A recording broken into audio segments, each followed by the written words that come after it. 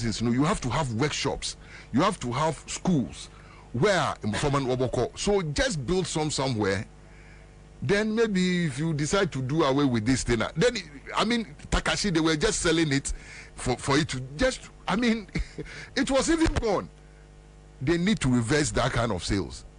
If people this political party can go to that extent now, you should know what they look. Me sometimes I cringe because luckily, me, I've lived in Accra almost all my life, so I know the gang chiefs. I know some of the big gang chiefs around, and sometimes when what your lamentation I home, master, I say, look, Ben,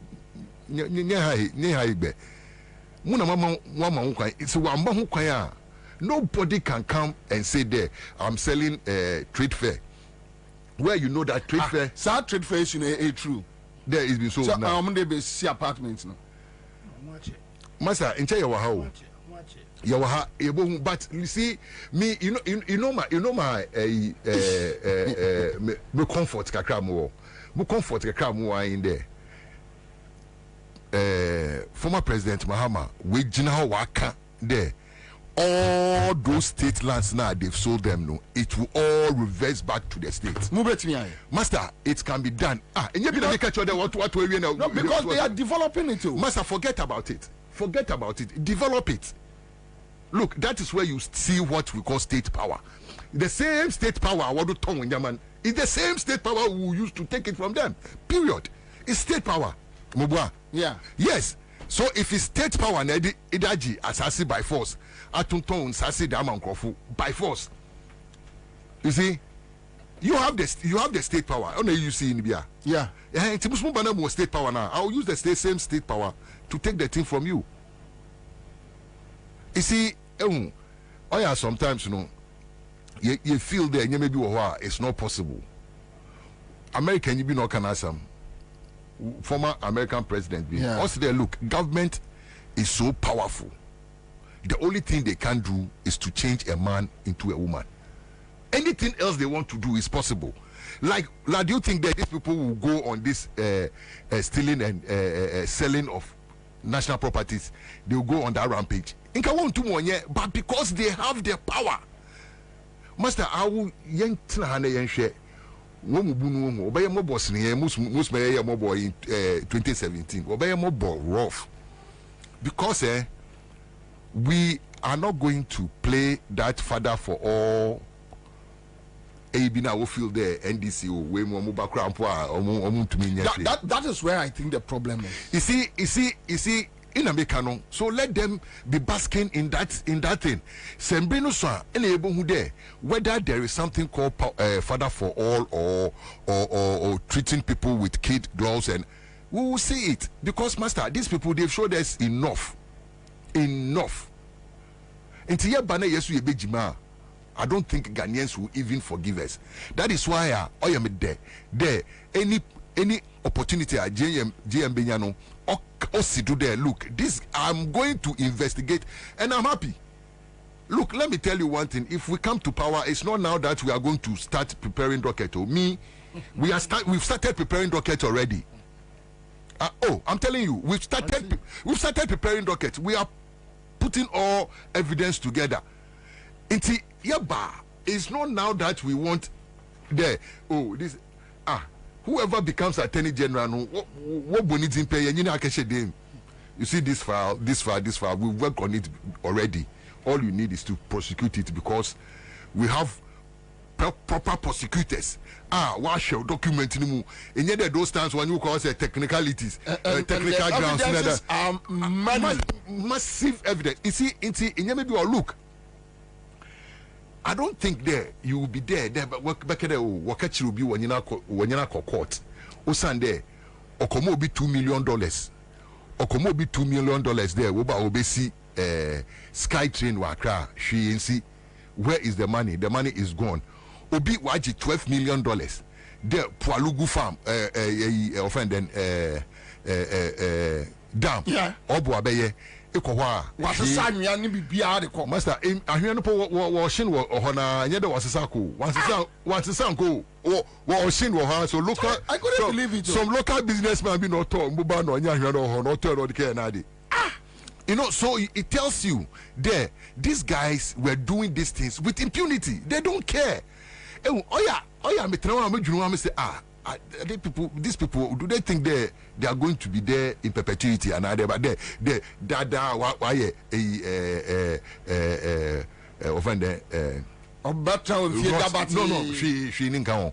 but believe you me, you see, Ghanaians, we are soft and hot. Mr. Ghanaians better home, they will never forget. I'll come back to you. My honorable Adiko Kwaba, honorable Kwaba. Boko already Penny. You share yache, Paso. I've been comfort here. But honorable, so we are fit to Bisa Shata.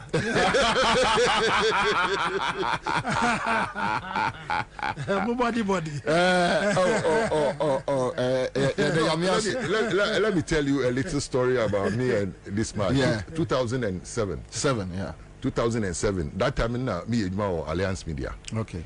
We were going to do this advert for the Can 2008. In a moko LOC full office or because in a year never handle one advert. To one day be muka and Missina brother or gate nano. In a meeting command them say Utali. No, that one point was early 2008. No, because Italy, my wild do muko infantiman like Shemdin was infantiman. As I'm waiting, and I'm saying yes. Also, okay, Orba. This man entered his car and he gave me $1,000. That time, wow! Oh, I'm talking about 2007, late 2007. I see. Yeah, he gave me $1,000. I said, look, I can't come there to come and campaign because I have my own campaign to do in Accra. But take this money. He gave me $1,000. He gave me $1,000. That time, and you joke. It's obi mu why I will name the reason why obi body, you know, that kind of thing. That time, I see. That time, you know, the media MP, I find that you come through. When you say about me, you say me Uncle Ade Beba studio no. When the first person who agree with me to say yam pay will be for whatever reason I don't know. No. Seriously. So there are some people there. I mean, then you know you always hold them high when it comes to your political journey. Into that is the kind of brotherhood that we have. That's good. But oh, sir, Tessie. I said, honorable Shatta Erizi and say, sometimes a yam dear mote, more guy, indigenous, those things, and you are Mamichia on a wote and in your brie. As soon as Shatta can know in a quarter, but I mean, blame my info in a Langards in a Safuache. Problem over one of cause them a problem. I see. One of cause them a problem. We're born there one family. I hear no, cover by there 5. You know what on Ansah? What on Ansah? My different. In the been so, many been more court almost 20 years, 25 years. Still, Ansah because the same family. It been with him. What court on Ansah now will be the same Ansah. And also. There were rules and regulations or Ghana had there. Kwabena or independence man. He decided to get some lands overdeveloped in the interest of the country. Today, Obesi Airport, Obesi Hospital, Obesi Burma Camp, those kind of structures. Yeah. Into an inferno bar agreement, you know, or just assassin. What the people shame there. Say Abano, he has no use for the land or the land no, or return to the original owners. The sometimes original owners also, more than 4 or 5, 6 people. It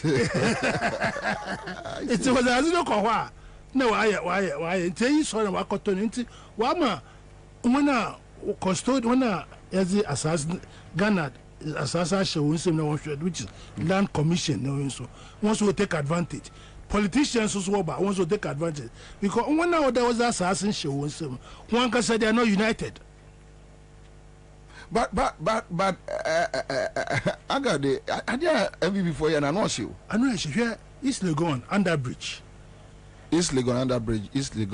Under bridge. So Echo East Legon. That stretch of land or motorway no. Yeah. It's there for motor. It's a Greenbelt area. Greenbelt. Use microphone here, man. It's offended. Or yeah, motorway extension. So by extension, and or yeah, Greenbelt. Shaza why war. So I agree with you perfectly. They be more for what I'm saying there. For the meantime, they can be there. But Abaneba, today more can system or the more the same system. Under the only the entire is very difficult. No, what they are doing is say, at the ma on farm ma dimu de ma baby say East Legon executives no and this uncle now partnership. Those people are businessmen. So what don't say businessman has the law for the land changer, because they change the purpose of the land.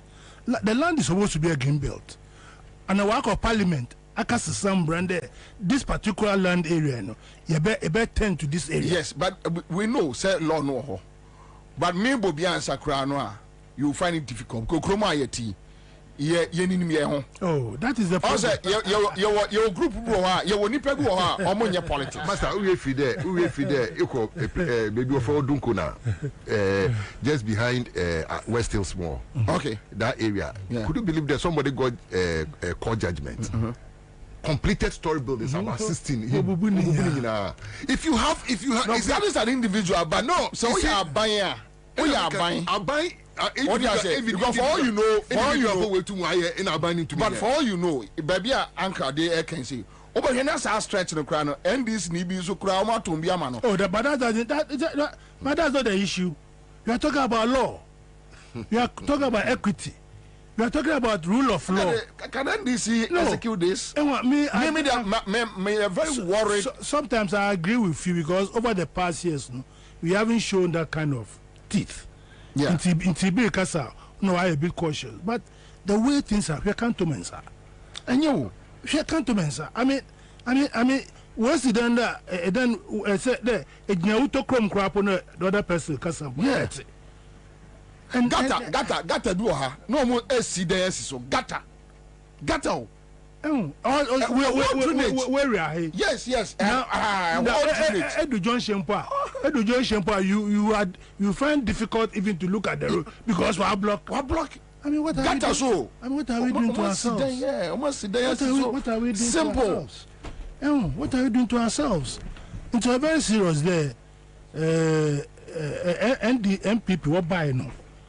They also set up a committee to look into the sale of lands in Greater Accra. They form a committee. Yes, we form a committee. That's what you got on the land. Yeah, and some of the lands, they form a committee. When they came, they formed a committee. They were sitting at the local government or one part. That was what they were sitting. But this time, wajin and your friend say fastest pace developing land no say and this bad they can't do anything about it. You just President Mahamaka, and we are all holding to his word, and people of Ghana and Ghanaians are expectant. The corner work or the way be about it. Ghanaians are very expectant. I mean, the moral fabric of the country, it seems to be.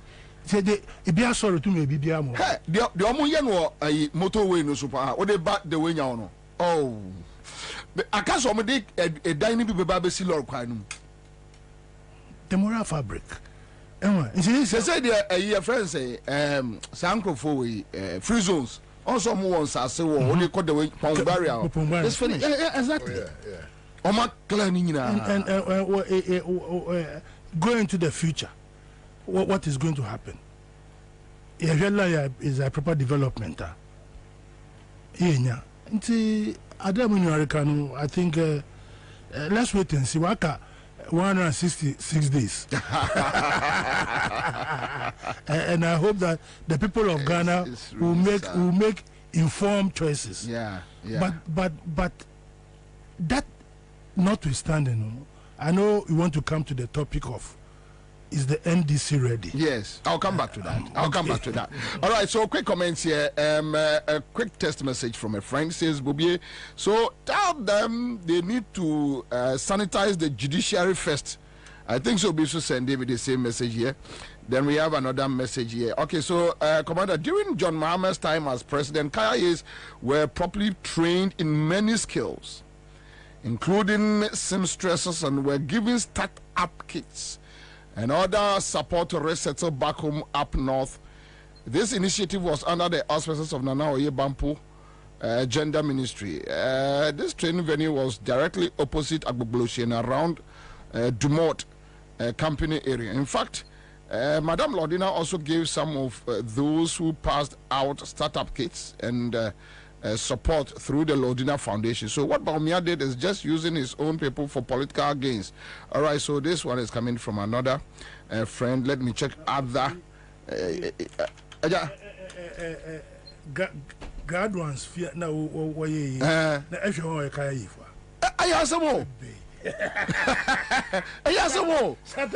tell you,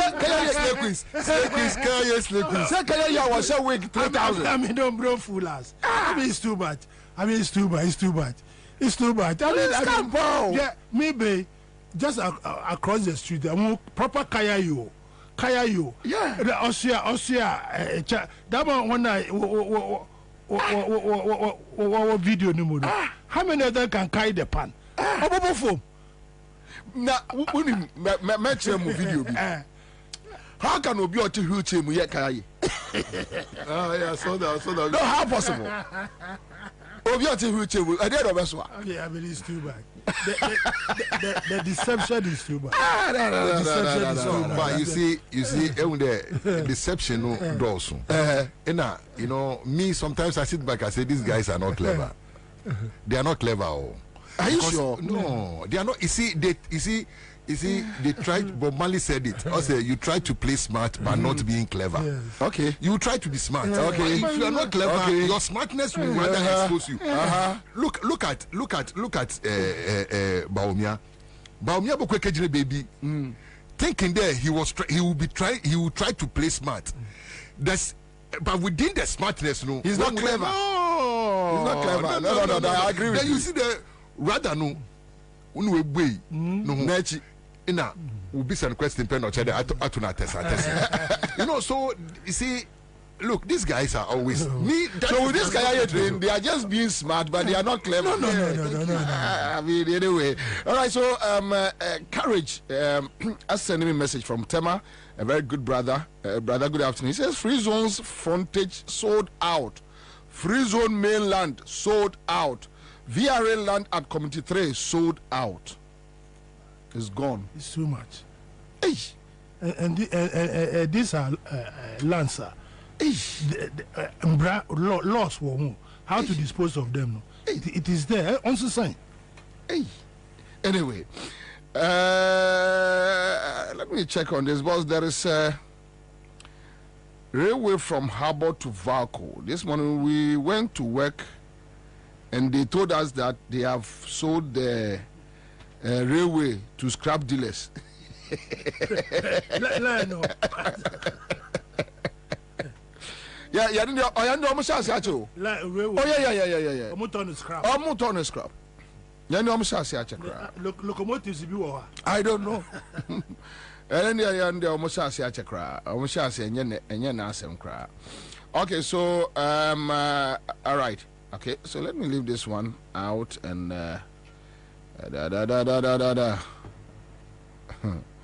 hey,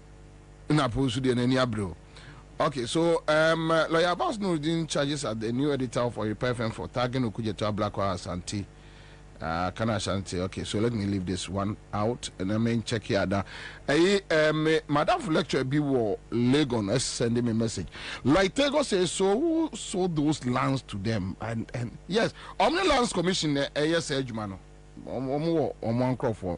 Okay, Daniel says, yeah, I've been asking this question all the time. If JM wants to deal with the MPP thieves, he must first clear all the Kufado judges and appoint competent ones so that they can deal with them. So anyway, they can afford that power. And I've heard NDC faithfuls asking, with the kind of judges or my packy woman when they are in opposition, can you deal with them? Anyway, Kumapi says they have scammed Ghanaians big time. All right, we have Kumapi say their slave queens will be simple. They have to clear the law court packed by MPP, led by Nanado and Baumia. Then we can move on. Neil Atte says, why are Gadangbe chiefs silent over the acquisition of these lands? Are the chiefs also accomplices? Land Cruiser, assassin no afa. I mean, Andy Muller says, Commander, their plan is to acquire more properties. So in the worst case scenario, they will still pocket some, even if the NDC government is Zibia on Benyabi. Yeah. I've heard Gabinum having that conversation. That they will do more. You take 40, they have 60. You take 60, they have 40. Anyway, Daniel says, please ask Uncle Adekoka how come he's a guy but speaks Fanti. Oh, okay. But Ghans and Fantis, they it's a coastal line in there. When you see the way he speaks Fanti, it's the same way me to speak Ga. Because me, if I'm speaking Ga, you never think I'm a Fanti. I see. You understand me? But if I'm speaking Fanti to I stay my I speak my Fanti. You speak your Fanti. But I'm from Cape Coast. Okay. But the next, if any time I start speaking tree, you see that it's a Ga speaking tree. My tree is a Ga tree. Too heavy for you. Which is okay. Anyway, so Maria Adams says, Bobie, without judicial overhauling, NDC can't even jail an ant, especially with this new CJ and the unanimous decision people. I think the NDC can set up something like a tribunal with ex-Supreme Court judges who can have the powers to judge corrupt cases and jail anybody found guilty. All right, so this is a suggestion coming from Maria Adam. Lami Zanza says we are not angry enough as citizens. Okay, so Andy Muller says, Commander, their plan is to acquire more. So I've touched on that one. Olivia Dan says, I can tell you that some Ghanaians are lazing up their boots to take a Kuford to court come 2025. Okay, we are waiting. Alfred Siama Bodi says somebody appointed them, so JDM will also appoint his own. Anyway, now Kofi Simon says, don't worry, public defiance. That song will come to the owners. You know, see another big issue. Recently,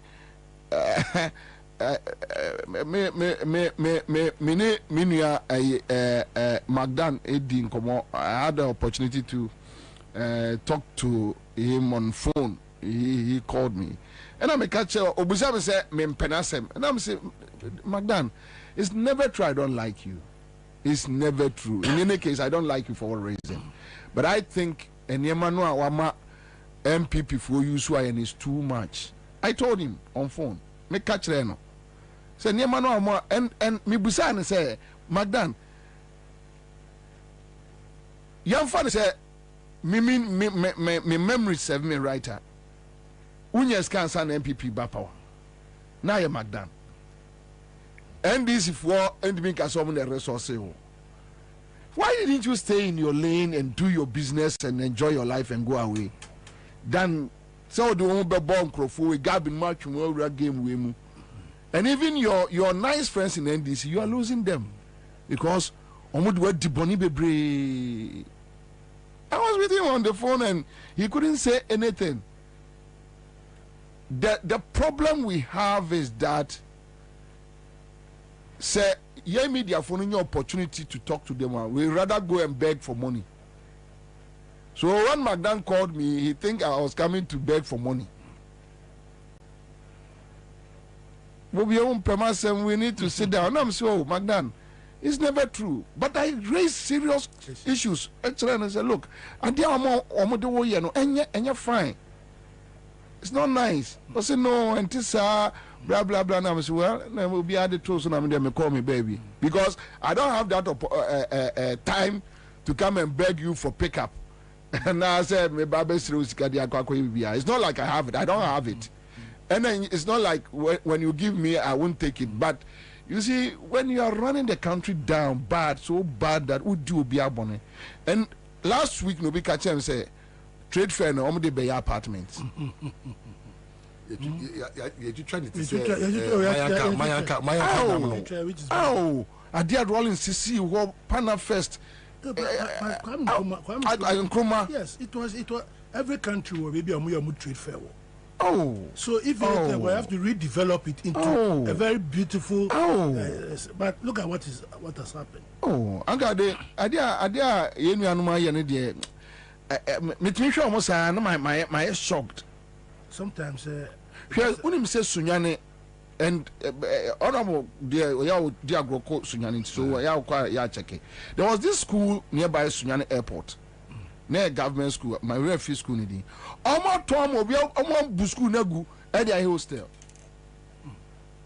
A basic school, government school, almost Buogu at the hostel. I'm in Kolane J school. And anyway, Vivian Opon says will be a please if power comes. NDCJM should make sure they fix the Supreme Court. That is where the problem will come from. Okay, Kumapi says, Commander, it is funny. It is funny. Let me check this one. It is funny when these MPP think they are smart but not intelligent. Their new plan is to open foundations and watch their stolen monies that they have stolen and give it to donors. Then the donors will give it back to them through the foundation. Okay, so they steal the money, they give it to some donors sitting somewhere, they set up a foundation, then the donors will bring back the money to them through the foundation. You see? Yes, about me, I fundraising now too. The only call I don't know, they say a big deal. Sir Tony Bone says the day Anemia Boa, former CJ will be dragged to court, that day will come to Ghana. And Ghana bear the greetings from Denver. Okay, so Danity says first, CJ will resign after changing government, because if JM decide not to chase the CJ, we the grassroots will chase the CJ. Okay, John Mensah says CJ must go. JM bar CJ no so body ma. Now Michael Johnson says Indotech, Gifex were some of the things that went on at trade fair, and it's no more. Isaac Netes says good afternoon, boss. All right, good afternoon. We have Daniel Du here. Commander Gamanche must lead the guns to occupy the trade fair lands. The nonsense must stop. Now, Rao says list for Minister of Reclamation. And here can listen where they go back. How papa. Prosper Mensah will be my regards to Honorable Ade. JDM used to call him political Messi in football. All right, so and the Mullah says, guys, don't forget JDM has said he will set up a commission and a commission that holds same powers like the Supreme Court. So let's vote massively and leave the rest for JDM. Obey. Kwame Nikwe says MPP, the notorious criminals party. Then it says political judiciary. That is what we need. Abraham Mensah says good afternoon. Say okay. Aflo Harrison is here with us. Alexa Paul Bobie. We are monitoring your show this afternoon. Thank you. Black Eye MPP. SL Mine Keke. We have a Duaman Kwasi Bobie. They are using all the money stolen into this real estate development because they can't keep the dollars in their homes. So, Charlie, I didn't do so. Okay. So one message from a lecturer from Legon.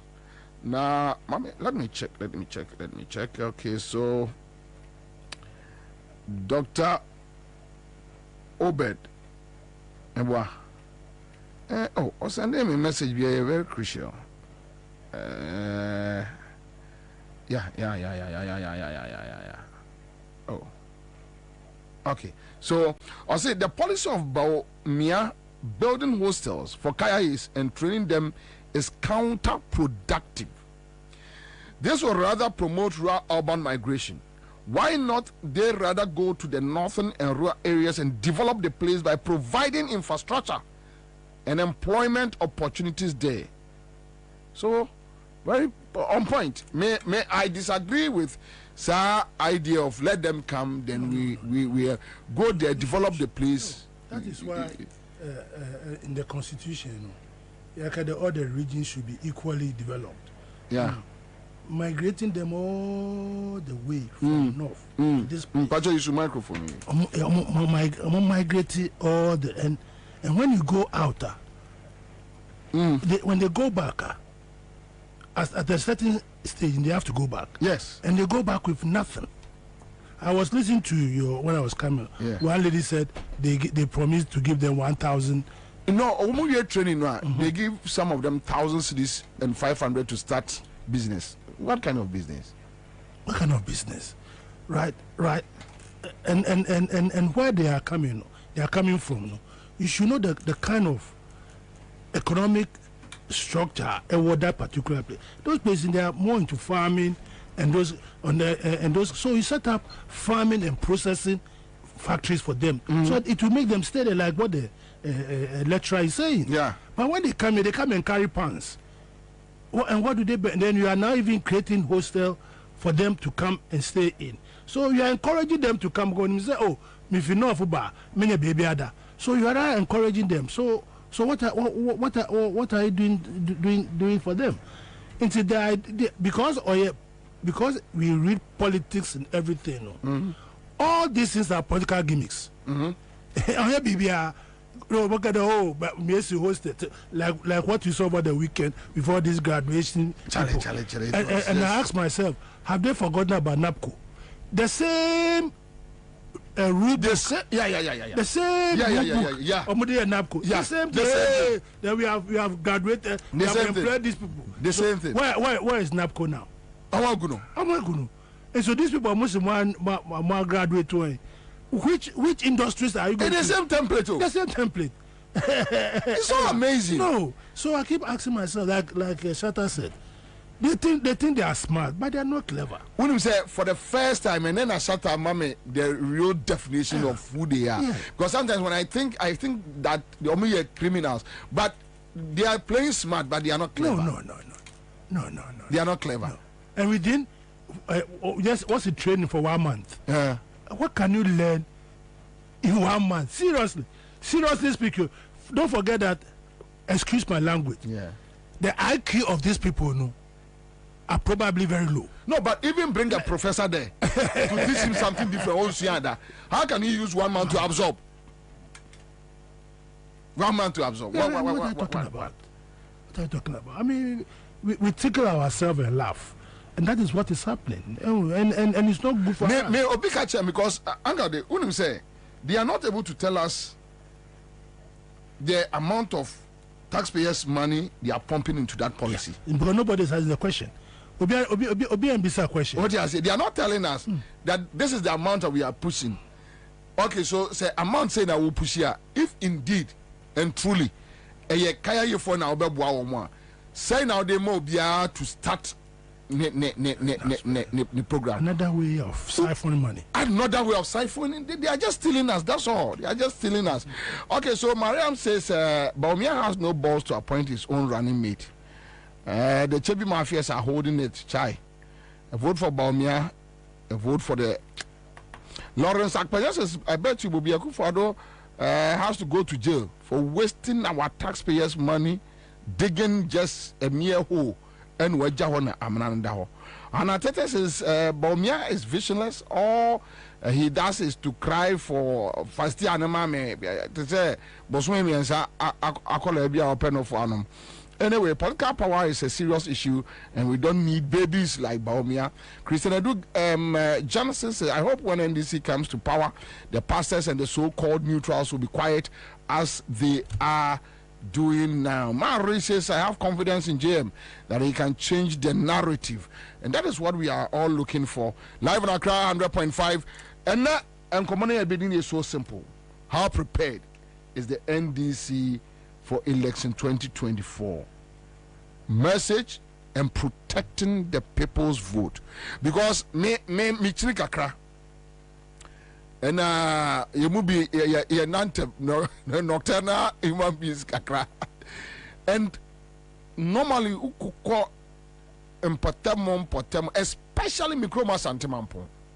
When you talk to somebody, and ya santinisia on to about mind this year, omuni problem. The first you busao will be a JDM who to amanama kwe wiano. So what is it? Omre dodo oko to ama you must hear wiano. When you go to Ashanti region, omudi ibia shomutum say Ekufuado eni edin obe wiaba no.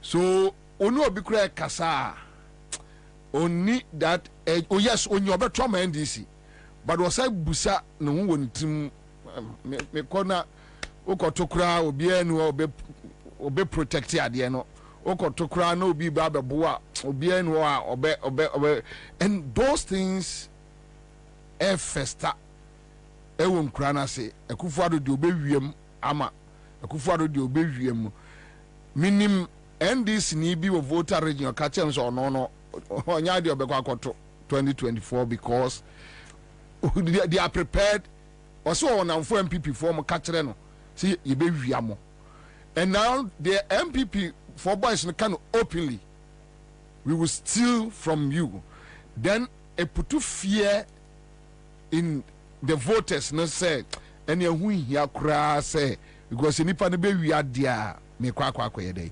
We are coming to discuss that live in Accra 100.5. I'll be back. Sumrika Emra bills was here. If you say, Asumja, when you were Bosnia Bonshaya Hodie, Educhum, Obi Bia, and it made dear Biara Woody. Bills will be Bimao. Won't hear Susu, won't hear our Nana here no national ID card. Ain't it to Sumrika Frayan was 0302-200-390 and 0596-920-833. Kai say, on Mansika Krobia Batan. Bank of Ghana and Sawo Bills microcredits Jumediemu. Bills Uposia Bonho Adamfo. Kai say Jumedie in Shishaka Crown.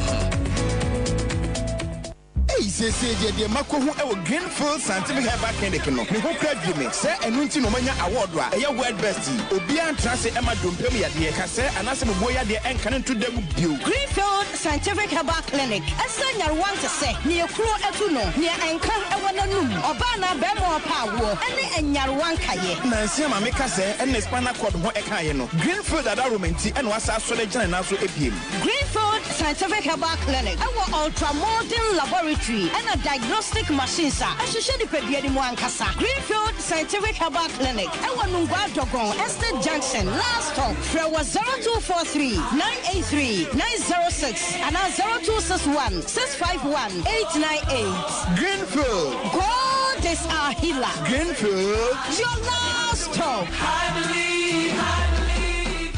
Think about it. You can either go out to watch one game at your local and pay for the bumpy, stuffy ride there.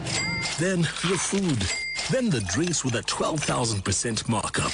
And a new team jersey cause some drunk spilled red wine all over you. Or you can pay once right on your phone and watch 42 live Premier League games over a whole month. For unbeatable value for money entertainment, there's only one way to go. Go TV.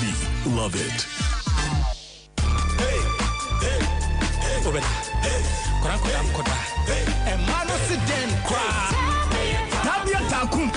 and member you don't know, and me and Yahuade, and Yahuadi, I am Memedro, and meeting a band may be a Hebino, and to four and to four, and you'll be a pedigree Tratombia, and chemical shops, pharmaceuticals, and they have bar shops beer. I will gonna handle the beer.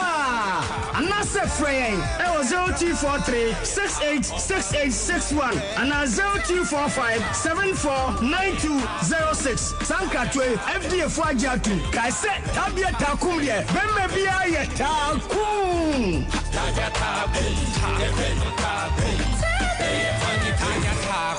Not recommended for lactating mothers, pregnant women, and children under 15.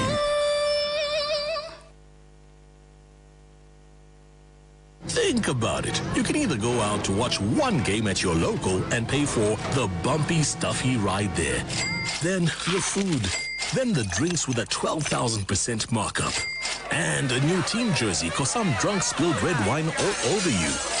Or you can pay once right on your phone and watch 42 live Premier League games over a whole month. For unbeatable value for money entertainment, there's only one way to go. Go TV. Love it. Ghana for any abroche for Sebana Sase any Adain Tomwa Royal Chapter Property Group Limited. Aye the game changer. Esanse obibia ono wo medidwa enya ne ho ahotoso. Enti se eye woni so odi hunu se obeto asase ana efie de. Bomodin ase oni Royal Chapter Property Group Limited. Ene be ni sawoso. One more one and afei 2 expandable bedroom houses are. One more town for kra. Afei one more sase a e teacher manteno. Still one more gusu a one more ton. E ben police station no. One more twitwa no 70 by 100 and after 35 by 100 full plot and after half plotter one more ton and the ama Ghana for any abroche for nyina one say we building materials was site will be able to menya bi ade aye na juma enti Ghana for any abroche for so we hwe nim say obeto asase and efie de with flexible payment terms no obetumi nya bi our Royal Chapter Property Group Limited frewamo our +233 256 515 862 Ana +233 591 010 337 Ana +233 256 700 831 Ana +44 750 887 1235 Royal Chapter Property Group Limited. Start a new chapter in your life. Give us P capsules. A memory. Manum biya benemua. Kani metutu ya na minkuma bua sese die. Betru esa kum menia G. Give us P capsules. Give it to me, baby. Give us core capsules ozwe. Emane meme nyina akoko yade. Sisi yade amamanya yem timotete womono. Yedrono no. Manum bi amama de me ho. Give us core capsules. Mrs. Moye ding. Give us core capsules. I give it to you, baby. You give it to me. Oh yeah. Hey, give us no. A man need ya bebusiemu papa. Na bema ka give us P capsules. And ni give us core capsules bomunum dia. Na eni jeni ahwodeno. Wabrudo. Give us P capsules. And men wadi if you do what you do kronkwan efa. Give us core capsules. A painful about one more menu for one kwada woni if you do me nunka ho. E wo drugstore beer motofonko Give us Herbal Center. Teshi mobile. And na Teshi Adriami. Phone numbers 0543 222 470 and 050 68 FDA Aje Edwedi Nkratui Atu. Suzuza. The incoming president, His Excellency John Dramani Mahama, flag bearer, Zuma National Democratic Congress. Asos in Chemo Bibiara or say Damanka. Sara Elkayem Manigana Ma, Grata Shene economy, I wanted to apans in education system. I was say friends and family government or Kodo the current administration in Ahocher, Mechaha Shepa or Kodo, a shepenin, Afraba, Obibiara, Osgana, yes, with the Ahochena dos. You know, His Excellency John Dramani Mahama say, our everything crap to we. Erica Bob, they have built Ghana together. Buona support in the campaign for 2024 election. JM 2024.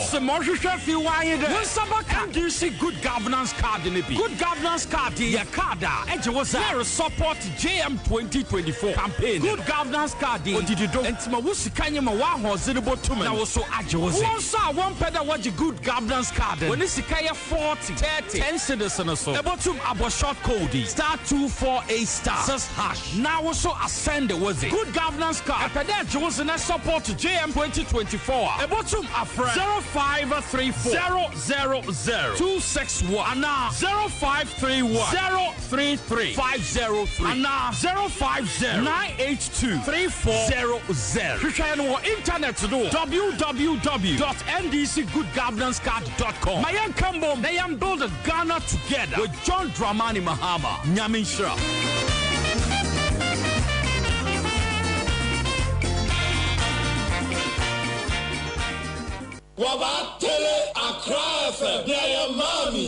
All right, so we are back here live on Accra 100.5 Citizen Show on Benya FM in Elmina and on West End FM Ewo Elembele. Top Chokosi and Cancer Ghana for you. So, top top choco chocolate spread and no more 3-in-1. 3-in-1 no was it the ohia no so hie bibia wo sichire kakra fine and yet na afi na mo sabia gu infa na de milk na si infa na de sugar na si na ye long dodo but yet top choco chocolate spread ne de anu so na de pa wo de fabrodo mu ya na nkoda pe mpani so pe na emampomden papa and they say when you top choco me woni say obekwa akwaje ode also from mo 0243 033 033 on sabetimi aka womo na mwadi nkomo Greenfield Scientific Herbal Clinic omna de bright soja capsules and bright garlic plus capsules aba na de womo say womo aben pa 2018 awards kese adwumadie ewiase nyina world best herbal clinic omo na gie omo sai ewo world class ambulance services yenna ma Greenfield Scientific Herbal Clinic ujira ne national oye brane amount from 0243 983906 omo ayenungwa adogon last stop estate junction adogon na be wo every. Okay, so we are back here. Serious business, serious moments with serious people. NDC preparation towards the election 2024. In message and in protecting Ghana for votes. How prepared? Last week in NDC, or more a campaign team. And thank God we have former regional executive and former parliamentarians here. So definitely there are certain things they will know we can't know. And how are they prepared towards this election? We have how many? How many days? 166 days. We have 166 days to go. So close. Very close. So close. So close. Ikrafuse Ashe Usukefe. Ashe 8 fellow. 8 fellow. One better race course. No. You share horse racing. In 2008. Now, say your fellow be a friend of the 8 fellow. Until we do 8 fellow now, I just say home stretch. Oh, okay. I say we call 400 meters. Oh, okay. 200 meters. Kind of sad there. Until your friend 8 fellow. Okay. That's what they call Usukef. Usukef. That time you see where the when the baby has race car no. Oh, baby almost see. International conference. Yeah. Okay. Okay. Charlie, what's that? Oh, stadium. Stadium, I know that. Oh, Benisa. Ne echowe do.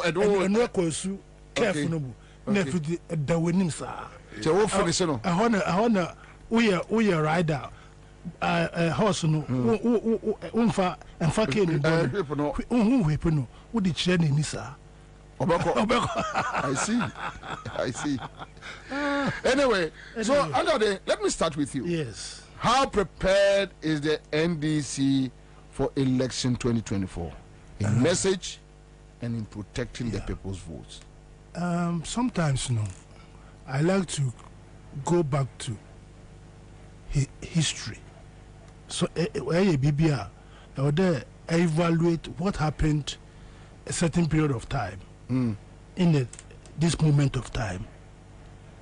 The most hard elections and this we went through was 2008 when we were bringing Professor Mills to power. And that time, you remember that elections, you remember 3 times.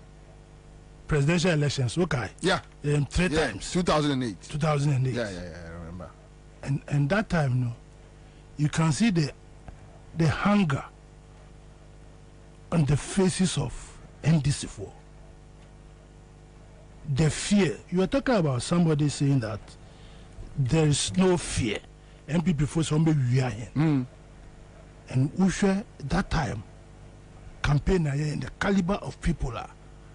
Omulidi campaign, the caliber of Professor Mills Lankasa, the way or the new share campaign,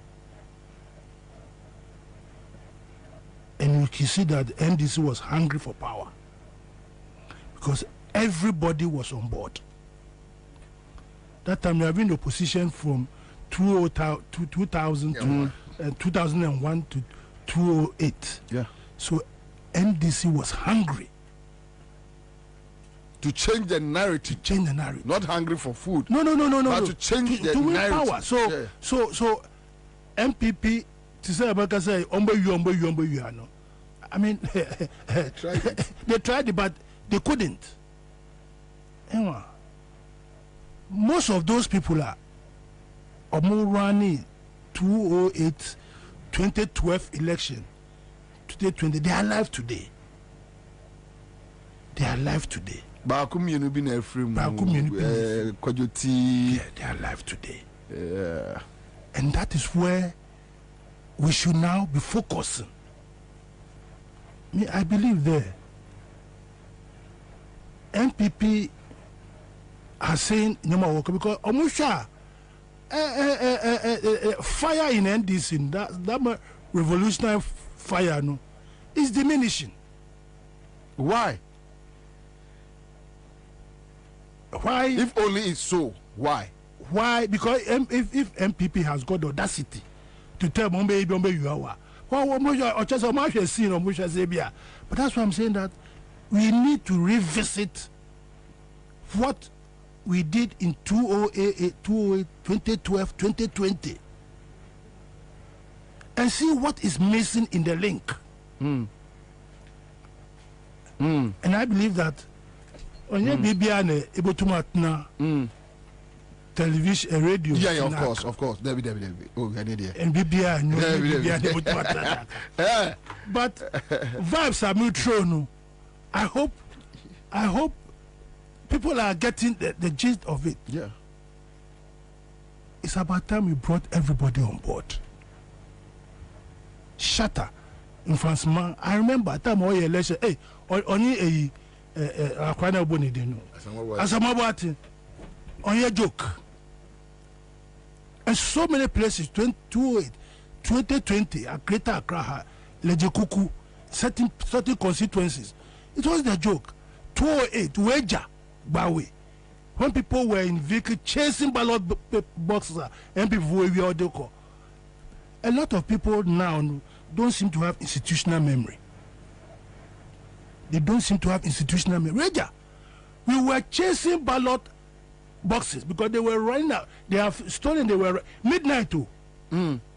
Midnight. People should go back to radio. I don't know where you were. Radio Go. Where there was even live. 2008. Yeah. Where was with Ansah? To live coverage. If you remember, live coverage. Yeah. What my live with the ballot for her.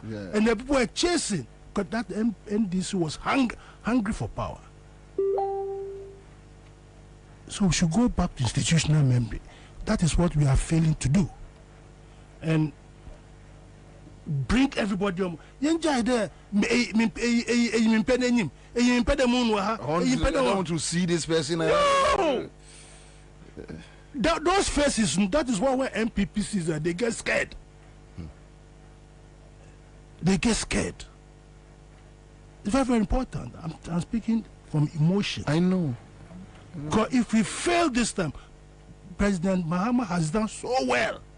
He has sacrificed himself. And part in once more, Ghana, the records are there.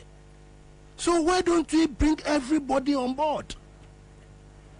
There should be something called division of labor.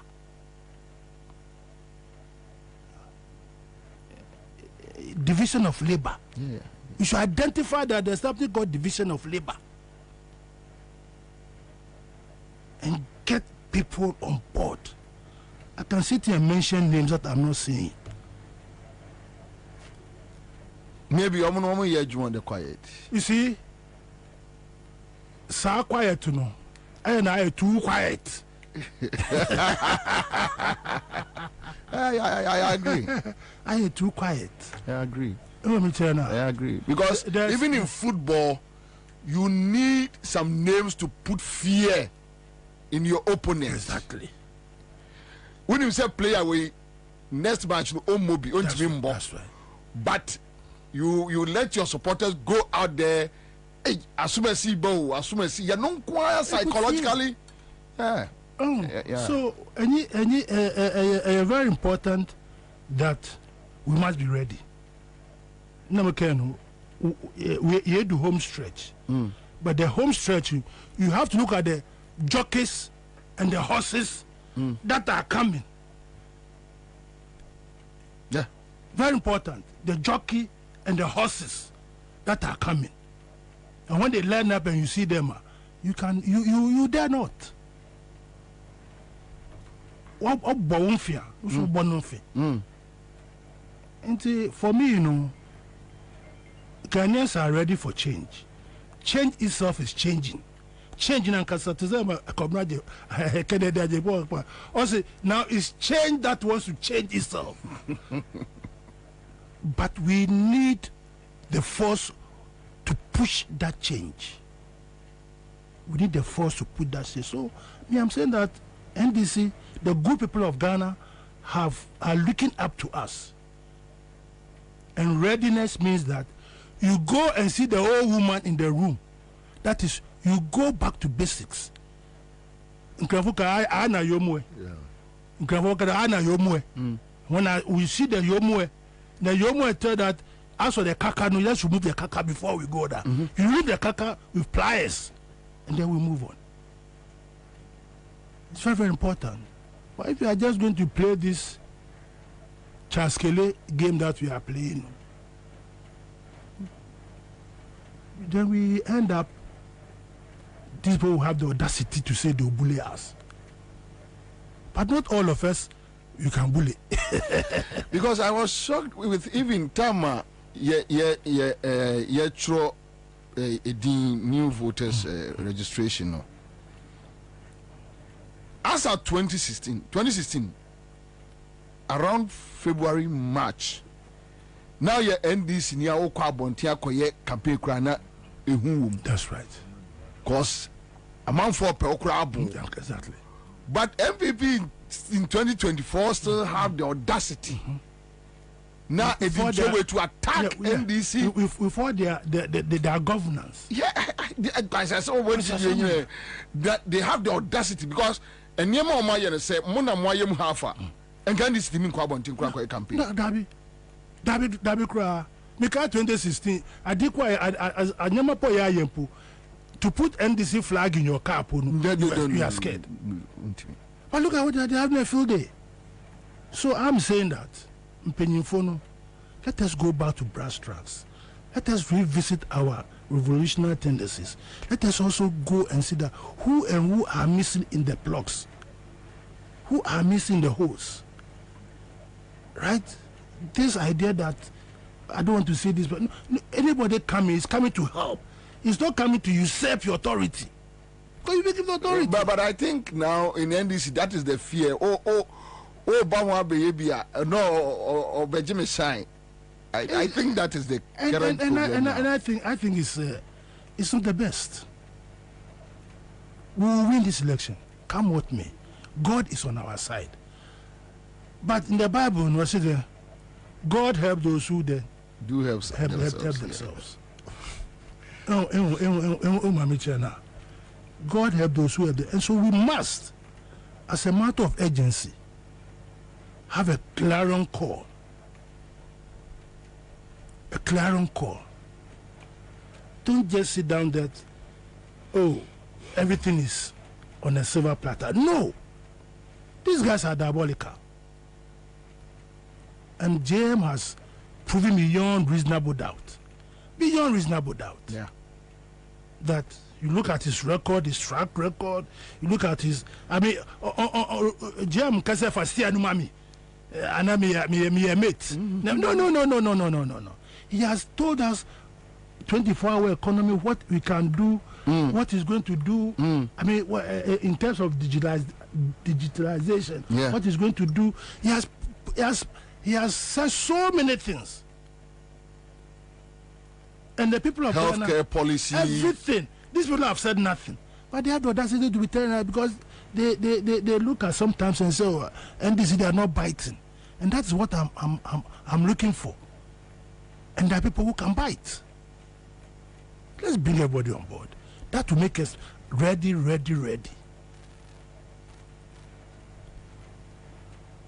Look, Greater Accra.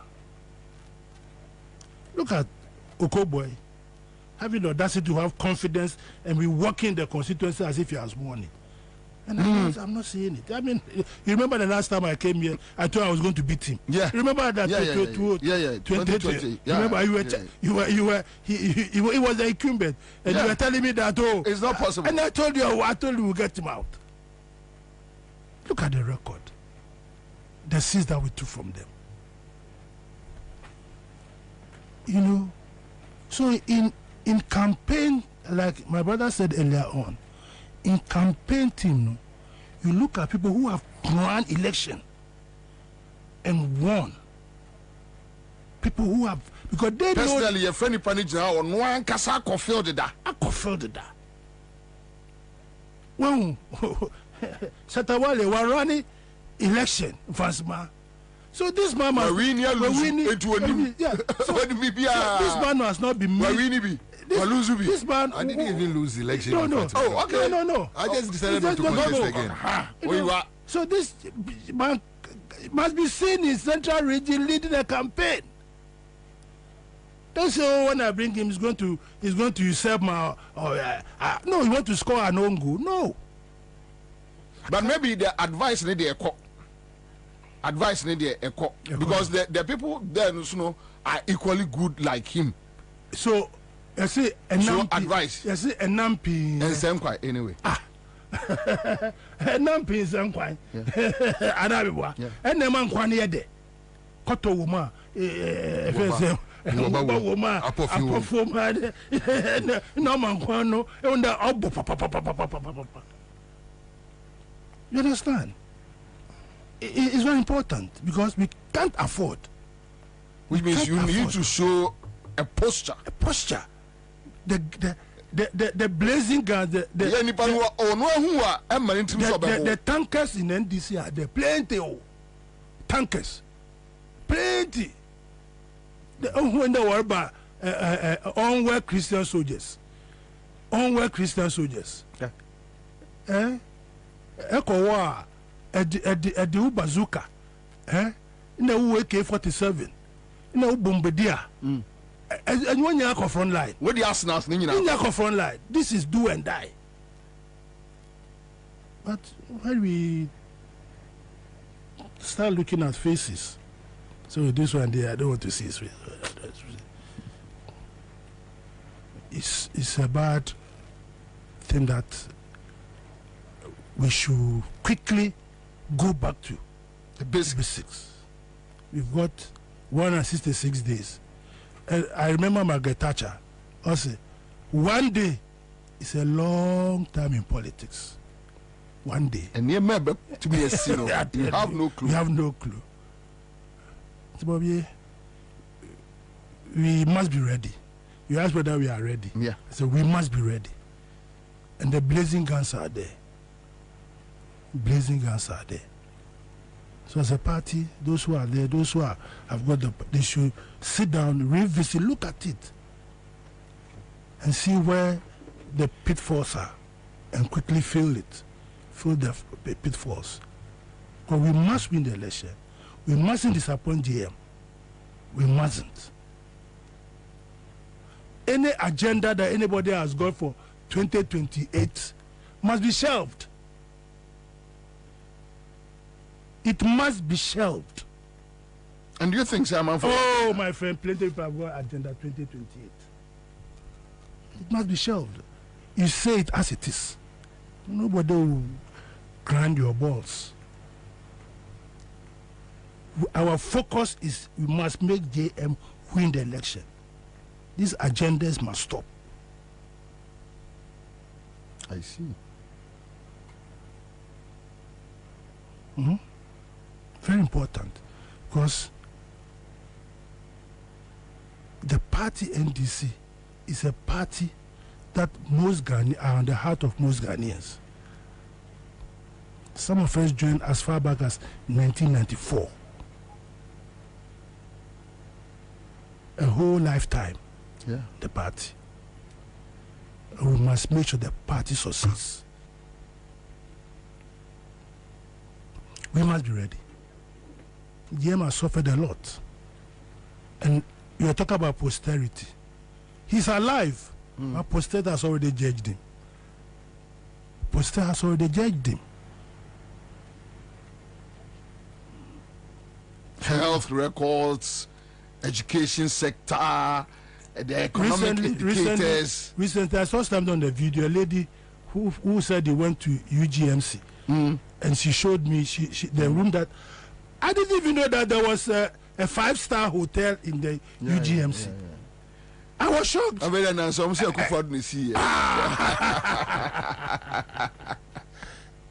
Esther, 2 days ago, I saw that the Ayalolo buses have been rebranded. Yeah. And we're taking them to Liberia. Yeah. So go crazy. Crazy. So we have got a good record to run this 2024 election. But for Christ's sake, let's bring everybody on. I know that only one person can occupy a certain position at any given moment of time. But then you bring your trailers along. Ubeka say handbag. Yeah. You bring your handbags along. Nobody. So, I say a word to the wise. Is in a enough. I'll come back. Okay, so Tamimu Rufai says we supported MPP in 2016, and this time around we are not going to help them. Robert Azu says the Azoka boys must come back. They need to just get them back on track. And the Mulas Commander Chairman did not send any response to your question. He was just advising people to come together. God, don't vote anyway. Anyway, and the Mulas now, Agbaso's Commander, please, over here in Shire Hills, about 2/3 of the population is not having voters ID. So how can we vote? Majority 2 are for JM, and they must work on it, okay? Danny T says, those fighting for 2028 are traitors, vampires. Set your eyes on them on the D-Day. Now, we have Tamimu here. All right, so Moro Mott says will be asked the NDC if they have plan B. MPP's plan is to disrupt the power and communication during the elections. The internet will be greatly affected, so NDC cannot transmit their votes. MPP will then feed the numbers to the EC to declare them winners. All right, so that's another angle. Ibrahim Adams says Ghanaians also have to defend their votes, not only NDC to protect. Not only NDC people are in difficulty, but every Ghanaian. And Ibrahim Adams, that is the most laziest excuse that Mitis NDC we have a problem.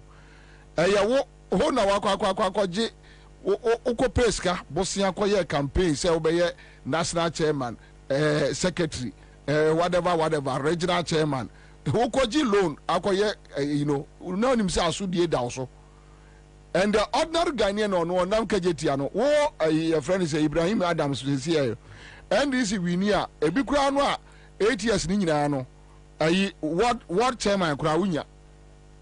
So those who home Kobo Bosia Bebe campaign is on, but they should just lead the charge. So Rollins Crown 1979 say, Yenani Brent will be Anya the Obeya, and Kawunya and this Muntra.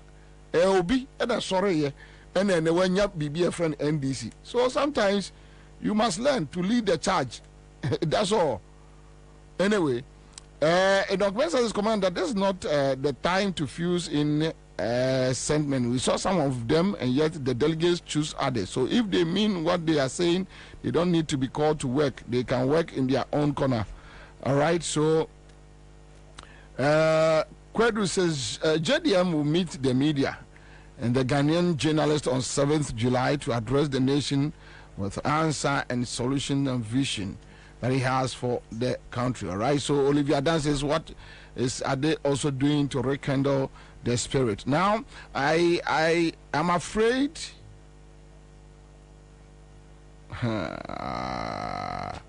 Okay, so let me leave this one out. Na Mankobia also is here with us on Facebook. Now, because 2020, we did not open our eyes.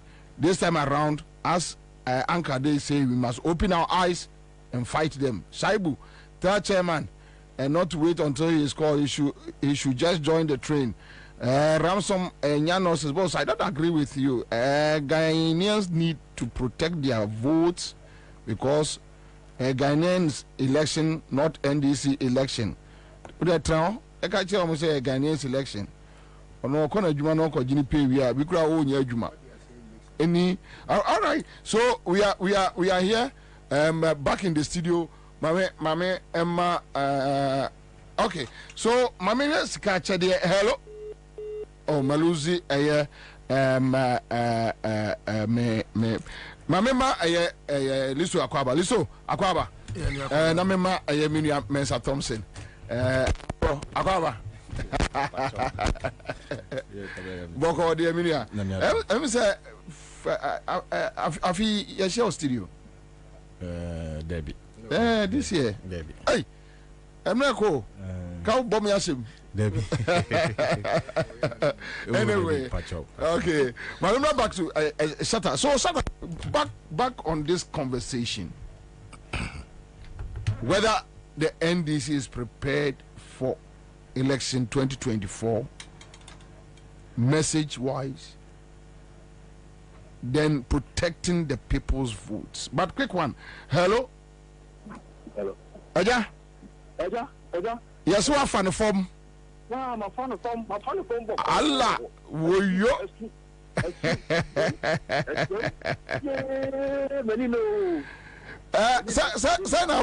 Send about phone so. 500.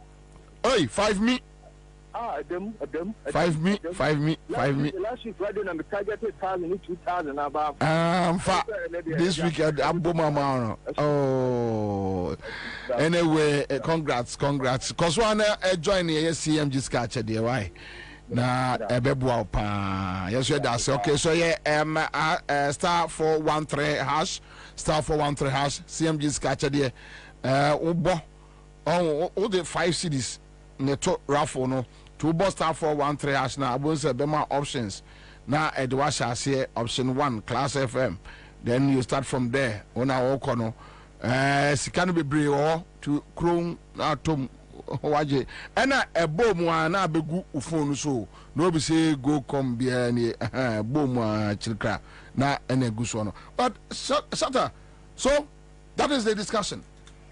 Yeah, message wise, me did the NDC message the will be.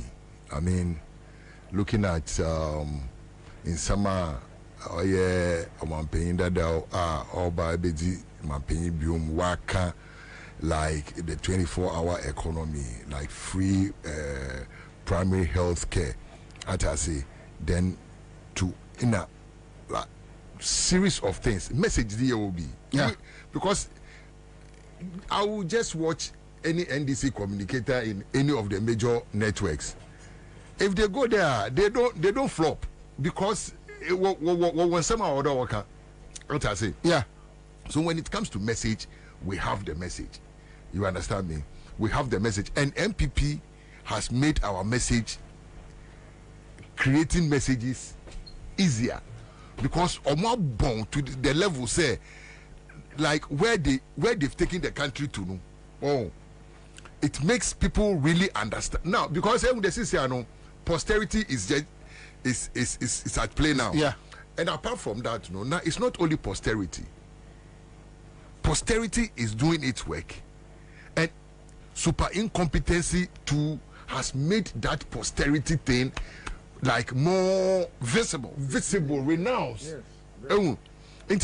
Inti, Amama, our message is clear to Ghanaians. But the thing is, look, Obi Kanasem, this election is ours to take. Obi Kanasem today, Olumambio in the mission of village, we know say, honorable, Ibadina Muye because yeah.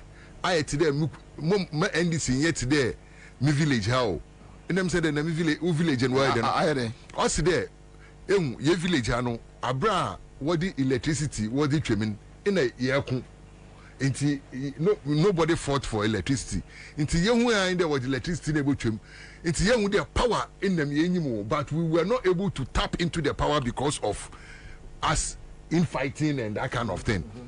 Nti mamunye them cannot let me say at least for now they are no we are united, we are fighting the war as a unit, as a battalion. You know, we are fighting the war as a battalion. So we are going to make sure that all the yebiano na in kunyimizin oya head. You are talking about protecting our ballot.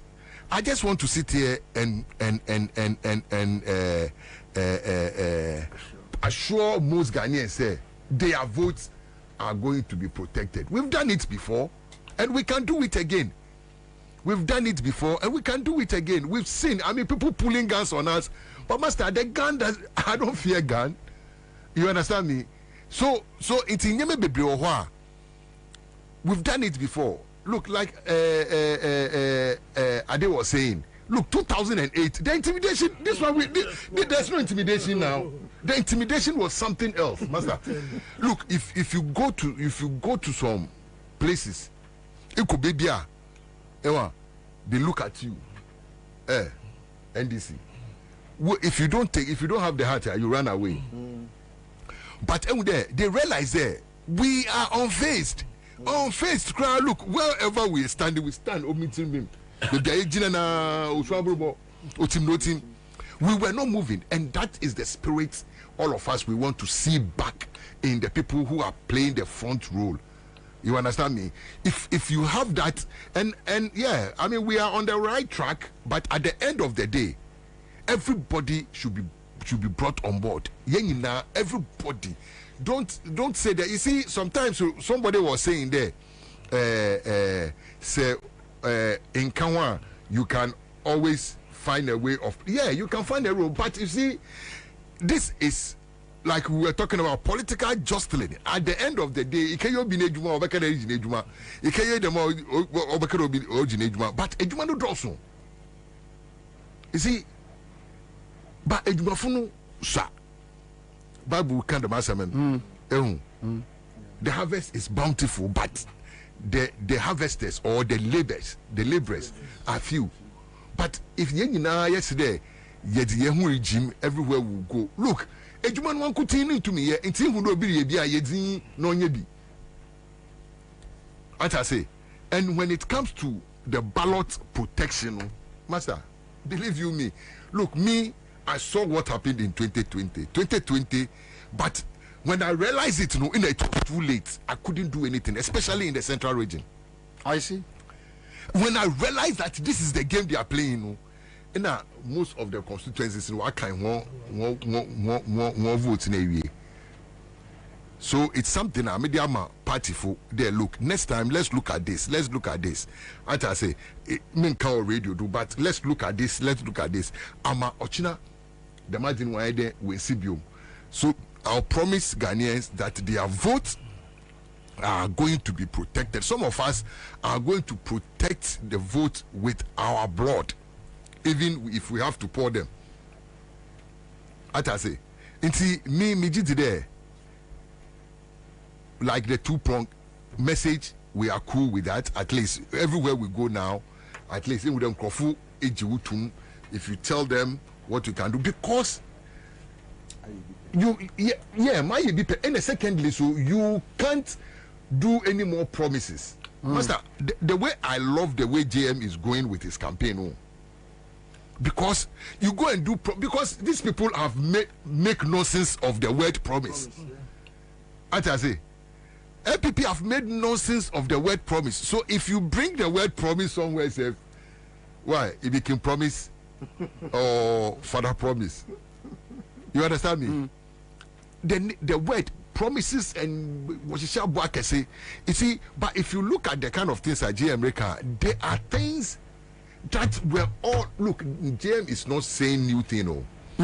Take our 2020 manifesto and look at it properly. Yeah. Everything that he's saying was in the 2020 manifesto that Ghanaians didn't take their time to read. And they was crying out 1 year in 2016 before leaving office. Yes. So the evidence is no. Evidence is there, clear. Look, let's go to Cape Coast right now. What monument can you tell me the MPP came the way? Why they MPP was it? Tell me one. But me, I can. But Master, last time you came to Cape Coast, you see the way I was walking in Cape Coast. I was walking in Cape Coast like Nana Kwesate's first son. No, because anytime I walk in Cape Coast freely with pride, because I can walk. I can tell you that we have a message. So at the end of the day, we don't need to either ask for Kanyana, either they to do. The shine won't come, as I say. But we have to go there. We have to go out there and make sure. You know, this election, is ours to lose. So if we lose this election, that's MPP. But touch wood, that one is not going to happen, because Ghanaians will never, ever forgive us if we sit down and these guys play whatever game, whatever game they have. No, Master, I want to tell them we have a superior game. They don't know, because we will make noise. You see, when it comes to Takashi, some of us went through that school of hard knocks. Takashi ni yetasi. You understand me? Now look, me catch a penny be one day be there. MPP for what there?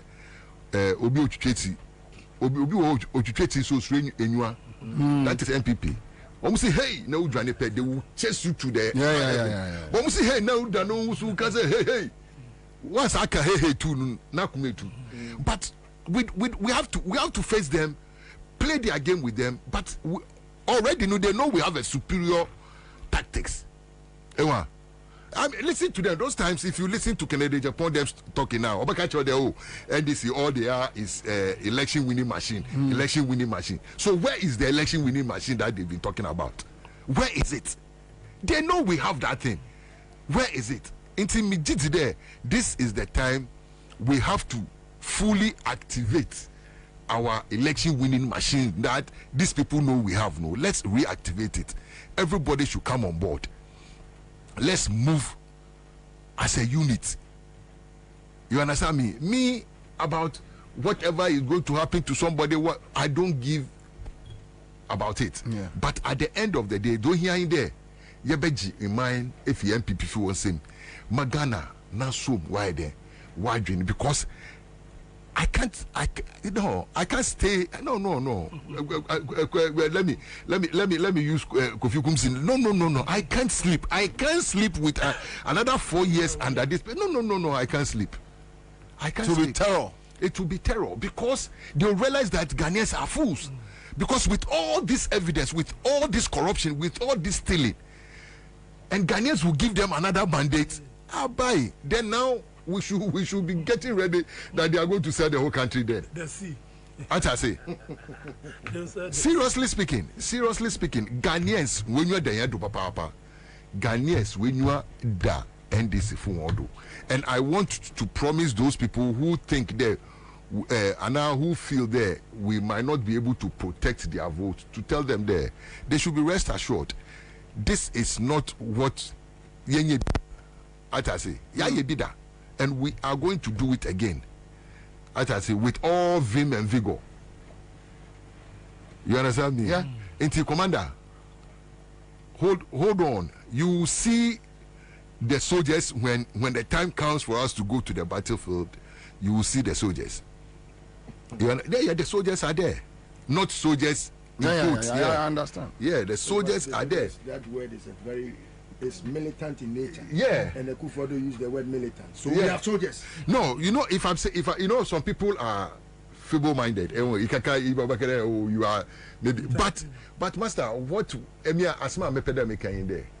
We have the militancy in us, and that militancy is not there though. Some of the old people have gone, yes, but the kind of what the training here, no, it is still in us. Somebody will see somebody and think that this guy is some gentleman. The gentleness is not stupidity. His gentleness is for face show, but when it comes for him to protect himself, then you see the proper adrenaline running through a man. Me, all I say there, they should be rest assured.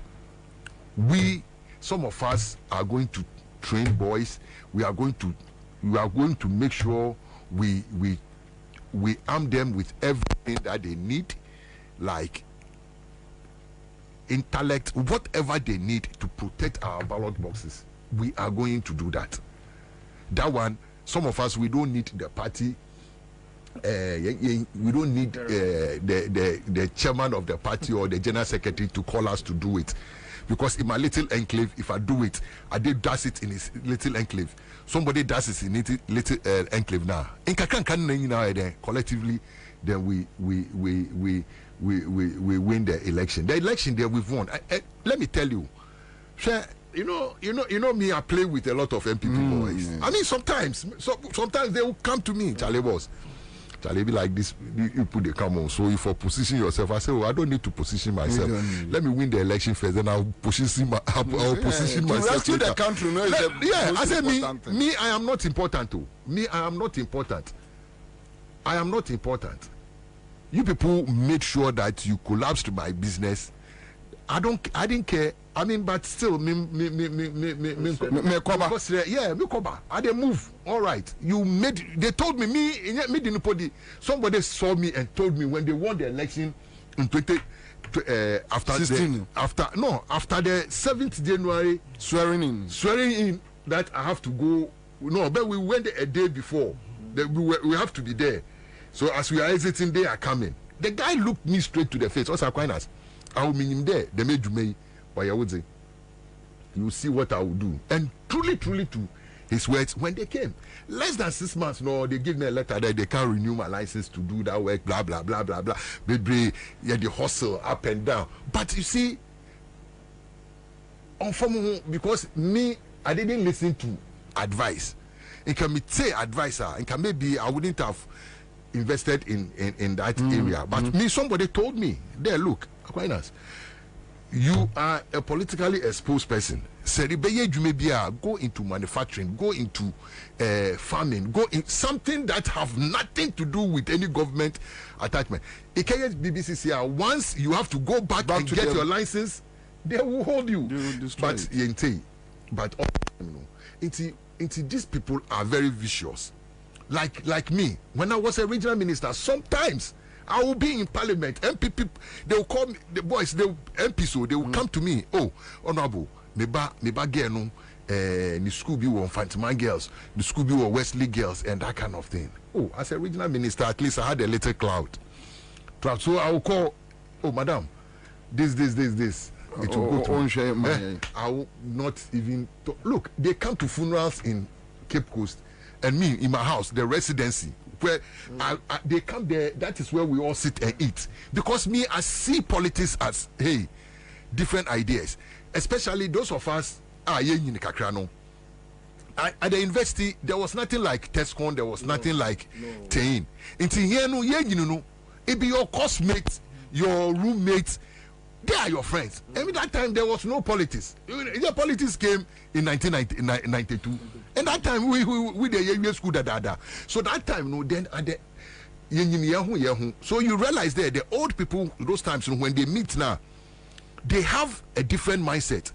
But right now my son is the enemy of the TESCON person in school. So it has come and that is the thing. But you see, MPP, that is their style. That is their style. They can tell me, I said they are winning for waiting. You are down for higher places and that kind of thing. They shouldn't have done this thing to you. And I'm saying, oh, I'm not bothered because me, I know that is the way they are. You go and talk to somebody, it's me, I didn't go to anybody to go and talk. Yeah, we are there. Yakupon. In Krafu Wakasabi, what's a new one egg bill, new yo, leg bill, new yo. It has a Onukum in a yedi. Yeah, Yamin in a yedi. So at the end of the day, some of us have everything to lose in this election. If for anything at all, for so that if I sleep, I can sleep. Ghanaians can have respite. I mean, like the kind of thing that we are choking. We are choking. Look, not NDC people. Ghanaians are choking to the level. And you see, if you see the opulence in some few of them now, Master, it's nauseating. Hey, oh yeah, Bufun. You see them, the kind of thing boys are they were boys now to come and beg or come and eat the crumbs from your table. I'm not saying that nobody should progress, as I say, but some progressions are catapulting. As I say, no, what's that? Why? Because of follow Baumia into, and I'm saying, hey. So obi o follow ba omnyo odi crumbs impo onuponi you know cheddar papa ni I hope you understand me. You see blatant thievery, but nyankopon onye alanta, excuse my language. Everything works for good. You see, one day me can send you one station muba trade fair, no, and the people were there. When I started likening Nanado to Nebuchadnezzar. Yeah, you remember that? Yeah, I do. That is the thing. You see, do you know the beginning of Nebu? Uncle Nebu was like a soldier man, and militant, you know, like so the Israelites were everybody, the Babylonians, everybody say, hey, this man is a strong man, let's make him the head of this thing. But the prophet said, no, this is not the man after God's heart. But the people clap on, oh yeah, they be and then Yakubu said, okay, you don't know the man, I know the heart of men. And I may catch you there. This man is not good for Babylon. So I will give him to you if you really want him to be your leader. In the word in the Buma, Babylonians, you know. And you saw what happened to Babylon. Yeah. You know, so that is the same thing. Like GM said the last time, they would have said Nanado was the best president that Ghana never had. Yeah. But you see, we've seen it. I remember even after first 2 years of Nanado, people were saying that, oh, Nanado is making GM look like an angel. Yeah. Because it's here what the children and some of what Kegunu do Nadine. Sisiano. They look at Daya. Mesiaba, back to you. A quick comment here. Elikem Aha says, hey, Uncle Nebupa. Lavi Ansah says all they know is about sloganeering. John Kwaku Sabi says, Bobie, if Ghanaians are serious, JDM should not campaign for votes. This from John Denmark. Kingsley Kojo says Nebuchadnezzar and Baupizi. Yes, Baubiako, you can know friend Baupizi. Okay, so Master Akpabli says, please, Commander, tell Shatta to hold on to the information because we need it to surprise them on the day, on the D-Day. Okay, so Danity says NDC should go and bring back the days of the Jack Beblis. All right, so Olivia Dan says, a lot of people in diaspora wants to come home more. We can't afford to lose this election. GM must win at all costs. All right, so Commander, please, this is an intelligent pick on the EC. The stolen BVD machine have been used to register more than 1 million of people, and because NDC have all the records of the register, they will remove some from the register, blah blah blah. Anyway, Tony Bones says, well, me as a pathological fraudster. who will not stop unless he's been forced out. Okay, so Shatta, I hit the nail right on the head. With the MPP, when they come and you meet them on the same level and with the same measure, they call into their shells and Otilo, Pufut, Okro. Then it is that the soldiers behind NDC in the barracks should show strength like what they did in 2008.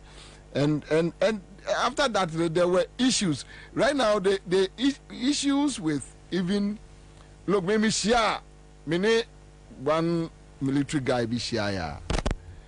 And me no. Because 2008, 2008, Anchor Day 2008, now Yawas Empire was with you guys. Yeah. So I used to come around Kuku Hill and I saw some of the boys. To me, recently, I'm seeing also when I'm in a dear film military. And I'm seeing that also 2008 and this a winnie and no financial baby. He was just working in the military. When I'm by an So the problem is that experience is not giving confidence. May have met a retired Supreme Court judge who thought JM and the NDC was not fair to them in the 8 years because some of them during the Kufuor time they played a huge role, especially in the 2008 elections. Then you won and in 8 years make promotions. Obey promotions and if 2-3 oh Charlie.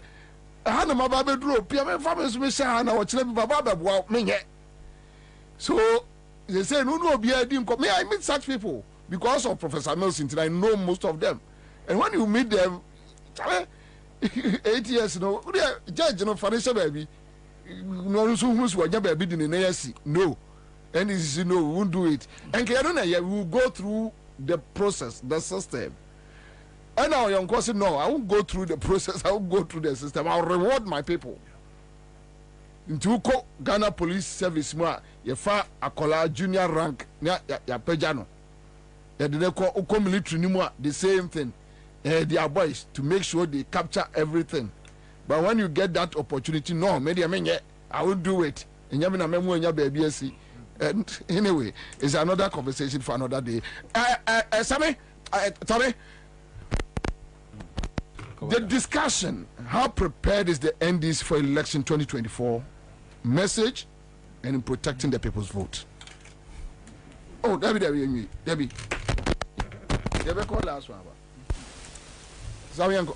Tommy, sorry. Your commander, I'm in chat here for you now. In fact, you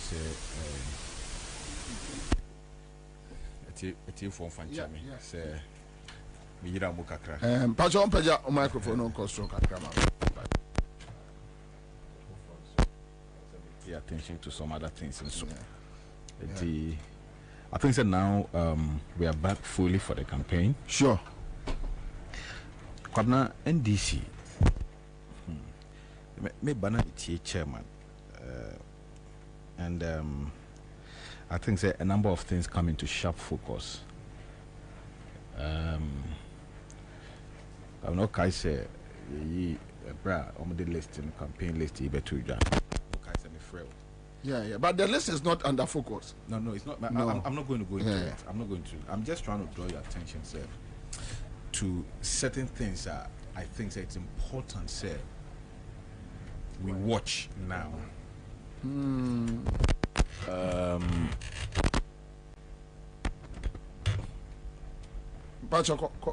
Okay. Yeah. And certain things are we should watch now. Said the we don't give certain people the impression that the election has been won already. You see, and that is what is happening. Barely 5 months to the elections. We still don't see what's happening. You know, we still don't see what's happening. And Kwabena, I think the NDC must understand the importance of these elections. This election is about the soul of this country. It's a struggle for the soul of this country.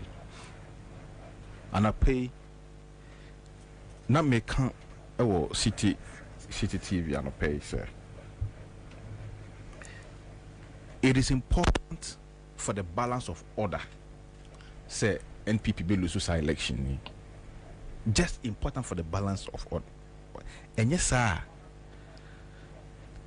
sir, wanton dissipation, recklessness, abuse of power, kukutimia, and time jet. Almost say Krunukra. Oh, I'm a district.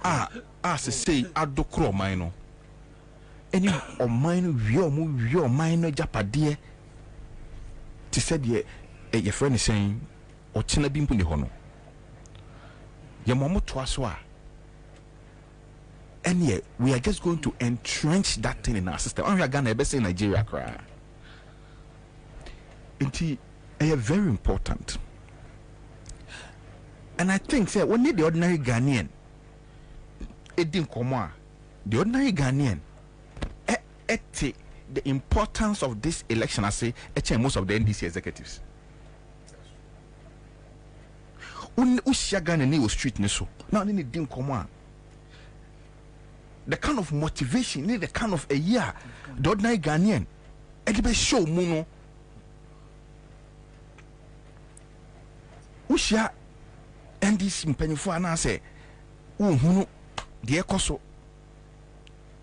And positions in the one be way I to abani we are one be say and one be say and we me yonkuni and I am protect your home young come mom and protect your home na nyina obi an say we na nimu nya ye fe we onya ye nipa nti ye sha ha that on efri hifa kwabna wo mun hwe bibiye because one would no fun almost I could lose to election where they did be young Wokrumano. Kabla Yenia Brio. I know. Yenia Bre Papa. She Usha Mabuno on the streets now. Sha Mochagana for no more.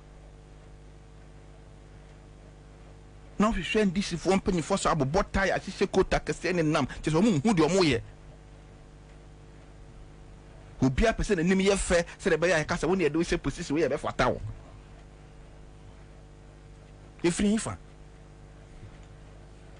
Let's roll up our sleeves and get to work. Mobia Nadopia said this election has been won. This election has not been won by anybody. The election will only be won on 7th December. Until then, it is hard work. It's hard work, unity, togetherness. Bring everybody on board. Here, Kwabena would think so many be a Kokoso national headquarters, regional headquarters, and Simbia Koswa, and away. This is my territory, and you don't come there. This is my. What kind of ridiculousness is this?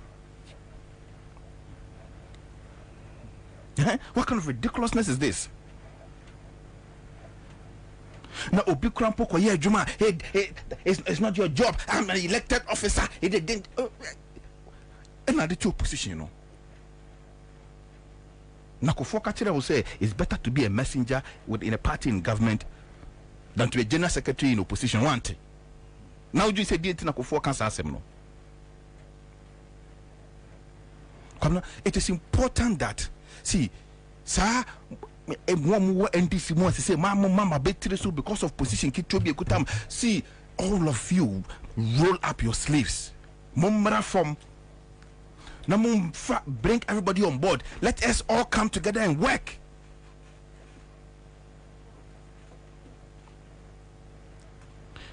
And they should be careful, Kwabena. From now to December, and this impending form must be careful, very, very, very careful, because we are serving an optics. Because now position and now to buy now we expect to say Ghana for being confidence woman at the nebre any yaw I could two a kufad way at the 2 minutes. You must demonstrate, say you'll be different. You must demonstrate that you will be different. So the 2 minutes you will be different. And so far, the leaders of NDC have not demonstrated that they are going to be different. Politics is all about optics. Kwabena, it's about optics. Our strategy, what is our strategy? And this is strategy in the same. Going to these elections. Strategy in the same. I don't want to go into the campaign team with the Bonteno, but at least Kwabena said every political party, just a look at the composition of the campaign team should tell you the strategy the party is having in mind. Until we have campaign team now, strategy by the debate team.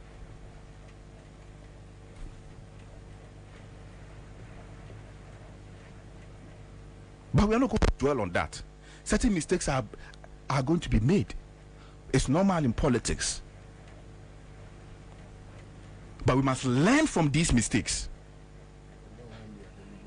Yes, but we must learn them.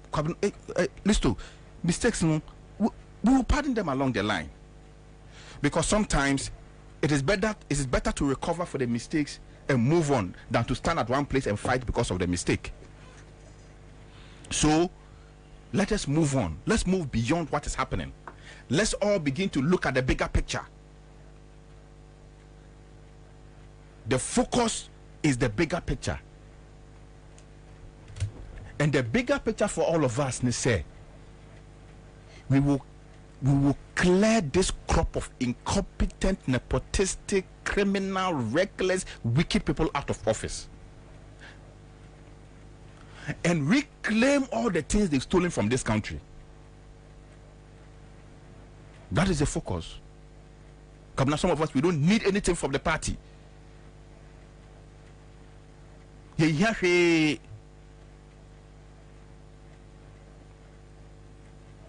at least, say, at the order, NPP for no co-position at the order, be mining. At the order by system name. Now the only idea, if they are able to win again, they no more will say I can't go see a phone. Exactly. They will do worse things. Exactly. Worse things. And a me the way a example. Kwabena on say Ghana for Nyankopon doyo. MPP Nyankopon time is science. By ya yentie. Kwabena ka say 2016 look for the call baby quiet campaign.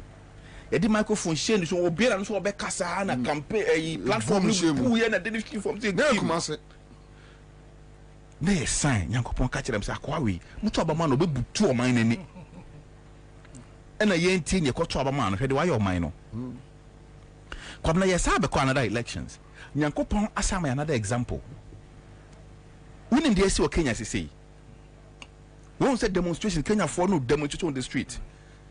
President not to say your friend William Ruto. No Uhuru Kenyatta vice.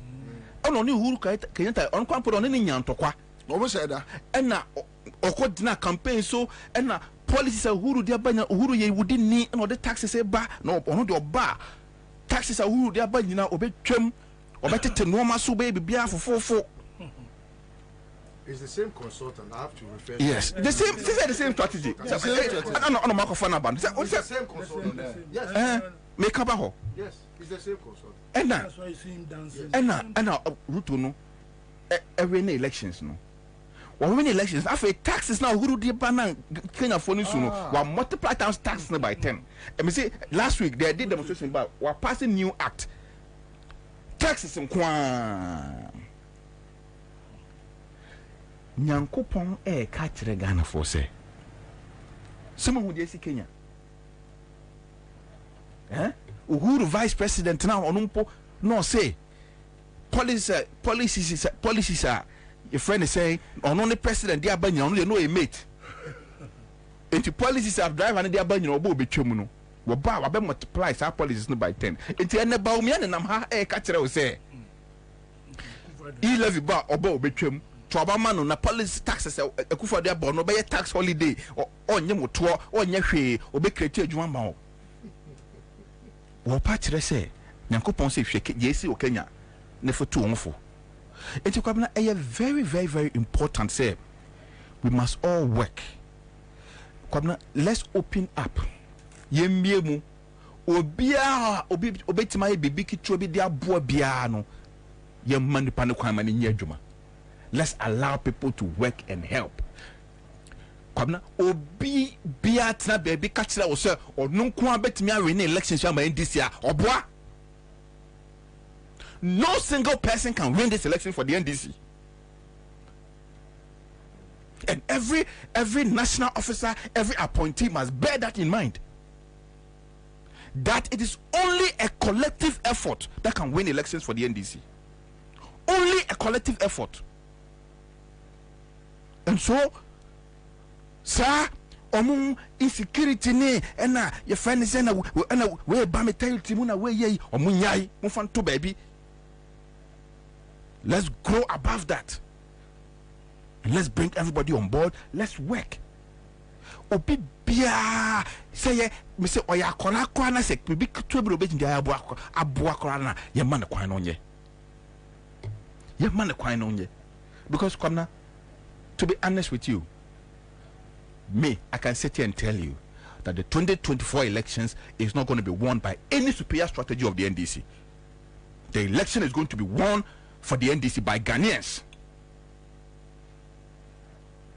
Because the NDC doesn't have any superior strategy. They don't have it. Let's call a spade a spade. We haven't seen it. Unless they want to show us the strategy. How can he show you the strategy? Huh? When you show your strategy out there, I said strategy. Before 2016, Akufo didn't come to tell us their strategy, but we saw it. We saw signs of their strategy. Because strategy in the own country, but you or implement the strategy now, you will see home popo. Yeah. You saw it 2016. 2016, a drew match. The Otin Wokroman said, Akufo do win your best show, man. Akufo do win your best. The strategy was there. Akufo did the near thing. And party supporters no. Yeah, no more call polling station no. Wouldn't say Drew baby MPP ni. What don't say can say ya? You're not going to say Akufo do the hoarding or no beko.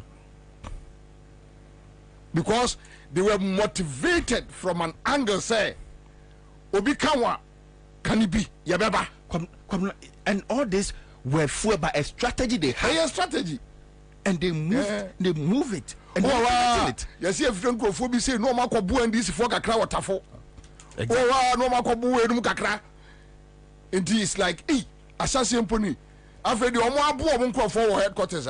No more catch on say, hey, I crop from Pudi. So, and it played into people's mind like, hey, I quarry the one you, Jomam and Yemu man on the quarry the one yet. A strategy. So Kwabena, all we are saying is we don't want to dwell in that, Kwabena. We don't even want to go into that, because if we want to go into that, Kwabena, we don't want to stir any unnecessary sentiments in the party or anywhere, because that is not our interest. The interest is to kick Akufo-Addo and Bawumia out of the system, and so all our action, all our interest is whatever the mistakes, whatever the mishaps that may happen, let us all look beyond that. Let obi bia amfa ne ade aye ne ya se bibia koso obi ayo bibi na put it aside. Say na ope bibi say do kan committee bi dey amfa wan ka ho, put it aside. Na ope say oye bibi na de boa and obi twintwa wan name, just put it aside. Ignore anybody. Kwabena, I want to encourage obi bia ope say oye adwuma ban NDC. Go to the grounds and work. Nobody can stop you. Nobody can stop you for contributing your quota to help the victory of the party. Nobody can stop you. So, let's encourage people. Let's open up. Let's support people. And let's make sure. But most importantly, let's remember that no single person can win these elections for the NDC. Ghanaians are there. We need to involve Ghanaians in our strategy. Ghanaians are looking for ways and means to support the NDC win these elections. And so any strategy that leaves Ghanaians out, any strategy that leaves the ordinary people out, any strategy that leaves floating voters out, any strategy that leaves interest groups out, would not be a proper strategy that will not to the benefit of the party. Right. We must begin to advise ourselves, Kwabena, let's be sure, Kwabena, we are spirited. Let's encourage everybody. People are downhearted. I know. Let's uplift people. Let's encourage people that all hope is not lost. This election is going to be won at all costs, and we are going to ensure that every role that anybody has to play to ensure that this election is won at all costs. Everybody will play their role. Listen. Need I say more? And this is preparation message. Kwabena me fa kwenye so nchete for na menchia. Chairmanade and Honorable Aquinas. Na bensa de menena na show behind the scene. Oh, sorry them. Baba sorry I must let the listeners know you are a truant. Kwabena NDC.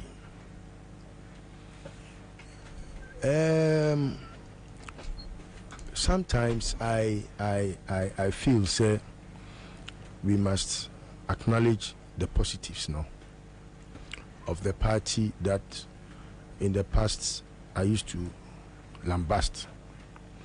Nami huni say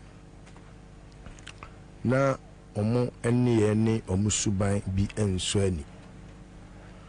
But and now me ben omo a me ni omo edi akoni abano. Kwabena, sometimes I have regrets. Say ye nya omo ama omo anye sene no omo tie na kebia kene kufuado ni ye ani ni suban boni a oda na die no ka ono a be hu say yes obema obi nso obema enti I wouldn't want to subject the NDC to the rigorous criticism in the past, you know. Even though they have their shortcomings, Neoma Bebre or what Sintono Esosu Papa, I was a Shanieka. Ebi or can coquemness or Shana the Panasondia, it's in the can bedroom. Just so that I told you so, any moving kwa a radio narrative. Yes, so.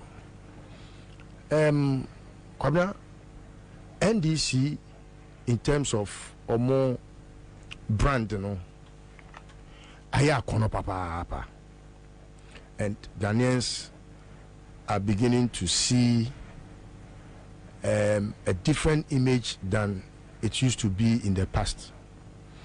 And so on that, I must tell the positive of the brand NDC. NDC aya kono. NDC a nanka kane ubiwo kumasi a din so obeshe NDC t-shirt no. And NDC intisebium. All because work has gone into it. Ama and the difference is very clear. Like the Shatta Khan. Oh, say Shatta, you spoke about Adibia. Many people haven't paid attention to. Before today, no. Na ubia dream say ye can't amemu pa a MPP until a Kufuado. Ebeye mampeni and Ghana for who say it is possible to have such a person lead a country. And until him Obi bia or MPP near na kaneno krotimi can't break the 8, you know. So say no, the mantra died on arrival because it is very insulting to hear Obia what fairly abysmally say it is possible and I say break the 8. But because their strategy, you know, and yet the normal routine ya faso ya kotwa ba ya kan kwaku menu na edin kunim from 92, 96, 2000, 2004, 2008, 2012, 2020, 2016, 2020. Ekwan ya faso ato aba in the past no. if you look at how Akufo-Addo won the 2016 and you analyze it properly, Akufo-Addo became president not at the ballot.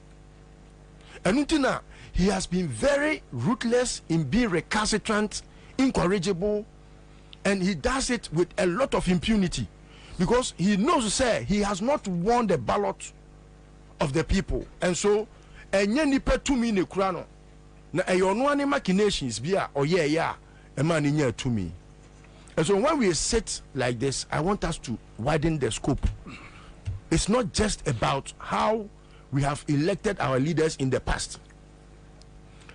What a very clearer picture to the Ghanaian is in the 2020 election, how he became president, even when today Ubuse Akufo-Addo said, how many votes did you garner to become president of Ghana today? He doesn't know because no one has that figure to date. And so the preparedness of the NDC for this election, we should look beyond the readiness of the NDC. Because any honam any moja any and the first Kwabena dia to so biem Ansah kra yebeko election a obi anim say enye easy to overcome no nipa binum tirimu ye omo de and me ya say maybe media menya NDC ni like I've always said, but obi bia odi ahye amafo tirimu say emomon discuss the campaign your friend is saying team na abeto abonten no onipa kro no oye NDC fo abro papa because Kwabena me I'm not enthused about the list. You see, it's not part of our topic. No, Kwabena, you don't have to tell me what to say. No. Please. No. And it has not been part of the topic. It is part of the topic because look, some of these things that you try to do. So I will agree to this. Yeah, I will agree to this. Yeah, I know why. You should understand me why I'm doing that. Why? Okay. I won't discuss the campaign team. I beg, please. I won't do it. We are become a personal yacho, but I won't do it. Give me that. Yeah, I won't do it. Please.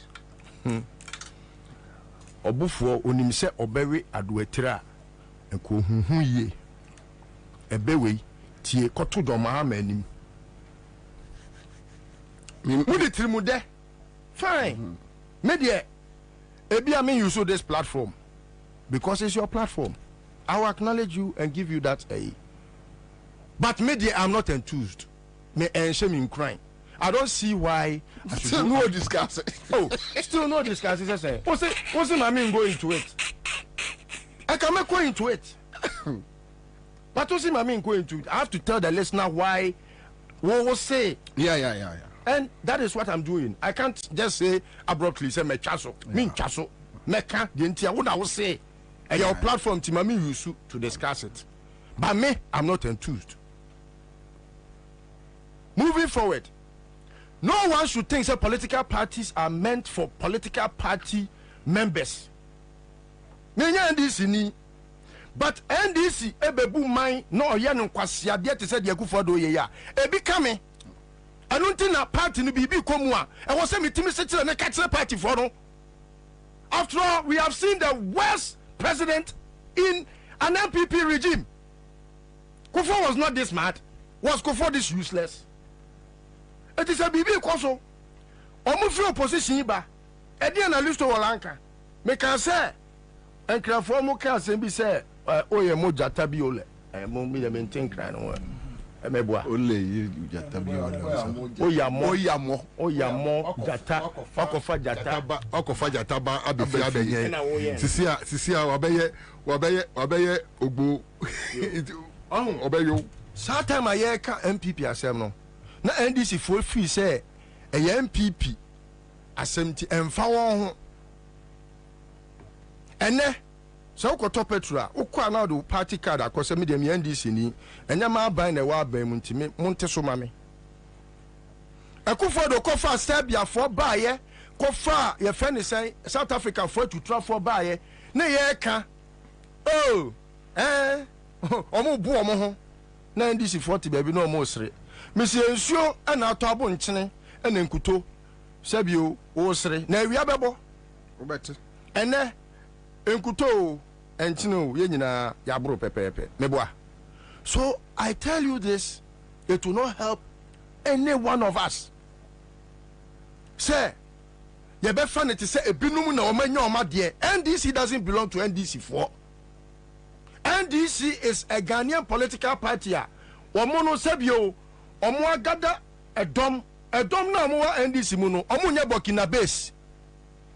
And every Ghanaian everywhere must have the right, equal right, to criticize whatever the NDC does and then make sure say a BCBM because yajeju omuso e opposition no oba abem kra ntimi nka na asem ubo se kwasia bi wa beye kwasia de acha Akufo-Addo ubo se obi abeye nioma e chen na podie obi abeye nioma e chen bra champon ya ono agric minister mu a no wo toto hotel or the family asenachi e no ono aye mask e no toto o ma japade ma family no can you imagine ube wani say yenya obi te say magdan kunkum ni power adan wo opposition untimi nka na asem ana o ma so o mo men ana o mti ho na o mudin se hunu etimi de I disagree with you but it's your platform hwe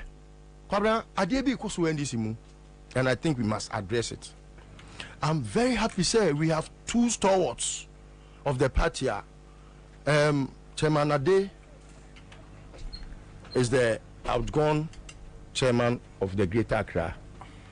Chairman, me the origin is say utihenti and a and across the country. There are issues in every region.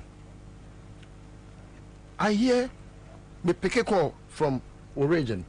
Me pick calls from plenty region, even Ashanti region. Plenty. And sometimes we are not able to deal with the issues because chairman me ferrel and yes me tima betra wanim na ebia me obi say na me ntimi money pakro because most of them they want to be under the guise of anonymity. So you can solve a problem.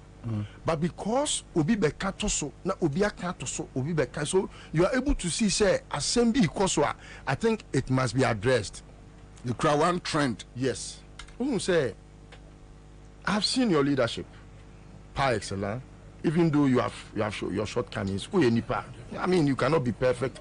The word perfect is only for God, I believe. And so our shortcomings. The current chairman also has his shortcomings. But at the end, I always have disagreements like we have just had. I disagree. Yeah. Totally. Yeah. More than 100% with him. So men discuss that topic. But that disagreement should not lead short what I think must be achieved. It must say, meaning say, organizer, women organizer, people even think say, oh, now so much in the region, Greater Accra. I'm saying it because, Chairman, the people of this country will never forgive any one of us, especially because we have shown our face, say we are presenting a better candidate for a purpose and a very purposeful future. If we are not able to make him the president again,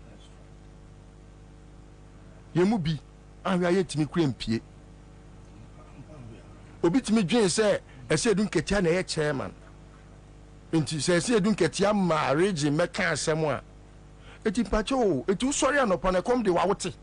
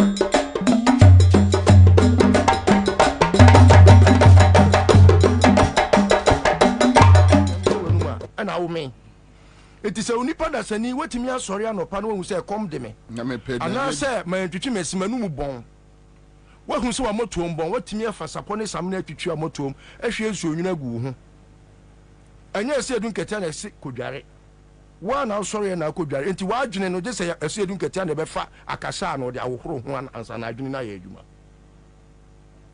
enti me yɛ ye gu ye ho anim ase saa wo badwam enye fe chairman ento me so wo nan mu se asimo ye wo nua ketwa minim na titafo ene we sisei wo so titafo ene we sisei. You don't have to be friends to belong to a team. And so I will plead say yes penny tri hu ne po akuma we enye jm na wo so sorry ebe solve mo ho ne mo ho factionalism me can say that word became very popular in the MPP, and that is what has caused us this mess. We were waiting nie we nkofo hey media me John Mahama na procurement breaches na ho no amfane ho ni o atefa amfane ho ni. Hello. Yes, sir. Good afternoon, sir. Me pacha online in your cram. Mame pick another caller. Isaac Way on your Facebook page. You say the only institution working in Ghana, the Long House of Nana Bawumia. No. Hello. Hello. Good afternoon. Good afternoon, madam. Nyami Adumboko. You see, it be a bank. If be a constitution, say they na moka be anywhere. You like I say, sika ni asiye. Sana umuji ni na mu di koma won. Baba na edi koma anu. Onu na onu wagia, onu se na ye replace nyama yiyo. Onu de enya ni se mu di kanaba. Meji. Madam, we are talking about institutions. Go straight to the point. Nya time why? Na me can say one say police pass mo mukai. Madina, you have a problem dey assembly na kama say Madina ha se fi anu. Ya pamu ye obebi. Na so be hwe ya san jin ko fuku to show register from wo na so here for Madina where Madina go back to station wow I see I see we are so na by that time na me kasa na ma pata ti ase amai be jim start jim ticket mi tua hami wa be bubu 3 years ni na ye kon ni say so to ebum ewia e shan na so omo san ba be so can't no mu ni movie nti de course no aban we bi anyway mra bi anyway ye adwuma ibi se kwa se court ye adwuma na de oni mra so nti sa na e be court mate me da say ma men ko fa another caller. Hello. Hello, Bobie. Eja. Good afternoon, sir. Bobie, but tell me a serious issue be on person more information be serious part think as a main number. Oh, chief, nenti baby amiti ehana me mo modern man ma. Sanka waka say here. Minya program here na min ko jira nchen ne won kasa ho. Baby there sanka waka say where you na. Sanka o watch some number not wanka we are. Mpache yo. Yo, me da say. All right, you go find another caller, quick one. Hello. Hello, Commander. Yes, sir. Good afternoon. Good afternoon. Boko there. Boko minia. Yo. Do for life with the surface some dobro. Okay, dobro for yanko. Commander, empty asema o kan enye. Anu si o minia. Empty for kunye pop. Anu si o. Hu. Let me talk data 10 city by 30 minutes of ship neko. Chese, ase obia amfa ye ho ewo oman no mu ase Commander, anu pop.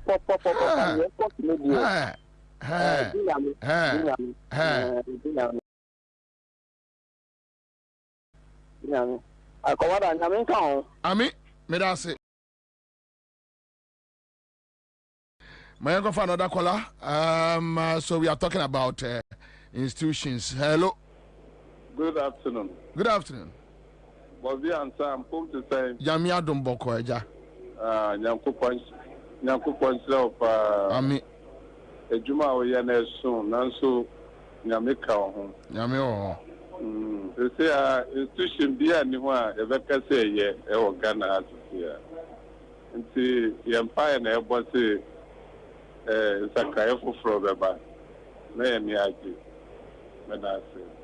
Mr. Meda say, Mamen Kofa, another caller. Hello. Commander. Sir.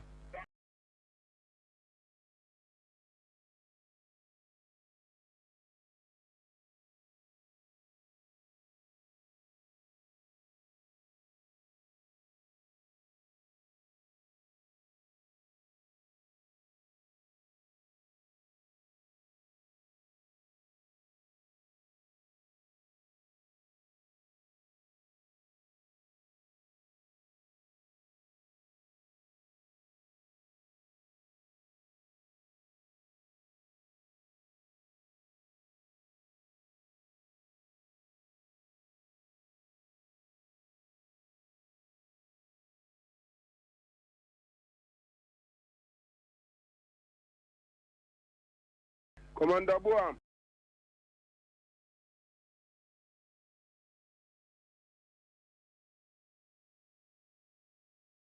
Yes, sir. Bidia Wakodia. A radinti.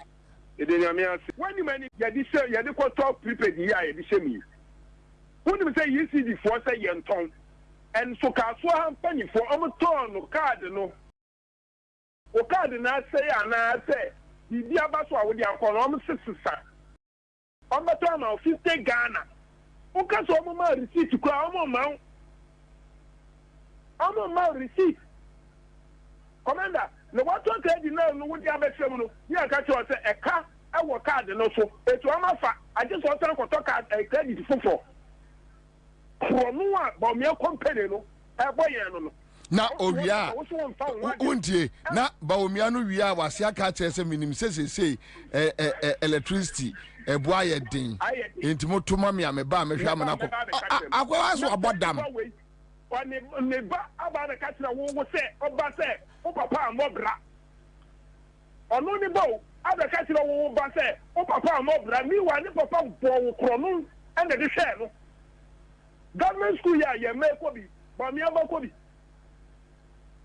Medase number 8 no senior money attention there one parliamentary candidacies is slow to two senior money no my chance there want to have more thing yes say kronu ya akoso ye twaso obi to aso. Okay, Medase yango fa another caller. Hello baby Bobie. Yes sir.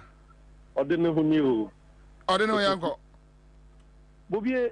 The echo so ne say me who say on the 7th for ne kra na ye koto aban ya hwe fantin afo ni ya omo na esa usunu be di ensemo e de kire say wo ho a network it me ti kopre omo mo ayi bia se bia problem say na eba ana say wo ho a na ti ko e be 3 months wo de wani atofo ma e to ma say di day na ye to aba no e bia na wo information bi kura dia sene ana say ya enkofo obetimi decide na adi say omo ya ayi MPP ni o use MTN o be identify na hu ya semu nti enyina fufulafu ye nyina ya tim because sa bi ni de ya dia minim se omo boss apobo ne ite si he ye oni pa enyina ya tim e poro de se de eti bia ye nyina ya tim Martin Meda say Mamen Kofa another caller, maybe last 2-3 callers. Hello. Okay, good afternoon. Good afternoon, madam. Pancho meet you. Okay, Mamen pick another caller. Hello. Hello. Yes, sir. Commander. Sir. Bema papa bi. Eja yonko. Me pe wasem keke. Ye frame original Santana. Nyame wa ko nyina captain. Nyame ho. Commander, awose me ne ushia ona. Obi support wa asamoja mo support on bibrom ya mo mai bonus. Mati. Enti. Commander. Yanko. Yanko po shua wate.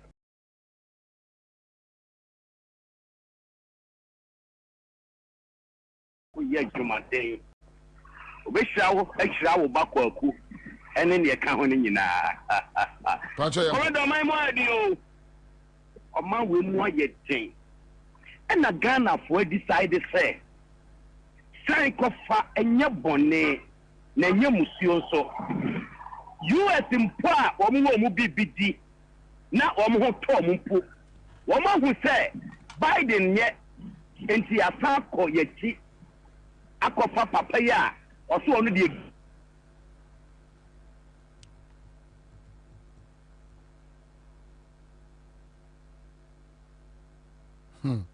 asemi ya no gusu aye kan bi ni o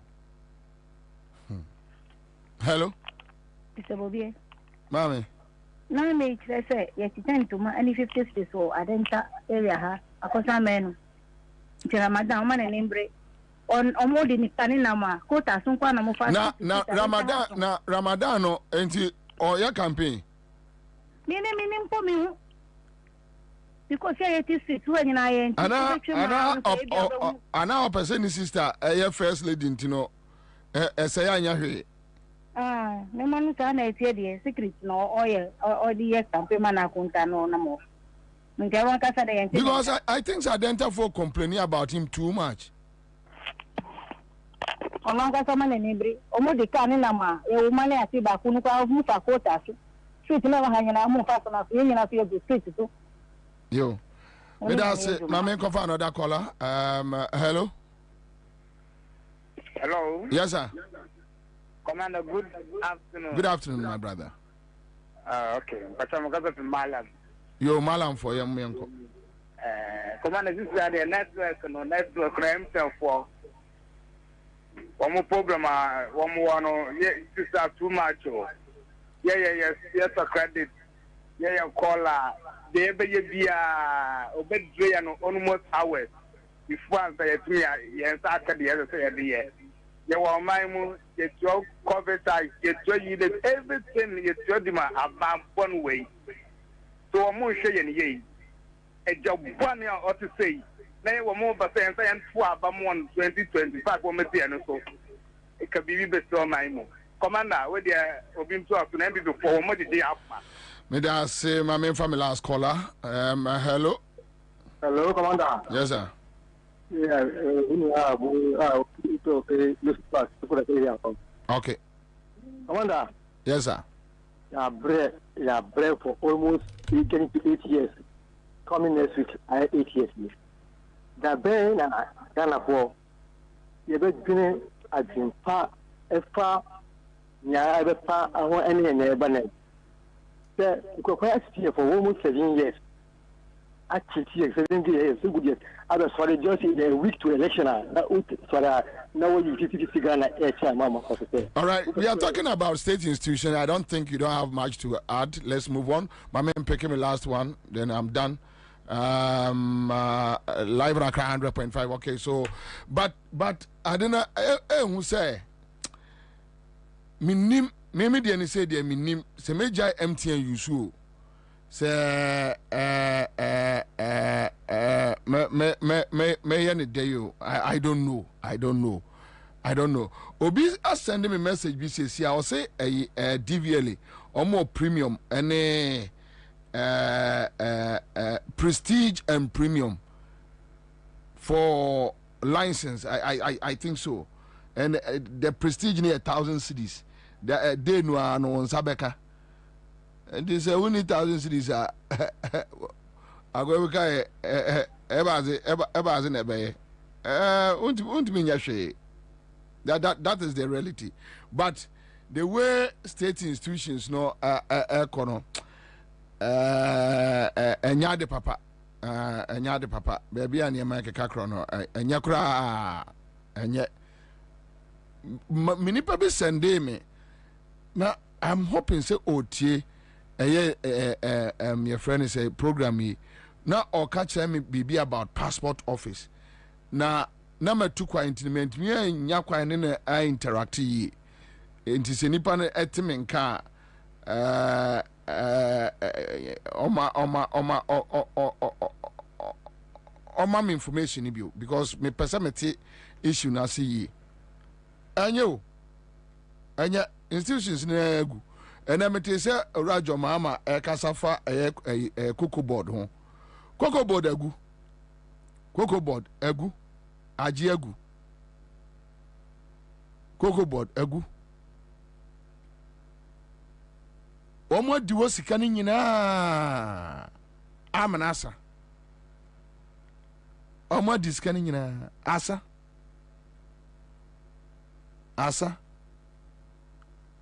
odwene wa onti ase odwene wa na ase agya na sai hwew enipa no wagu oman no. Commander, last 2 weeks, Thursday, my wife bought 50 Ghana cedis of electricity. She recharged it on the following day, Friday evening. Saturday morning, Nasa. Yes. She said, you can't put a prepaid in the old wow. ECG. Prepaid, you know. And what shit. Kennedy says, Bobie, the telecoms are worse, eh? So, Esla, that insults Professor Mills and JM.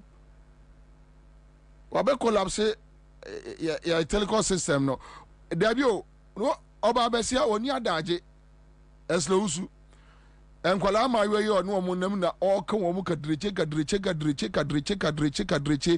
wabe sore onru office no aye mre enkwala ma yo no o ku wo mu kam ma mo sa oh, mama trase ni yanko. Aslo usu kola ma yo ano.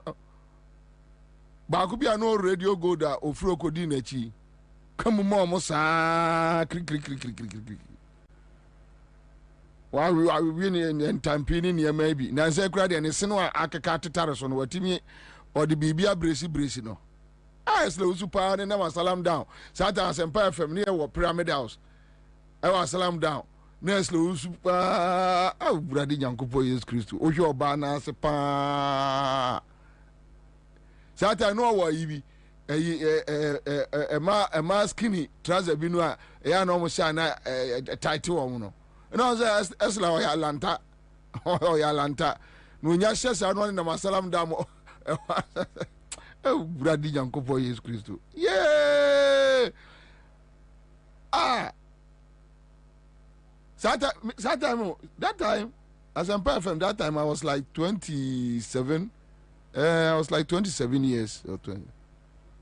You know what I'm saying? Sister, I would advise you. Carl Theophilus says, Bobie Ansah, I want to believe that they have started the deductions of 15% ECG tax secretly. I bet me possible. They said BBI possible no. Now, Belter says the NDC should do something about how MTN is treating customers when they come to power. We are spending too much on bundle, and it's just a deal. Today you can't even tell between gigabytes and megabytes. And not just a byte. I did not say state institutions need the Ajiegu. Ekaba. Me who say Yankupon. Yay. Oh, David. Institutions negu. I say. Anye ye. Say unu ene institution bia as wo mo gina wo mo na so a omo eye adwuma. Unu institution bia se gina ne so. Ba anyumo e de pa. Come on. Yeah, I see that thing.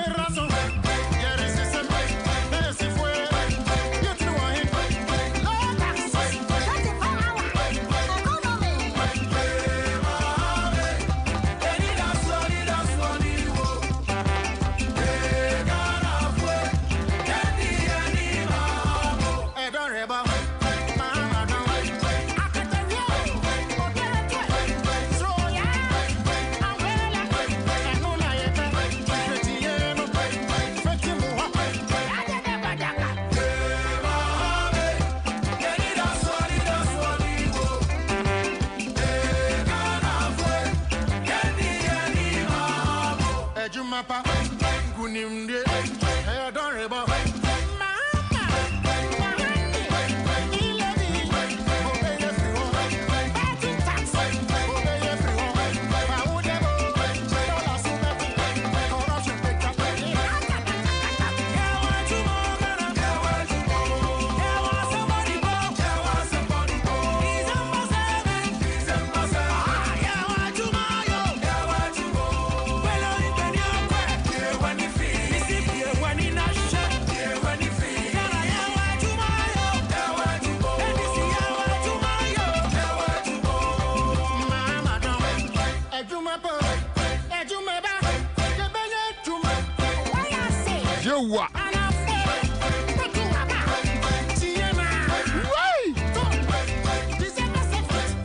Young boy,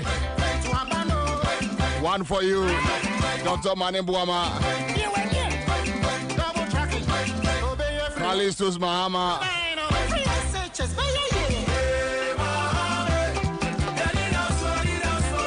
Professor Alabi. Okay, so happy birthday to you, Professor Jenano Poku. Special dedication to the running mate. Emo Raja Mahama, the person of Professor Jenano Poku. Happy birthday to you, Mama. Special dedication from Class Media Group to you. Enjoy this.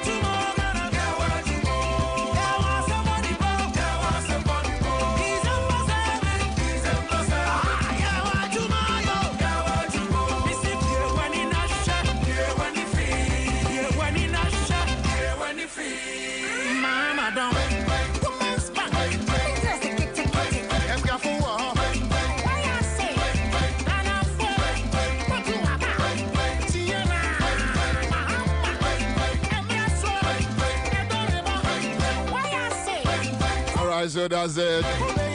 Friday afternoon. Yeah, I'm going to say live in the studio. Charles McCarthy on the editor at the Hawk newspaper. He's in the house. Honto are joining here in the house. And this one and Akusipoko will join us. Then Kwajoye Buanso will be joining here. Chase Akwaba. This year, friends say. Minim so soon the same challenge about MTN.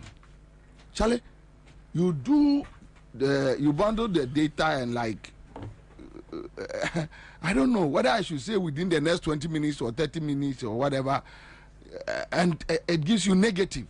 Me to be at 20 cities, 22 Ghana cedis. Then I don't know, call just like that. And if you buy 3-4 days in crowd there.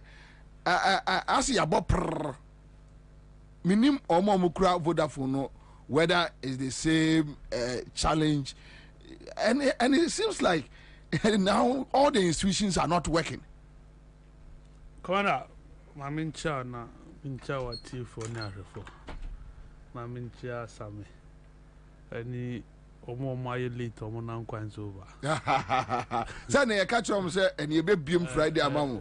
Let's do a duquadu. No common to lateness, but at least over there. Oh, at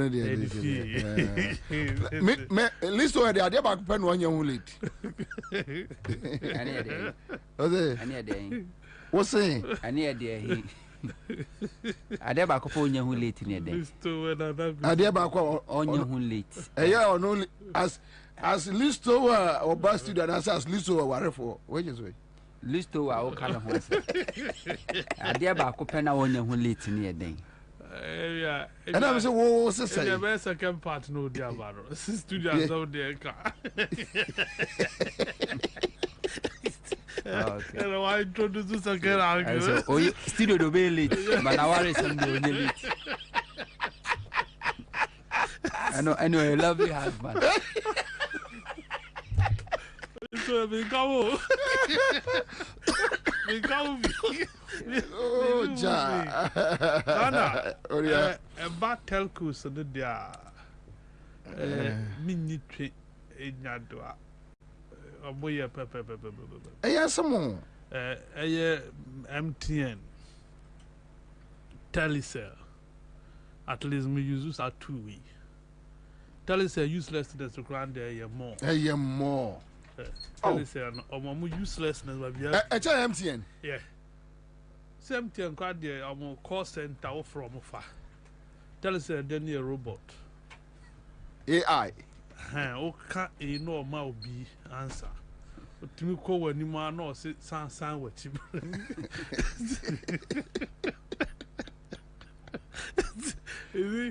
What as a NC and Fahon?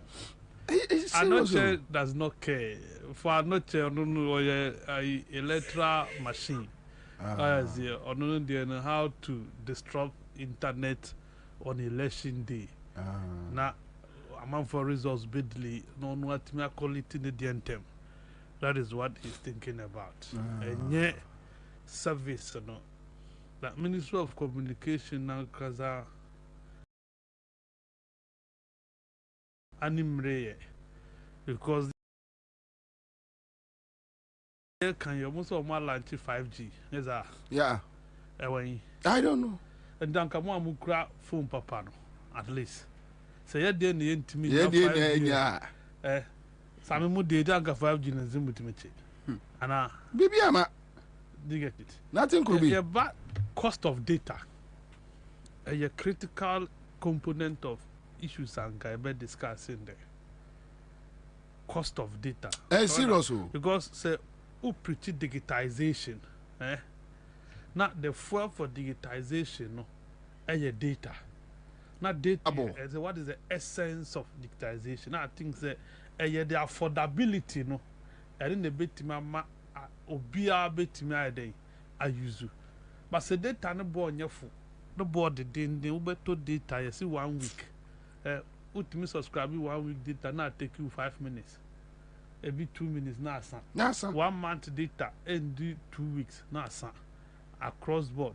It's also be downloading there. Forget it. Who share live streaming to me you can't do it. I say or my anka area there anka kra I say and telecos they don't have editing for us or my interest is ikana or mo budget na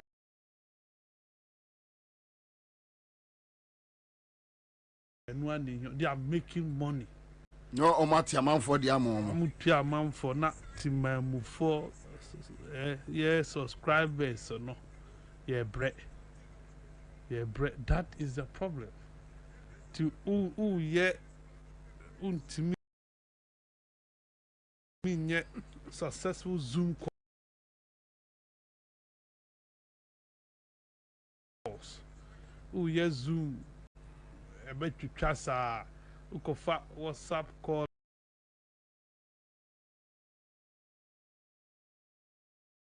video over bread.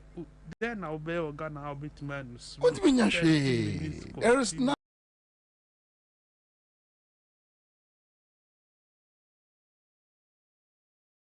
Then you can uninterrupted. These are the challenges I war, and I think say the Ministry of Communication.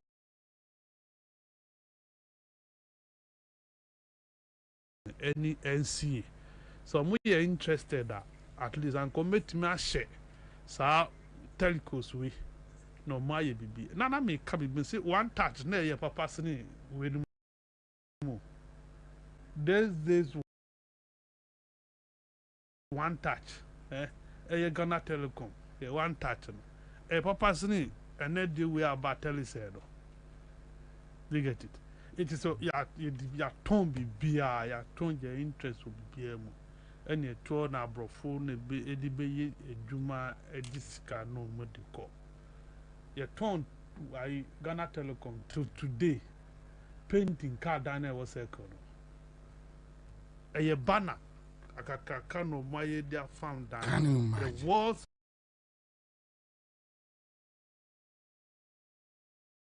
Been painted as I speak to you, and the agile beer and the bread. Nobody cares about the infrastructure across the country. And combined is it Ghana now it was a special infrastructure where do we sell it? Yeah, tongue. So on ye obey this kind of tell you about the mobina when you acquire this kind of internet and that's some of the Nigga said when Bobie was asked about the state of Cocoa Board during his meeting with the press, he said he has no idea yet he wants to become president. Cocoa Board egu. Okay, so Bobie, please, what is happening at the National Identification Authority? They have employed some people who cannot copy common names. They can't. Why? No, why? So we do have 5 minutes to the end of the show, and also we do have the next 5 minutes. Charlie, no, me rest studio on time. More than what is happening at the backyard? Well, nothing is happening. We are never. Sir, dear boy, the woman who saw him call sweet. There be me. There may be one someone. That's what I could be one someone. The president says, I don't form. I will see a phobia, but men chair my bako. Your friend happy yourself. Oko amasa man sonitra, and mammy, and then the sport of do we will be a tum who are okay. Bogumsa, Sanso, and Yera Bracoju. No menu was any video be to me, the Amakwame. Yeah, Napoleon. There be a Kufuado, water fountain, a wire, or fly over Nas. I overflow. I'm a palace. And what I found, room now could not cry. It's a little bit. Hey, I didn't have it. And someone is in Ghana. Nah, my Professor Jina now Poquat about Tampa. Me mano. Happy. Happy. Nano, Akokrada ni Binkumso. Mami oni adaje. Then so tea no or reach out to me. Sure. Emma mini abusiafo nyina shedding. We na chese nipa won kaye. Professor Jinano Poko Ajman. And your birthday. Na aka 2 weeks. Na erade ebe jina woso asesa Ghana man na shebre. Ewo memu. Wo de Ghana man ni monyambe kwa kudrum pempen so bia. Obia ntimi enkoye. Erade di munti ebebem. Na menkai etiefo ne ahwefo senya me ya me hwehye eye prof awie no enra ye ne ankasa ye papa Alhaji Tanko enra na ya Alhaji Tanko birthday Alhaji anya mfiche aduosianum na nso hu Alhaji abeka so 35 years Alhaji happy birthday twede amponyankopo wonhyira no asefo nyina na sede wo boa awoho oboa wono awoni bie abusuafo adofo ne agyamfo nyina no Erade nkoso anya okese na nye nhira efama wiase nyina miame maame ba akoso so one woman demolition army atwoma mansa executive ladies diaspora omo president enra na ye birthday Charles Makati asew no one woman demolition army happy birthday Erade enhwe ni munyam no mo ahoden na benim se afim kunimdie no yinyina ibidi abom entime me ma sha ase a me sha me shu a me twa wo se obeba na bibia akoyie na Ansah na meba eye ensem so no enen so ye Asamoah birthday na Asamoah ye enkola brem obi ti se abedi pele mo aka omo asem no ye mu bi won ma na esusua ye nhye da hu ye kra se kra wo ye kra no sa be TV na ehwe TV once a week ti anhye da hu abedi pele ene ne body mbo ne mum mi fie de ne de over the blasters a ye ka players a na ojina mu a o hye blaster jesi atum se sunsum wo mu a che so so ball mu a ebre ni da so nyina asa wotimi ya nwanwade e de se de ma Ghana fo e wom se wo wie no o de areho ne ja Ghana fo Asamoah. I will never sit anywhere and say Asamoah is not a great player. Asamoah is no a great player. I just say Oboa Blasters papa. Now so ono ankasa no amfana bra bona nkwanko wieye. And Asamoah birthday me kind no sa bato hu nsunsuanso. 2016 Mugabe tina Munti FM ekasa Asamoah o MPP ni na wa importing yamakra container mu ode brand PP Asamoah say Mugabe your trofo or the Mugabe echo court eda Supreme Court man so twen ye jeli Mugabe handcuff gunisa ena Asamoah believe ede eye samo no kwhye Mugabe pocket ebra na abanka ba eguni inside ni konsa wam ekowi ase Asamoah no nya MPP Asamoah no nya MPP ni ene ye nyina ehu Asamoah a o MPP ni at the sense ya appointed no say onye committee chairman youth and sports Emma Dr. Baomiani MPP campaign akwaya MPP for the Baomia fa MPP for edi Asamoah fa so of resign ya fedo resign for MPP man resign class was politics ko onye biem no enenye ahwesudi ma Ghana for say MPP nyama nyuku abetimi do ho ato no so de bia no obetwewadi wodo beye nkrutu adwuma nemo beye Daniel Boapupu obebubo nsuo no ansuo ne ba na yi wato nchen ente na Asamoah nso onye MPP ni biem. This one politics Kuraton Kwanta or Mapai. But Asamoah was active politician, sponsored MPP 2016 election. Asamoah sponsored MPP 2020 election. Asamoah sponsor MPP. Then so 2024. The war Asamoah and no. And net what ten one. What for baby? Asamoah happy birthday. Happy birthday. Na no me call Seseko. Na mi hu bi da. Nanya Sesekonkwa even Techima na ye regional capital Emabonu East. Na obitimi frɛ ana otimi frɛ obi na nipa na peke but en ready. Say nke bi a enya nipa nya peke ya na ne seconds ne kɔ no. Ebetimi agina so like 1 minute. Yeah. Na within that time no bibia no abeka nipa na bete. Bibia nsu no ho kan obete. Na nsu ni nyina mu no. Se telecommunication networks ni nya. One is in term as customers. NCA. Omo na ye o ma said ye be make sure say telcos no omo ntwe ni. Na so in this case no ono NCA no obekọ telco no telco for no akwa jiska. No wadi.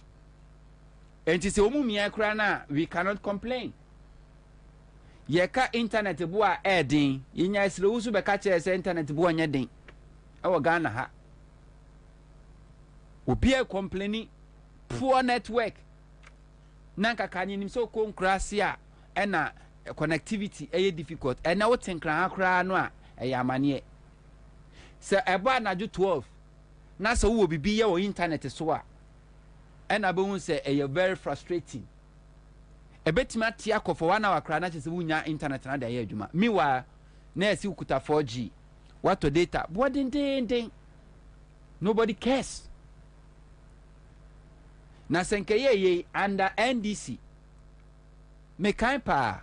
Certain communication networks my service ye po na ye fine ni omo. Yeah. Ye twi omo so ye bo omo ka.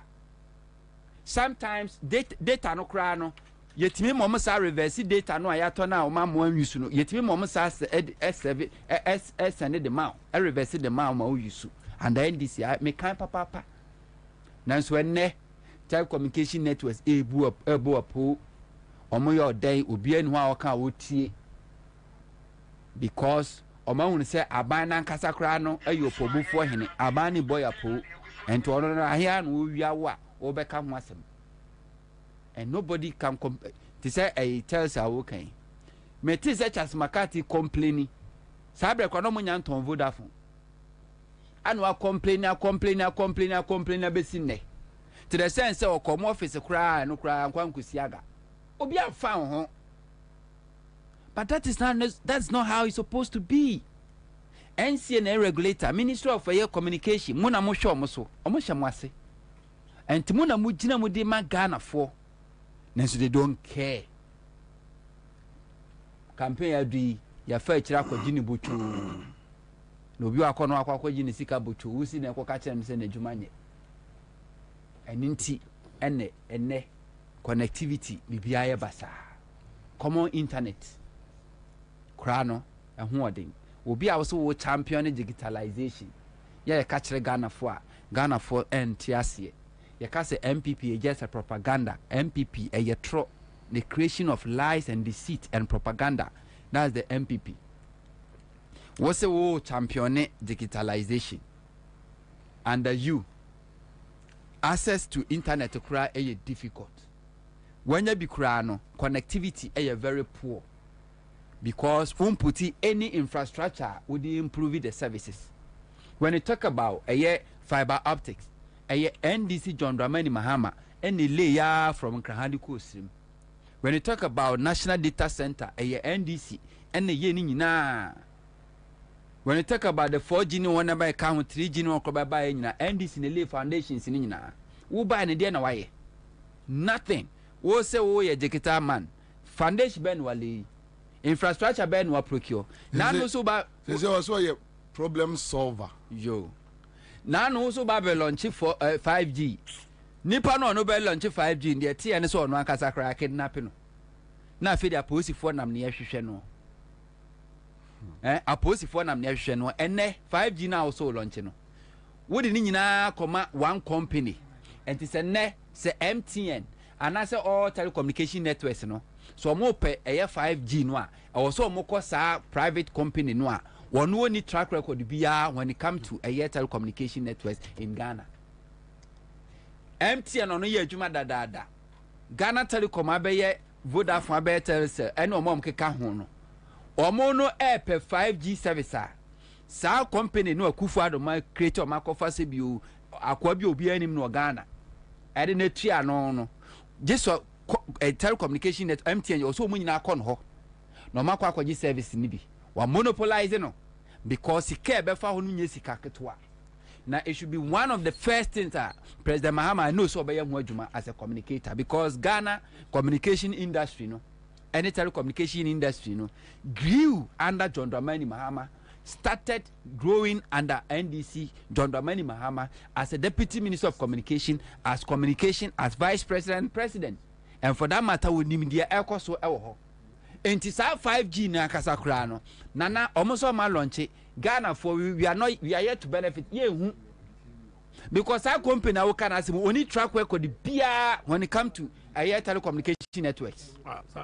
You say 5G no a company bi na ediba enti say MTN 4 pa our so mo kwaje free no ho 4G no enye there was no company or see on the map 4G na eba no ade make a 4G no say your microphone Pejamu Telcos na Vodafone MTN sa no mo ye 4G no rolling 4G out. Yes, why are we giving this one but this 5G no there oma monopolize no e dey am just one company and to say MTN episode no nya 5G na ode ton man eye ne yes okọ no ho no akwa akoto senti na omonkoto a yes enti omo so nkonkoto because no betimi aye yes wo network no way wo network no way wo ni network telecommunication networks wo ni bi say obi kuta MTN number okuta Telcel number okuta Airtel Tigo number wo ni bi na mmom abro ne krono a Akufo-Addo ne Baumia person mbo Ghana for even in opposition they still want to control Ghana telecommunication networks in the industry no omo de sa contract na ma just one guy one company Ghana akro bia ni mu no enti MTN for enkono mo nkoto mfiri ho Airtel Tigo for enkono mo nkoto mfiri ho enti omo opposition kura no a no mu di hu sika. That is the idea. That is the mentality a MPP Akufo-Addo Baumia omo for telecommunication omo do omo ba say every facet of the economy omo control. Even in opposition they still want to control Ghana, and to come mining they want to control. Oko na telecommunication network. But even in that attempt, Oma used to destroy all institutions. Yes, institutions. That's what they want to do. And Ghana telecommunication networks is never any week say that. Any week say that. And yet, a whole government no sabotage MTN. Yet, a whole communication minister Eslousu now or sabotage MTN because on only a shareholder. Any sa company Tigo. Ayomodia. And in Omu make sure say your best sabotage. Unia. Omo catcher say a underground cable akwakucha. MTN waka nyina budi na so na Tigo di omu jira omo na so. I just say promo koso den omo ju omo samba at that time. Na Ghana eko wi ase na nko yi no. Ni baro do se na eko wi ase nko so nso mo yes omo ton de ama Ghana bai. And to aton Ghana Telecom e de ama eye Vodafone manage ohun se okọ no. Kade na nkaba oye so to de na beye. Sam confasi enchiri. Sinkaba be sa kwa kwaje o shares. Na is what take over. But Tigo na ye kufu adomo dia. Aboka Omukabom credit the seat up no. They want to sell that liability. Edema taxpayer said a bayer or investment and co-waste. And I know, Sir President Mahama, as a communication expert, will reset the telecommunication industry when he wins. Yeah. But your friend say, McCarthy, this ECG prepaid meters no. Man for complaining power. I see Ghana ha ye passem surasem. What's it? When me wo meter. No over best some meter me ko complain yes me person me some meter. Now best some meter na. Ompre. One share me power crom for. Why? Because me nya complaints me person me some meter. No, but I almost say a nationwide exercise.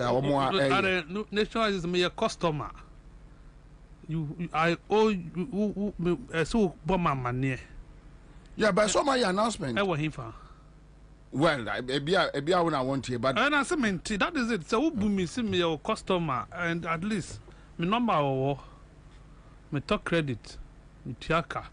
They say, nyame sending messages, notify me amply, provide me reasons why you want to change the meter. As I buy me what I power crom for. I mean, now me wanted that I didn't know I make because I need to defend myself. To me meter, electrify me. You want to electrocute me? I'll kill you. I have to protect myself. And the man who says in bomb home by because to me sorry me down meter who too. Who said them now up you know be 2 meter on your crom for? No, me be sour them. Oh, sir. I almost say exercise or more, but I had your bow bebago. So bebago, I'm up here, Ansah or no, I can so Bobie change meter. Oh, well, I made a mark. I made them who are your crom for. Because I say, you can't just come and say it's a sound meter. Level man for air talk credit now. I know you prepaid, I know you. Send you not count. No, that is the main problem. And then you not count because meter now, yes, it's a day in years, a meter. Yes, it's a meter and chair. Yes. Yes, me kaipa. To be cabes some meters. And or call you when so best sabi. Say your business. O crab gumwa. So what tongue. As it. Anya banner there. So would the couple ball now man for who say meter now what ton. Meter now what cram and banu their couple ball. Evidence was do their basa. It can what me. That is all. And yes, I didn't in a meter. Meter mudia, I'm for complaining. I was on talk credit 3 days. Credit no use 1 week and then did 3 days, 2 days. Now, son. Why do you want to do that to us? But even I. Omunru what dear? Oh, Eva. Eh, Omunru eh. But me see me there over there meet and want trouble for you. Really? I swear to God. That's right. No, because a media. Me na my plan na with their mommy.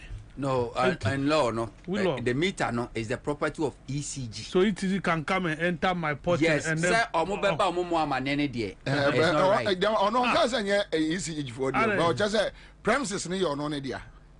And the meter no see on ECG dia. ECG dia. Yes.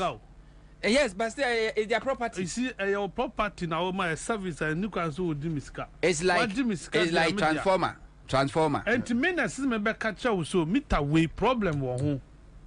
What I say, changing the mommy. You are not totally right on that. But what the meter no, ECG property. Yes. So ECG feel say, certain property is outdated. It need to be replaced. They have every right to replace them. Without my the only thing is say, who is a stakeholder about fee, okay, and they can come there. You can't tell me say ECG will need your permission. Sometimes so you suppose post-paid meter. You won't tell me say ECG need your permission before they can come and read your meter at the end of the month. Or Ghana Water Company need your permission before they can come and read because it's their property. Sorry. Name say beyond person changes be homes that equally right so by notify you. And crime will feel more as a beware of dogs now according to pan in the field. No, you see, you guys are talking about two issues here. There is not two issues. So if it is your right, you cannot enter. You have a minimum contract. So the issue is that the fact that the premises no you cannot enter as and when you want. The premises no your word there. But the meter belongs to them. So yes. So we be ura oyadi mo ohia permission. So anybody nya permission that's ura mu dia. Amount for na mo you amount for some ECG workers with ECG. What they tell meter na person best. Amount for na mo you amount for na ma with ECG vest. We see if ECG letter whatever. Vest do be out on vest. The bottom line is meter there. They shouldn't touch it. You don't even come there. If you are coming there, you must come with notification. From where? From ECG. For notification, bro. I was a forensic audit. I said, what's the verse about? I'm not sure to Eja Makati. How? Yami Aduma Ukwada, and we are Dubidu.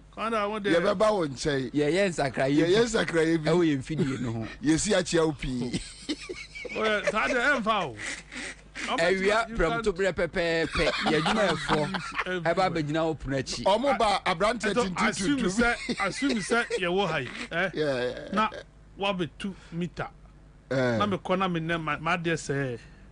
No, you see, Obian challenge you say, so Maza Mosso Soso. David. Oh, yeah, guys, say Obi Rao compound without any authority.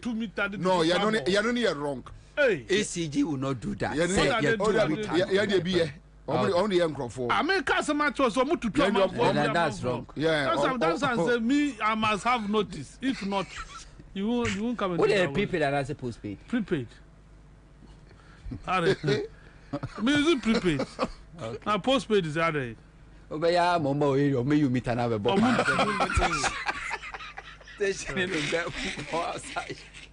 How the boys are me found. Over to the Bopo. Yes, what our problem? What our problem? Any problem? Anyway, all right. So, Anthony and Coco, you are live on 100.5 Citizen Show. You call a Western Region, Nana Kojo Toku, on a Western Regional Chairman NDC. Nana Akwaba. Yeah. Boko Nana. Nana, after 15 days, Western Region. Wadaroma, near say no baby dim komo grounds to say, preparations to say, challenges nibi and say a form to say. But that's which year was here for you. Omo Josunana. Yamiandum Western Region, a Yanti Bonibia, a Juma, a Bruno. Yes, when Yamin boy say a brother personal. The Ashanti in your one Yami Womae or the Bamae. And to Western Region, I yen you bit to me. And Yamisubu, where home by Yanti of somebody here. Telling you, dear, we opposition party are obey, and your marketing kitchen or ever how, but I know we are them. In a nice way, I the Western Region, Yamakam, the Biaboko. Nana, Western Region, money a year easy regional office, and Kita Hudie, and she say, yeah. To say, yeah, you see, for a security meeting issues are you whom I in your home say friends say officer behind to me call the inner perimeter here to the day of election to me call any other in on the we not just to say sign man the say to say bit my age and he says doesn't benefit for one kind because the day of me pacho briefing ye officer bay inner perimeter bay say near say you see officer or what or taking charge or in charge of in the region no you could share a park meeting I ain't anything come on let's not in your park because the security meeting was not a principal penny position for okay you can see and nearby and say inner perimeter maybe a year to about the barricade I don't want yeah, and that's a quack share with pulling agents and Bibiano where Mamma Quine says or something growl. And as I said, David, one more or more my president and representative of one region, I am me. The minister make sure say, my two corporate me monitor all the police stations are a year, during that day, although the police agents are there.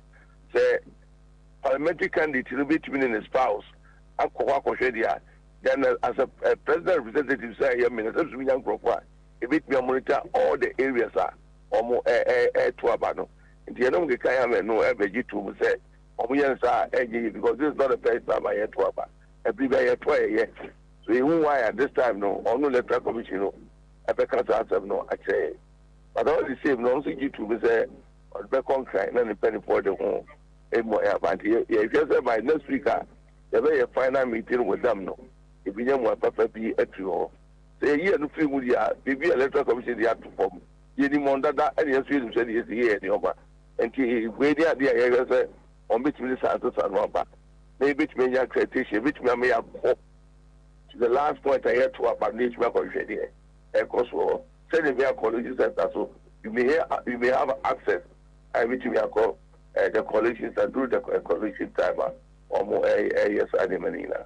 But Nana, Musia, no issues with police, military, a yes security meeting, intino. Omo boss say a police for na a bem money various polling stations and now say military for kahon. Omo can say police for the money, police, fire service, migration, and remaining all the polling stations. Then when the needs arise, there will be one of just say a flash pointer. And the military will come in as a backup, and then normally a crime. But now only the normal police service, a fire service, and the navy. But in such circumstance, you know, how normally because me busa with reference to the sea what Takwan Shaimu in 2020. Now me will be but what I heard it is a me wrong and no correct me nana. What I heard and it's after one 2 1 year no na ya kenkai ye no asoja for be bowra Takwan Shaimu. There are some polling stations some kwa ye basa ewo ho. Yen na me busa say under what circumstance na be dey na ebi awo na natoku ya fro so nana bia constituency bi ho ha asoja for aba ho so ya na ese asoja for no nko those issues no ono mo kan e te say mini asebe obiza me no ka say we free takwa security meeting and I made Batakradi. Yeah, must also so the day why it take you almost an hour to resolve it. Yeah, Mamuti, I say president, you see what Takwan Sayim that day that made go coalition center was in the CNO. So because the ACB were by me boo on say the friend never catch us on the boa and you know the next board so. Or some quiet say normally yeah 2020 will be the CSCBU. And Nunti Yamo what in a free. And the regional commander can say, I did be because well, a double of my word this will be a and a message upon them. Now, we can just say, for the last election, but was a BS, only baby a council, no air drone in the Yama air corner, and the just for one car, a big cool over year in Passamasa. And my mum no can say, who's one W, only members who in uniform, and my cousin will be yes, and that you almost share your party. Sabria make us an electoral commission officer and do machine or friends the Tronis comes in and you know do that to your call. I'm a Yama or your Bassa. That's a corner say, I 3 years, I gave you a man to good. So, as you have got Mutu on Swinano, only now Croco with your racer or mobile fire one. But we also thought that the Panama.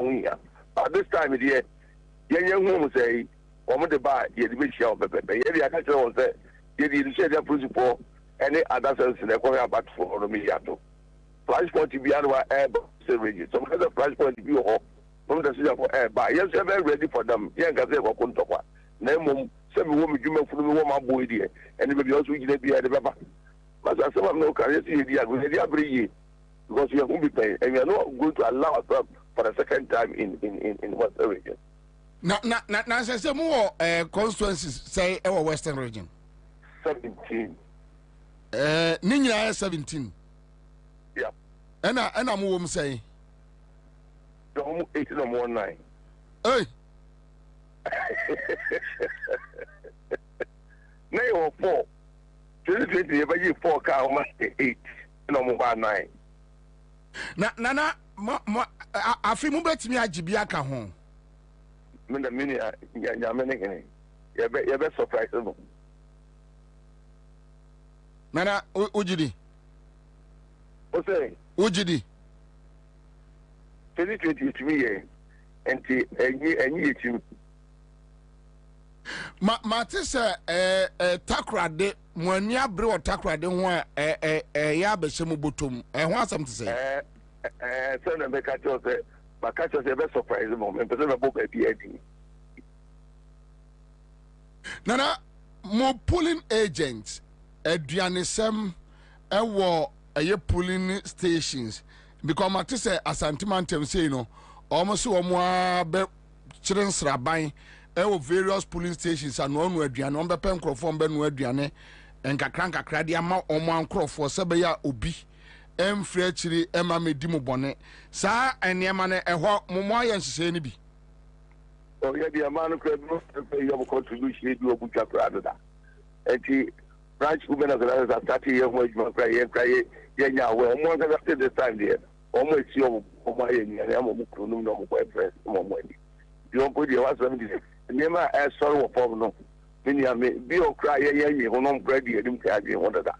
And you know the I mean, the same account of cry. Mate, Nana, you better say, and then come on, Yamamunia Trinqua. Na Yamamunia Jumaso. Okay. Nana Toku and I attend Western region. So, and the members, yeah, say you bedim come special 15 days to elections. You be election on common niti through Ashanti region under radar. You be Ashanti region who apre no enkomo. Mamene Yeminia Anthony Nukpe no Greater Accra regional organizer enkodi nkomo. Honorable Kwaba. Yemia Bobie. Pacho Bokode. Obade adumia ho na moto e. Erade kan ho. Honorable Greater Accra ahoboaboa enseseye money a year is in term to say boy and come grounds to say whether it's not my chair it's if one na yawe I'm a foul to get to abo a party ma police station ward constituency review na bomb na baso wo ahofama in IDC dome for 4-5 months near the NDC sampa. So far, no, campaign is 98%.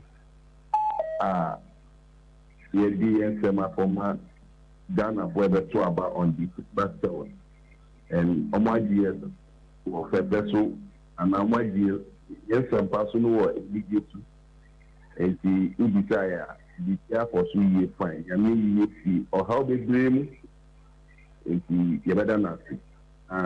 The idea of for December 7th as an election day activities and election day plan. Election day, Niama would go and a person. If you have to put Sanyamano who Nancy, Omombe, Monita, and Omombe, yes, a Jumano, and the Diomina to keep them. now being the proper orientation for the election day activity. As we speak, agencies almost 100% profit. Final stage of planning is on course. As you know, we have delivered all the ballot papers from the EC 20 Health to the Accra Regional Police Command. The team from all the 34 constituencies have for us to keep stock of every ballot, every area number, and properly secure the Communal Assembly in the return for the final day under the party to the offices. Now, me pacho, multi-mini easy for atnasi for security meetings. To say, you see, easy and police. What? But security meeting not easy in Kahon. Oh yeah, internal one, and I say. No, I'm talking about Greater Accra. Greater Accra, we are yet to receive signal from the regional command to have that meeting. So far, Greater Accra, engagement as political parties, the police, the security task force for the election, Greater Accra, and the EC. Any ambassador in here, we create Muslim friend. Now, yeah, have such engagement. Me pacho says here Greater Accra constituencies na say seats na say 34 mu say 20 mu 20 wow no but mo ya sure say mo betimi agibi aka ho one Bobie nkunimdie ya nyame na honde so na yen ejidi say ahondini media campaign in all these 34 constituencies, 7,862 polling stations. Sahondino, a bed descending on election day, and confidently, 20 seats in Adia.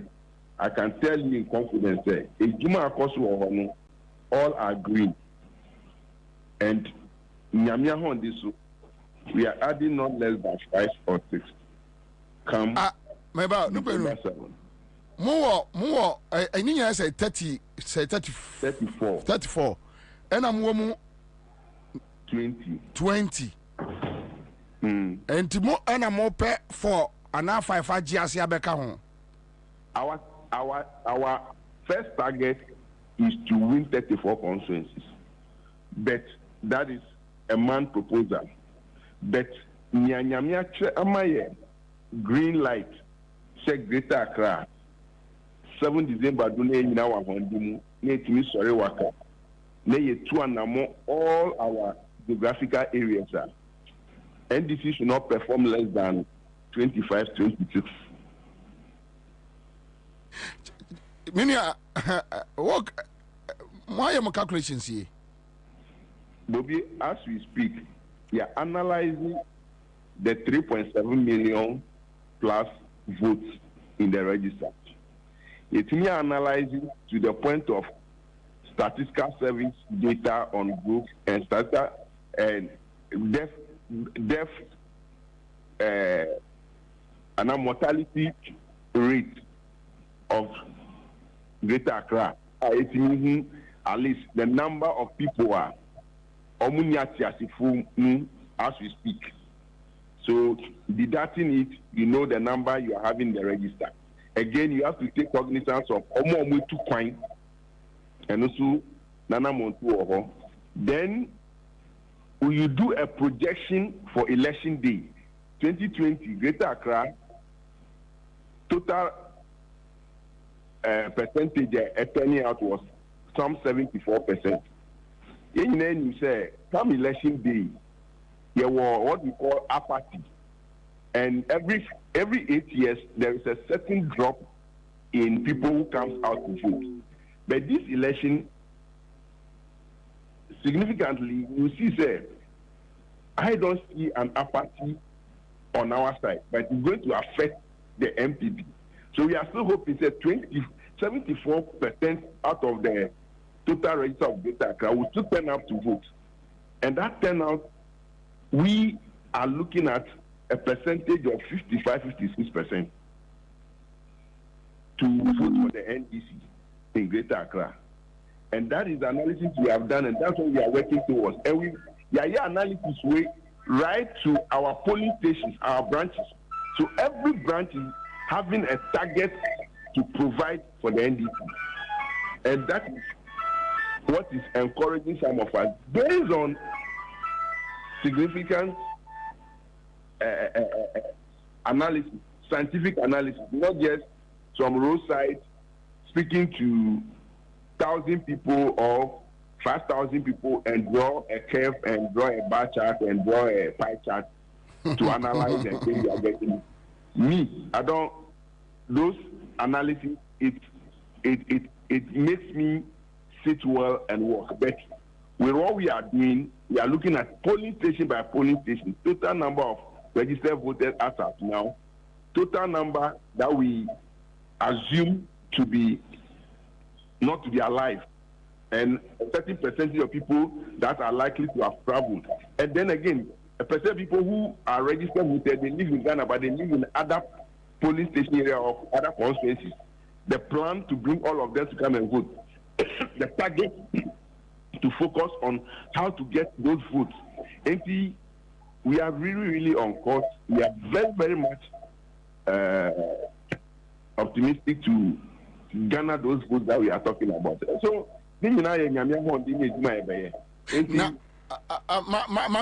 last elections 2020, so there was skirmishes, especially around Dansuman.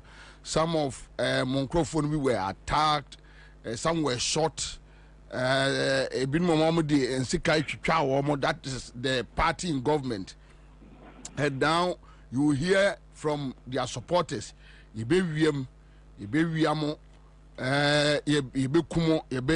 so Greater Accra and Hana boys no what to do. How are you going to deal with these issues? One, the bus security is summer.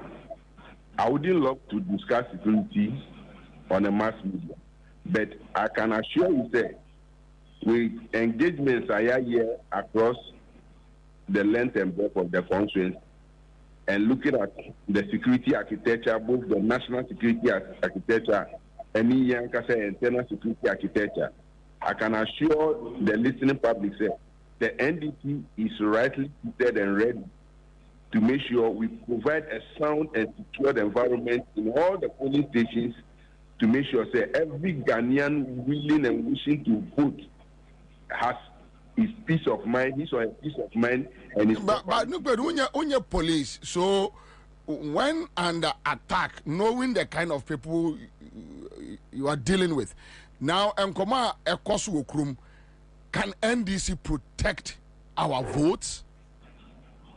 Bobie, sir, the NDC, both from national, the regions, I can tell you that we are well positioned, both physically, human resource wise, and everything to be added in coded language, that we are well seated to protect the voting public, the voting environment, and the vote that will be cast, counted, and declared. We are ready.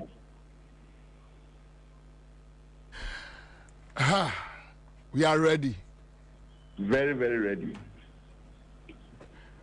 You better moko a security meeting no fallout no ye beti de ebesi. No. Meso that's bebre. Mamene eye Minia Isaac Donko, Bruno East Deputy Regional Secretary. Mamene enunim komo. Ora Isaac akwa. Bejo so Minia Bobie. Boko de. Yame no mpa ebom, yame krakra. Campaign ko say e wo ho. Bono East. Achai. Yo, yame ada Roma ene bompa ebo campaign de da fembo ko ni nipa afamu ye betina yego so. Me fata akwanya iso minua na babia ye papa John Dramani flag bearer nambia nyankopon anka no ho na onnom na hoden na onto aso emfa enye na dwuma. na ye papa ase dun katia ba bi onambia nti minu abobie ba bia ye wono e bia na network no onya ne yie me no kasai ye nam Dr. Ba that's in Ansah South ona Samri me chairman agenda 1111 Yunus Owusu minu autemenka pacha meto on committee oh okay me chairman Yunus Owusu agenda 1111 ose agenda 1111 emane ho 2020 unfortunately we missed the target by 3 but ojai o leave no stone unturned say agenda 1111 na yeto abaman as time or the na niso no le nsabeka the chairman beat na ho no ma ye call ebe report man but me ne okasai bra be hwe nka ye TV so a wo chairman na all house to house ewura to kromu to kromu mox to mox bed to bed nti me Blue is no yeah Blue is more seats say our Blue East there were 8 seats out of the 11 seats there were 8 Manchester Blue is a seat ni I say Blue is seats ni na 11 and NDC wom say NDC wa bako ngotwe 8 of them. Oh, okay. Tere no akana na agenda 1111 me chairman star here be Yunus Owusu. 11 no hold on 11 3 na akano ye de Tere na akano ye wo Kintampo South a former Felicia Ajay ni seat o ono ankasa oba pa Felicia wasaba e ba begina de ebiem. Eno free ho no ma ye wo Techiman South baby Ajay Mensa Kosa eye MP no Techiman South and a last one no eye Pru West baby Jalula Deputy Road Minister or no nti sa seats mi ensan and aka Bono is eba beji aka ho na agenda 1111 no ya achieve no. Oh okay. Oh yeah. Okay. Mami Musa mo enhyehyɛ to say mwatimi moye a security meeting that is involving the police, the EC, hono moye mo de. Yenya enye ye but meka kire o say ye started primaries ni ye dey nam processes no mo ya bedru stage no. Ye what time to time security ewo Bono East no omo frɛ ye ma ye ne omo tena se ma omo briefing no omo so e brief ye e dey aputo ma but the final one to the elections so no samre ya me no ka say yenya enye ye final security meeting Ansah enhyehyɛ ya mo de agu akwa mu say no ade ba ko amanfo busa can NDC protect their votes or every regional? That is the first question they ask you. More preparations to say Blue East.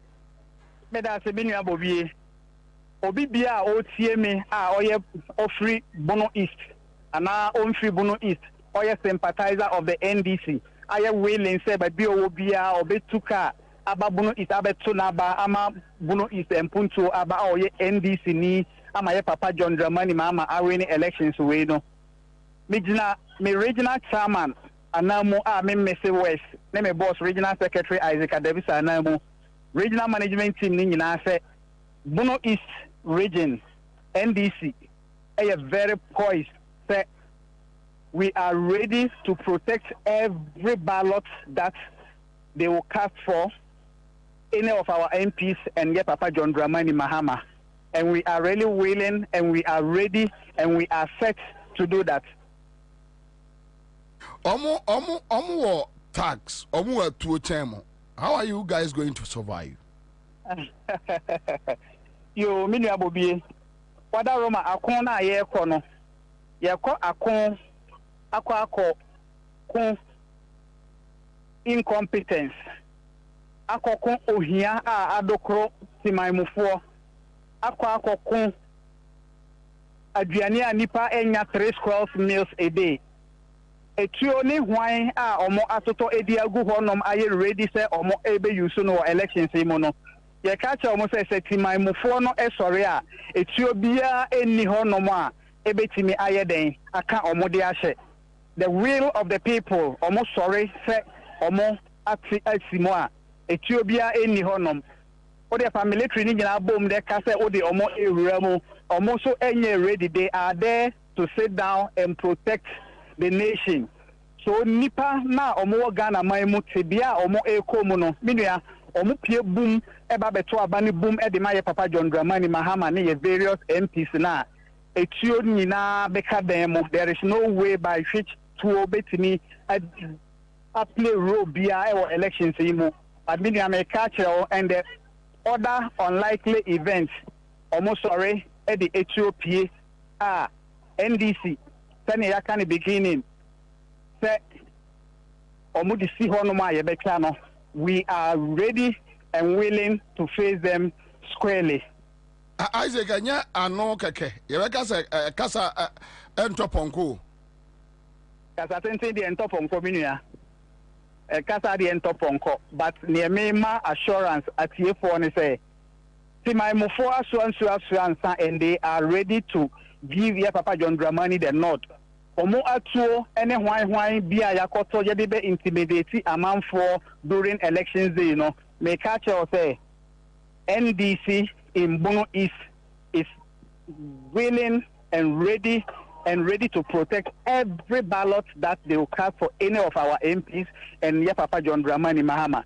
That is what I can tell you for now. Omutuo nyina ne hwan ni nyina beka demo, but omu pie na omu di si ho no mo a NDC is ready and willing for your better. Isaac area that's baby.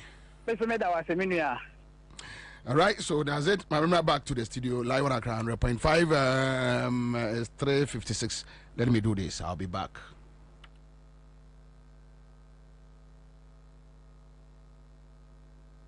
Hey. When we send your police in your draw, Imbusaba Mesa to grow any offense wa beka ho ahwade immune system o nyankopon e de awura nipadua mu sam moye ho ban no enna sa wonom imbusaba mixture e pagya immune system na bribia ya yare antimiu sese de amanfo dodo no a na di imbusaba mixture do ne ho adanse ye enyarewa horo ani enyina emiba ne so ene nyarewa kese enkaye a wuti ne din ene ho ka na oyemu ahyew nyina no eboye ho ban afiri ho enna wo mpo a omu wanyarewa ne dada na omunum doctor enro no enum imbusaba mesha no a emomu ahoden pintin ya omu ntimpo se yare ehye omu ho imbusaba mesha ewo kanshi ene omaimu babia yeto enro atufo mfre 0246 208496 FDA ahyehyɛ sɛ adwadie nkrato yi magye ato mu sɛ ye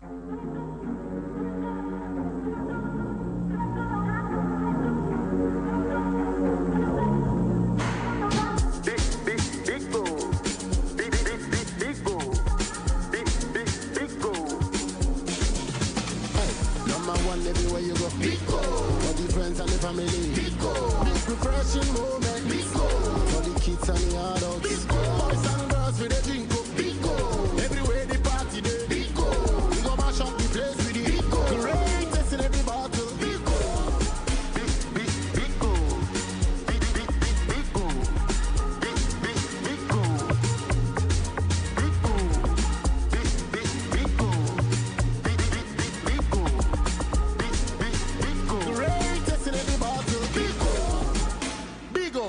Refreshing moments. Big old drink. Big refreshing moment. Another quality product from Trillium Industries. This advert is FDA approved. Hey, say the mako hu e Greenfield Scientific Herbal Clinic no. Me ho kra dweme say enu nti no manya award wa e world best. Obi an transe e ma dompem ya de ka say anase me boya de enka nto dem bio. Greenfield Scientific Herbal Clinic. Esanyar wan to say ne ekuro etu no ne enka e wona num. Oba na be mo pa wo ene enyar wan kaye. Nansia ma me ka say ene spinal cord ho e kaye no. Greenfield adaromenti ene wasa so de gina na so epiem. Greenfield Scientific Herbal Clinic. Our ultra modern laboratory and a diagnostic machine sir. Ashisheni pedie ni mwankasa. Greenfield Scientific Herbal Clinic. Ewa Nungwa Dogon Estate Junction. Last stop. Frewa 0243 983 906 and 0261 651 898. Greenfield. God is our healer. Greenfield. Your last stop. I believe.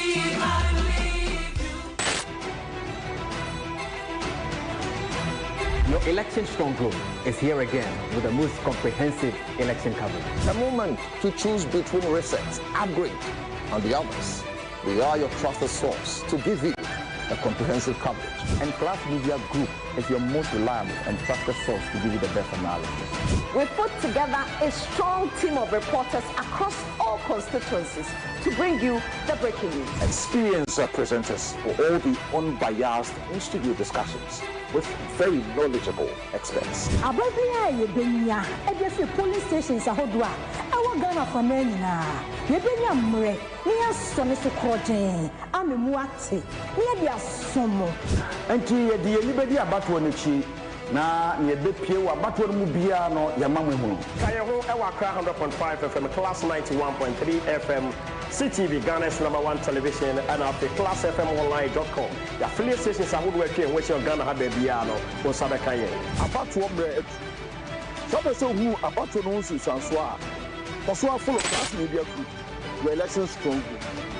Mimianum Ghana for MPP Amanyokua, Wababedi Ncho, Wabatuimo, and I'm no Ditro, said John Dramani Mahama, and NDC bar, Wobeka free SHS mo.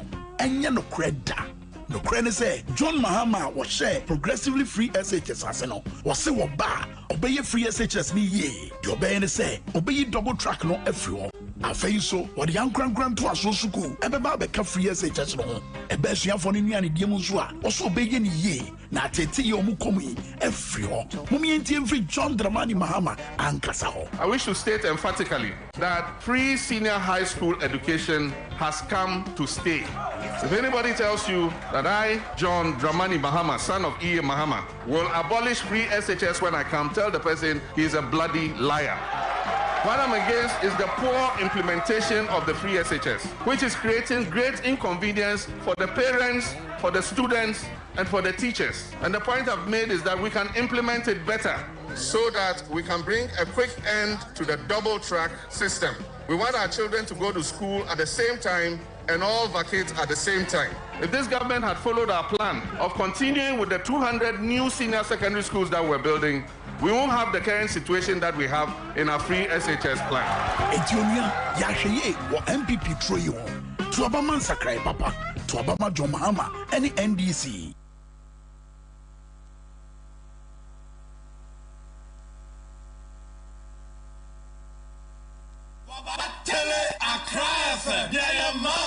Accra FM. All right, so yasia baby the munyina say ene awie hondo mama start and free hondo ba mama kwadwo akwaba ejesu nua boko de nyankopon ado na mema menua mensa tonsin so akwaba na akwaba ban street zade boko na woko because engrofoni me ban grofo bo cafe it is all man akwaba no cafe akwa abofo and what was Maybe correct. Yeah. Your neighbor, I mean, your McCarthy now electricity ECG. Yeah, professor, what the make because baby, I mean, what am I say? No, can be say, Omo be a manifina there. It will be a mofisa. But I'm sunny on Bebano. Only can I only notice ba. Eba catch him, say, this is contract and the name Oba. It will be a next week, Beba.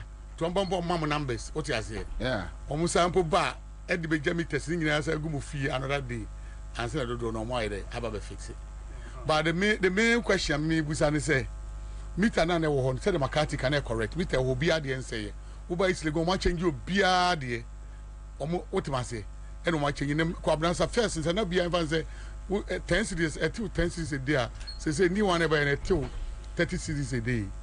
To much and easily go in Medina in a good no change. That the money and so see no more day, do every the name be so now on also come be say meet any government property. Fine government the buy. Kwabena Kadianke will be property ni there. What must say? And ka Kwajanke and talk. And only say be say be yan nkwasa some ECG for ni di timamufo. Who kwa singing face straight one if you fear yensi po crampo singing face. We are chance fear to kekra 1220. What must say?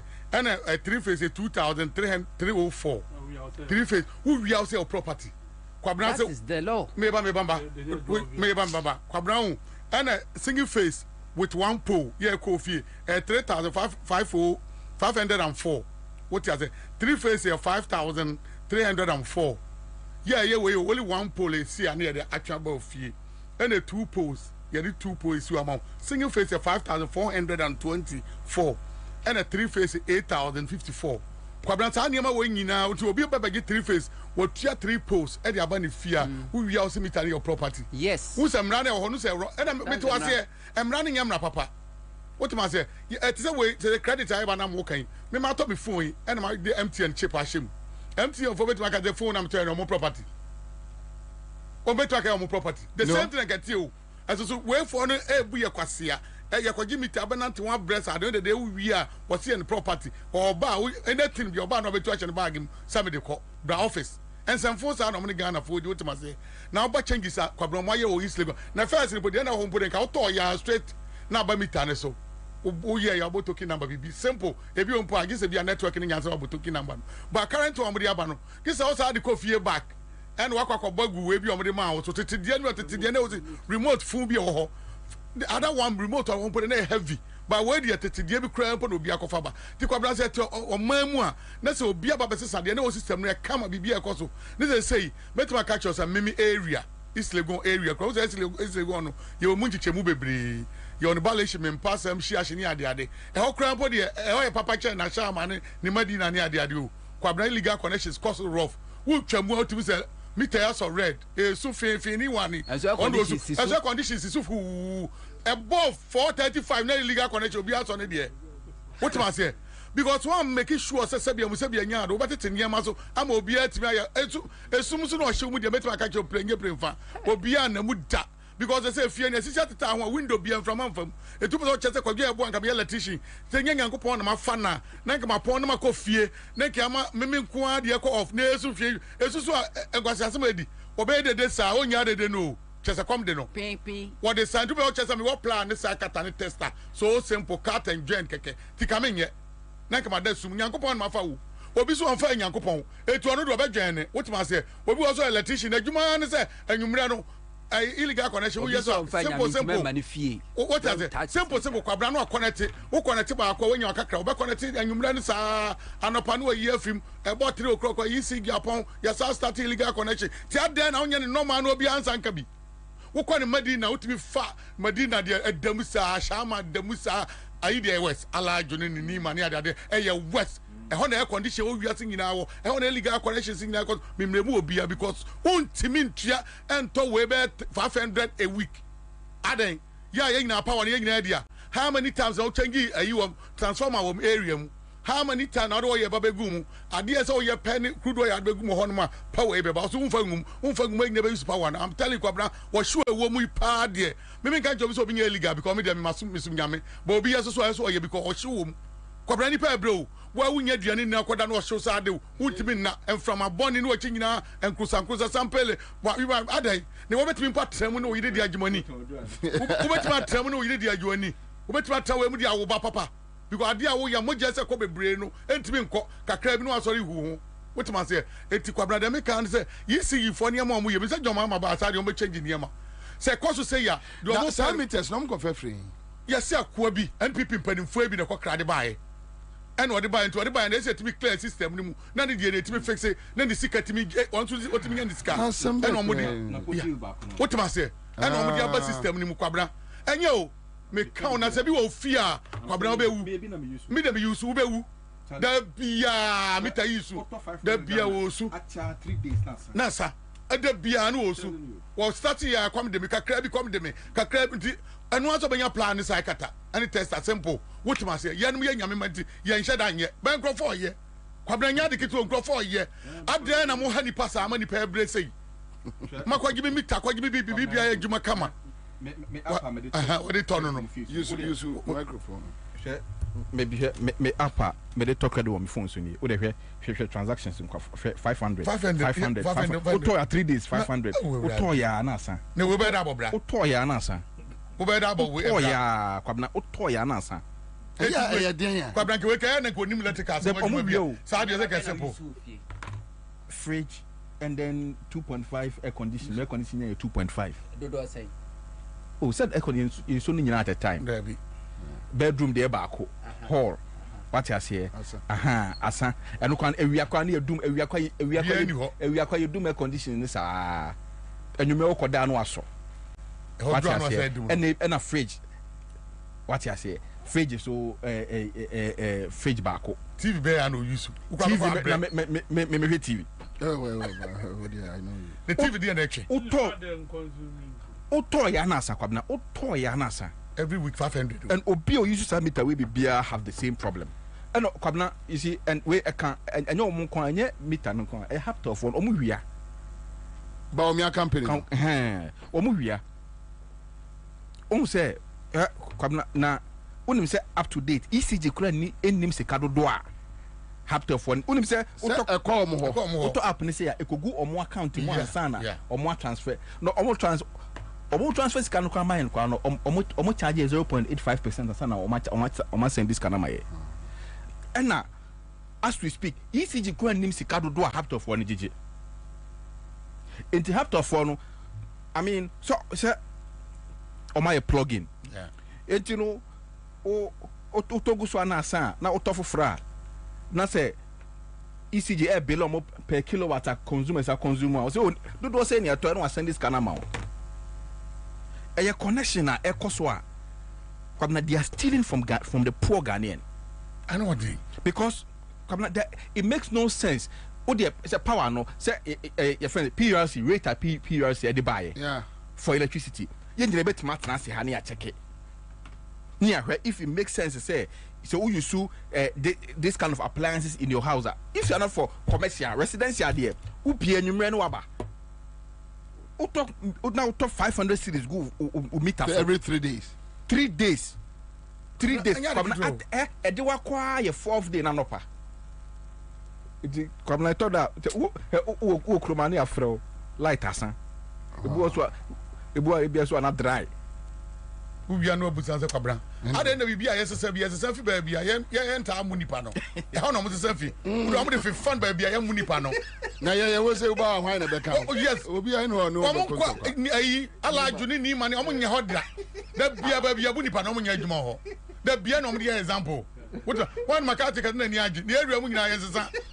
The TD in a boss, a postpaid, the bidder ball, or be able to read it. The TDA read a people ball. As you had the baby example. A people ball, postpaid away more. All right, thank you. Live in Accra 100.5. So election 2024, 15 days to go. Ashanti region under radar. And it seems interestingly, enipa mienu a omo mienu nyina apia firi omo anum se Ghana ni bia koto aba ontuma John Mahama are from Ashanti region. Won to me the on his TV station. And Napo. Then Napo too, very interesting. By the close of this week, Bobie endorse it. Very interesting. Two strong personalities from the MPP are from Ashanti region. And the consistent attacks on Ashanti regional executives and Kofi Boakye, it's like Omo engineer man microphone say NDC in Ashanti region person mu wia election no. Onto yanka jantu. Akra ma men sancha na men champion for ye shem ha biom na men kan se nyame adomo a 30th November ele kulu makurugo ye ne final rally and walk ewo Abokobi lorry station anopa no nwotwe to tonsa free ne wa hanyina na no se ye bekoso oh ade na wi ano so na kion eso so na fi bi adwumadi a oye ohwe akunafo afidie de ebe kase asine obi a akunafo kankoi south pesua no so nyina enyanka ne awisia nyina obi fidi obi a do obi aburu nyade e de ama no eno so beba so entikase obehia na kion adomako afa ak adomako afa is adomako for all afa nana Ashanti region, whether we like it or not, Ashanti region is a key decider when it comes to 2024 elections. Na eba na MPP mo a de bia meka se Ashanti region ni ho no mo a MPP ntimi we ne election in Ghana da. Se Ashanti region ka se omo dane o machi e de ama MPP a MPP sa amanyuku egu. Because Ashanti region is MPP and MPP is Ashanti region. nanso so akoye se Ashanti region akoye se aboa nantwie wonim na hoɔden a wɔwɔ ɛbere obehu se wɔ ahoɔden no na yɛde sika yi ne minim ne hoho a ɔgye na awuo saa pɛpɛpɛ na Ashanti region akɔakɔyɛ na na wokɔfa Ashanti region 2012 ɛbere a President Mahama yi ne ti de di nkan so ɔkɔpere ɔmampani adwa vote a ɔmode ma President Mahama was about 600,000 28%. And kaini nyina akɔ na nada Akufo-Addo hɔ. Saa 28% vote no de ma Mahama no. Ɛho adwuma Mahama yɛ from 2012 to 2016. Ɛna ne obiara gu so a ɔkan ɛwɔ Ashanti region. E-blocks ahodoɔ na Mahama so wosie no. About 14 of them ɛwɔ Ashanti region kwa. Region bi enu Mahama AC market dodoɔ a chain Ashanti region. Ketia market na wo honde no to nkyɛn a market ahodo bebree ti sɛ Moro market baby ti sɛ Asawase market.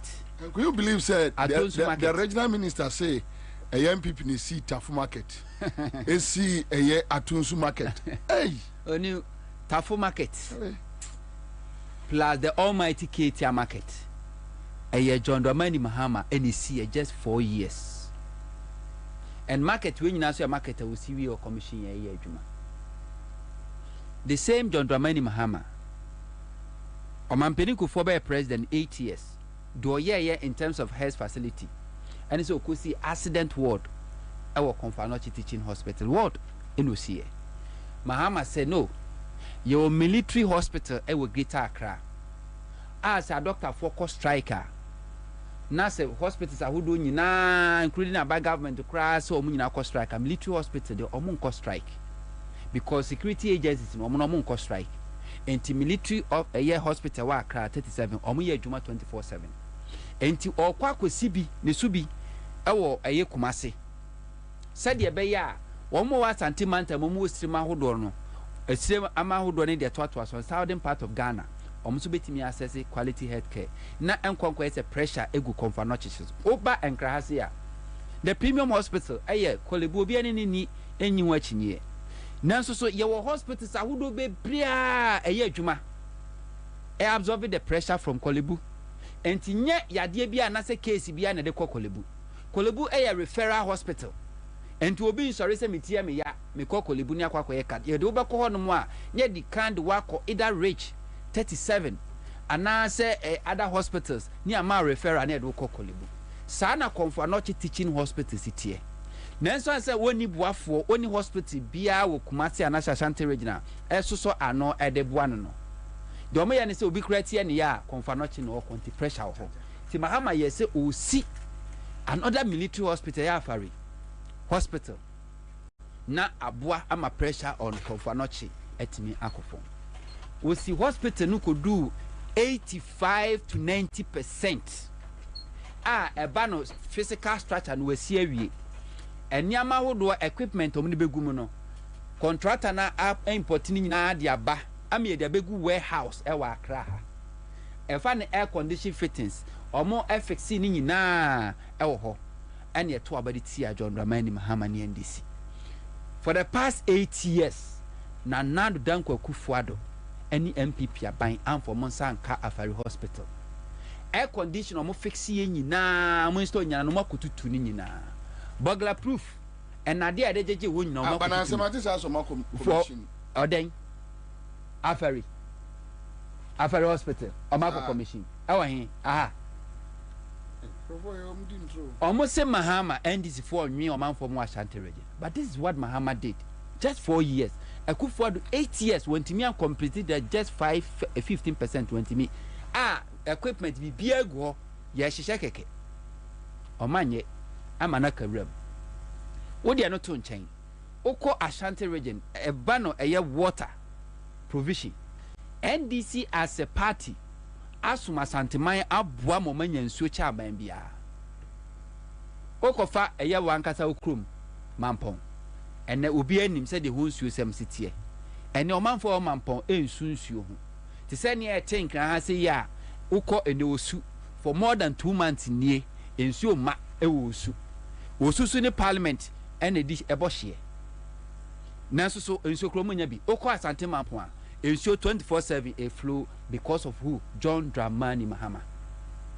Oko do Ashanti region Kumase baby a omunsuo kese omno pa barekese. Na nipa na do so asene barekese capacity. John Dramani Mahama bai o expande. Ema manfo mo enya nsuo a ene Kumase fo ni nsuo hu hawo. Ketesi John Dramani Mahama. There's no sector of the economy Mahama untouched on. Oko Ketia market is one no a before a basic Ketia marketing adwadefo na eton ade wo ho 3,000 adwadefo na ma bo apata etonton nyama wo ho 3,000. John Dramani Mahama Ketia market shops e wo mu no 8,000.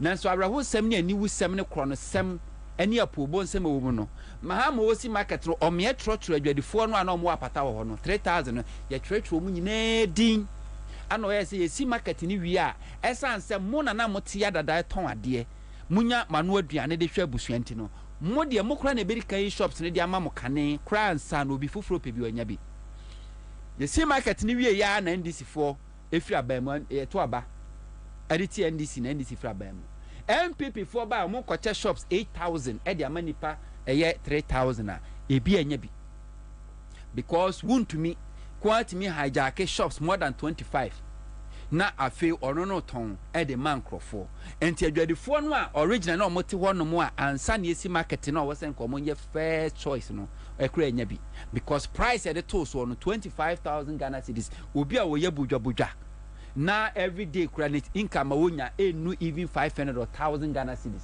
na ka chense on cover 25,250 million emerge shop obeden entejuade 490 MPP ene control ye o correct vote wa MPP di ma NDC eye 2016 na enu even 24%.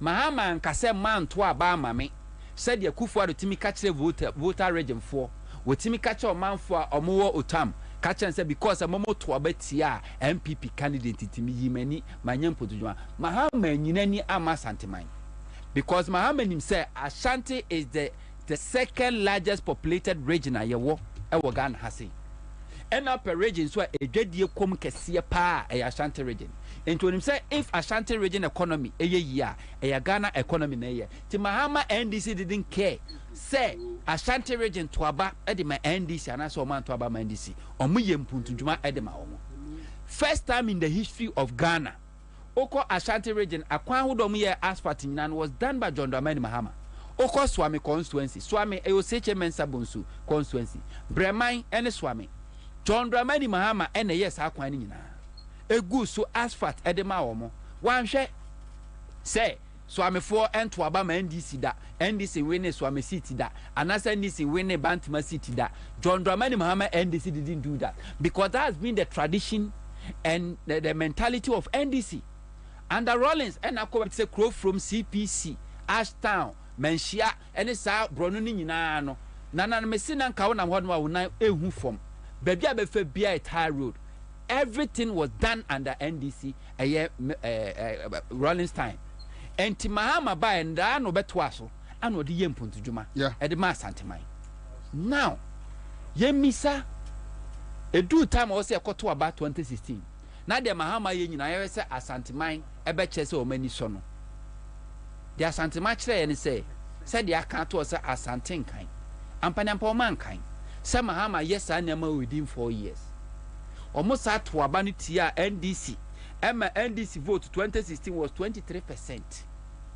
Almost over 76% at the Mananado than Kufuor. No, 76. Kufuor is the highest. Yeah. Kufuor is 76.9. Kufuor is 76.27. Let's assume say Kufuor the Sabreno. Na Asante Mafi say na Mahama cry anto abama na iwe amaya. And Kufuor dey say to abama no obeye kese. So let's give them benefit of the doubt.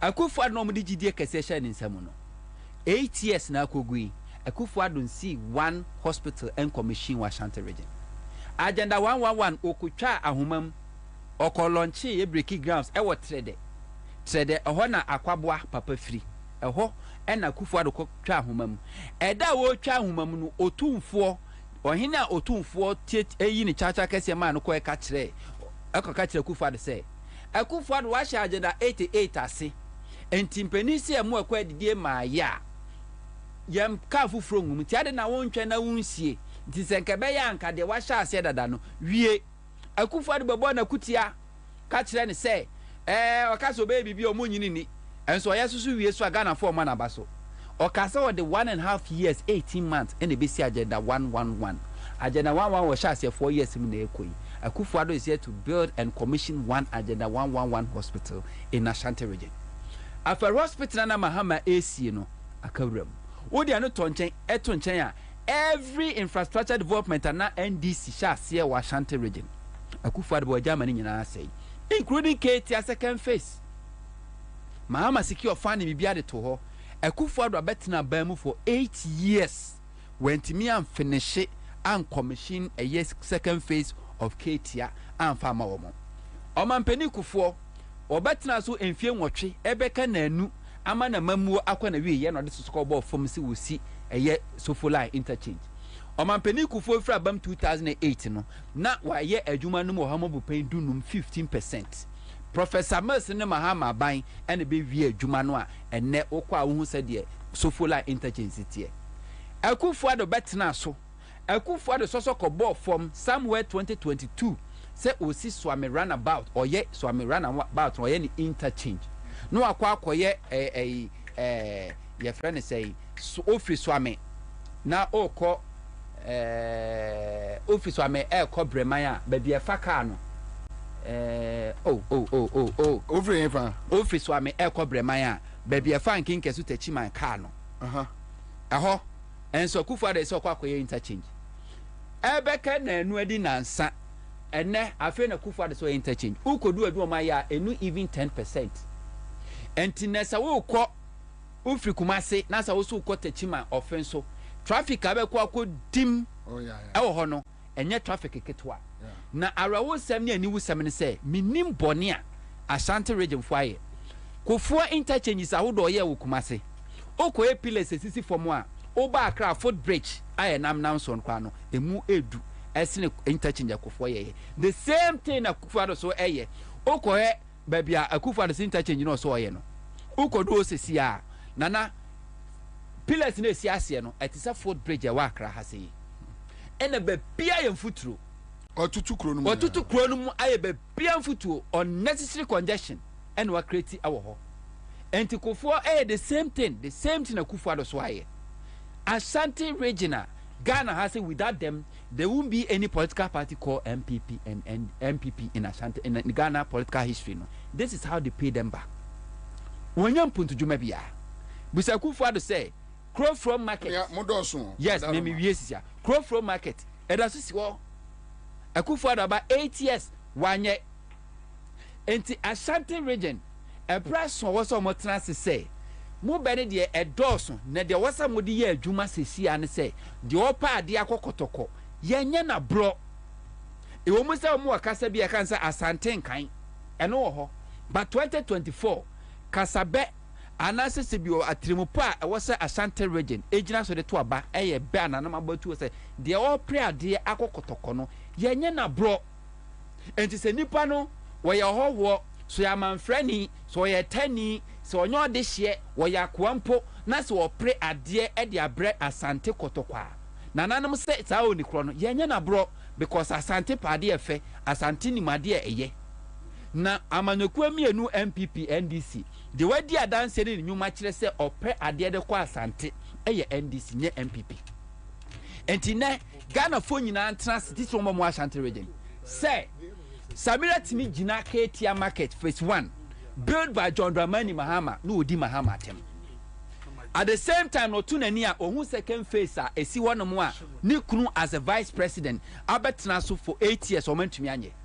Katia Market Mahama siye no baby eja kwhye ye no market no mu siye no omo install fire detector install sa fire eyina se ejaba automatically ne enu ankasa dum no omo install ni nyina omo buy no manya hu adwuma omo de insurance echo market shops no ho omuba KMA KMA ajeje adwadifo no wajeje omo insurance nanso so one fine insurance na momo 42 shops are here for more than 1 year ago ba omo yakogina ho promise omo say obere se omo best build it asiese bebia ase ni nyina me ne okase adwuma bia enkoso ye enti Ashanti region transit hu say yempuntu dwuma ena santima se omo pe se Asante kan kro ne Asante mpuntuo ena Ashanti region se omo pe dia they know who to vote for na nipa ho so omo to abama ne NDC and John Dramani Mahama because they have the track record nemom if it's about pride ego say pese eche say yenia ye de saponche kura na ne ba begina na ebeto abama no se enya hwe kura no aye man edia they know who to vote for. That's NPP because NPP always take advantage of Ashanti region. Tina meka so mo Ashanti region ahoden no ete se aboa nantwie ne nso onim so ahoden obo so ahoden no na sika eda na minim ena me no kasa nyama ya sa wie no ba me atimi kodi na otwe no awa Ashanti region ebo ena oye hu dede ena ya to sika ena de man crofo nti a fresh stakeholders opinion leaders ena ye che sika ne cars ede ma omo monkwana mo ne monkrofo kasa no monto aba mayen monkwana mo monkrofo kasa na monto aba mayen abato no MPP ya santimade ma MPP uninterrupted 8 good years omo track record way. I'll come back to you live on Accra 100.5. Chaze Ashanti region under radar. What did they counter accusations especially minima de kromo hu ewo Ashanti region when it comes to Kofi Boakye issues bia no mo nim bibia obia anim amanfo believe say your ten and other matters e free Ashanti region eba yango Commander Medasi mencha asepa boss isha ya che pata pase o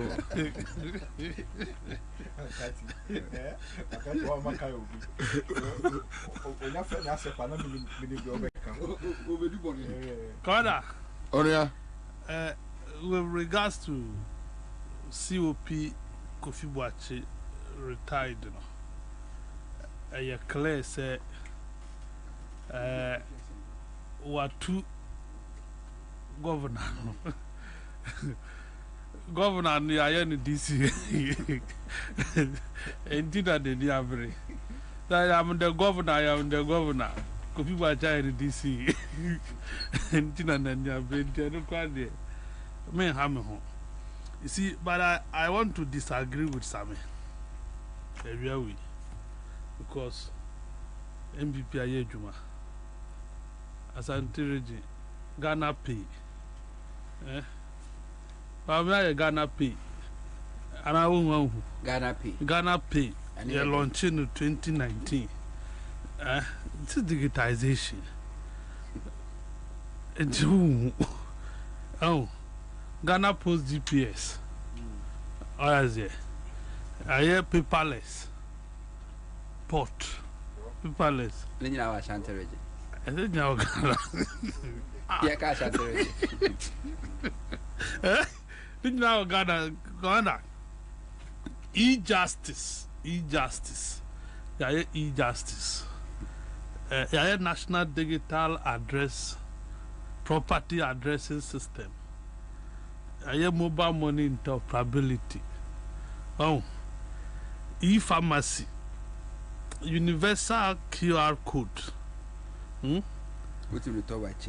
Tap and go go ride me there was GMX citizen app Sammy they now pay you Boboko I'm surprised I miss who way you know but also Ashanti region and see where you know Ashanti and Gaga now got that as I divorce way to pay who's about me can say Ghana card obi to Ghana card over interchange and I know no card so what the point in Ghana card what you money internet to what you you see but I think say Ashanti 40 seniors American you know. Omo Ashanti region and Ashanti region, but Ashanti region is Ashanti 4. Now, Ashanti region is Ashanti 4. Yes. The idea na me busa sa. The me kasa ne say na po kano. O say Ashanti 4 there. You mu here a t-shirt. Me boa. Anya nukrofo no nyomo kasa no. Ntime me gina no no na asem so na me di kazem say Ashanti region. So I say Intina Ashanti region Ashanti. No,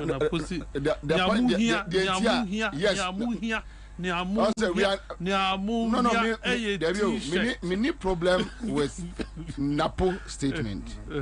But I say Ashanti region nipa bebre neto.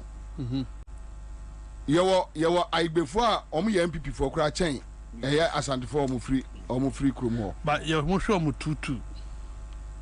O just say asima obe free na enum aka akere wo no. Ono Aigbeni na Sremni me ko mampon. Sremni a ono ye MPP no busam say Ashanti nipa na support NDC. Ono tani a wabetra mampon ya wo no ho no. Na me ko Ashanti mampon me Ashanti ni me ko me krom. Ni e di nkomo oye madamfo ena wonim say me support NDC. Bobie pa Ashanti na odi we no maki. Me ya na sa anam so me bie ma no abeka se me didi ntafo atem. Ti odi aben ka hwe. Me di maki. Kana. Me ya na sa anam so me bie ma no asema me ka che. Kana melo adene melo di aba. Maninti a me kasa ne se. Nsi region 16 na yo Ghana ha no. Ya ka region ba ko a omubu omahemfo na omahemfo ka asema omuti o metimi dia sway voters Ashanti region what do I say because se otunfo ka se ne obi ana wa Ashanti region na sa na bisi obi abeda anything na ma zero in on Ashantis ne tiani say Buankra inland port President Kufo ekati sword me wa okoye Akufo-Addo ekati sword bill. It happened under Otumfo as a chief and as a king of Ashanti ni nyina nana etu ni chacha e na him for mo kotena there twice. Elite chief UK trained King Charles Adamfo ade na ya commission ya cut sword no was repeat sword cutting twice or no cut na asiye bi. You get where the problem is, and to know omo metimi demand what rightly belongs to the Ashanti Mino are not interested, which I think Otumfo has raised that issue. Or raise it with him. Oh, that video is there. There is no video. There is a video. As far as I know. Yes. Oboniema force. One obusa omose buankra. Ya mbefa no ko no. Da be and that day na or catch him from say they should demand a friends accountability from politicians. And we raise side and say buankra da ho and we raise issues about galamsey. Then he mentioned other project be ene kofa konfanoche project no. Yes, ene kofa by say aban wa wo mo a so mo aboa wo mo. So I want but that video. Is not enough. No, the obu say because you see men ko country wa himfo. What I say? Who opportunity to tell nipa na as a so you become my as we are Akufo-Addo lawyer. And now do Johnny by UK no. And now we are a lawyer now say something like that. Akufo-Addo was your lawyer. Mo Johnny ko share UK. Na mo ye namfofo. The Akufo-Addo you are down for or that fee into you have every opportunity to talk to Akufo-Addo direct, not your chiefs. Why him from the no me. What am I say? Because okay see Akufo-Addo call no or introduce the ministers na man. That occasion was for you to demand for accountability. and then him for never demanded. Confornache dia we confornache teaching hospital dia na nafa to no nso a or yet you be man fancy hospital na nkasa no. What was government input? And no, yeah. Do you get it? That is the issue, and he is not angry enough. Nana boom food to the level I obey to me. I cannot crash any part. That is the problem. Do you get it? That is the issue. Say a year and a timid in the 90 form. I cannot crack a chain a downfall. Bobie am can choose it kind no question there was some rendition be the converted that too is a converted jam for said you see and kadana et me yes I don't know and I'm penny phone to me at Sydney St. George constituency or hinin be nana go for I don't know some penny sa sort cutting no because why you be scissors cutting blade cutting you know why you see I wouldn't not to me that courage and Kabebwa or be a yabidry. They get it. Macassa, you know, say, about policy, we have not been fair. I say, you're anti policy, I say. Policy, dear, a dianka, a solve problem. They get it. A deliberate framework, you solve problems and challenges. It was the Mesha, say, Namabubo, Namabubunina. Apart from national digital property addressing system, I'll be to make us you and bit me a duaco honum. And now, mobile money interoperability we Mebanga. I bit to make us a work benefit from who? There's a question. I am defining policy. I'm talking about from who? I mean, it's a general. I think people are mobile money in any way. Or can't be siasem. When you have some vacancies, you can't catch in general. Can't no pressure down for. Down for when you have it. Well, we very good. Uji sa mienui, because sa claim we say by me year mobile money interoperability in 2017 or acknowledge some man a chassis. Me point and say aside some mienui. All the digitization, no man no mudia benina and solve problem there. Paperless a good kind of item apport. Meboa. So paperless and good na commander. Anka, but me I would not propose flat rate. So be a president because if the paperless really solve the challenges at your way or a port now, then we wouldn't need flat rate. I say, and Tinana make us a policy there a solve a problem. You see, so far digitization drive now, one solution, one answer now being say taxation, electronic taxation, e-levy. Because apps are mabubu you pay. Most of them are payment systems. Ghana Pay a payment system. Offer a paperless, Uber a friend mobile money interoperability. Universal QR code, tap and go ride me, GMX for musicians. Then a ways of taxing us. Do you get it? And to know how to get money from us. So can you the day Ghana your debt to know how. And it's a me election 2024. Now me go to sue policy wise. No bet me aboa me. Now I ask myself say, sir, digitization we. How will that deal with your currency depreciation? How will digitization address your agricultural situations at your war? When banks na digitization, na yatimi arrest inflation, any cost of living. You see, I'm not getting this side of the thing from Dr. Alhaji Mahmoud Bawumia because the problems are your work as or mine. Meaning how Ghana Pay will solve it. The challenges we have today, meaning Kwanya citizens app ebe fast solve. What do I say? For instance, you try say you be use digitization and fighting galam say me boy. And you crack $3 million drones worth of drones. drones no ye di koyanye yi ene ehwehwe drones na ye hu why say we are not seeing the drones yeah but digitization yeah ICT information communication technology in our secondary schools. No secondary school in Ghana ha any work computer laboratory kakrabi ne wobi. There are no computers in the labs. Ni bimpono na ye tua 6 million Ghana cedis ma busy internet monthly. So provide free Wi-Fi to secondary schools. Busy internet. Busy internet is no longer in existence. 2019 you signed contract no. Till 2023 nyani tuaka. Kwanda, what is the purpose, intention here then? If we are near about say Ghana secondary schools are we.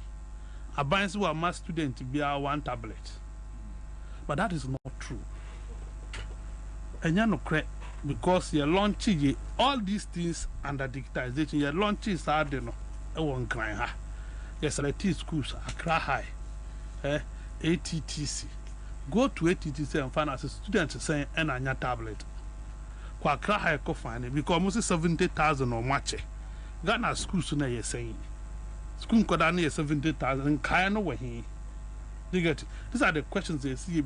Yes, Uko Ashanti Maimua Omo campaign so Omo Domo Ashanti for MPP near Omo party into Omo sum MPP new and no one no mo beda say you no one Omo pe but be a yadri oh and yawo party asem eyo oman eyo wasitnam eyo wabrabum kwan be faso a wo so be di wo hwe nipa wo ben na owo party ni mu na hwe be wa kodru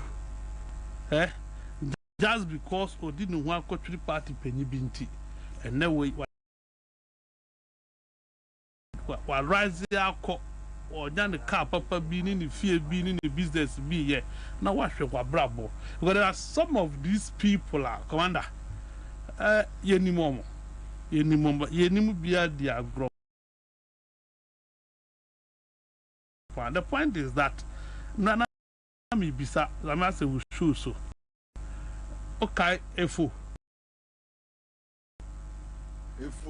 o sida color efo no wo ai akra efo as and ba pretended of fra o yenu so ya igbeni o yinfa ba no ya Ashanti o ya Ashanti ni pa efo ya Ashanti ni ba fra where is the efo Alasan Ashama Alasan kwa de we ko yen kai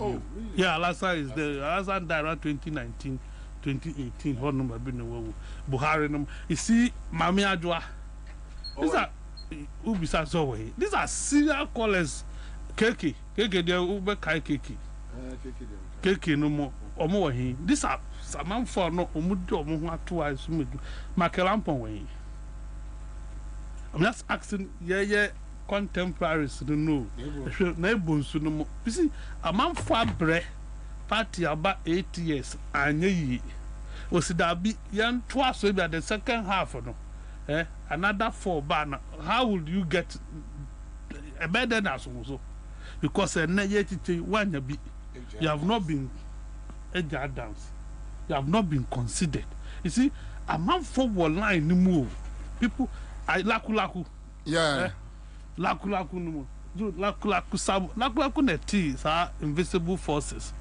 They are the brain behind it. And all these people are. It is a wutifie na ye wusu the second coming of the MPP. And a be boawa. Ne bisa an say abrante tietie bi. Na ordinana do danko akufu aduachi. Choma. In opposition. Choma. Yeah. In opposition. No ne di akufu aduchi ba bia. Akufu adu be ye foreign minister. No ni no. And then I go for the president. Yapam Truman has been chased out. Kojo de Oceano. So he may tell you how he's struggling. This is how wicked people can be. I'm not phone be brave or now me kind of divine.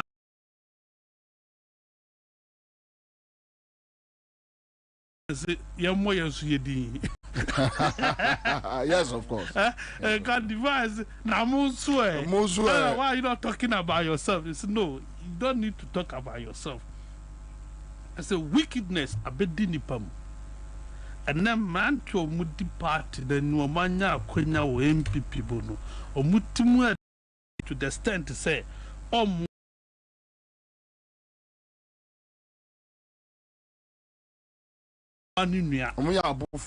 that is it. Onye prepared so obeboa o pesi de bia wo besre no ma wo ni. That is the issue. Was enye sana net ye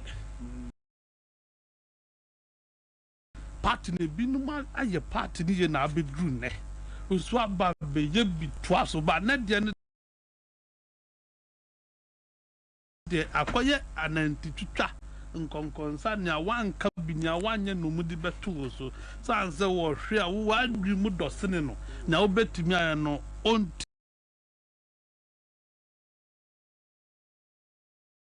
nye o ma o kwan na wo ben wo mo a ubeji na dwuma ye enti enu kwa dobe ko ka sama to so na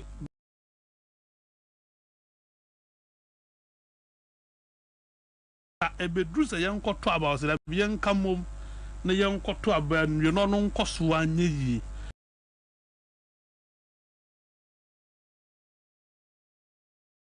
na wo nkoso amere owi a no mabe ka kire wo mase o papa mmobra. So I say now the na a man for Kwabena no my cars are more party headquarters. That's all no no card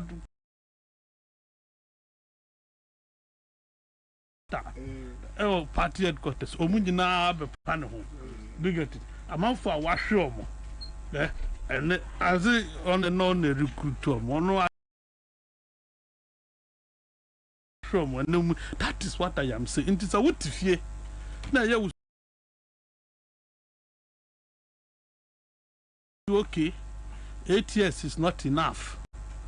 Best and they will bra to Jua Meme Tomofo before 2016.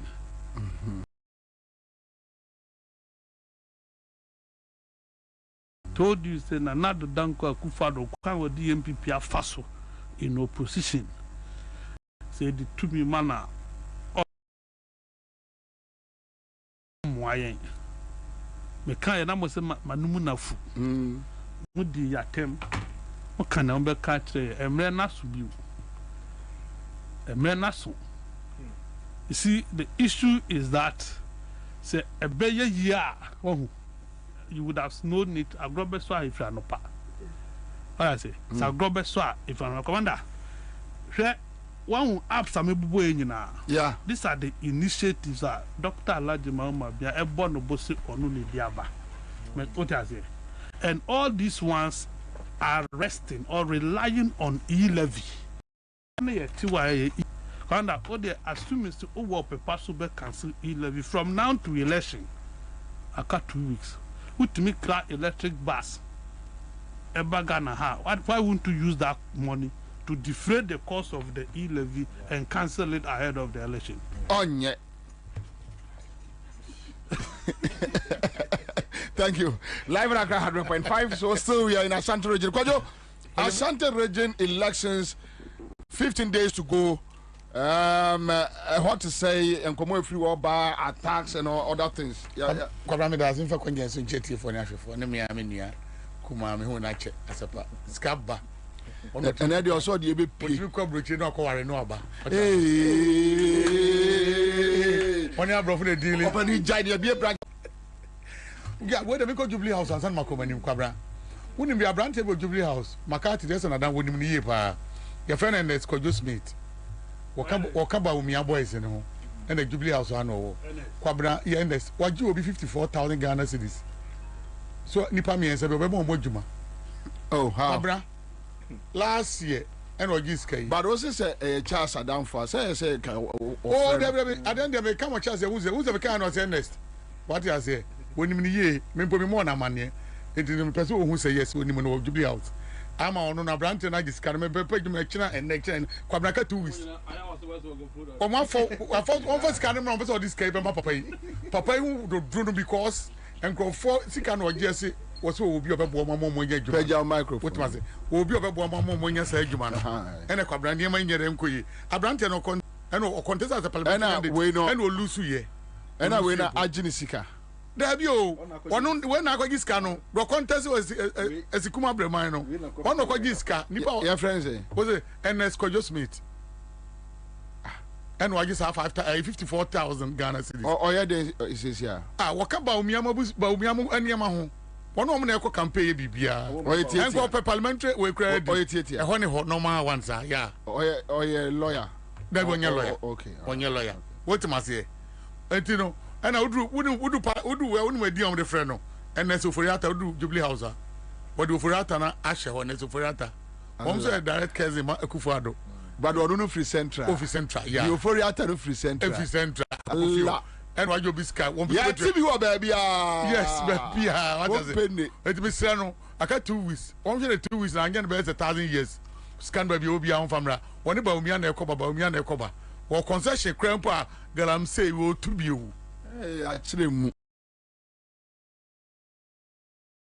I said, what actually mean was to Galam say, okay, tell them over 50. I told them, I send Papa Bobie says, can offer the radio man. You, yes, me that's it. I'm in Ashanti region. Make sure 2 for me both the mammy muso. What was the Ashanti?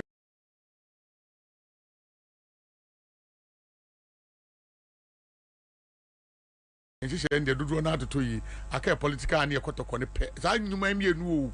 Kotokoi queen your politics in this week they kotokoi da from team a chance I am go for best boy e diana for be boy o krama ya no ma besre o mfa uni mu ade I hope back I wo e diana share wo tempo next week e be share house near da paper ni nyina ye ni su e share na yapon eno mpo no man don't worry house dey go omo 3 years ago omo sa so Kwabena me come na me come ni uni bibi Asante for dey say be mo face adwamfuru say na me nua ayi ka no hunto ka no ye ni obi tim besi market maye market o sima ya mra edu se cheche no Kwabena the whole market almost do saying 8,000 shops 8,000 shops you use 1 meter and you see you an here what you say yes so we are so ba ya nyina Kwabena bi on mo cold store ne wom obi wa niam obi o use fridge be 10 obi also so be a force kito bi no ton oba bi ne shop no use bibia e bi a radio bi bo use radio but we anybody cheche pepepe e wi ase so ba ya nyina yesu ade Asante region pe any regional will be free in the region AMA boss.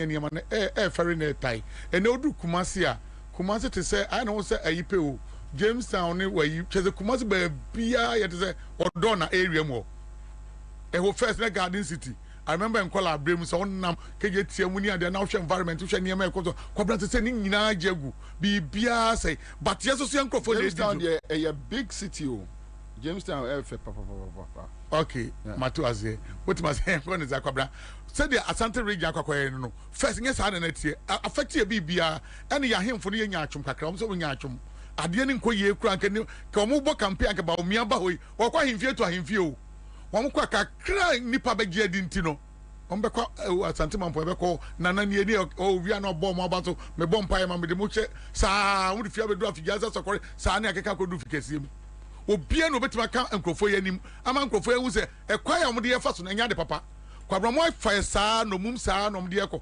me count na sa ba ye kokotu ndc fo anyire omo want to niam yi a wotimi busa obi otimi se nipa na brain wiase nyina bibia nkoyie was me so the between two ndc o any abandonment to kra. But I think from 2020 Ashanti region is turning.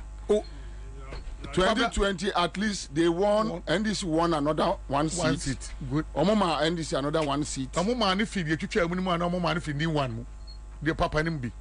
Da bi age senko I settlers na mako gu ayi no.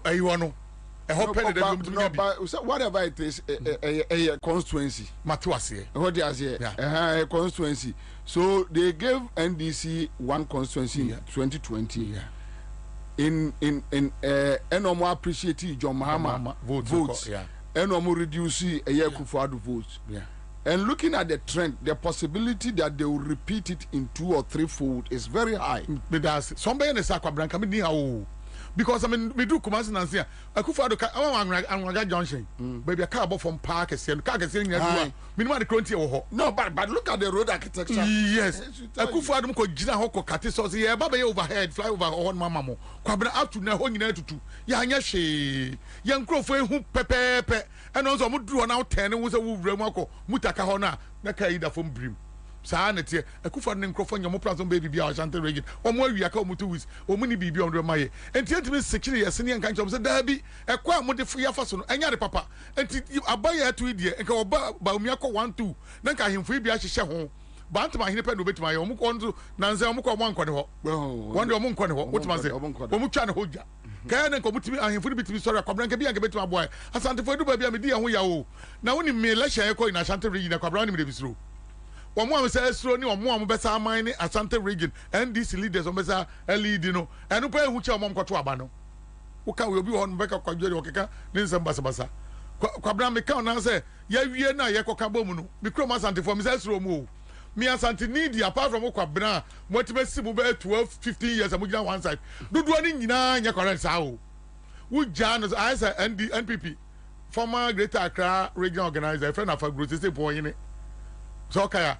satama ba umieba no one na regional secretary wu it one ati as a secretary sa organizer it the card ye ma ba umia no one we ye bibia ntimi na me o hinto one asan me ani messenger na me di ade no wadu wetima afagro na lead enkrofo ma akofo time no ekolusu le one lead voter region for no omo ye dum ko voter ko bu bi ni ade no wonim so kokoduru ye o se na busian for friend no mo ni bo nkomo ka kense da bi wu yo hene wu fifie ana ofine NDC ni so efie mu na fie tinya de abetima tu abama NPP amana yo ma omgunsa etwa gyagu ni naso ono ankasa saa tam no ko ba bia otimi to aba wonim so ono anka ontwa to ama NPP ono lead delegation o oko voter regional ko to ama NDC no aba Greater Accra as a Greater Accra regional organizer so na make us say me ko jo yebo I don't believe Asante for no we say omo na mbeli di niema is better say ke benya other tribes na omo so do omo mpanimfo ni bi na nke drew highway na nke omo akoko lead na nke omo atoto niema ohwe niema so ba ugya omo Kwabena ugya omo me cast one of the NPP and this panimu bi ofi Eastern region emra yebobo aba na Akufo-Addo wini ye no asema papa no be kan say nya hwe o this panimu asema nya hwe si asoso edi biye Eastern fo edi biye o mental wa akanfo team adwen wa kan ni papa panimu team and waka wono an fie satam na ndisi fo bebro enkrofo no podidi na tem say dey na otimika enti da me kan say NPP die Ashanti region fan say ekotoko but at the end of the day your performance do mo de man Kwabena moa bibia wa Ashanti region bia ya papa bia ya ndisi no mo ye and say even Greater Accra mpa kofo be balancing dey also ye bi ni adade ba kwa Ashanti region kofo betra so nansi okeka ne nsem bahati say say ade akofo mo de ama only one thing prominent from na bi be Ashanti region no more frantoma so asedi asha omoyu omoboso ni ebokete no dru hanu ma wa move akwani mu abagire kakra no atuska kakra gu fom se no pen NPP de agya Asante for wo mu ni ad papa bia om de agya ye wo tia se kofo bo break ni mu ya ne nyina wo gya no asori e ho no oba be hurihuri owia no ata owia no ata atana ko ne ka na ni mu nya ne ya eso dru adoa o record esi fom obesa ni kofo gisi amadoa ne yare nyina akọ ya adoa si so pe ne yare yakọ owie pe ne yare aba wotima se eno pe no de agya Asante for wo munya hwe ma ye edru hwe na no hwe achampem nyina ye ze owo so mo nam asie ni ene Friday Saturday Sunday entu kwa Ashanti region Kwabena metima ka chew omo awo omo anyama omo dos papa bon 2 ni bon 1 for no for 35 to 40 years no wo mu nyina Asante for obi ani kru because of a year omo ye ne santin empani for ko no mako sapra mom sa no mo wo mako no marriage sa na ni ade omo de agya kru mu no Kwabena ya we kwa Asante mampa hu edura years ho ne mnem entoma ne ahene makese apart from that development in koso to be 7 years Asante for say mre na so say obeto abama obi fo fra obi beto ababa boa KGT phase 2 da ho enkyere bi na wo ne gumu obebeto aso ababa niam bebre o Ashanti region say to be pro hwe Rotary Park Mr. Kwabena ko giram na otwa picture wunya different ayo obeka abroche ne ko twa picture no ejomama na de ba ho niam e ba so nyina ejomama kokore Kofi Job ko ekwa afafun bi o ya Ashanti region Kwabena do Ashanti region ba na aboafu chese kwa no ase ye ne sa no shape wo hwe sokoban kwa na oye ya odi fi ahojo ko sokoban asa onimo Kwabena mi so de onimo wo hwe sa kwa bi Kofi Job ya chese no demarcation no ase ne tebe ne dausa no shape be the quite fast go so nyina otim say wey sapetin ya ye Kwabena na me ka che me Krom Asante for mo so mo deserve better wo first na ka me do Asante region me feel Kwabena na nsem because Asante region difference aba first nke Friday ni ekọ nke wo hwe environment na emrante pia bonten ebe jomo ani ma wo se emrante wo omo so ye adwuma Kwabena na do Friday wo hwe mu a say bibia nkoso bibia nko nipa nya adwuma nya nipa ho kire no enti mo sa betre wo sa na mo hwe mo sa akoto aba bi na me am call me Krom na no afigasa sokore Kwabena na me ra ho nipa ni you so already ya nyankopon mo ya kese dada ya nim susua enwadwa sa na say o hia sa de ko nwadwa ye chesa wo hu pa ne ho mobo nipa chatare mfata no front man mfata no because of ohia poverty akufa do nipa ewramunti no sa na akwakoba no Asante for nti when ye pa na enne emre na so ye ba be take decision me say enti wo de enkrofo ni fi Krom no mo ba obi a wunim na no onye obi a na waye yie enti wo so to aba na changes ba na wa bra boss Asante amwa wa na Kwabena me say me Krom Asante for yenye changes kakra yam ye ni da ho kakra ni empani fo no mu lead ni so omo kan sem panche fo mo fo no mutimi nge a ta ko ba bi te northern region da bia me gensi omo since Kwame Nkrumah time wom no manya ministers do pass was study asha and this ba omo gum NPP ba omo gum hwe no papa nyina omo no magi position ba odu northern region apart from JJ demarcation ye wo northern region quite way the kama JJ and kama Kwabena hwe development wo kro num development bia ni northern region bibia nkoso eno an se obi ti Krom ha oba na oduru ho no mu a mu ni panipa 500 no abu nkotodwe nam 30 minutes na mu nyina mkoto fam ho ene nam mu da mu nya nipa kwa no ba ne ko so abu nkotodwe ne ko so ye nam anka mu a eno an no okwa no about the AK47 betre agu ni kam no de abramo mo fa nkotokwa bibia mo mfrɛ me asa obi da sre na dem ni fie na sre na de gate wo hyem emu mpru ka anya de ketwa woni kwa bo beku mu ano but still now AK47 e cost be 100,000 e da obi de tobre no wo twen de kumni nua no akoto papa no be ba no nam sa wo de hwempanifo no makra no omdu ha 30 minutes sabe ne Boniface sa akọ honum Boniface du open no ofika mu si pe nipa 500 obi agu form nam on ka sa nwie ya sorry ye ti sa ne be tra kro yi mu mesre mi nua mu amwa da region say momomani na ho na mkotodwa ni mu nye we o enya branches mukotodwa ni mu enya mat ena da bia mu de abofom obi so de abofom be ye bi the same thing to Asante for no Kwabena mani na abre na meka se mi obi ti fie obeka sa boa what man say obi ti hanum woko voter region oba unim say before mo Krom mo escapa greater kra oh yeah o mo ska rough you have money woko voter region was me microphone who say me was ska ye bekume woko no no a shetete fortress ni bi ni wa pa impabo ato ahin and what they call wa petete car bi woko dwane trotro wa so a professor who cast more than 20 we do on this garden wo yo hiani woko no mu na dan cross dem ade acha no woko e crowding develop da adwene water wo sa man say to say wo mus my ya me ombekume sa de ade say ni party ni team ade na say ni pasa nya sa de we sa de wetima ya am ye nkuro na wo kire no ye nyina ya ba fom first Asante region nke anwene sa de we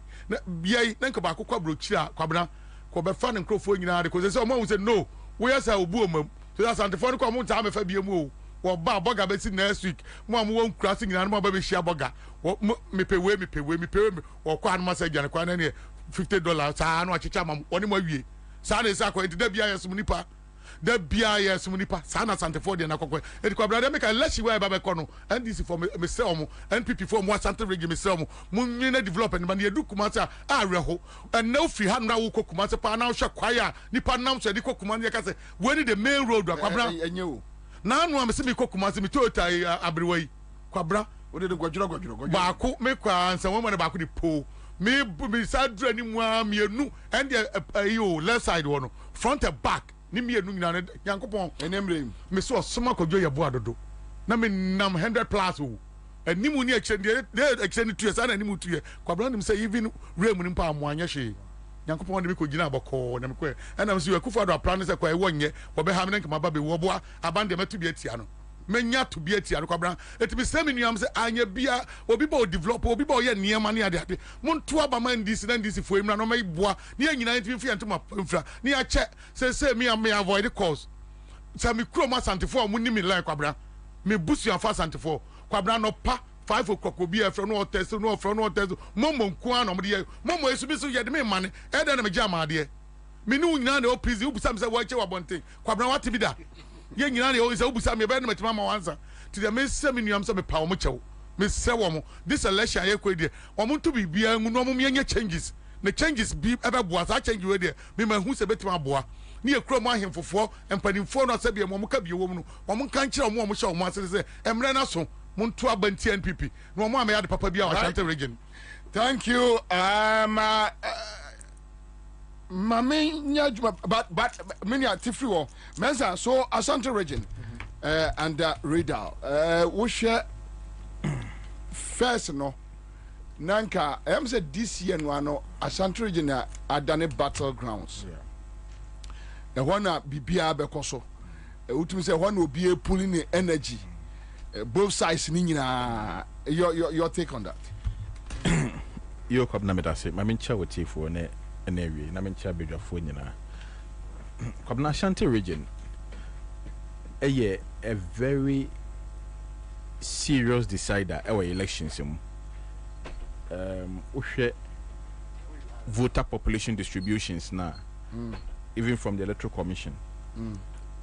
Ashanti has about 3 million, almost 4 million votes in Ashanti region alone. I think say we Greater Accra. I think Ashanti is the biggest before Greater Accra. Intino Ashanti region vote, you know, Kwabena emphasize 4 million as a percentage of 18 million. That's like 25-30% of the vote already. Just one region, no. We Ashanti Greater Accra, no region has that impact on the elections. Na in PNP, no, you say voter NDC stronghold, Ashanti NPP stronghold. Now, the last time I make Kumasi, last week, I was in Kumasi for 3 days. I went on Friday, I came back early Monday morning. Kwabena de me hu no Kumasi se say na tie dia. Enye izo. Ene me nim the NPP for contest elections. And why menya? Because in every election since 2000, the NPP wins only 2 regions, Ashanti and Eastern. And sometimes, per the votes coming from these 2 regions, they're able to make an impact. And sometimes they're even able to win. And Ashanti doesn't need to win 5 regions. Because the 5 northern regions are vote Ashanti region NPP usually Ashanti region no. We divide the vote into 2. Half of it will clear all the deficit in the 5 northern regions. The other half will clear the deficit in voter region. It is na aka western bono we no na akoye battleground. When you bibi kakra. They've won the elections. So Ashanti region has always been crucial to the NPP. If NPP gets less than 70% of the votes in Ashanti region, they should forget the elections. But Kwabena, near Kosu Ashanti region say that here there. Kwabena Omunkoda, they should forget it. Kwabena, 3 days now in Ashanti region, no. The things I saw. Kwabena, there was a walk last week in Ashanti with Tafu Diano. Yeah. Tafu. Hey, I was shocked. Kwabena, the NDC have not even pulled that kind of crowd in Volta region. No. Tafu Diano no issue. No way. No way. Kwabena na ye pay ye ho asem. Ka yetim ye de omode flag kakra bo ho kwabena. Nkofo babu eni na mo ma ye t-shirt bi nam. Yeah. Kumasi a mimi nyini Kumasi nya notness na say efo na share. Asante phone no. Asante phone na share. Kwabena me Kumasi a mimi nyini ye. Me kai me wo university. Me started me started student politics. Me fear if you are near team. Kwabena omudi matema kwase jimini. Unya sumdwo. Asantini bapa yawo. Asantini bapa yawo. Ona odi sankofo we echi. No slave ni kura be catch MPP ni o.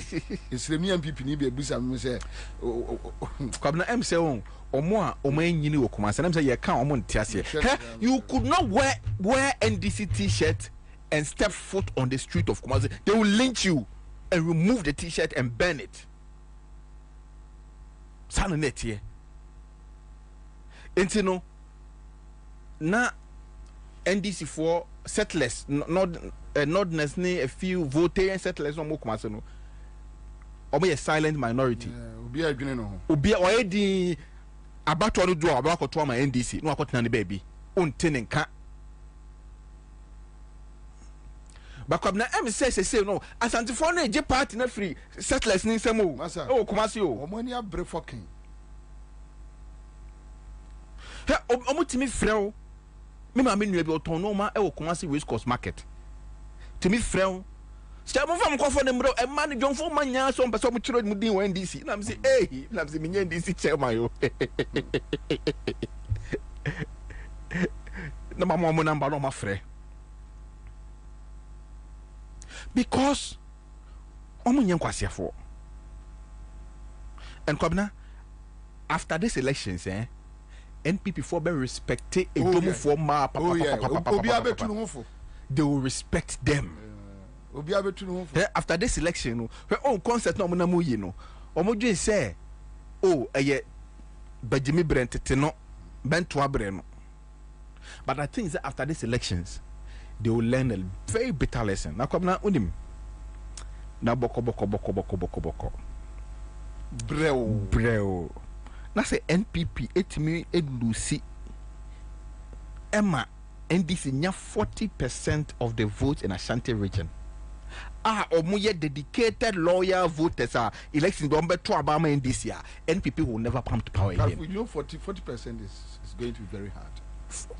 Kwabena last elections when you're 28%, 12% no they can and no call voters so Kwabena 40% in Ashanti region. Kwabena is not hard. It's an ambitious target, but it's achievable. Say say NPP for me we are near ballot station pa. Kwabena, I tell you, NDC will get more than 40%. Or at least 40% in Ashanti region.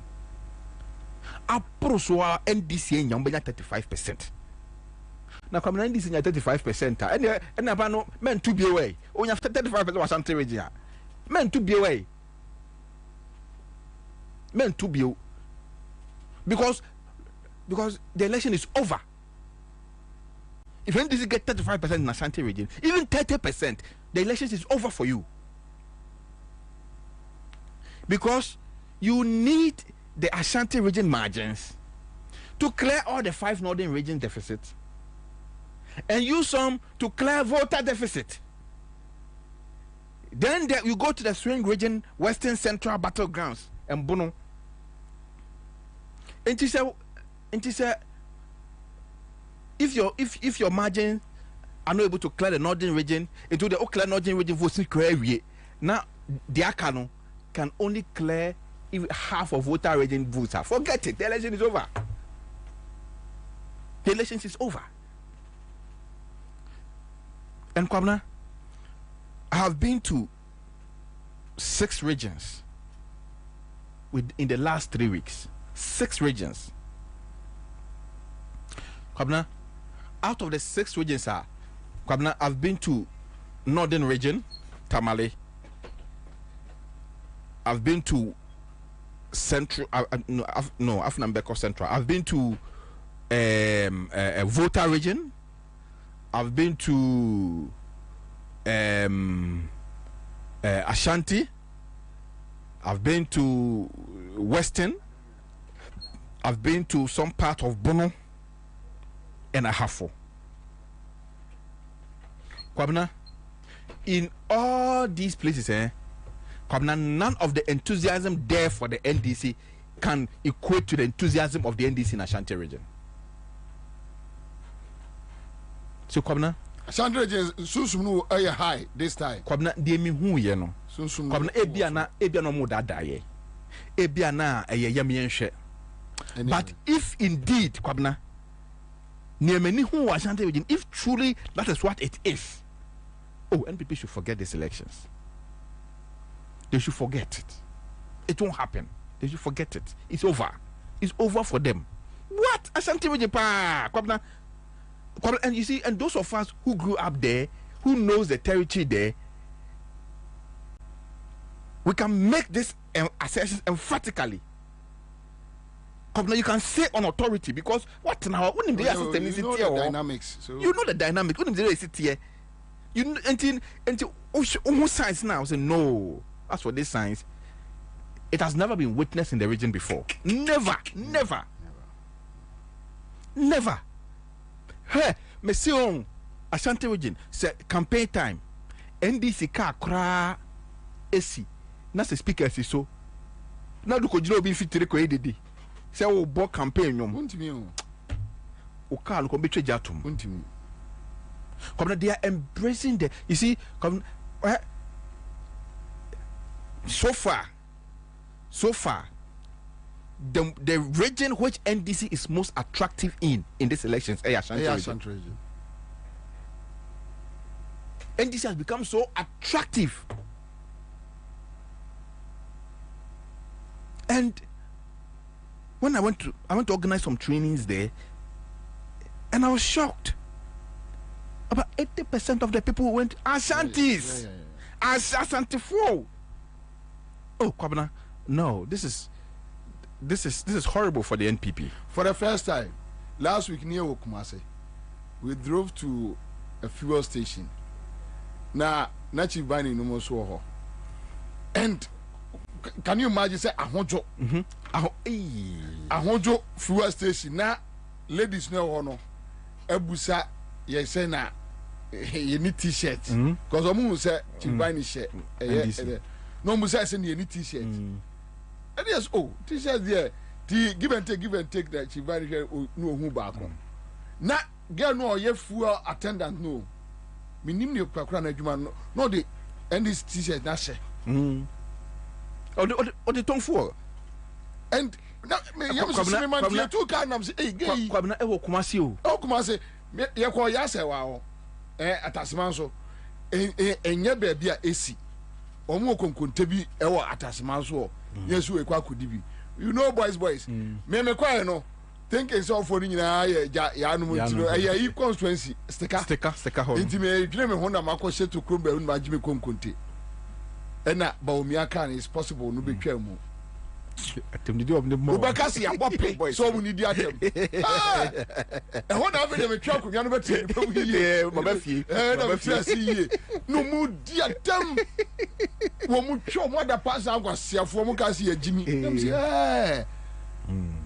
maame no auto nkonkonte no sha MPP apron o mu twa mo ati di atem no e sha no yi apron no suru se no di group so e no obo no po wa chire make kabia hey maybe as they have been saying say just say omuwie yes but Kwabena and make say if truly indeed where Kwabena Kwabena Asante for NPP and akotoko ye di dware ye wo a ne di dware o fie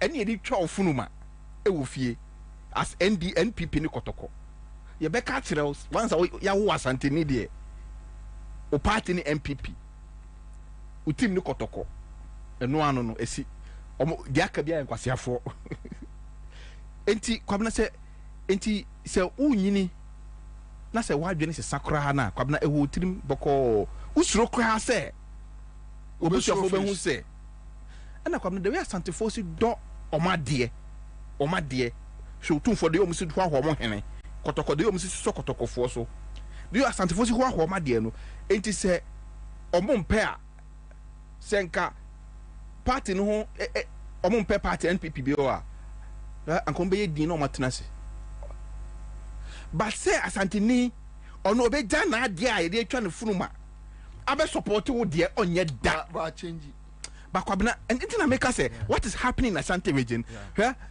let nobody underestimate it. I think on the D-Day omo to omo ba wi on betimi aboa Ashanti region abeboa ye no ene omo mra yeah ye koguo it Ashanti region say no ye to abawi a anopa on 7 ye nyina ye move ko Kumasi. Oh me kokra obia we are all going there and I think that if more people go there ombebre Kwabena there's nothing they can do. Hear me free Hello FM na me nkokra fo mpanimfo bi aja omo hwe me ibubi Ansah Asante ni o kai news ni ade adinti ura a udidi free ukotra me free Hello FM ba asempa ena omo se mababe di milsechi enwa no oh me ma menom ayi a friend say hotel ye si adweso akwana no Anita se me ne si ye ne ba keto no wa radio e pai no me na nam kofa no ko school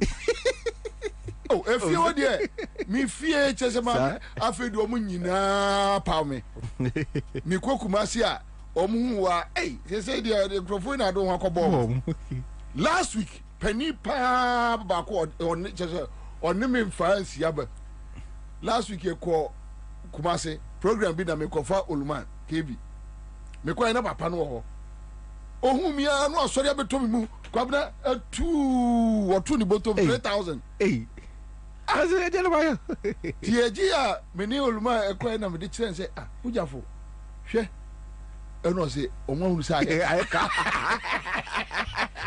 be fie no catch him say Kwabena 3000 no ono catch him say Kwabena enkrofo mo and now nim ye kwa me say Asante for na so mo ka kire mo an say mo yire mo ho obi obesi obia asmo ka no say mo yire mo bank of no kwa ma mo sisi enwie mo yire mo ho Kwabena it's very bad. Kwabena person me dekofo issue yi etwato because just a minute because I'm saying MCC no na me tetea man kabi yeah na as when became na anka me yema nka listo wa ha nka me ka kire no wa ka de chance but Kwabena you see you respect your leaders Ghana you respect your leaders pa enti yen ye kwakwa yen enti leader oba obebo brao wa mebo brao once abaye ex president no we accord necessary respect before yen nyina ye respect no Kwabena ne yire wo ye yen nyina ya nkwo ankochia no we respect him Kwabena Kofo has a choice so obetima ka kire yen say oh ono de baumia ena eden ope enti no obi antoma no obi an begrudge no but Kwabena Kofo behwe yen nim e ka kire say bebia crisis are you mean economy edui Baumia the best person for the best person for this country Kwabena that is where we will have a problem with him but Kwabena Adentina Kofo feel say he has the temerity to even come and tell us say recommend somebody to us why you don't want to say so mine here dey bi Kwabena because say Kofo ya he Kofo yen kan asem ɛna yasoso kofoɔ so na odi nkwasi asɛm ɛna odi nsimu Kwabena amemu Kwabena amemu akufo bebu ye any different from amemu akufo do bebu ye Kwabena amemu akufo bebu ye Kwabena and akufo be so akere say Ghana ye ne dia nkwasi asɛm bebu my papa biama Kwabena I think that we need to let Ghanaians understand Kwabena amemu akufo bebu ye any different from the akufo do bebu they are birds of the same feathers Kwabena the only difference between Kufuor Amemo and Kufuor Amemo is Kufuor time na social media ni ho na information flow what ya said ante and na as a free we aba Kwabena nya Kufuor na okukuru yesika ko renovate ni dan obeka kire yen say Cocoa farmer be renovate dan ma no Kufuor Kwabena enkran sa nya Kufuor ne tonton ni nyina Kufuor na be kire yen say the yesi ton aban sa ase ma ye ho ba hwan na be kire yen Kufuor free so and nkran sase aban sase na won kran time rolling see free so Kufuor na wi ani nyina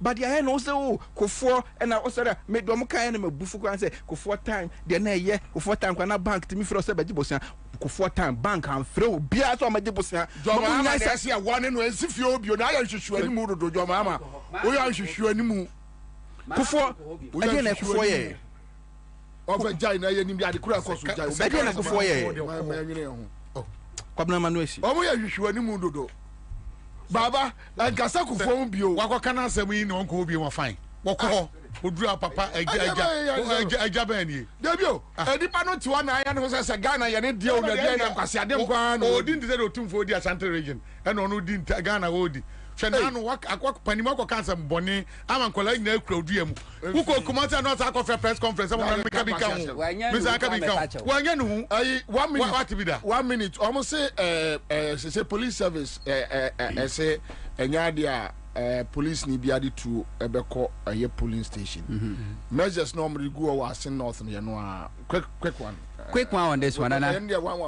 I am in one say sa achiasi police so military commander ebesi sabre Ghana Armed Forces for entiki any punitive action against him. Nadia watu to me TV kura ema misinformation kura you see nobody can trust Dampare as far as this election is concerned. Yantia a few months ago Dampare MET and Central 4 MET then they will see the police air fighting against false news, fake news. Dampare wanka. And the Electoral Commission is crying. Sir, I dare had this election. Fake news. Fake news ni na so MPP. To the extent said MPP for to meet na a national radio, national TV so.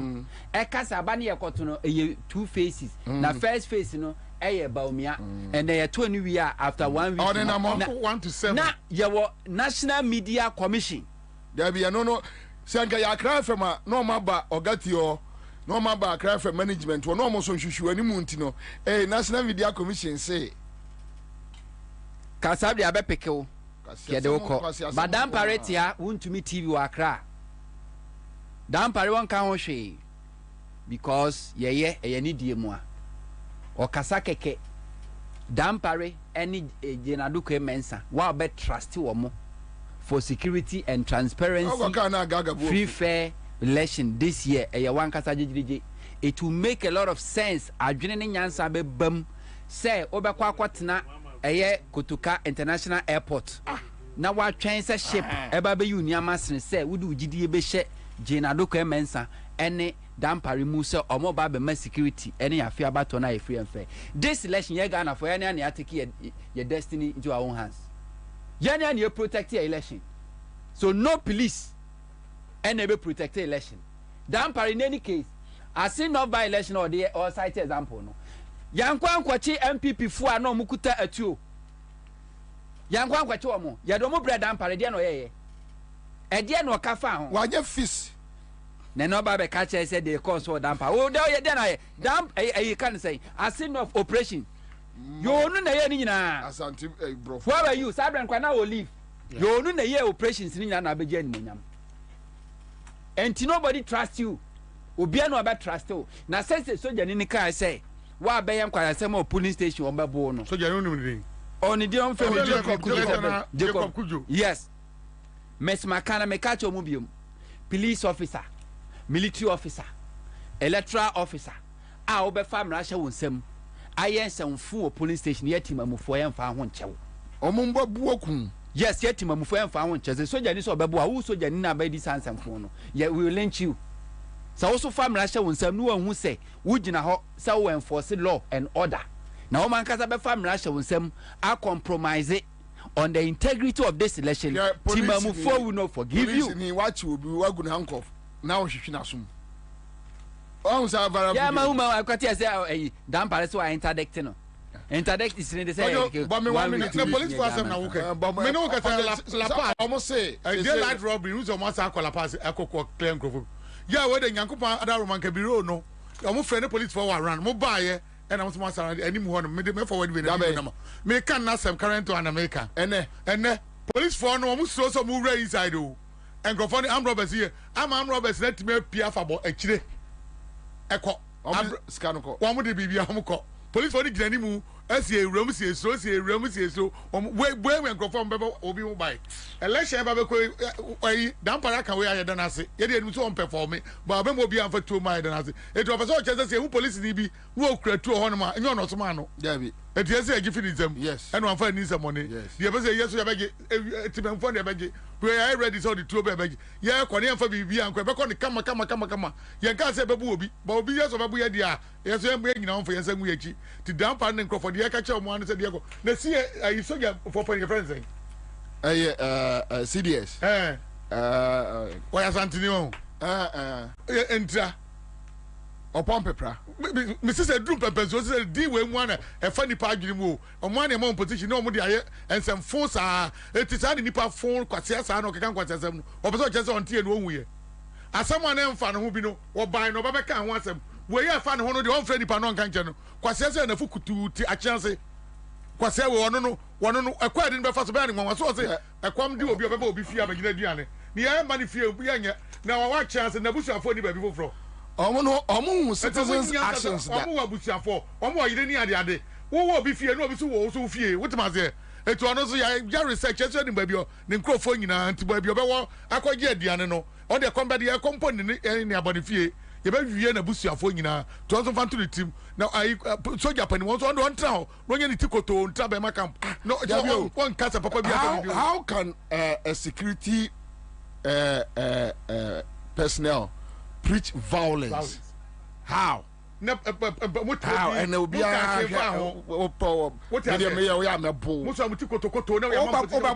how? Mokara Mokacha say instant justice and yet Obi be a police station. You arrest the person, hand him over to the police, they take him to the cells and prosecute the person. That's all. That is what we know as Ghanaians. You cannot just anyway. Chaze. So that's the free police service. Quick one. Commander, I think the only thing a woman as a so be a fa.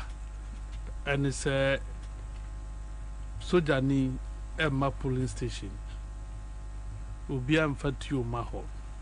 And it's a who Sojani ewo polling station bia na what treating is why a criminal. The senior nano police phone penny form call retirement abekano hano. And yes, I debut because I special voting why you would agree. Until so polling station on the 7th for per day. Alright, so we shot at there now Bahwa. That is the only thing they can do to. But as for GP there, my Canada, Odi Dampari dear at the Abayo. Dampari cannot protect anybody. So I saw Janina or quite sorry fear or coyer in your year, no.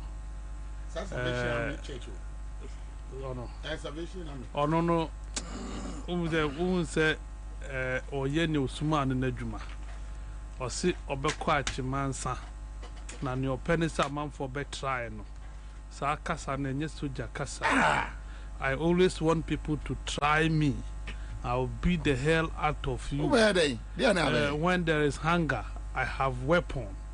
I will come and kill you and take your food. Can you imagine? a military person, we are training, we fought through the ranks. I could do Lieutenant Colonel. You don't speak loosely like this. We undeserve it. Oh, but what can you do? Like father, like son. What did he say? This is what that is something I'm making. Or see, on the day of election, which is on the 7th, or no, he will be at Achimansa. And that anybody who tries them, he will beat the hell out of the person. He always wishes people to try him and his boys. Why should somebody try And you? when there is anger in the country, he has a weapon. He will kill and take people's food. Who's that? Lieutenant Colonel Jacob Kujo. Almost no. He's in he is the jungle. Yeah, and so that is it. Like Kwajakano or no Wachiasi or that election they no Wachimansa. Into na house address and this is quite the winner Google address at Dubeco. Pepe, no swako, what is the Washa, the Wachimansa wa. Was wash I say or if you pepe. All right, thank you. Onya, 1 minute on security measures, just 1 minute. Then we are there. Kwabena, I think this election, security ebe county, ebe county, and Kwabena, you be too Ghana for. Elections will come and go. The nation Ghana has to be there. And you also you be the ball mine home buying. Yeah. Your democracy, your debebo. Obi abaka koto na aba. Ye be kan aba no pepe. De ware e be kufia kosun. De ware ne e be ginani. Eno ano no. Kwabena afi aba e betui. Bibia ensi ye mpa ye. Bibia ensi mo bia nsuro en ahuhu de bi. Ghana, in fact, we've been to difficult elections more than this. NDC and Kassan, NDC, we need elections be a chromo ejo. Yeah. Who's a chromo idea? A silent majority. Yeah. Inti election no be boko. Ubia Bonibia and thank you. Yeah, but Kwabena, at the stadium, there be security agencies no. Say. Ye two timamufo. Say omunya confidence in the security apparatus and the agencies no. Now also ehunu say they have a huge responsibility to protect that confidence. Now adie bia emma mo kwan emmatimamufo nya gidi omumu adie bia de basa beba. Kwabena, particularly Ghana Immigration Service. Kwabena, you be come ho asem later. Immigration Service. We are watching you, Ghana Immigration Service. All right, thank you so much. All right, so that's it live in our ground 1.5 night of 1,031 laps and music. Chatterhouse. 26th of December, Boxing Day. I bet you're dead.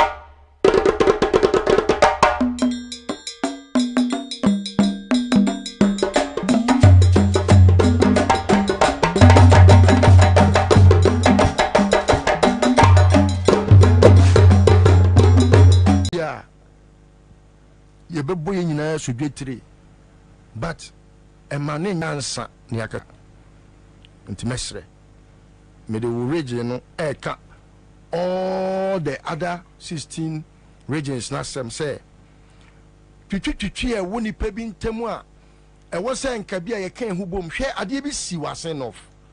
And I don't think so many people have paid attention to. Now, me can't say no baby so say campaign team.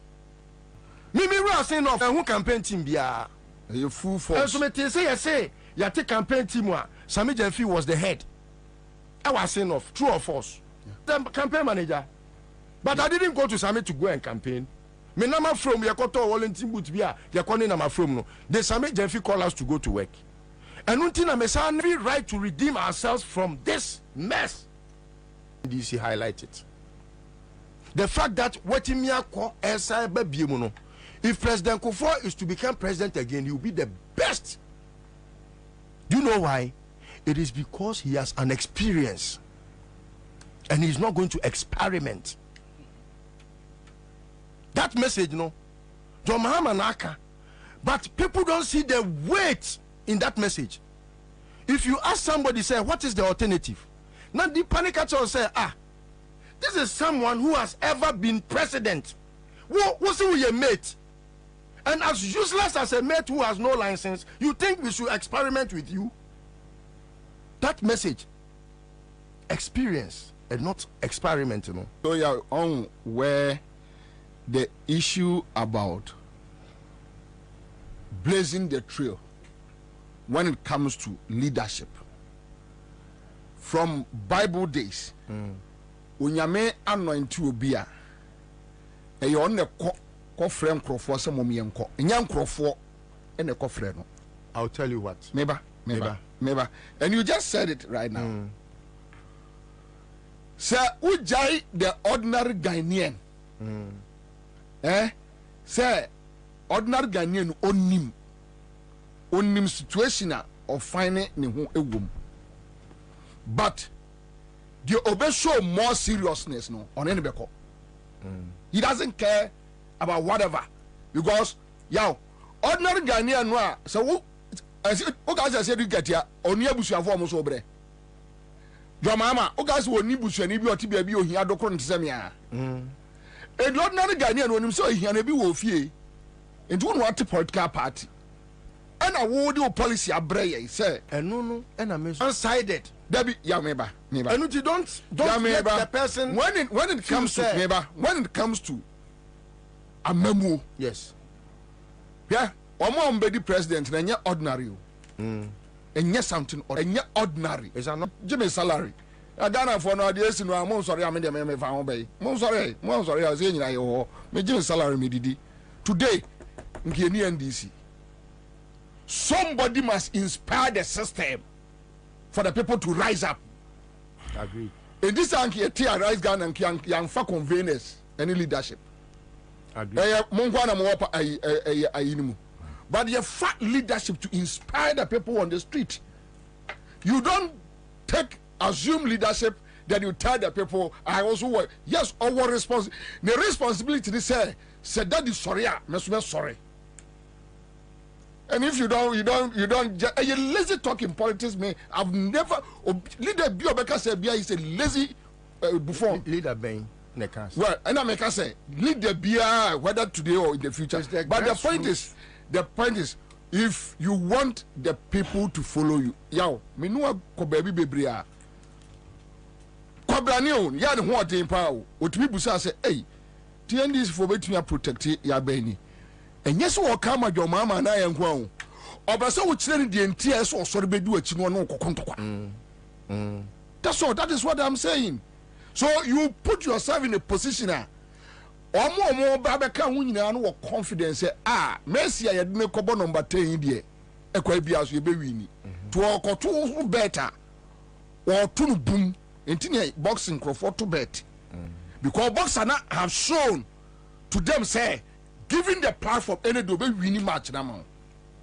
That is all that I'm saying. Asema me pesa me kafa campaign team no wakama medase. Enti ni entoaso. Why are there pa nyame hirawo.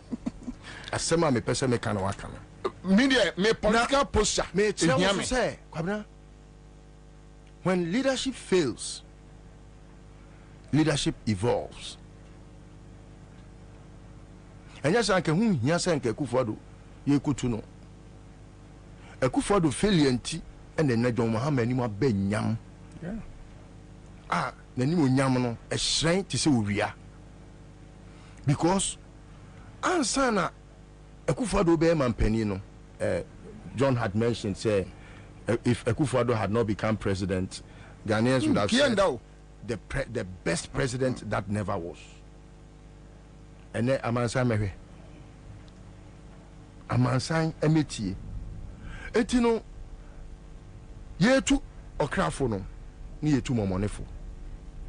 So you say you rely on say Esedun Ketia led executives no enkwa enye yie. I say enough. Ye declare and Esedun Ketia fra kwantu mu ba. Oba ye no so no otisi form no who say much better than the osubo fruit ton. Kwabena obi subo fruit onim de ekoso chen. Yes, onim. And I make us say esan say ye nyina ye nim ntino. Maybe a sense of urgency no was wrong. Yes. Listen, you see, listen, just a minute. You see, just a minute. You see, asema Kwabena kan. Ehun here pa o see ma etie for chance because you see Kwabena is making a very important point. You see in PMP NDC it make a big mistake. Sa mistake na the machine this in penfo we bra o ya no aka kire o say na Ghana for no ansori am dey menya dey. And some mistake now the cost in this in 2016. Very lazy upon all the good work our part in the year, you know. You see, and conform as I say, appointees no, Ghanaians are wise. Ghanaians are descending. They see who told you? Who told you? Who told you? Who told you? There are people who still say it. Who told you? And you see, and you're two or four months, son. Ombesa beji 2 million. Ombesa de sa suba na betenemu na enfie 9 pe. Na Akufo-Addo ma kwahye obi echi. Listo. No. When we talk about leadership, we are not talking about the campaign. And I say we are in general terms. Listo. Ankade. Oka say takwa. Acquire MPP 4 for us GC no. Say your Rollins na your flag bearer. You would dare. You can't. Huh? So Rollins your flag bearer ma NDC ya. You even wake up to think say ya twa ba wie na ya bobo wie na mekwa akobu NDC for takwa na bubi wo secondary mekwa akokum 8 wo tachiman. Akufo-Addo will never think about it because anybody throw post and say masa who the siswa who nyane bete wa ha onu abusu nyina ase behye. That is the posture I'm talking about. And Sir posture no. Anyway. Sir posture no. Anyway. Finally on that finally on the point of posture. Finally on the point of posture now me for time that can more. You see anything that you make it this very important point say politics is all about optics. Optics. A dear and na opponent now no konto kwano. Or no a dear na oye. And a dear na also what is your response? What you say? Because say nipa no me share the way MPP for via Ghana say ton manager pade basa e wi man na e tire so mun sure ndisi for e tire so mun sure ndisi for anyway it's either they are crazy or they believe say truly ndisi be power BBNC. Kwabena. Anyway, listen work BB that was say me address it. Okay. Me amitna mem famo hu ka she BB a oba disrupt NDC. Never. No. Because I can't build a house and then destroy it. Never. But obinum wo mo feel say omo hu ani a you said something leadership no. And me, I don't want to talk about who shall me record from football up to maybe I'm yes I leave a legacy. When you bring me aboard, so I'll work very hard. Greater Accra, up to now, yet no way. Omuni, Greater Accra Council of Elders. Go and find out why. Up to now, 5 months to election. Greater Accra, Omuni Council of Elders. Which I think they are working on it. They are working on it. Yes. So they will definitely fix it. Kwabena, say maybe Manu seek briefly on with you. Mesre say all hands on deck now. Yeah, Kano. That's what I say. It is not for say ABS don't get Tiabe free will be say Brabe Juma. Absolutely. What to was why you don't be angry. A man in the due trimu say, yeah, where you penny binti okoda. Yeah. Nipano or so your candy for now dinachi. Sometimes the entire a year na de about bo or mommy fulani for no de about bon and treat to say. I was saying can trainer who said a serene make away. But a do baby I was so bonneto. It leaders no omu here push. Yeah. It mess say yeah wait no. Let's push them. Hey, omanya ye executives naba. Omanya ye campaign team aba. Diabano. Yemfanisa. I say enough any campaign team any record. Thank you. Na adebia cause say ya. President news friends Akufo-Addo say you see debt restructuring program number 1.5. I'm so conclude debt restructuring program. Notice one of the achievements they've concluded the debt restructuring. What they count 4 billion.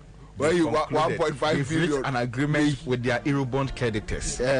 Into one of the achievements. All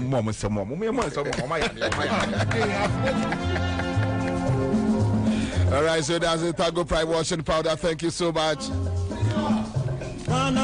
Tabia Ayaba Center, woman a day, Tabia Ayaba capsules, Tabia Takum. I beg you so. We are grateful to them. Seahorse 50/50 engine coolant.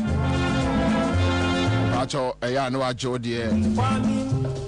Star of Ghana. Bills microcredit and can a quick credit.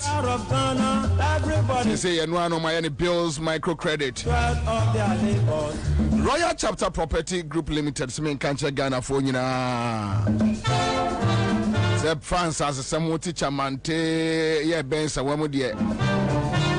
Royal Chapter Property Group Limited. Ghana. That's a move. Land of freedom. All right, so that's it. Voice of the brave. Voice of the brave. The Bobie Ansah.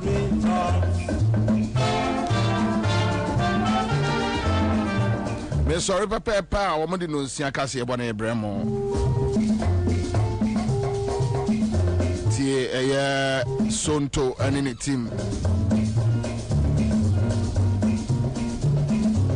We appreciate your time spent listening to us. My friend Bobie Ansah. I'm done. I'm out. Keep safe. Enjoy your evening.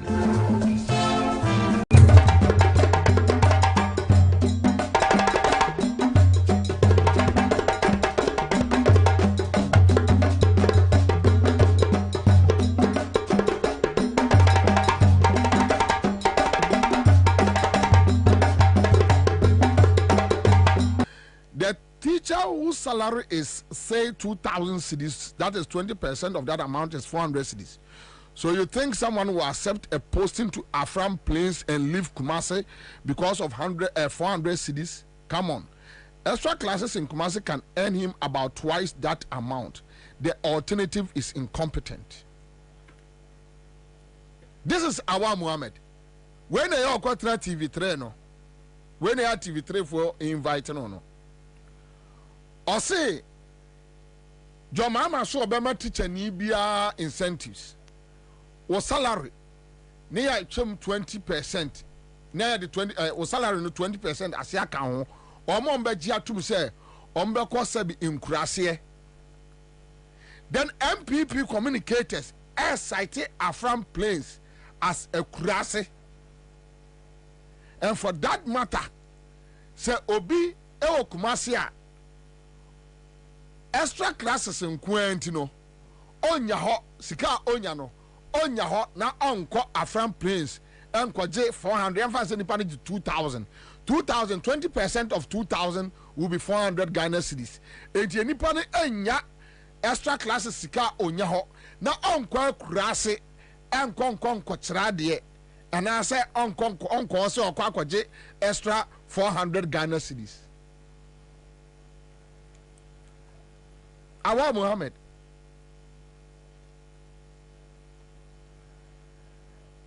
Awa Muhammad. Awa Muhammad. This is the kind of people we are dealing with.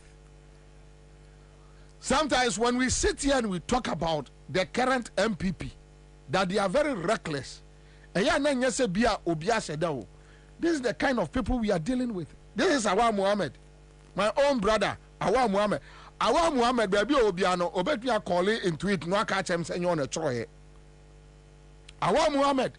Now PK Sapon on a PA Edema your friend says our boy no Nidini say what is the name of that boy? Sa boy no well futuno or they say after your markings. PK Sapon any PA. Now let's go and read PK Sapon. Let's go and read PK Sapon. Now PK Sapon our we 3 hours ago and honestly 2 hours ago. So after 1 hour, listen, read this one. Mama is on a promising spree once again. He says teachers who accept postings to deprived communities will receive additional 20% as salaries. Look at it this way. A teacher who takes home 2,500 will get 410. You see, how the entire kwajo upon Kroma and Troma Omo. Our almost any minyansa. Okay, almost any ano did atem. No. Even almost being cover on tracks. Our you shoot 2,000 mebwa. But I had to say no ABT and 500 and upon Kromade 500 tosumano. And I call 410. Agreed. Okay. So which teacher will leave a place of comfort for a place like Afram Place for 410 when she or he could make twice this amount through extra classes, whatever she or he finds herself himself? Mama can be funny at times. This is PK's upon. I'm telling you, as we speak now, at least we know you feel like you are talking to a human being in MPP. From Akufo-Addo to the last person. PK's upon yawa. Sankrofo we na no mu kasa se uni nipa na kasa. Wamukro majuri muda woni o. PK Saponi o. PK Saponi. So you see, on the entire destroy education system. They are destroying it to make sure say teachers no organize extra classes ne honest kano ewo. Yes. So they don't care. They don't care about what. So what to throw mu, tax mu, baby be a what me biano. Just follow. Pick side way. Now what you trophy na we are MPP near. Don't be angry. Don't go angry. No, nyambotre. Just pick these two WhatsApp post, Facebook post. Where you MPP, almost last kalo communicators. Social media communicators, any Awa Muhammad, PK Sapon, and they all cited Afram Plains because they know that Afram Plains is underdeveloped. We NDC, yes, I'm peki idea way, but they call Afram Plains, and what channel omo.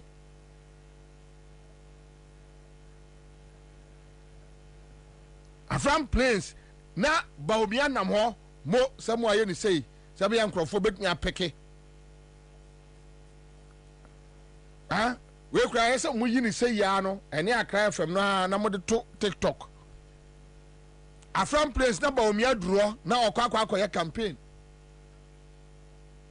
Oh, omu kwa nkrase akope vote, but omu ni ene adwene bia so mbe developing nkrase.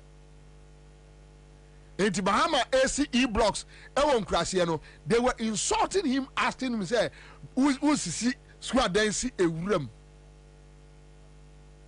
Baby any penny. And when you have young politicians like PK Sapon, Awa Muhammad, so who was a nipa mienu e benyini, no almost be MPP akendifua. You can imagine, and that is the reason why Memaka, I will never get the opportunity. But obi any opportunity, SMPP party no muguno. They need to dismantle it. Because omu jama nkwala we nyina, PK Sapon ni Awa Muhammad, omu nyini ebe take leadership. Omu bedi bone keke. Hwe nkwala adwene woni tirim hwe akwala. PK Sapon se akwala, menyini che no. Ma bobra che no awa akwala hwe nkwala we hwe adwene wo mutrim ento oto nyina no onim se Afram Plains eye kurase. The people there, they don't matter, they know. Enti omu believe say teacher ni there is a won here say ube waste aban be waste the time e those areas. Daniel, do say good evening, Commander. Welcome back to the hall seat. As for our, he's just an educated illiterate. The guy who said during NDC time the city depreciated for 500%, but in their time it has depreciated by 200%. And now Shoko was surprised. Okay, so Prosper Mensah says, I was saying that without the incentive promised by JDM, teachers are not in those areas teaching. Why did he left out the accommodation, promised them as well? If a teacher is making money from extra classes and writing and paying more bills than he earns, it will be better off teaching in the so-called village. Small brain communicators. Yes. Yeah. But the sad thing is that when a government decides to use the social media activists to make sure to discourage patriotic teachers who are willing, say yebeko enkrasia ko boa ama enkrasia dwumadie apeja, then the government is paying PK Sapon. Well, omoji sika free information ministry. Yeah. Awa. Enti obi ti Afram Plains. Odoba yere. Otua tax. Tax ni be dru a. Na presidency yi sika no. No dey atua PK Sapon ne awa no moka. And when the need be, say omo so jomama be mo mu anya chefa in our education system. Na abaina from se mon konko kan kire nkrofo se Afram Plains ye kurase. Yeah, go and discourage any teacher. Eya obaji atum so obekọ Afram Plains eye kurase. Na se otran kumase ne nkran. Na organize eye extra classes a obenya sika kura more than say obekọ eye Afram Plains. And therefore over to you. Me kwaka se si am beka se me didi o matem. Nti majem. But you go tie Akufo-Addo nuamu what he said about teachers. Sitting president, onya opportunity, what he said about teachers. A sitting president. And I understand that, but nevertheless, I don't think that anywhere in the world that people go into teaching expecting to become millionaires and make money. If you want to do that, you do other things. If you want to do teaching, it's because you want to make a contribution to the welfare of the society and its growth. And you've done that very, very well. And I understand that. But nevertheless, I don't think that anywhere in the world that people go into teaching expecting to become millionaires and make money. If you want to do that, you do other things. If you want to do teaching, it's because you want to make a contribution to the welfare of the society and its growth. And you've done that very, very well. And I understand that. But nevertheless, I don't think that anywhere in the world that people go into teaching expecting to become millionaires and make money. If you want to do that, you do other things. If you want to do teaching, it's because you want to make a contribution the welfare of the society and its growth. And you've done that very, very well. And I understand that. But nevertheless, I don't think that anywhere in the world that people go into teaching expecting to become millionaires and make money. If you want to do that, you do other things. The president himself, a leader, on the NTSA, teacher ni ho tono. Yeah. It is a teacher ni ubeye millionaire. Any miawani se ubepe biya ya found. And that is why under Kufuado teachers no any extra classes yahu chance on bachelor kwalana die. Yeah, because they need to make money. They need to make money. President na catch almost straight. Into kwa Kufuado fear. What is Kufuado na no be a teacher ni? Yeah. Lawyer, no more cocaine for some drugs, murderers, chrono politicians. But for politics, I could afford to fear for the unbelievable crankarding. I come for thieves, criminals. Via political money, or mining sika no via. Ya the atete womo, where I could afford to be free some more atini power after 40 years, 50 years. Ombesenya kwasi aba kwa free fiwaba. They are criminals, thieves. This one the way sit yeah, nenia jeno ho, dada no ho. If you want to be a millionaire. Today, Akufo-Addo you, obia na aduane tokra di yawden. O yare Ibrahim Mahama nom na eboawo. Adro abeto anom na edin. Today you are a millionaire. Oba Edwina onya adwuma da. So akyerade a se oba no kyerade a se nko ntimi nsi edan $6 million a restaurant e wo cantonment o. On teacher ni be na beduan sa. No. Obviously no oba ka kyere omanfo say teacher adwuma no ntimi ma anya millionaire. And that is why PK Sapon any sa boy no awa. Yeah. That is why ombeko akwaka kyere nkrofo say Afram Prince a kurase. Teacher ni say obetra Afram Prince there. Na Jomama bema 20% of your salary account on there and ka tena Kumase. Na organize it. Extra classes ubenyeska. That is their mindset. Anyway, so I just want to prove a point to you. When Mahama is finding solutions to our mind way, how no? There will be a upon Kroma, I'll check on communicators. They Mongwaka say a friend please, and yet baby papa bia na and no money I do omo omo a ka. It's sad. It's sad. When we are age mate too. When we are age mates, omo baba be nyina be political leaders. Adwene na wu, adwene na say, omo akodi boni ni achi esua boni. Anyway, just by the way, so my memfa entonchen. But Akufo-Addo last days.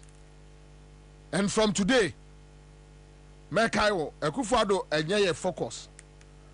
But me can sembe chiramo from 2008, 9, 10, 11, 12, 13, 14, 15, 16, and Akufo-Addo we need power. And the reason why now me very clear in my mind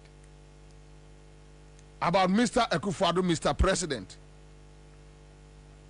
that he will go down as one of the disgraced presidents ever in Ghana. The Nimbe Guase, almost fear for no, they don't care about Nimguase, Gabi Numne, they don't care. Omono money. Because we is carefree, they don't have anything in society. Omuni Nyambia in society. Nobody accept them. People only accept them because of money. That's all. Young Crawford, they don't have much in society, but they carry respect. They command respect. You get me? Aha. So money is everything to them. Sika bibia omono kasa is about money. Minam nimse enimguase beba, they don't care. Trust me. And my mention Crawford must support to Akufo-Addo in 2016. And I said, boy, Maka, oya Ghana ni na temi ye. Eya na Akufo-Addo asemo nyame ya say, omwa in 2012, 13, 14, 15, 16. They were carrying Akufo-Addo on their shoulders. Minu ya Manase Azuri, me kan sembi chiremo. Debi ya mekano ha. Manase Azuri se, ohakwa koto, semina, Samsung phone, no odru cycle, ena encrophobi, friend se ometobi. Osi from otoye, ekoye no, na say the seminar, right? Now odi make reference to Akufo-Addo, say Akufo-Addo has come in because supporting Akufo-Addo is the most stupid comment ever. Yeah, Matu, we are saying the most stupid, very stupid. Straight ahead, I know say Manase Azuri is a stupid boy. Straight. I want to buy me to say okay. Now me so ni myansa say wajimi. You realize that you are stupid. I don't waste my time on you. Say ba me trim say we or a stupid person. Me hu kra me person me no because me hu wajimi. Ade bia kwa me nanado eye ne oye no in opposition. Oye no in his party. Me, President Kufuor as opposition leader, I saw him. Me who said the President Kufuor carrying him as opposition leader. The whole carry the party along. Me who Atanos as opposition leader. Me who John Mahama as opposition leader. Even Abu Sakara when a party. I have seen Alan Martin the way or carry the home. Go and check Akufo-Addo record in opposition. Transfer of money.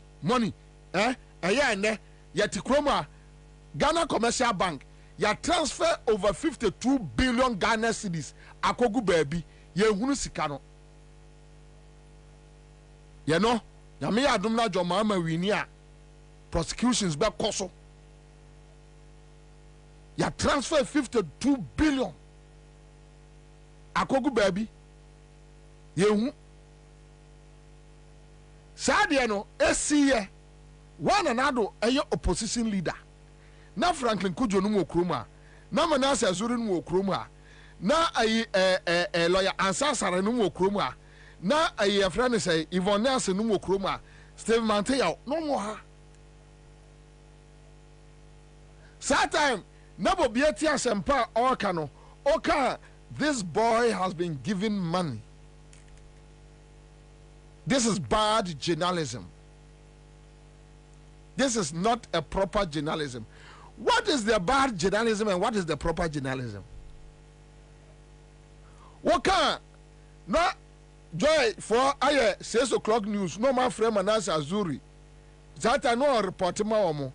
Nana Akufo-Addo is on his way from Tamale, and from Tamale, everything is fine. Nana Akufo-Addo has promised to give Ghanaians hope. And if Nana Akufo-Addo take it, kwasiake kasa. Kwasiasem. That time, Naya Kacha Manase Azuri Num say, you are promoting a criminal. mo promote a criminal. Don't do it. Near catcher Franklin Kujo, and I realize a minia penny Franklin Kujo TMia. Sometimes me kwa war. Me kwa war na me share war na masre.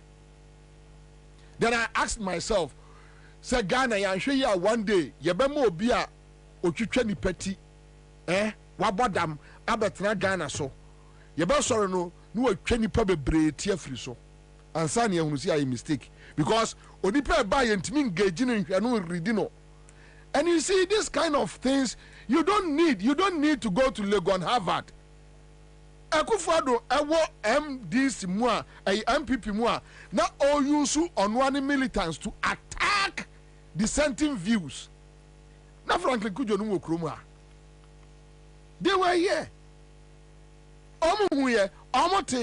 Then we warn them that look, given the opportunity, state power mark obey worse things. And the same who's complaining, I asked myself, what are you guys complaining about? When they complain about Akufo-Addo, yes, people say, what are you complaining about?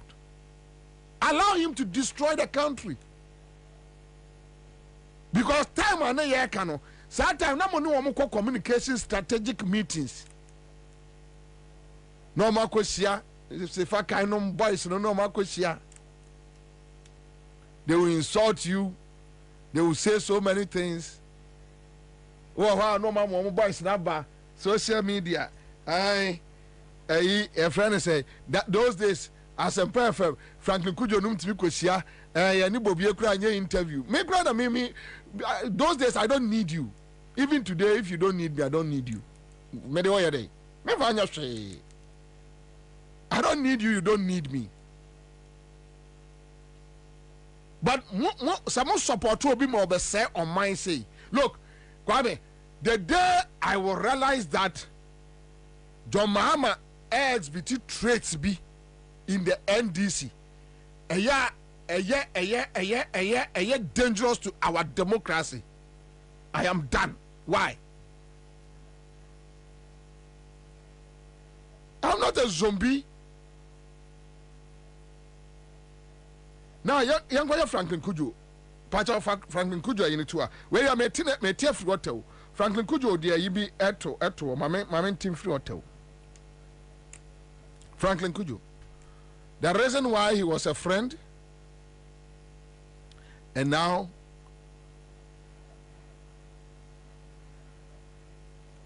yeah, okay, so Unfiltered Truth, my journey from friendship to a critique with President Nana-Addo. But I will just give you like 1 or 2 paragraphs. A tear from one bit we are picking. Posting in 22 hours ago on the Facebook page. So I read, some friends in government are asking how it is. Quote, I fell out with my friend, President Nana-Addo, as they have noted. I, quote, attack him a lot these days, unquote. I will provide a brief response. To start with, I have deep respect and admiration for President Nana Akufo-Addo for his decades-long investment in pushing the boundaries of freedom from totalitarian rule, which is a lie.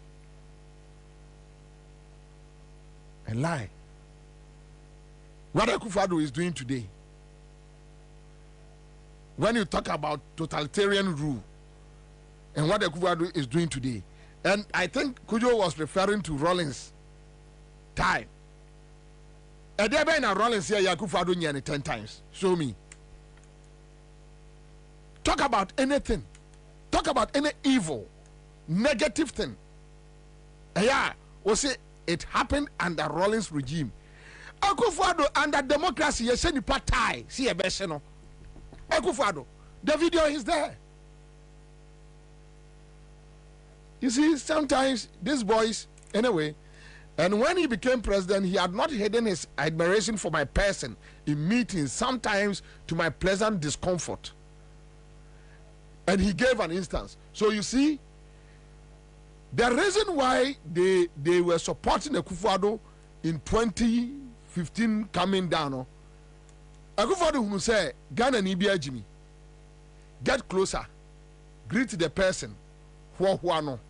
Twene ben obe support. Yeah. And when you are in command, they will tell you, NDC for there, they don't approach people. They don't approach people. It's not a good tactics. And this, they want you to call them. What they are freno? So uko kuni pakura. Freno, Franklin Kujo, Manasa Azuri. Why, Momra? Hey, I say, how are you? You know, Manasa, you are the best writer in Ghana. You know, Manasa, you are the best journalist in Ghana. Are there a Gabi Yomo? No, Omabeye post a foul home. Share. Nanado, and Domusiako Akuba Kunma. Look, my brother, Nanado speaks very high of you. He speaks very well about you. And you are growing faster. And Ghanaians admire you. They do that to them. Now I'm free say your mind chichire. Me I've met Minchia Kufado twice. Minia Kufado trans 101. Me was Empire FM. Me bag as Empire FM for floor. Yeah, we sat down. I want to feel. Me ni Kuku Spencer. Yeah, sorry, and I'm catching Kuku Spencer. I said this guy is a criminal. Kufado is a criminal.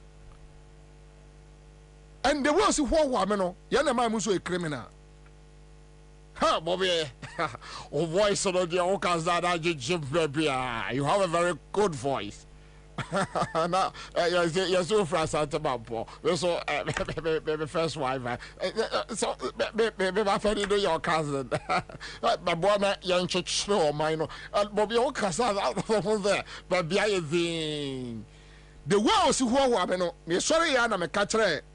Kuku Spencer. And Kuku Spencer is so my baby, no, he will agree. Yeah, sorry, and I'm catching Kuku Spencer. I said, this guy is a criminal. Me obia ohwo nipa bebre no. Me no ya dia na me show ye. Na me show din because obi ohwo nipa bebre bia no. Time bia no owo different motive. What is it? Radio adwuma na me ye. Adwuma na me ye. Ye we are serving. O Kwabena say that yeah, Kwabena see me vision me person me de ba o man no mu say ni say Debbie ye dim come for over 30 minutes. So they do that to you, then you become a fool. So even when they are fooling, that you, and I said they are fooling. Ebida Franklin Kujo the end no. Or say, for instance, the president has some flowery compliments for yours truly on November 25th, 2017, at the birthday event of one of my respected lawyer friends. Quote, I saw Franklin Kujo as I was coming in and I heard the statement. Now, the most important man in Ghana. And I had a feeling he was going to say Franklin Kujo only to hear that it was me that he was talking about, because he, Franklin Kujo, is certainly the most important man in Ghana, President Akufo-Addo. Yeah. When a man nitri da no na Franklin Kujo trada kwasi asem we just say Akufo-Addo kan woni pem say he's the most important man where dey won't be no aduane many pay even 5 kra ni Franklin Kujo won't be ntua enkwala even 10 school fees we important now we no antie kan no waji atum na here o de no. What is it? So they did that to them. And listen to Franklin Kujo. I think the fifth paragraph. I'm so disappointed and angry with him in reference to Akufo-Addo, and spare no chance to criticize him for setting aloof for his ministers and some CEOs of state enterprises to run the economy aground, destroying our pristine rivers and forests through illegal mining, engage in crookish multi-million-dollar procurement scams in reference to SML, PDS, GVG, 5G network licenses, Frontiers Health, COVID-19. That is only 25% of all funds received applied directly to COVID-related interventions. A few years ago, 85% of all procured contracts bypassed the give-miss system that could have tracked cooked scams. very generous Ansah gas deal to party financiers and very, very poor decisions in the oil sector, losing Ghana almost $30 billion in the Acre oil deal. Just look at what the CEO of the Trade Fair Center has done to the center, supposedly under superior management. These are just a few of your grave sins, my friend Anado. I haven't even added the South debacle to the list. Unquote. Kwame, Franklin Kujo listen.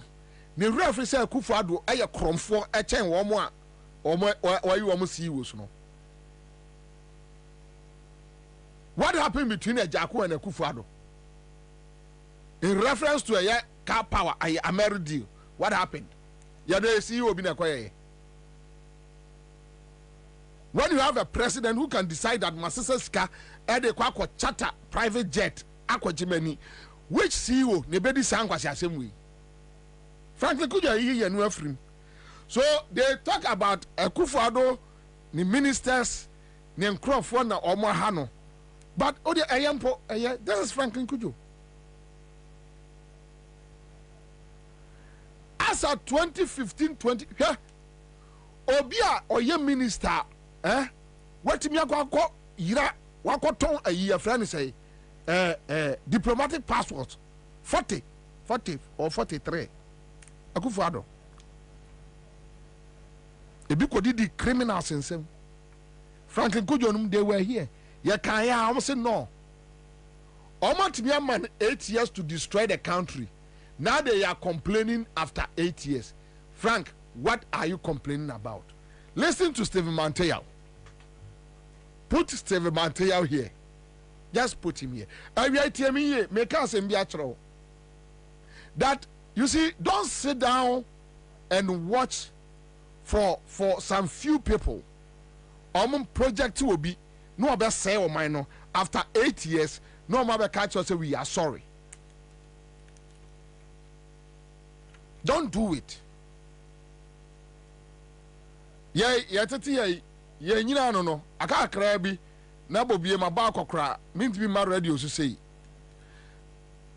February 25th, Steve Manteo, quote, in recent times, I hear references to a group called neutrals. I don't know where that came from, but certainly I won't be neutral when the fortunes of this country are mismanaged by a small group pursuing their egocentric rather than our collective interest. When we say Manteo, Omo neutral in 2016, no account. Manteo, Steve Manteo. Me offer I'm interview leader. He was part of those people who were preaching say you neutral. When a Kufuado was stealing MPP money, no more Ghana or Muhuye. When a Kufuado was mismanaging MPP as a small political entity, no more Ghana or Muhuye. When we were telling them that Kufuado has become a tyrant in another party,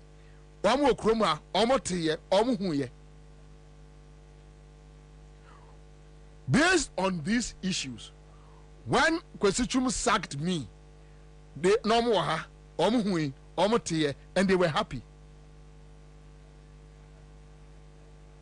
Today, I have been preaching this for the past 12 years. Or 15 years in my media practicing, that there is nothing called neutral. What is be catch yourself me a neutral or a cromfo or a criminal? Or be a ben nanti catch yourself me a neutral or a cromfo or a criminal, a criminal.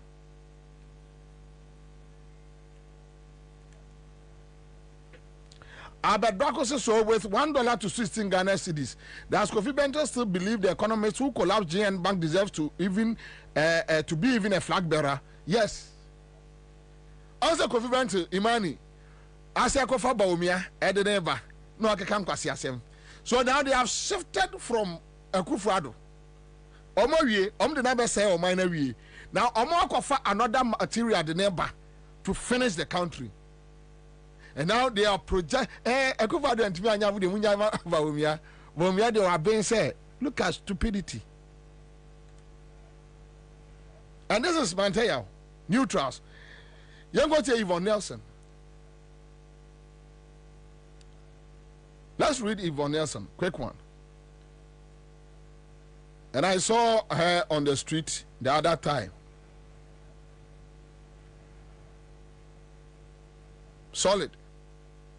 This is Yvonne Nelson. I don't even know what to type. Our leaders are wicked. Adnana Akufo-Addo, how do you sleep at night? 8 years of lies. Dumso must stop. Drop her. 2015-2016. You see, there is something about NDC. Sometimes I disagree. Sometimes I think it's okay. And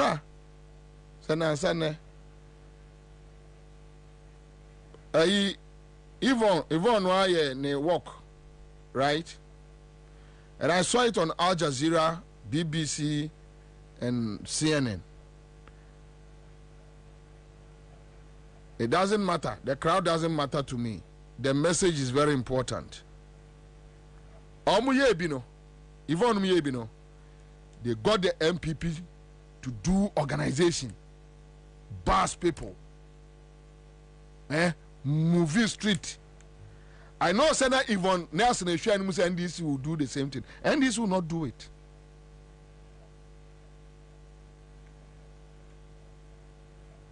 I wish NDC be here, but the NDC I know. So though I disagree with them, but I think they have a good reason why they won't get themselves involved in that nonsense.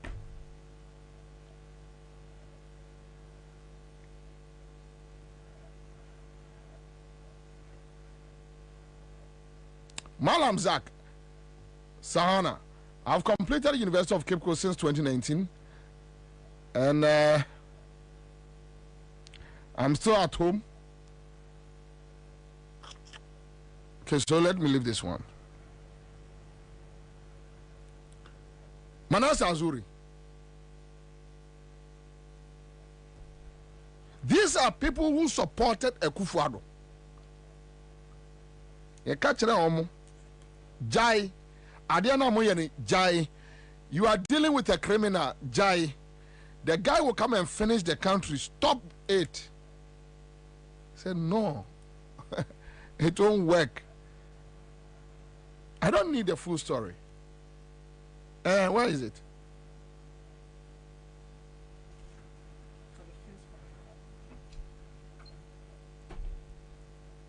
But okay, said there is a quotation away.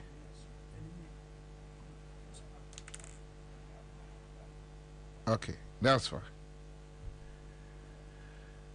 So, an investigative journalist, Ansah Azuri, has said that the wrongs of the Nana Addo Dankwa Akufo-Addo government are multiple of those that were committed under the erstwhile John Dramani Mahama administration.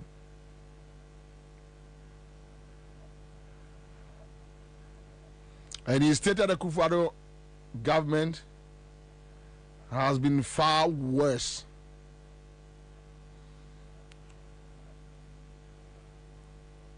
So they were speaking, I say the Ghana 57th anniversary public lecture on Ghana something.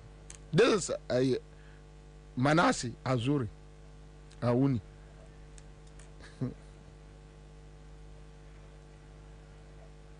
You got your lawyer Ansah Sare. It's a video. My own Ansah Sare. Very intelligent, brilliant, legal luminary.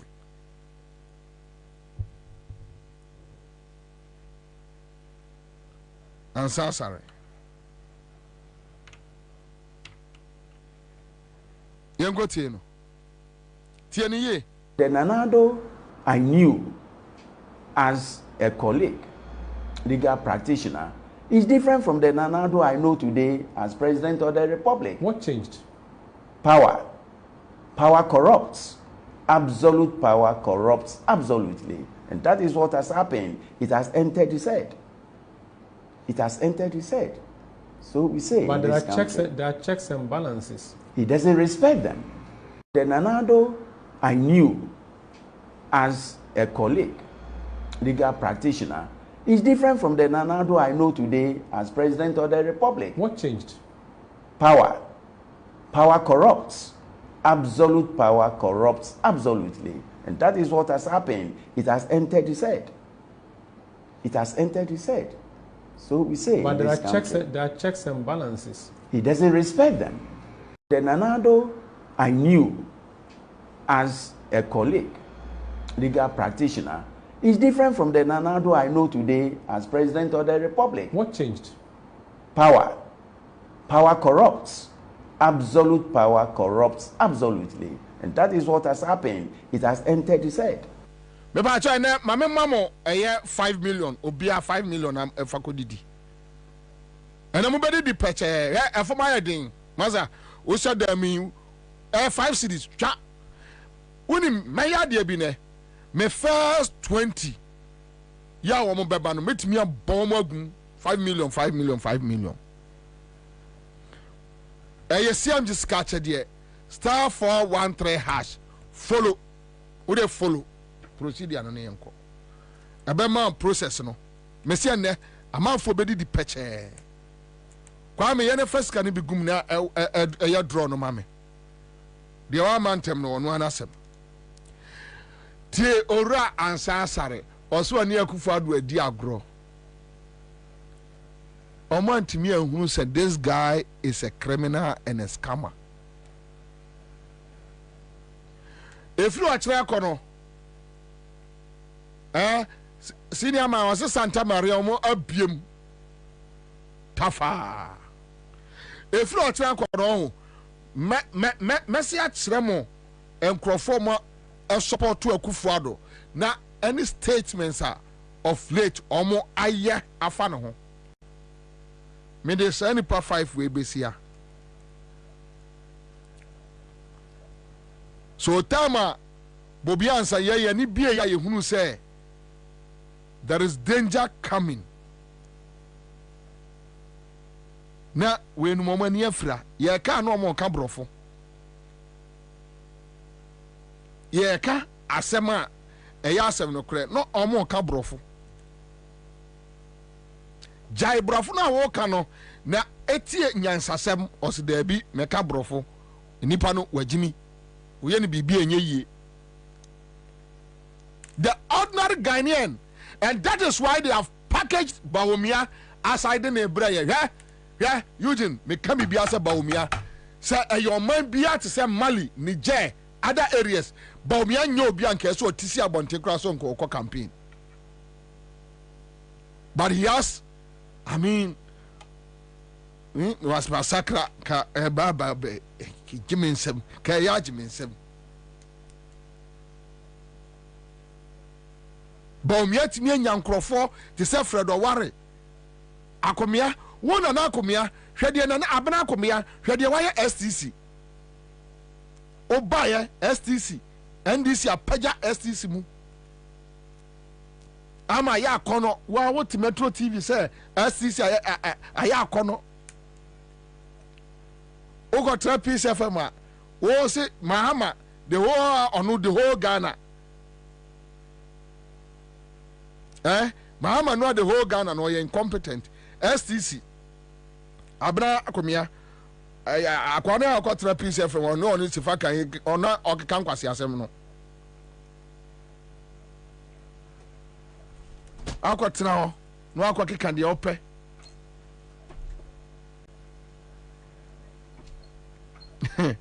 emfa omo ni bibia kire emfa jaomo Amfa no akotra ho no akoko kansam abena akomia na ya de STC ajaw na no what was say he versus ni sister pe na ground hwe kwame ugo ka ya na HR ntini ya na me fere kakra HR nti ya na fere kakra bamu because Angrofo en kesa asema nipa ka kire wo mo no say you know your friend say bases no sister pen na ground we wait. Me say there is nothing like me neutral. What is obi catch me neutral or a cromfo or a we or a criminal no nam. When you ask people question, yeah, even me see you. Ajumawura Alaja Gongo. Usi amina obusa me ne ho asem no gina ho a. De ya bone no minim, de ya papa minim. Metumi aka. Straight. Me straight. Anywhere I enter, I form opinions. And you busa masem a nya fe na me be no. When I say what I know and I get punished for that, I am fine. And I know in my mind that I have been faithful to my conscience. Say so I'm a package for fraud the neighbor. Enti kofi bent nom nam. Na nkwasi akeka. Na nkwasi asem. Now, here akufa the last days and ngwasi ani bi nie. Maame no a MPP ni no a ose Ghana ebre no. Enti anto abama baomia. Tio Vice President no Ghana ebre enti anto aba ema baomia. Now, uwie maame no de no a no aba akufa do afutuo no say you cannot detach yourself from the government. She no, but I for you go to and some video no baomia ko he yam so ko Accra ya me refi baby a we are now dinner maxime. Ya na dinner maxime. Moromot also be give it to them. The nice words doesn't help anyone. Amra mude mun kwatie MPP ni ba no a wose Ghana ye dene sukuu samonye ade na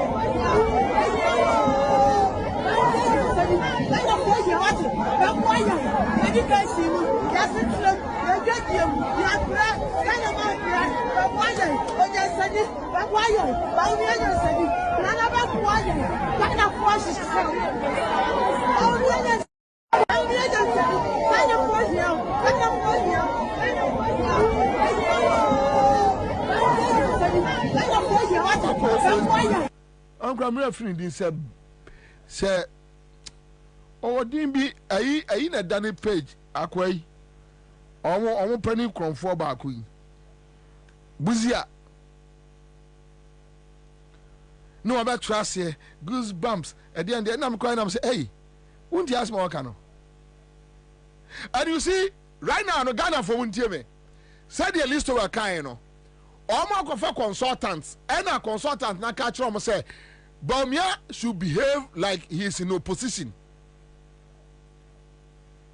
Sabaya Ghana for be so ne John Mahama nyina free opposition neba. And you say MPP ni bia no ha enra me engage MPP for be 10 on my Facebook page. Not a single person eno timi ka kufa do ho asem papa. Okay ya almost statement edikai and another dey say him say was sign niema. Na Baumia ba be ye ni yie okay ya mesi akufado ne yire ho animguase abeto wo mo no even with the MPP party ko opposition MPP for eto ade kuradin a akufado ne yire ne Gabi no muntimi nsi wo you see Gabi nim entina Gabi diri ka be ka say wajai local politics no me say MPP for to preko kuradin a Gabi be dia tuo sa omuntimi nsi wo ya osafuma for kronfo no omuntimi nsi wo I'm telling you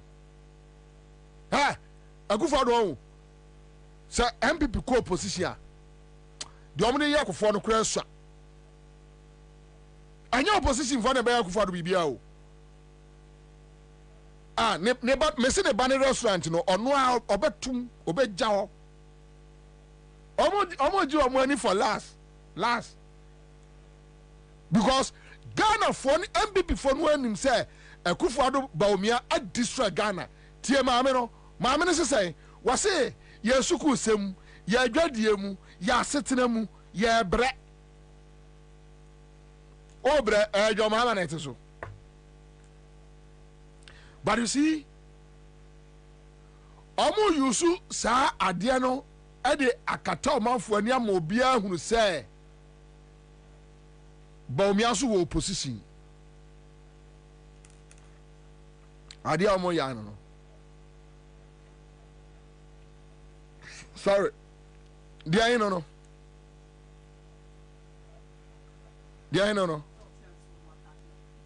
Aye.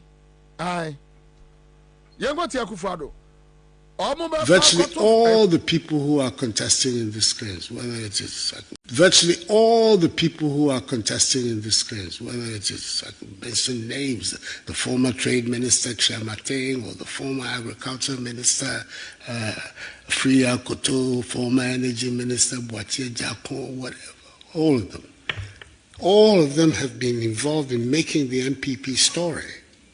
It isn't just the Vice President who has been responsible for creating the MPP story of the second government. The MPP government's record is a government for the MPP. All of us, without exception. I don't see what we gain by attacking the record of our own government. When you do that and you become then party candidate, what are you going to tell the people of Ghana? Oh, it was Akufo-Addo who misled you and mismanaged affairs. I will be different. Even though I am MPP, I'm still under the Oslo sign. I'm different. And the people of Ghana will be that gullible. No. Let's be serious.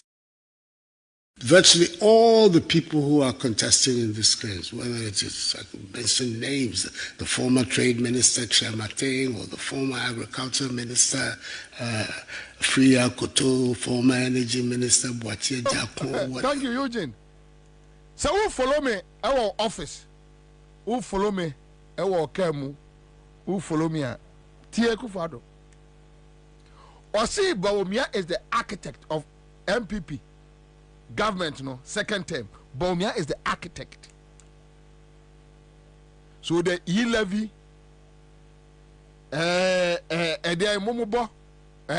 taxes, 20% on beverages. Bawumia. Then you have this same Bawumia.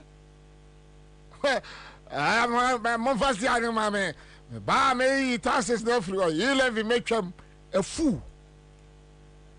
Trying to fool a whole country like Ghana. A fool.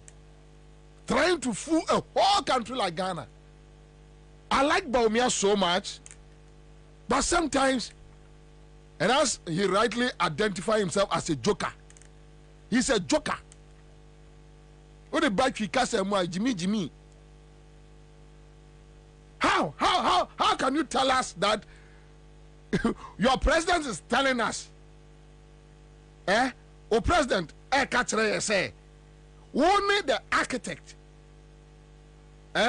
of MPP second term. And for that matter, won't mean free a MPP records. No I go for consultant. No I catch you say, Jomama Kaso betray 11, I also Kaso betray 11. And you want to say the opposition. And the more renting crop, as I'm going renting, mammy be man, so below. Now, political party, you're to be behind crop for Mom Kosu, yes. Only a crown for the SID. Yeah, Mammy, when you're Quonia, obey free area. Quafono, any Ashanti Fono, and Omodomo, yes, Edumano. Bobie yes, any now oh, my coach, Nessa so my coaching na mamma and what you mean to know. Want me and you know who says, and your mamma crown at so, na Yakufa nimble me an so. Anybody me and what also your school sema say, na a good dear say, I sit them was say no. Was our friends who me Ansah to Omrama may any ye. Check.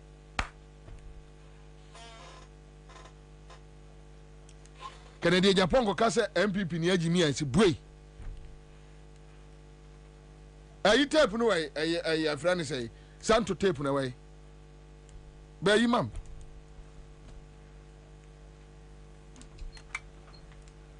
Ogo kan si boy. How possible? Me ba cho Ghana ni listen to me. Facha me maybe enya kasa ni nyina na bia ope but facha me. How possible? Didn't quite say the same way we. How possible? How? How?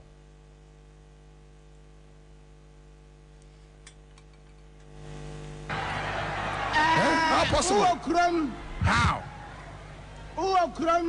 How? No cross say no one can. Nami hum faswa. How? No cross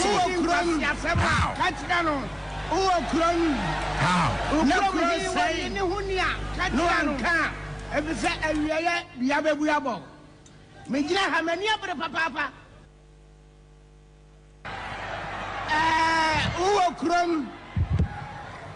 Uokrum no cross say no one can.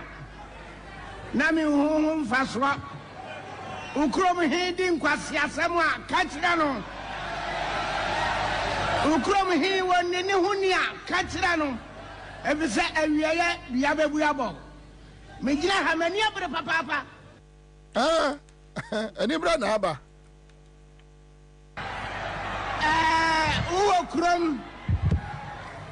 Uokrum no cross say no one can. Nami hum faswa. Ukrom hiding kwasia semwa kachirano. Ukrom he won ni hunia kachirano. Ebise awiye biabebuabo.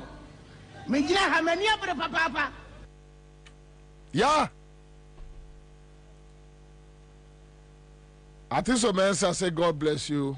Kwabena, God bless you back. Lucy. Omunim, they know, they are aware. Omunim say, yeah, bre. Bobie, yes, for. Bobie, screw me, yeah, bre. I get you, oh, hi, nipa.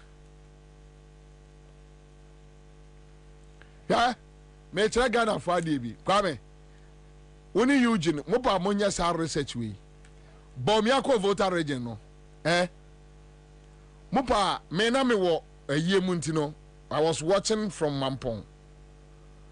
Mupa munko tie fancy ana mo de maba omi anyina ba ko kra ni wa oti agbikasa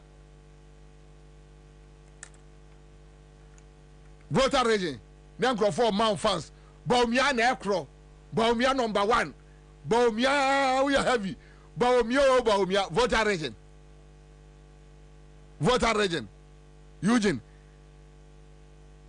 voter region aweti Baumia na ekro ha you bash people from Kumasi and Eastern region na do omoko no do omako gu edwom omo yiyi nkrofo free eye edwomfo no omo gi we apata no omo di apron abo obi no akotena ho wu se Baumia ba sori na hwirihwiri na su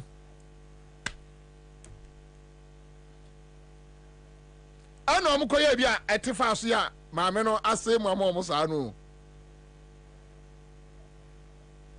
they know say adwadiem ye bre or minor say they know say school na say omunim they know omunim say school na say staff 413 hash omunim say school na say Royal Chapter Property Group Limited open land ato ana efie abrochire for muntie mi ye abrochire for me se muntie me ye muntie me abrochire for muntie me ye and first can come obi na benya problem Royal Chapter Property Group omagidin the whole West Africa enya fe ni asase ne ho ntokwa pipe ye kum nipa estate houses and then say teacher mante ebensawam and a ben police station you are safe. Almost plot sizes no 70 by 100, 80 by 80, full plot, half plot 35 by 100, and answer 70-50. Cool price a dafom. Aya arai. Anna teacher mante what Romasa say 2 and 3 expandable bedroom houses. Miss Rouse, I want to make car Fanombe Yami. Omo payment ni boko. Enye omo man umre bia o tie me umre. Ena omo site bia no enso ko electricity wo hodada. Omo demarcating roads. Ansah no be kase Bobie ena omo wei. Omo site on building materials. Between locate to omo office. A Royal Property Group Limited from 025 651 5862. Me bosso 025 651 5862. Ana 025 670 0831. 025 670 0831. Ana 059 10 337. Frawamo. Why? Frawamo. Nenu amonkasa. Bills microcredit. Bills microcredit. If you're doing me, Quick Credit has been your trusted partner in micro lending, empowering lives and making dreams a reality. Quick Credit, Yanwane Bills microcredit. Nene dia ya mamu new page. Yanwane Quick Credit.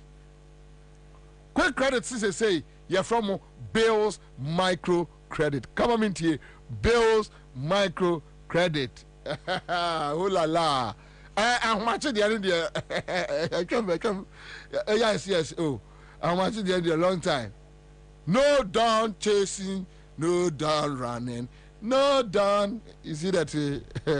Small boy, you don't know that thing. I am teaching you that thing. You sabi say that thing. What the barman microphone you do the church the other day. Yo, fast that go. Yo, fast that go. Where the phone? You do say Facebook video. Oh, all right. The answer by somebody else say. Anti-Bills microcredit. The banjo. I say obi enu megu ase de obi nwia. Me patch bills. Quick credit na say I am Bills microcredit. Bra. Yen so mu ne yemu aw. Maka tango prime washing powder ho asema kire. Me wia me the top choco awon. Me wia mama coolant. Me wia oh la la edoso de mo ampo. Sabasendra, thank you. So mama fa wenwie and we kwama the zombie IGP Dampare. The zombie IGP in our era. And MTA Amenfi East MPP parliamentary candidate, you know, also the Sujina baby awujina.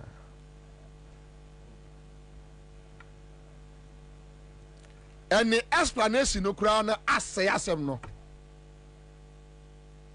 Yes. I will get you the explanation no. Amenfi East peace in the explanation no. Ya odi aba no.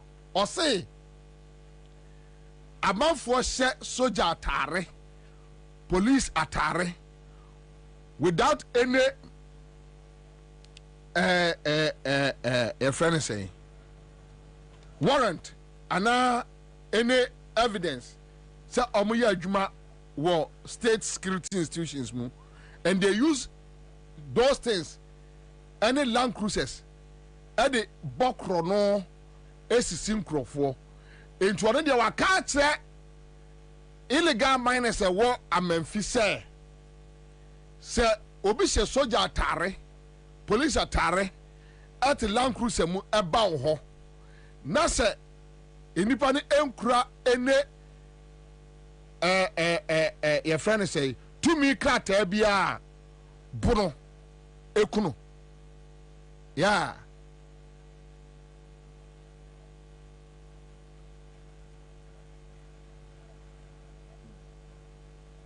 When I hear people damn a professional, then I know you are a very stupid person.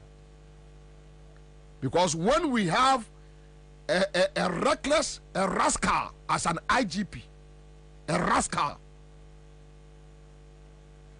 very unprofessional, very reckless guy, leading Ghana Police Service. And you see, Metesa Pentecost, Elder Bakoka say, also say Ghana better than a criminal state. Yes, when you have the IGP being a criminal. Unim, me tear boy ni tape no 4 days ago. A year, damn parent minko son mu say wo ya chill, ya prosecute Edwasem Edwakotum no. E ho ana me gidi say damn parent is a zombie. Gabi we num ne detect man Gabi we ene Rebecca Kufado omutumi fro kwachi we anadwo zim we na Professor Mills aha no ho ama we abaye police ni ha ya adwene we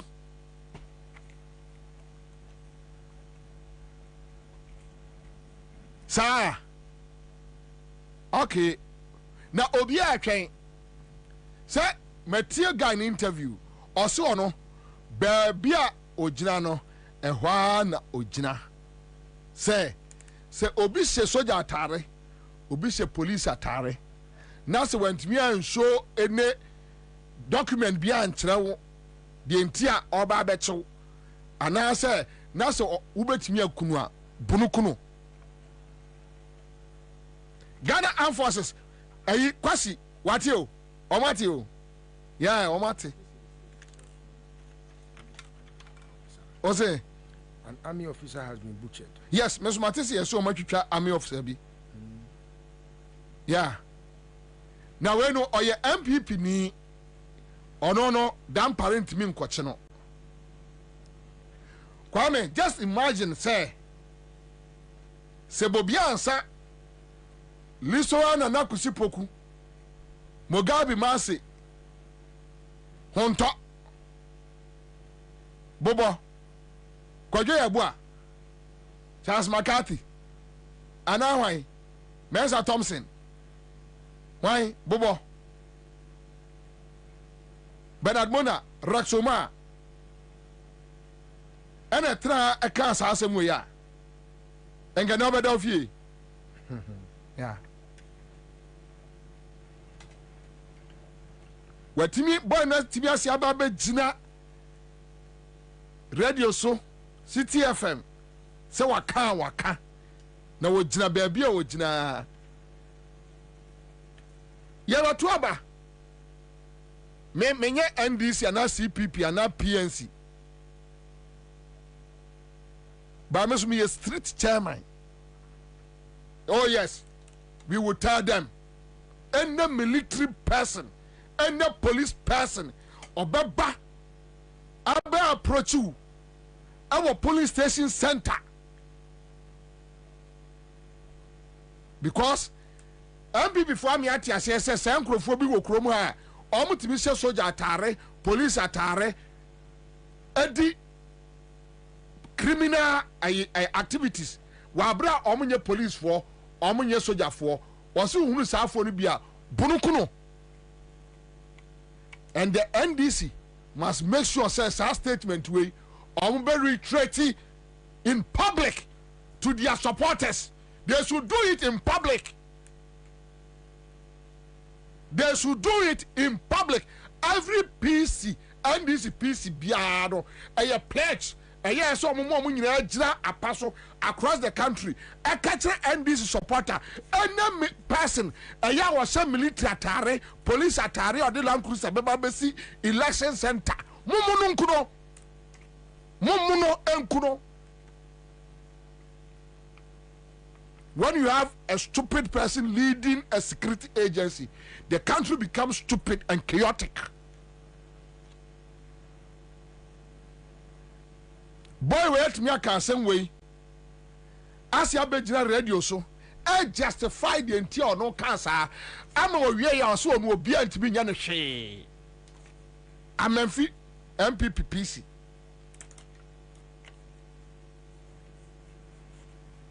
We yanchine money bailu. With this comment, straight to prosecution, straight to jail. And the EC should disqualify this boy.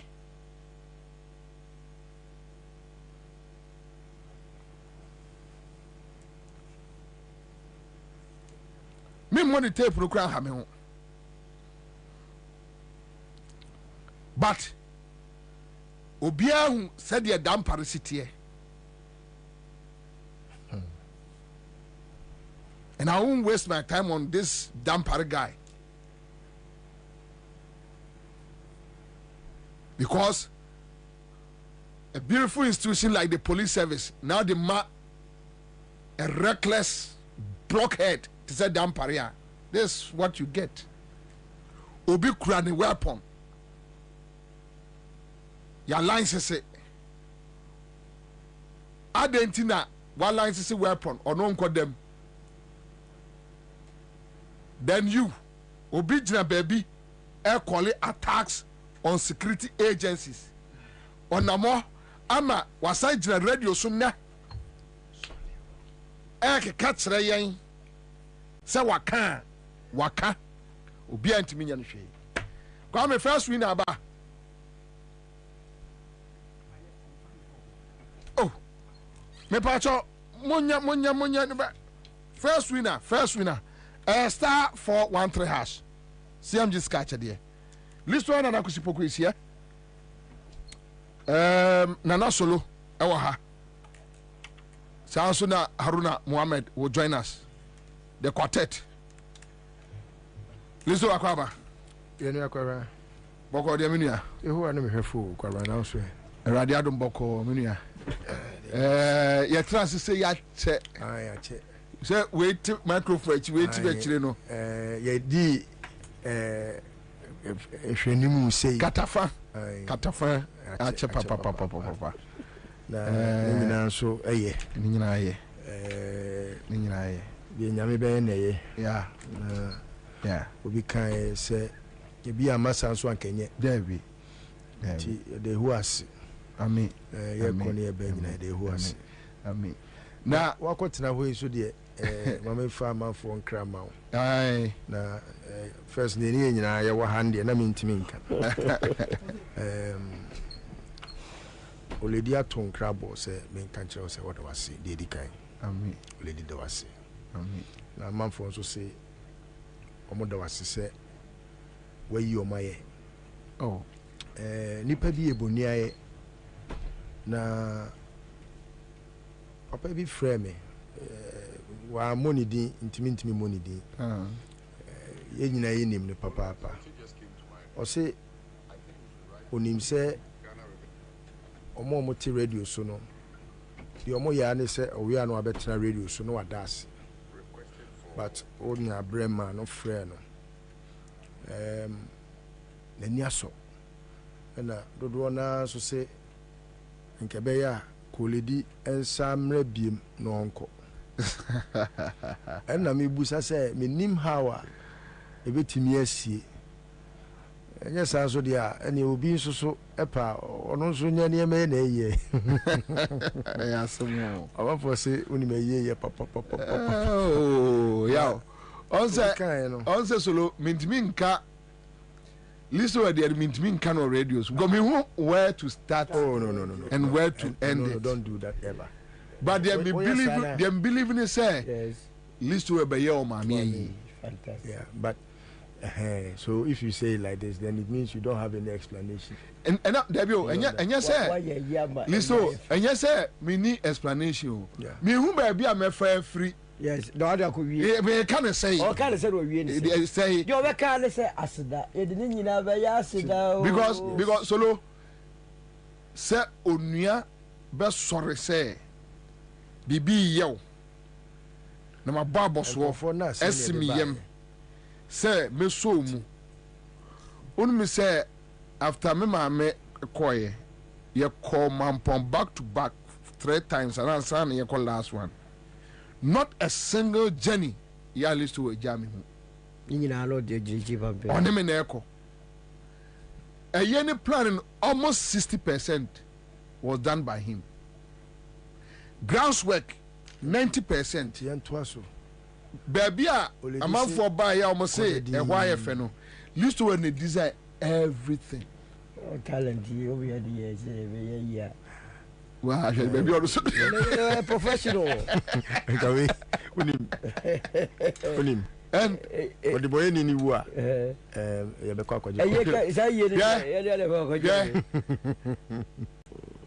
I'm telling you. Urato to be quite a beton. Oh, yeah, Juma. Anyway, as I in your media. Anyway, when you say, and penny for is shot kitten kittina, your dish, your trimuse, or the shanqua. Yeah.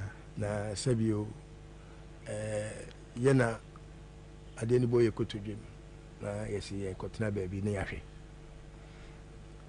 Papa now, or can I seem to say, Bevlo? O lady car baby. No, you know, I call Bevlo. Yeah. Nema me ye. The coin. A careful that can't conswa. Oh, yeah, Bibia. Yeah. So, I mean, who am I? Not you. Not to. Well, service. So, for me, Nana, when you see some kind I've seen friends, even brothers, Abusia. Ya onia ni onia na onia omo free ya from baako adwane agya baako in times of trouble. It happens. Me makwa yi a anuafo mienu baako abɔ ne tent wa na baako abɔ ne tent esida efunu ne dem fin esida oh my god. So on say me try dey bi to Facebook me say ewiase abrabɔ wuhia oba bɔne a ɛna hu oba papa won fa so wusia oyonko bɔne a ɛna hu oyonko pa won fa so to wa hwɛ yi a woni yonko nam na oyɛ papa kura na you don't appreciate it ufu so normal ɛyɛ normal wusia yonko bɔne ni a obedi bɔne a ɛma wo appreciate say no matter how little no matter how little so wusia nua papa de nyame ase na anuafo bi wo hɔ a ye wo wo mo nka da yeah o ma ku firi o mo nkola abrem bi anyini it is any man no ya na we overlook se kan ya ni wa class obenya ni papa pa o do be fanya anyonko se sum ni wa kan ya hu ni mfaso se sum ni o sum da nka wuntimi hu kan ya so yes ana wuhu hia da wuhu sika so fa entina obi a wonu tu sikam no awie no adane ohiani no asai onim sika so fa onim sani sika no kura no na wogidi se akufo do nim sika so fa so a enko de se sika be kwa high private jet yeah no go fan go to amena say ye kwa so exactly onim sika so fa so obi a ka se here you was ye keka on TV da o mu bi da because ni papa be wie sika e de agya no awia nsase osufo nsase ayifo nsase chese wa wie nsase o mabrabo nyina krono san papa ye se tam o papa ni papa ye kronfo ono so papa ye kronfo ono ne ye kronfo ne ma papa kronfo ye be stop sa last ones we no mu be wie o mu a o be stop o mo no omo kro no chen omo si da be so omo no ye no mba be wie pepepe na Nyankopɔn etwie akufo aduka no e no say wo sene wo papa wo be ma wo tirimu odin wo dini me ma wo obema to wo ma eti be ma wo no kra wanye si ka che de ma me mfa hello Eja papa abom my fan is there bibi ene man de pa unya sai o munya 500 bema ewie ma ye nwunu hwe ye no amfa tiasia ko ba bia ene man de ye be shashe ta zao ka Friday dia ka de ka ode to ase masa na do man de shi Monday say some weekends no akodi awie wow sha yeah CM just ka che de no eye no kro oh yeah brother eye trodo ka che nkrofo so wo yire wo mo na do afa de ne oh anopa ene man de pa ase weekend anopa mo edem nyame nsra bebre thank you ya kwaso akura mu CM Jessica Chede Anthony Desmond says you are live on West End Radio 100.3 FM medase West End Radio for medamwase bebre honorable Bua hono elembele be e koye no ya damwase me ya cheche elembele fu nyina kpelin anyway so emperor ya mama kwa be na listo e ka enase listo na ase ne de wan hwa beda enisida but solo da oral anchema tias mame ma fra obia enfi bad meba ya meba office babla saudi ya boaben me da omo ase nana senya so forever young nana senya free enye no curse no kora me mamodi nana senya curse no ala le ye de chenio ma Jerry pardon Jericho obule bibia ko yi na mema no ene ma no so ani je ho jefe nana senya but member oh chief dia o ka kire me se na se Kwabena de me ameba ndize adia no adia ntina ejewe ameka se water mal ntimu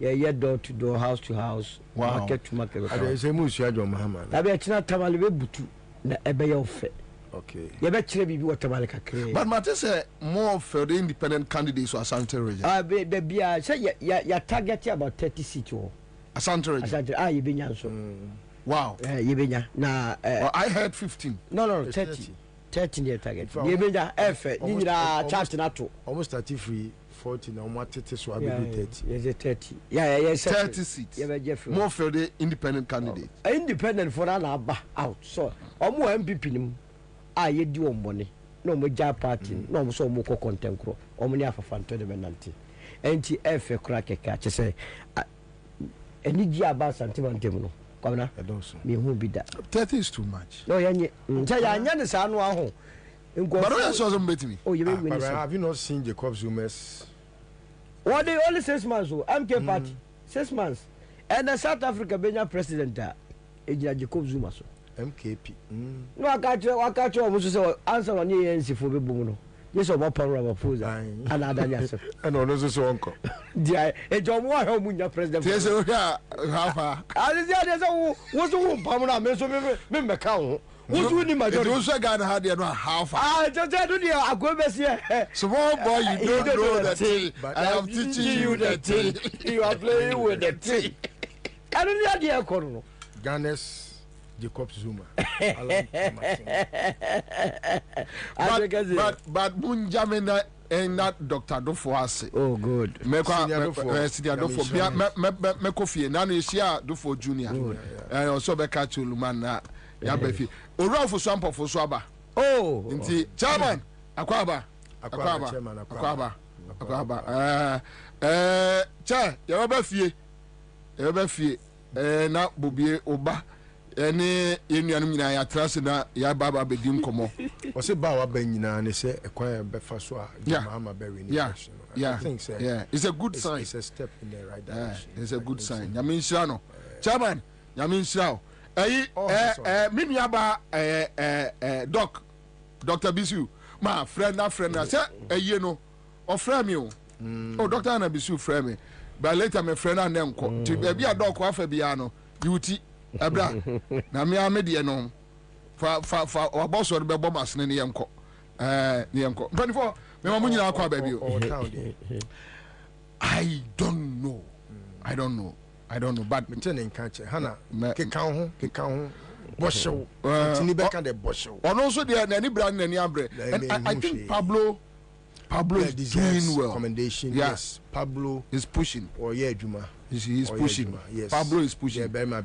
Uye ni say ni nyina. But Hana de me hu no. Yamin me hu Yamin wo be bia. Say me hu ani Photoshop. So e sofo. So e dey you, said dey no organize you so on the abetie nko ani ayi attire no tete kwanche. Me hu no. See a friend no. No, me say me mfro bia. Enya me na me back power cho say be sene copy organizer. Say Yami ama organizer wo baba ye me hu Yami ama me hu ayi friends Akamba na madonje. Akamba so on fa so che Yami. I swear. My ferry. My ferry say Akamba ya organizer. Untie. Because we were looking for no. Ya untie. O senior. That's how come I thought say. Or the Subani nim dia be ya untie. Or the Subani nim dia koda. Na say before me ma me ye no. Na Poye West. Before ma me ye no, me ko si Akamba o baby. I be cut to them na moye. Me doje. What ferry? Yamin pa.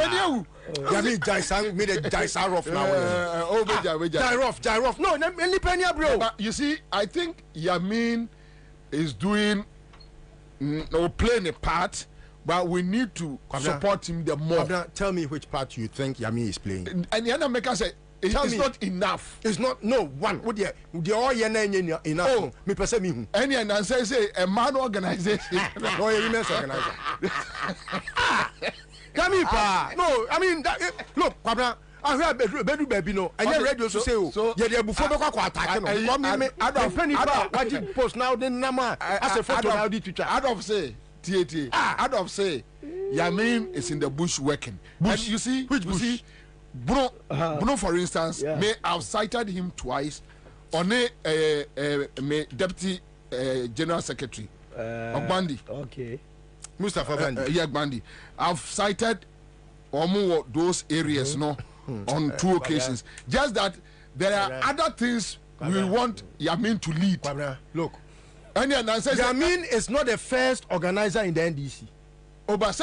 And he's not the first organizer in this country. There be organizer. Man, come in anymore. There be organizer. I'm saying Yabuatinja was fantastic. Oh. That's when you organizer there. Then you say Yabuatinja was fantastic. Yeah, and they know it.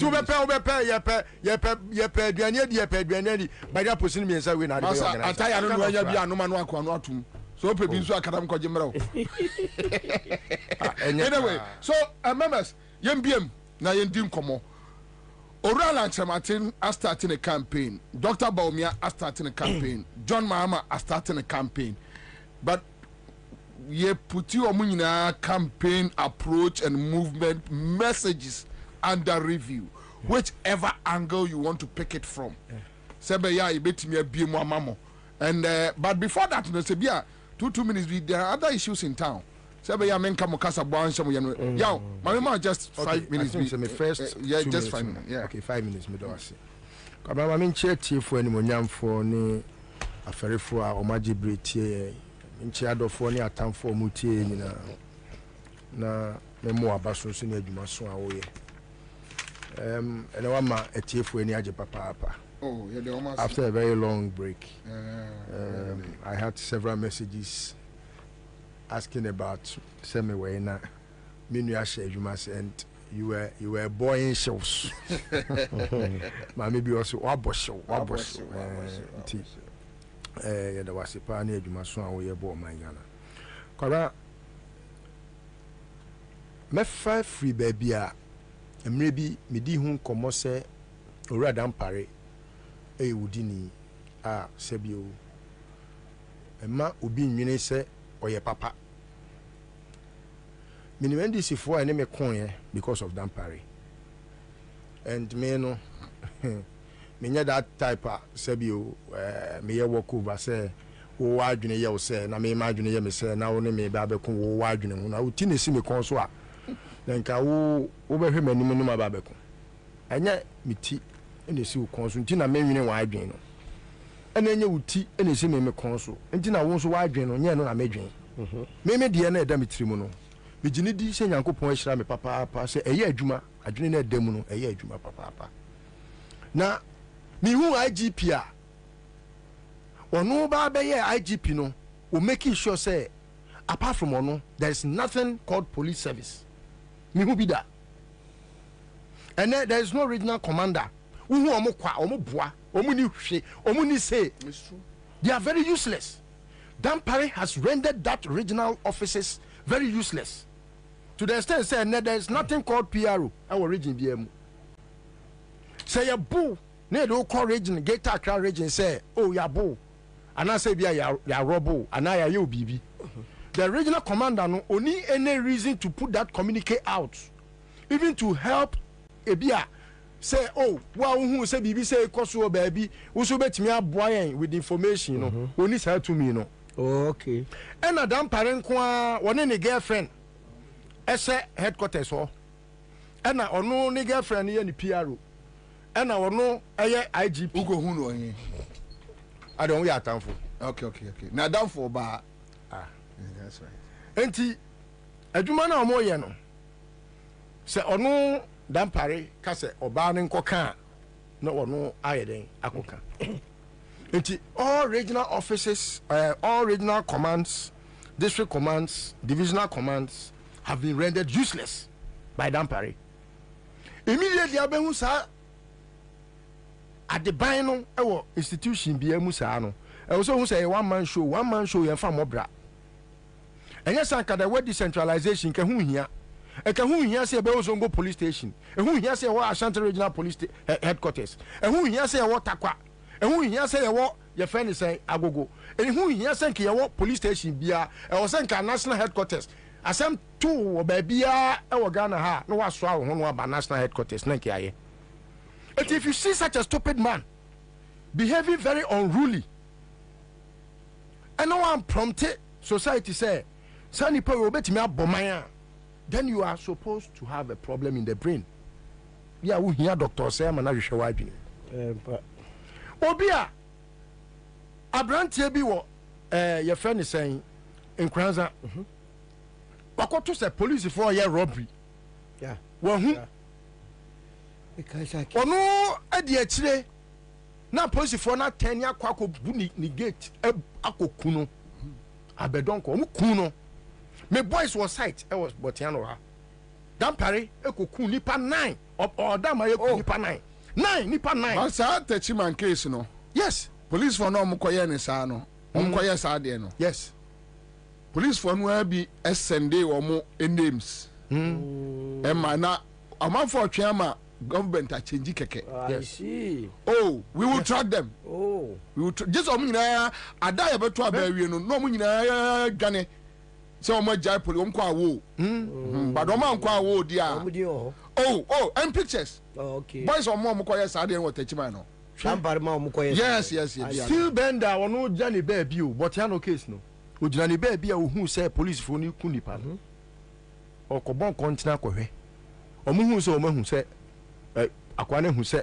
omo edi sa abone no omo ko chi still bender ni bonu choku wow yes Dampare pare de o pare no be jina o ka che me say Dampare ye ni papa me hu say wo ye wudi ni enu ti na me ne agaga no kun tokwa no because ebiana you may not have been affected directly but mind you or Savannah region Abujina Poway polytank musika wakunipa mako 7 because obi diska ko se polytank ma mo bia ko wia nipa 7 ewu na nipa Kwabena na tinsesika Dampare ya wakunipa mako 12 Nigeria for mako 12 including a pregnant woman omde ni kojina mango tree ase no mbo no tuo pe na obi e ka kiro se attack police and military personnel, the person is walking. Yeah. Because I am MPP. As I mean, the very thing that broke the camel's back. How a Kumsin? Again, oh yeah. On one see me na me boat you no. On one can you. Send me na boat you. Yeah, no. No, obi kura ni even say na need to cry illegal yeah. As of yet we don't know. We don't know because the police service could tell. Say at that time no na Ghana police service or ma registered to amanana because the tuela ni kura no pistol. We can go in the records and see whether our Kumsin at that time had a pistol. We can go. Yeah. Because we have or more registered to and we can inquire. Of course. Yeah, you know. Because or your minister. Oh yeah, MPP. Or MPP ni. Blue. Now NDC near Akufo-Addo akofa ne sesu wudini so man the IGP. Eti wo adwe ye say dan pare na oni dam honom no. Senya Akufo-Addo ntia ekoyem IGP. Na eti na because NDC for ne bia jimi ama. Ene se mo jimani so. Afa dan pare didi mu a na obi afrɛ me listo na mo wei me wo wanum. Your for be free central region. Me wo wanum. Oh, that you for be free central region. You had number cantonment. Can you imagine? That bare Kaswa your central region. That bare my US central. No, I have a problem with the way our NDC aso dan pareso akofa jataba. Now IGP ben na adwini ya adwuma was mercy me koto board here. Na ye the camera see so. Near Chani photo near the abeto oh we dey o humble pa. Where Jimmy? San obi humble. What they be dan pare ni mani your friend say Elizabeth.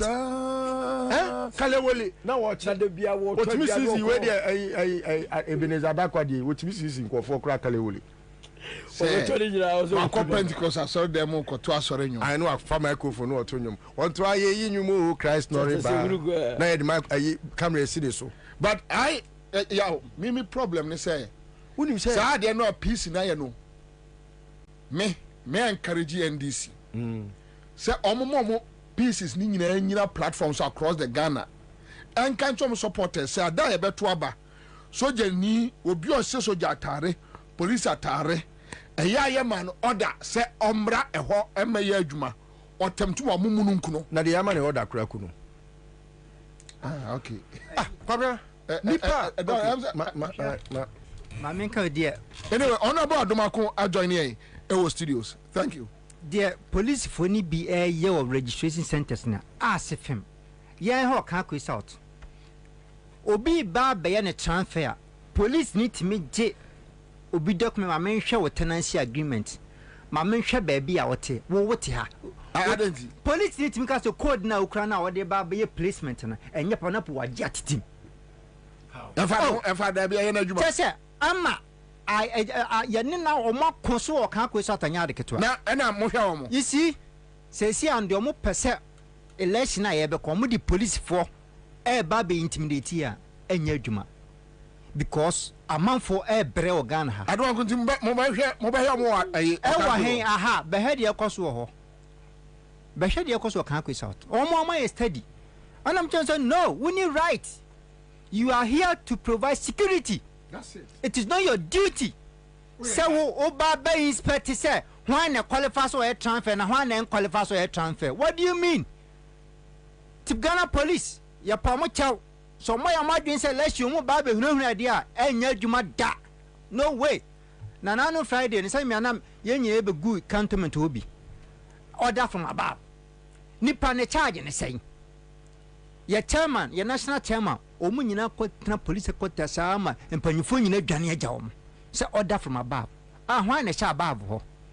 Because my imagine say election no baby a mo be fa bia mpese mu wie no you want to do order from above we come na gabio. Tese o dun ka won tiase. Nanu o e wi say baby e ko nanu ya ene ya meba news France. say farmers no e de ajanan e na spray government officials down ho adding taxes in farming akosoro dodo.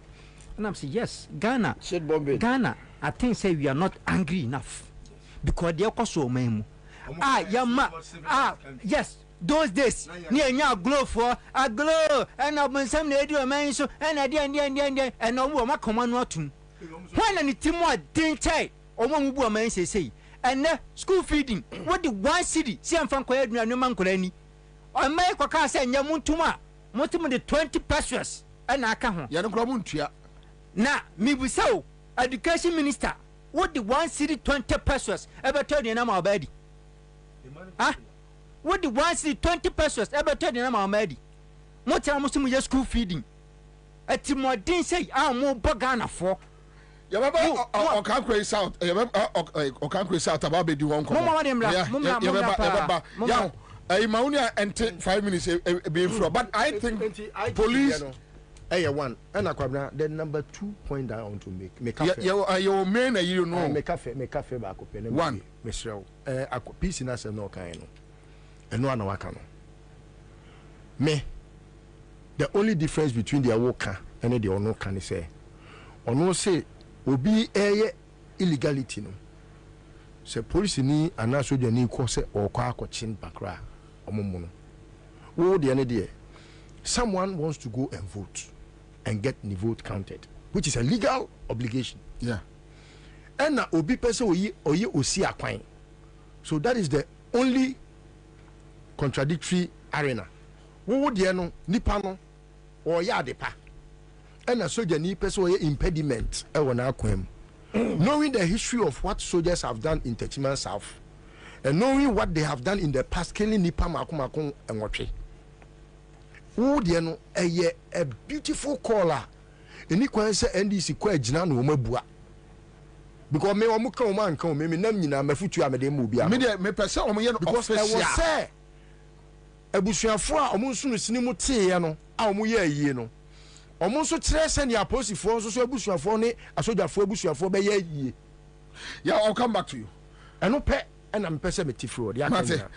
So who bibi quick one yedi kai and oral and chamantin ne yen hokafo Patricia birthday na woda na catch them the dad na se me ba ye na yi so ansa ye wi ane de nsempa no atwa so eno ntino ele ye jira afrafranto movement for ni ane very strong woman awoda pa e ma o se o be ye de no ato akoso ababo so e de jira ukunachi o ma ware ayakono de ato so mienu ene black stars o bo ma saka se enyo mama nka kada di ayemre o jira de chipampe so no no ntwi nanim sa pon so no sa njo kwa e ono nim sa de so ma se ene black stars bobo Chivala ne jira ma me jira ma me jira Chivala chi chief ne jira chi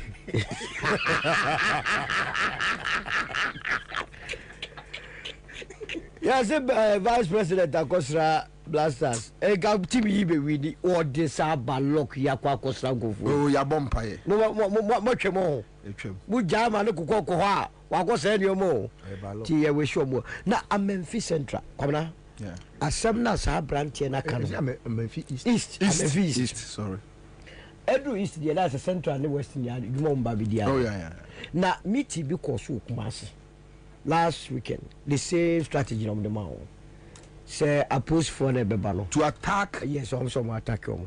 Omo say omo bala say omo nye friendly omo mbo bibi no besi. Really? Oh yes, Sana ekona me won was oh me na me catch me recordings in now na the appropriate time bebo. Bakwara. What you say? Who him say asem we make no it should be one of our main topics. No, but a serious issue. Over 80 to 90% of a police force support to buy way. I know Ghana for you pamo because as a bad fool so they cannot use the police and the military. They have seen it. And untino when you saw Cote d'Ivoire vice president Bagana ha and you be any be meeting say there was so many soldiers from Cote d'Ivoire. Oh, the third guy agroni we no me obi frame me catch them say wow some guys be work area wa ate sɛ ɔmo firi ɛyɛ Malian military for ɛna somebody called me and a janja weed for you be finish your kroma. You see the do what they say, and I think ɔmo use Samira no Fulanis let's go ahead. Oh, you be crash your nyina you pet don go for Fulanis you be the woman say a brand any castle we have video now so it's a Kwabena na kono regional minister what you ana ne o ohene so a otimiti nimbi ana mo shen emeburu ni kutupa na for the video say be ba abonte na chese mo to no mpene so mpene o ja say na enu amitie no Joy FM wo be MP di ko so agwaro so adwene mu no chese wo say Jimmy mo ai wa Jimmy pa na obeka because party ni leadership ni because say a party is serious by now ke o ma withdraw the nomination you be pam regional minister come be sakeno now hene no crowd say come say gazette na ya pam na free so your friend na taba ya jape imagine ko say say mungwa it come na very serious na Kwabena na kosi ne hene o na so mo de na say ko gaza don pin pepe so mo kosi hene bi wo wa kwa pa eno no na you see me na nyam wo was some go discuss galamsi o na so ko biya da lembele excavator sabira ya bozo ke yes what is regional minister yehu etopa galamsi kwapa ya go si kwapa onko si kwapa hene ana duka ne nam oya no abodwa kwapa na yo hene wo pepesa ana ohene na mu ne tisi afi kwapa we awaira se gofu eni o ma fake go na we okruwa watimi akosi hene o se akwa no na ye don pepesa hene don pepesa hene tia no tisi abonten afi de omo traditional council is kwapa da be na be ye hene duka sese no regalia yina duka ya no duka odi a ye enko anuti sa semwe no o se ye hwe ni ye sanse meno ka se o ze koko production swatipa ye koko ni nyina ne nya free 520,000 to do ne nya free sa ma free central and west from aba 400,000 no less than 400 because it's as na ni pia koko no eno na sa branch ya ye fa na NL Frimpong and the regional minister say wa mo fan ko to galamse na se police ni kura so jawa ko mo no awu so mo ku mo obi a wo ya wo say ye ku Maxwell Mahama yanka wanse mu nwie ye wo se ye san ku mo ka ho na ni nyira yes omo twa baako omo soja ni we are just trying to pick and nipa na o ka sa asem na de no ma ana sa Kwabena akwa instructions in ya adwuma yi of course ono na we ni eto but you see sankofo we ade omo ye no fe no me hu kro bia so eskafo ni ede se hiafo da ye ne mu ye dada wo wanya ho se tam wo na wo pichi wo Kwabena me hu bi da and it is over in Tokasam the person by less you must less way clean ye beto aba o call nkofo training grounds football training grounds ye nyambo main match abeko na strike bi go se go so so ye nya team na ye start main match no stadium na nipa gu ho a election day na tension wo mu no I want to be few strategy and don't you know I am na akoyo you see one say NDC as a party kramo is soft. That day they should have burned the police station. I'm telling you. Oh, how? Yes. They should have attacked the police station. How? Because you see, how? Because Periperi here and Yegmo Kuma. Obia Kwakotuo atutuo. Wano ya mfreno. Ya shebu krasa the document they want to know a genuine. No, but workers are. I disagree. You cannot disagree because what I'm saying is that you're responsible Ghanaian citizens. Now, if you are responsible, the police is supposed to be yes, but you don't need to allow somebody to provoke you against state. But the state is rather provoking the individuals. People say Musa question back. What do you say?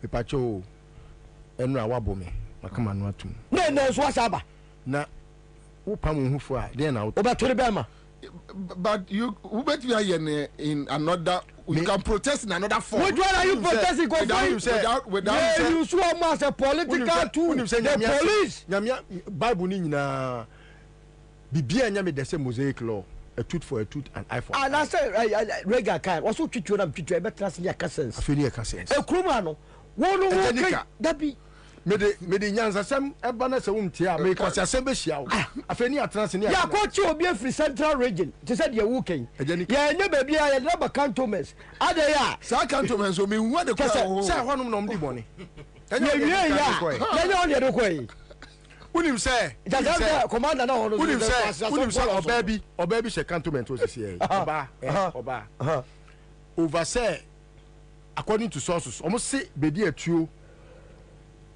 okay menka biem awo ɔmbɛgyaa no ho ɔmbɛgyaa no mewɔ ne number nyinaa ɔhyɛ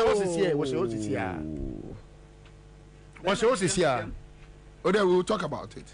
ɛne ti kwabra ɛyɛ strategy towards election 2024 yɛ intimidate one team no afei ɔstarte sɛ ɔkɔ wakyi a again nkɔtwe obi mfiri central region ɛfa ne mɛkyɛ a adɛyɛ a ɛsi tuo no wa transfer kyɛ sɛ yɛkuruma yɛni time ɔho yɛwɔ time ate sɛ yɛdedi nkɔsesasɛm ɛno nti mɛmfa no lightly ɛwɔ sɛ obia ma n'ani bere ba wei no nyinaa yɛ na ɛfɛ ɛma abufuo no kɔ soro ɔsɛ abufuo no wɔ system no mu yɛwɔ June temperature no bɛ start arise ɛbɛ rising kakra saa yɛnduru November no I'm telling you sɛ ɔmo sɛ ɔmo yɛ mmarima no afei na ɔmo a start patch sɛ masa abɛmuo no sisa ma mo nyɛ bɔne enti no yɛbɛbɔ mpa yɛ ma ɔmo sɛ ɔmo deɛ ɔmo nkɔ so ni saa nsɛm hunu ya nkyekye nkɔfoɔ ɛnkyekye ɔmo saa de temperature no yɛ dɛ because temperature no ɔfam too much mempɛ ne saa yɛ mempɛ sɛ heat levels no ɛwɔ soro paa ne ɛhu obi a ɔbɛ survive.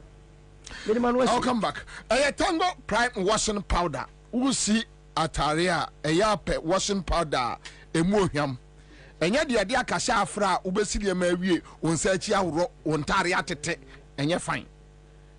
Tango prime washing powder womo dia badie edu twam kra Ghana obia atum se Tango prime washing powder ye no ano no. Na wodi asi niam na wie no na awo no chese unni perfume kra de wakoto dia Gucci perfume de wakoto fayin kosia jese kra de na aba mo mbo perfume ni bi nkyere me de nyamra mo use perfume agese de abebai Moschino Tango prime was in part de hwam ten nyina wɔn yɛ a sɛ ɛyɛ washing powder wei wɔn de perfume ahodoɔ bia bi gum wɔn de oud kura gum ebi wɔm oye ya wɔn si credit wɔm o amanfoɔ mu ntiɛ enti mo nkɔgye mo deɛ yɛn fɛn si nneɛma ɛmaa sɛ akyi wurɔ akasa anim from ɛwɔ 0243 033 033 na sa washing powder we kwapa pepper kwapa pepper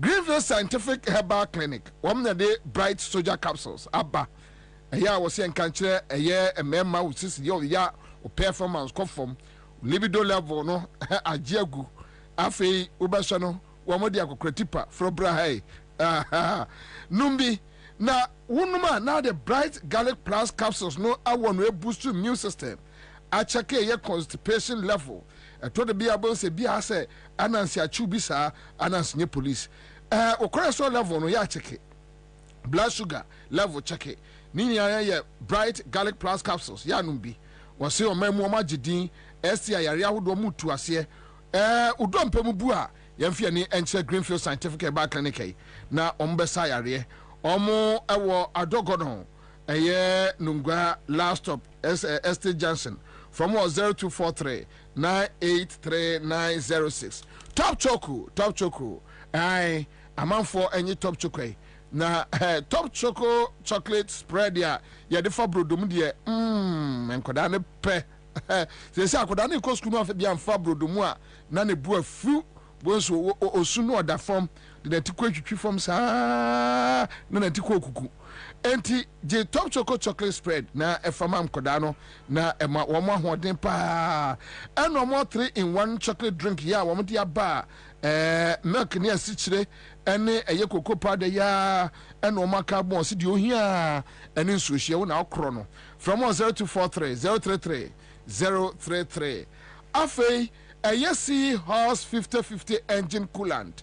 Seahorse engine 50-50 engine coolant. Yeah, one more a day abba.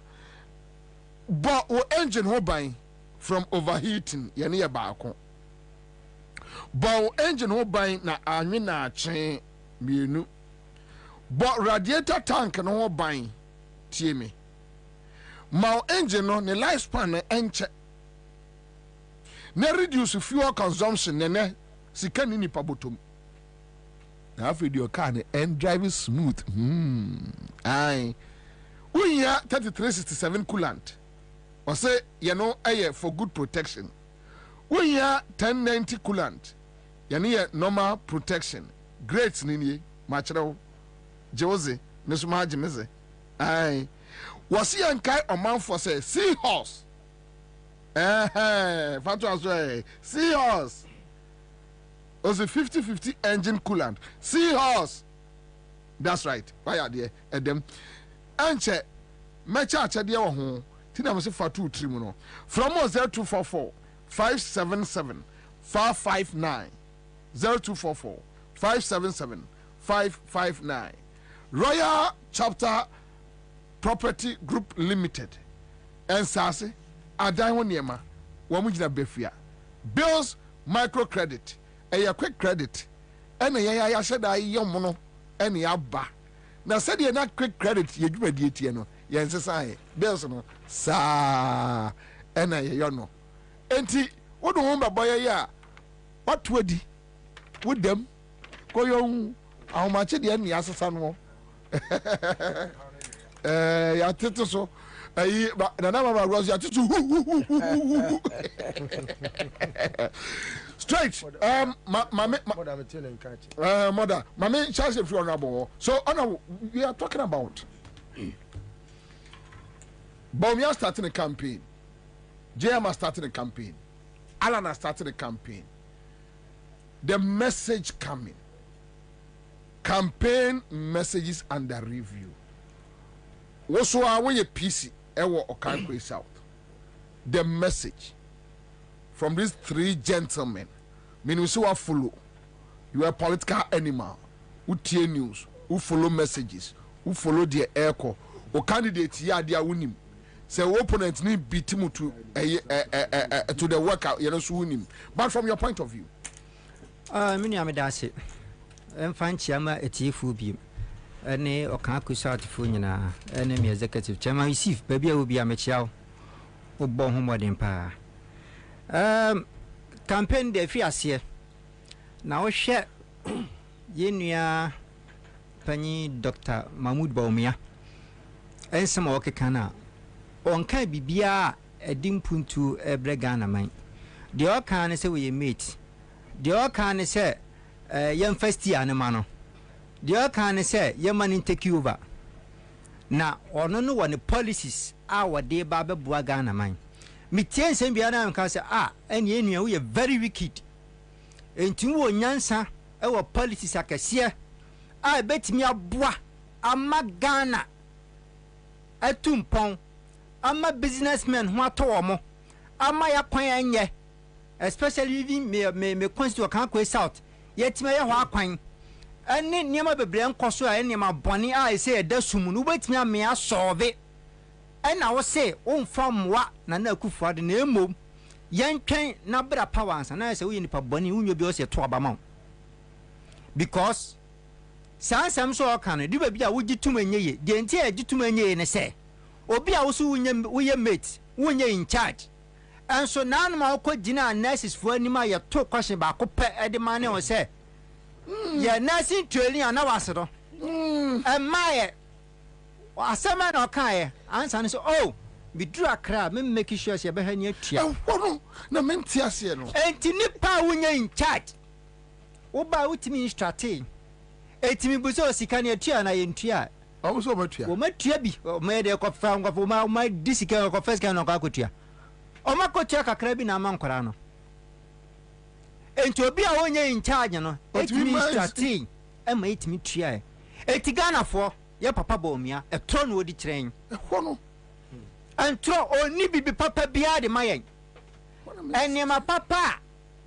o question na ban na ya mo na ese ne ma papa no waje afa so na ye e bi ni de aminim mpo wa say wa ye digitization watimi ya ama mobile money ya adwuma na you start use mobile money ene oso ofia otimi to ECG otimi to ECG na even Ghana card kura ho on faso chain bridge any overhead nyina Ghana card so e won faso chain no enti no ene papa ba omi ase waye na kaka economy na o si da bi me mate oso say no on na share digitization so eno mo de economy no ama ayi Anderson governor ena nanado na share governance abo ankasa no all anchi na you know ono ankasa chiche also ono de digitization kwa no ITS ena say Anderson share fiscal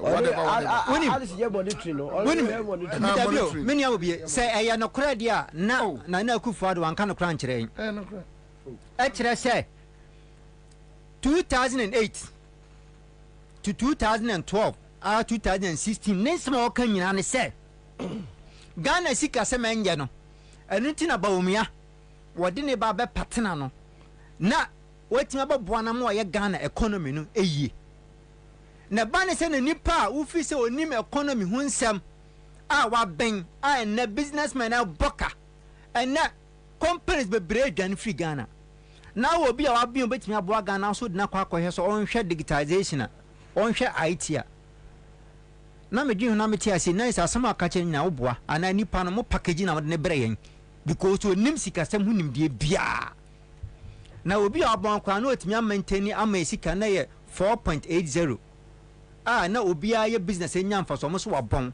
wa ba be fa afei na obenya 8 years wo de akɔ do 16 point something plus na companies ne fa adwane kɔ amanfoforo so na akɔ adwuma businessman bi amene ne yɛ adwuma 1 or 2 kakra ka India ni bi lazo sorry one day so ne me wan komo nam se de ba asem oba me office announcement kan say company is not doing well to omu relocate enti nema 1 or 2 bi anu omu no omu hie bi omu relocate nam so why na send your kata to no me wura hoye nam se how can a foreigner wo be ka kire me me sa asem enya asem kwa metimi aka wo che so no kwa bu ofu eche me na me ye Ghana ni na meti Ghana kurum ha che so o man bibia no ekoye sese yo monche made baako a ekoye wo man mu bibia asai every set bia bedu bia no obi ase asai enti message ben na ba omiade oni message bia omo question bia mo busamo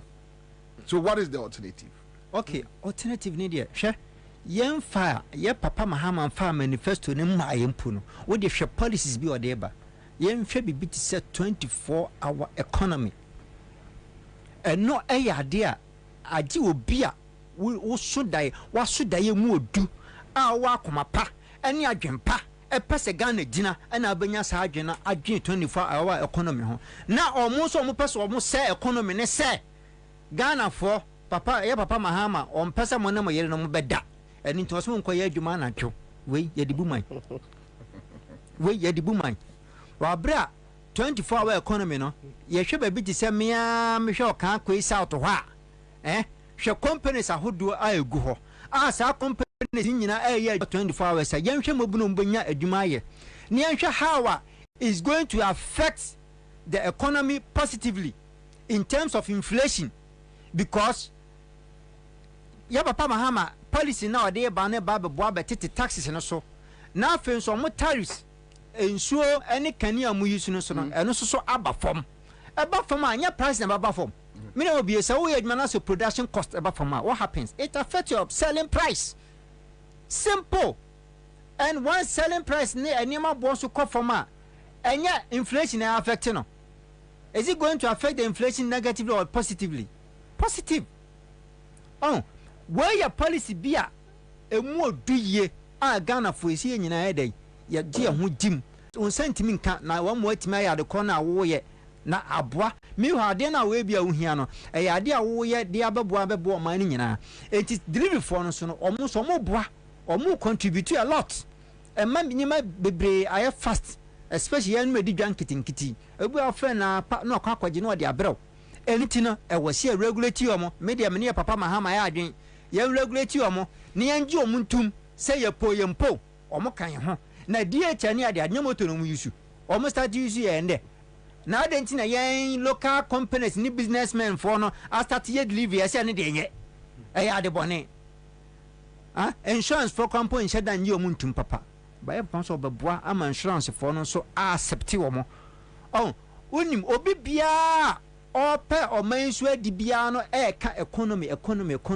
ana ba o me de digitization also you should digitization and the other economy ready unim na da bia me kan o kan no area na wa no ya kwa pana wo ya honorable ne aka so na aka se na kio fa sa na o che me so ja me so mentesa enti ye pomo che Ghana fo na da na mo de ba no mamu ma ya nyintumo tom okay si akwa si ehu ya so nso aso ansa ye hu ye nyina ehu die tue mu sei no wa wo kwa market bia no ye ni MPP market ho eni ndisi market ni afrafranto market ye nyina ye kwadwa so ba akopɛ ena ye maame mo ya na nkofo bia mo sei ana enuano na afu nkurase na ye maame nipa bonesem ena mama ne boa den aya ne ewura fu se maame na oton tomatoes no otua dan ka ye ewura fu se maame na oton tomatoes no ona wo han dan da bi ofro ka maame na oton tomato ni refi se da bi o ya de kokoto aduro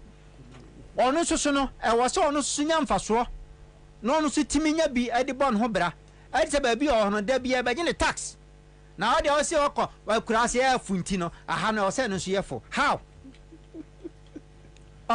bibia nkoyo ene kuafo nyina su ene common chemicals farmers e de begu mu fosu krampo no adane asem ne bodin dende o moto ento dollar ehuri janna so saa ene wo kwa akota na per credit ka just no ye ma credit because of the credit wa ade be che no dollar rate ni change a onti ma mesisan invoice enitina ene wo de buso bia o ye adwuma surface no nya credit ne so nya credit na credit kwa ye ma because wa mo kan so anti ase wo bi o de credit ne mawa ono so ne ho ba kire no ene company bebre na dwanko eno ba umia omo solution to that na solution na wori yam pesesi you are the president wonu omo na to ye ni ye man ni ehun say yes woni amene na kama force the dollar number 10 na ngo Ghana me dollar number 10 na me just moto abamma no ye nto abamma na ba bia wote na ene sorry free way ene say wutu na na Akufo-Addo fu no wontie na ba beka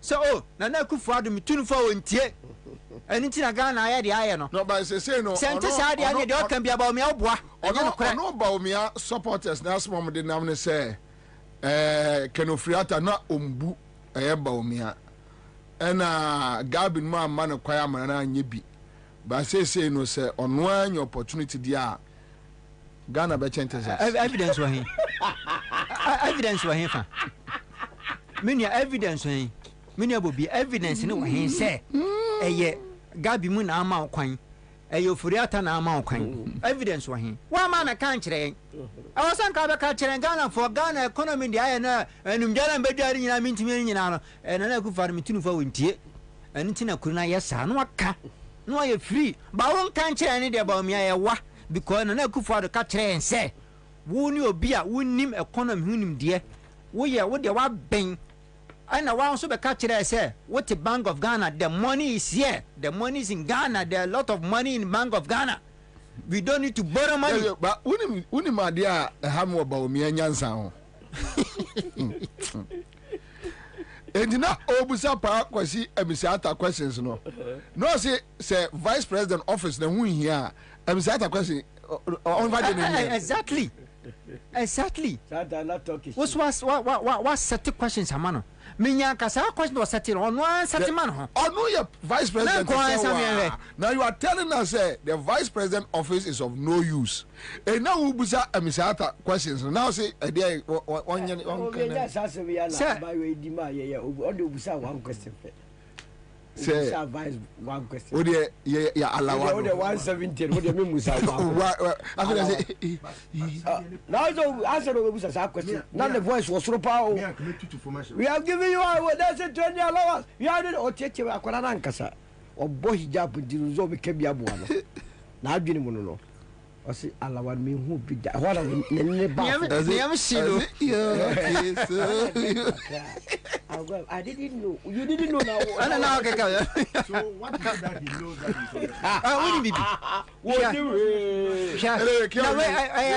he's simple. Oh, go for me, you know. Baako say, me ba. Sikana ma memfa ma nkonkodi. Ma memfa sisi hospitals emma. Na se wo wie wo nursing training na wo ba ya hospital wa ko wuram kurudu na akwa adwuma no aju akatua. Baako si da bi hospital da minsi. Na me mama sikana mwadi. Na mwadi ya wo wie sko ba betena fie no sa akotana ma mijare. Ni mienu de na wo sofa. De hen na wo sofa. Anyway, thank you sir. I'll come back to you live on Accra 100.5 Citizen Show. And before Haruna Mohammed Ababe Kansa. But interestingly, listen, so Angel FM Online details on Soja Nino Machuchana Sekaino.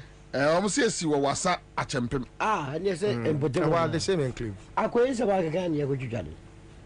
And that's from Pomo or down the Western Regional Minister, Kasamushia Soja Nibia Munku, and Yakokubi. Anyway, Mamma to so a election campaign approach from the three gentlemen. From the two gentlemen and one other. Yeah, from the two gentlemen and one other. From the two gentlemen and Kwapa. And that who is a vice president was starting the Tiro Kwabana Mosu with the Bonnie, Kufado Dienavia, Omunina, you would throw Bonnie and Guano would through. The woman is a baby a Ghana one, Kwabena. Ansah na also prescribe solutions, also who may be a Yajina beer. Ya how are you woman as of my pie? A Juma Mebunu Yanye, a comma a dear, a Juma egu. Now, a Juma young Memuno en Yanyano, the sources as well a free.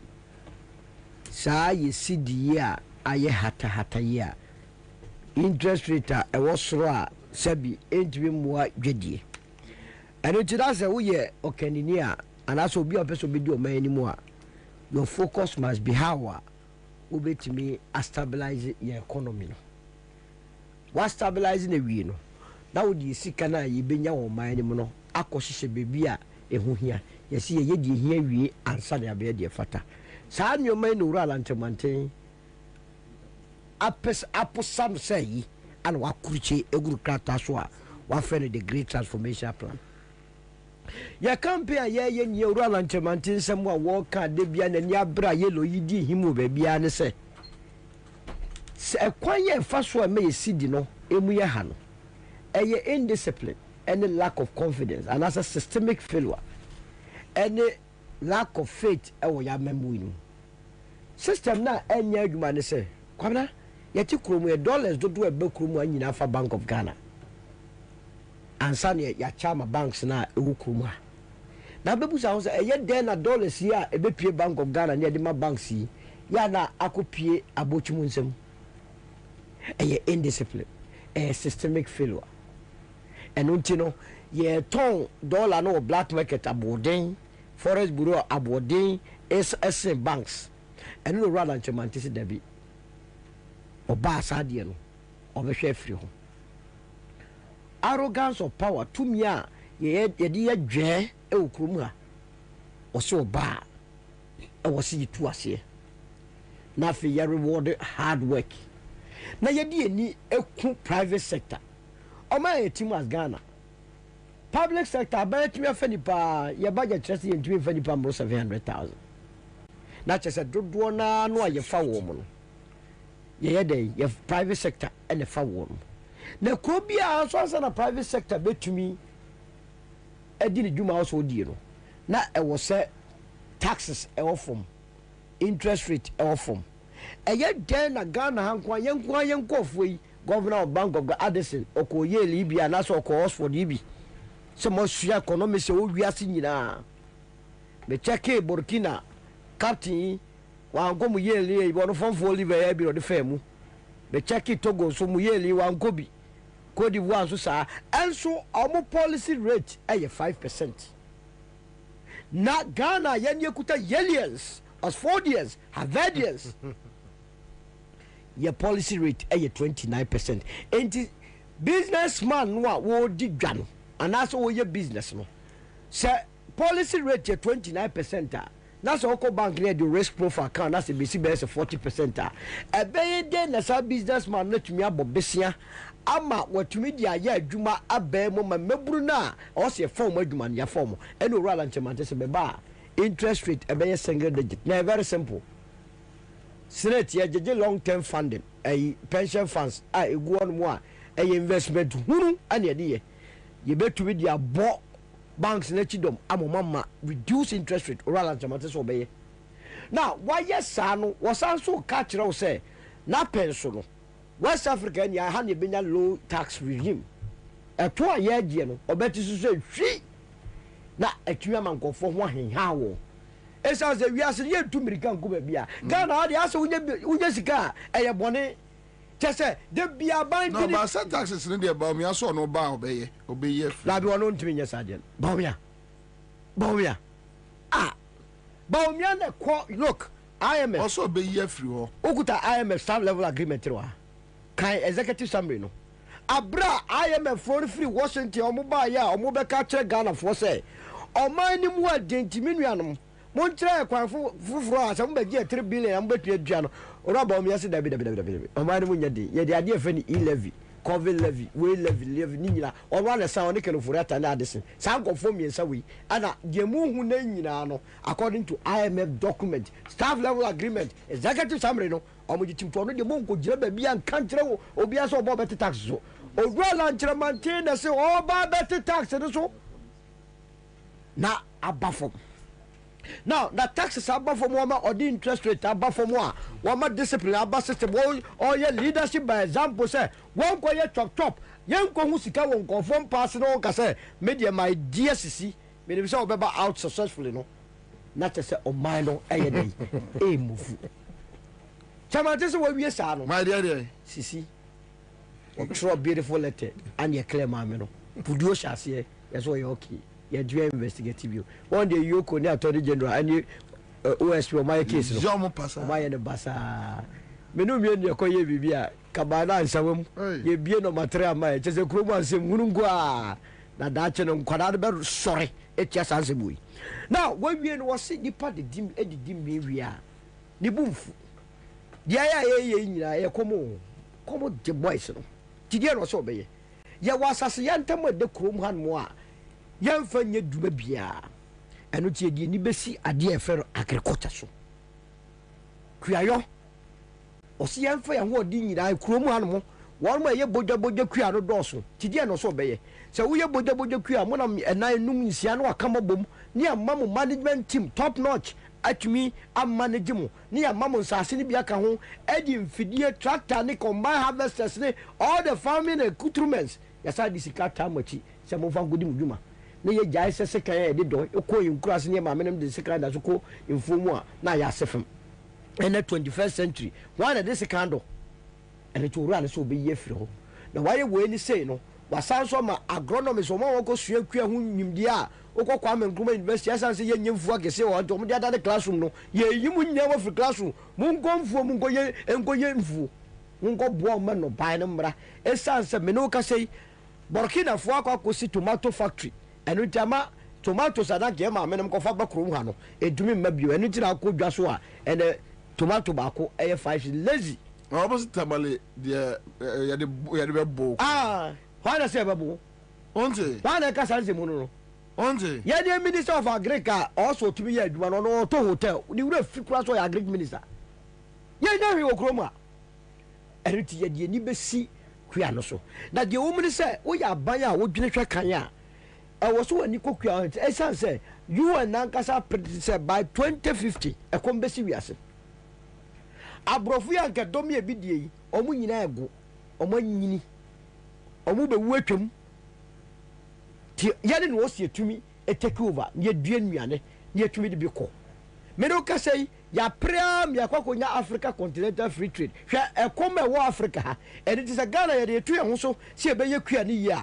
yanko yebetumi afidi ebibrem ha enya musika botene na wunya sa sika botene no ha wo sidi na ho den enye hata hata we ya practical economics cons one over economics without tears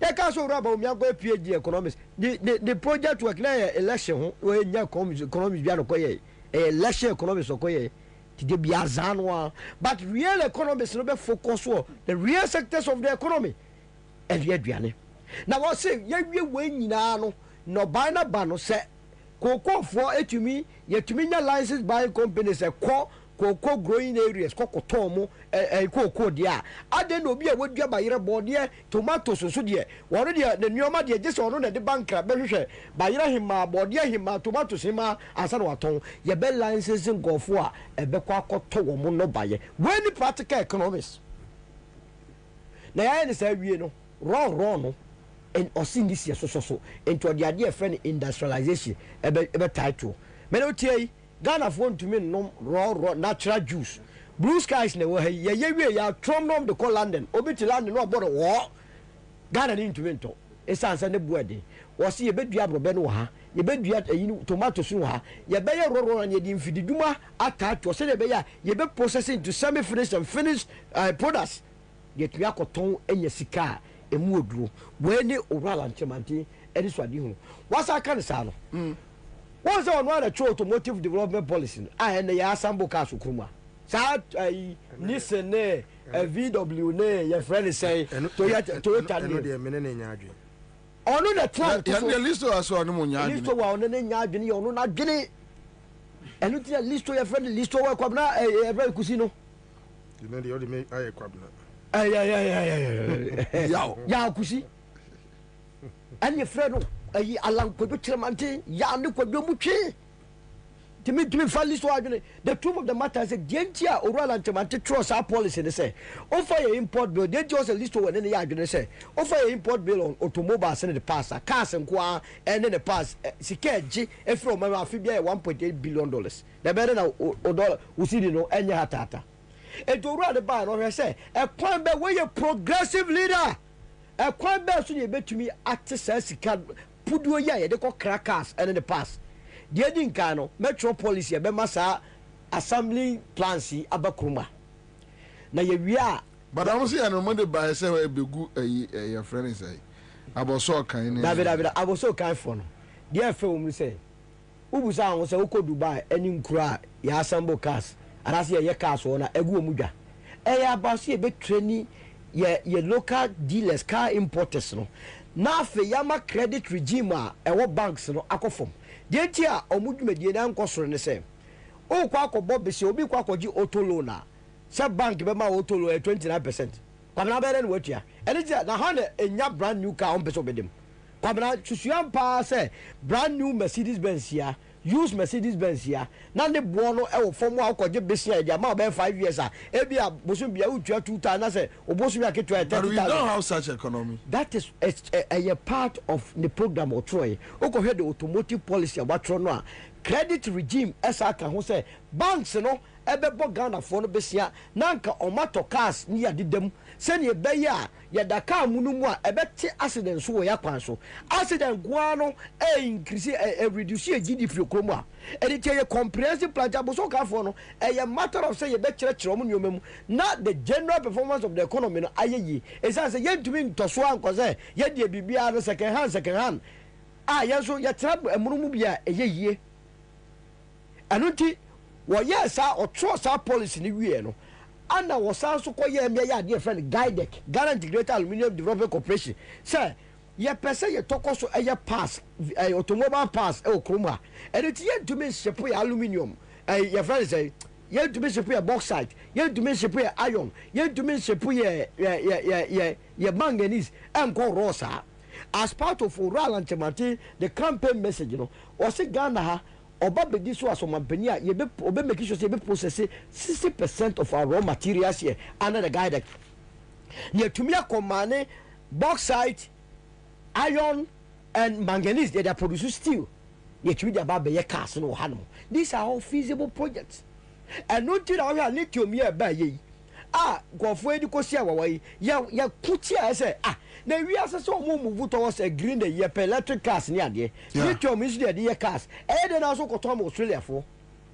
tietiem esas ye free say Ghana and be ye ebio owura ntamati ka kire wo say ye wo oil okrom a ade ba ko ye ni ega ho eye petrochemical industry ade friend plastic ehu hia o car manufacturing pa and it no ba obe develop the automobile your friend say the petrochemical industry you bet me plastic you dey be fertilizer okrom a when obi a na dwene no aka we na wie no Kwabena waka cho say the issue of corruption ebe difficult in the price ebi agofo no royal anchamantin sign that obi a won na ka kro no se ma wutumi ne discuss ele to de kufa do mo pena sem no ale kufa do ye kromfo na opo ase so betumi ne royal anchamantin akwa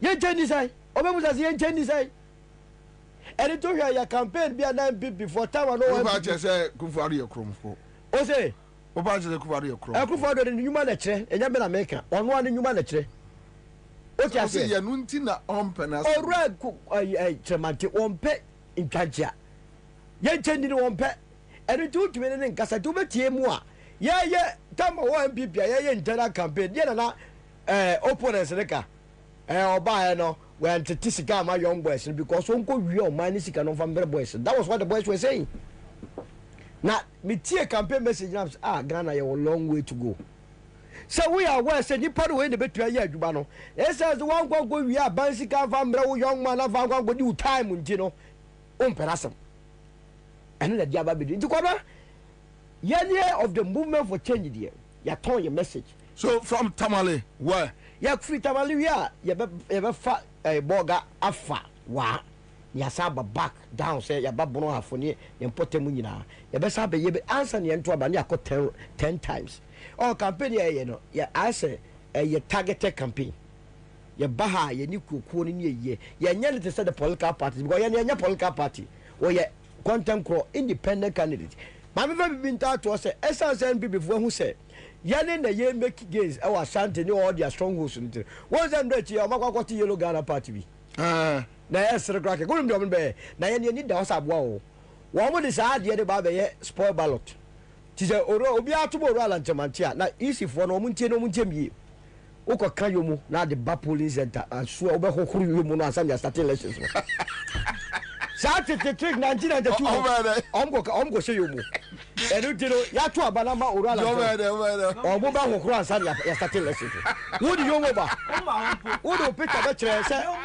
wo di yomu ba oh but very interestingly and that Mugabe massive birthday Mugabe Gumbe and omia mom birthday no Gumbe koyo atampurika odi ewia ye be because now chi musa me other friend but just evia what other friend say me musa Ozi me musa odi ewo go mo yo that be say ye wo say ye ni anto a be the GDP akoso atampurika ye ba kasa mama Haruna Mohammed akwaba but Harun okay so mama Harun I'm meaning fellows to me Harun so we are dealing with a year list to us say two gentlemen and the other Kwapa when the other no Kwapa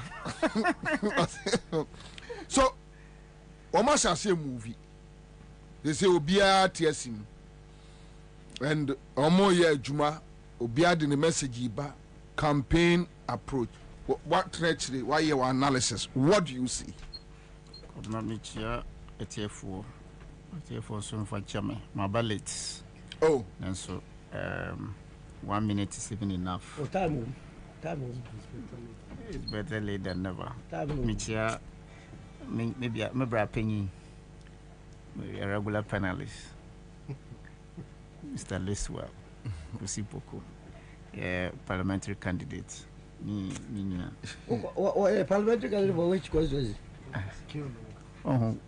okay good what the me MP to be Commander. Solo yes and Kobeko, who's our band? I don't die, me no debut. Yeah, baby, I'm say Penyafua Kasa.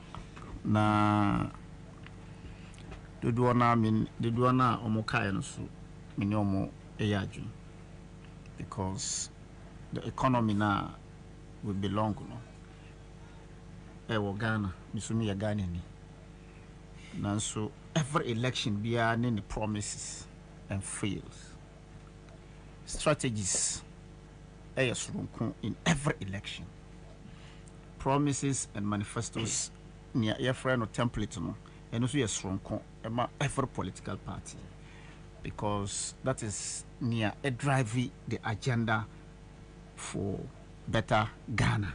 Yeah. The say Eura alarm chairman thing espouse a lot of ideas. Sana Ghana betum poma nature say it is welcoming. Eura John Dramani Mahama, His Excellency, Onosudia Odiba is welcoming. But then maybe Kafa Eura John Dramani Mahama ne NDC4. It is true, sir. In 2016, Commander, by this time, in baby elections no bekwakosi. Men candidate 2016.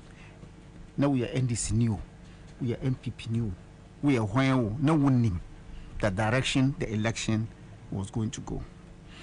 But 6 months to election, I'm not seeing that kind of zeal now amount for the bad election 2024 to be frank with you. Now I hammy because me who say in the 2016 no na NPP in opposition na almost 30 agenda Emma NDC no more a 30 agenda ufaha na omo defend 20 free education ufaha na omo defend digitalization ufaha na omo defend school feeding ufaha na omo ye but in opposition as NDC na yenim say umpo yen MDC na di ade a yefre propaganda.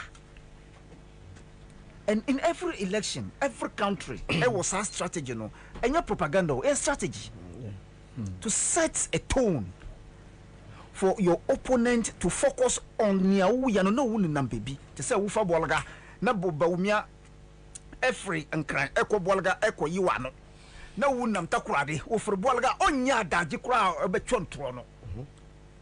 Intwa obenya adaji ton na enu na mum na Eden who set the agenda no so that obekwa kwayiwa no, but I'm not seeing that zeal. It's like near amount for a cano. It is sitting in the minds of the NDC communicators, and for which reason no, it's a source of worry. Because I am saying, sir, meba no mitie una ubisa dumako say. Eya questions na omubisa no. What is the alternative? Antiman yi na no no. To my satisfaction. Well, I mean, wakasaya, but we shall not say. We are dwelling more on the sloganeering campaign more than issue-based campaign. Promises upon promises. Look, the 24-hour economy, idea, chang baby. But it's like a lot of people don't get to understand what is 24 economy. Haruna. John Mamba Krani and NDC we hear new promise bay. Terminal trainers way. 8 years when the NCB. Tell the people we need to expand our aviation sector. That's why. Good. And the I did be anyone year and Nipano Timia, I year be 8 years. And the we are no any saw yeno. Come and tell us all about Twasso.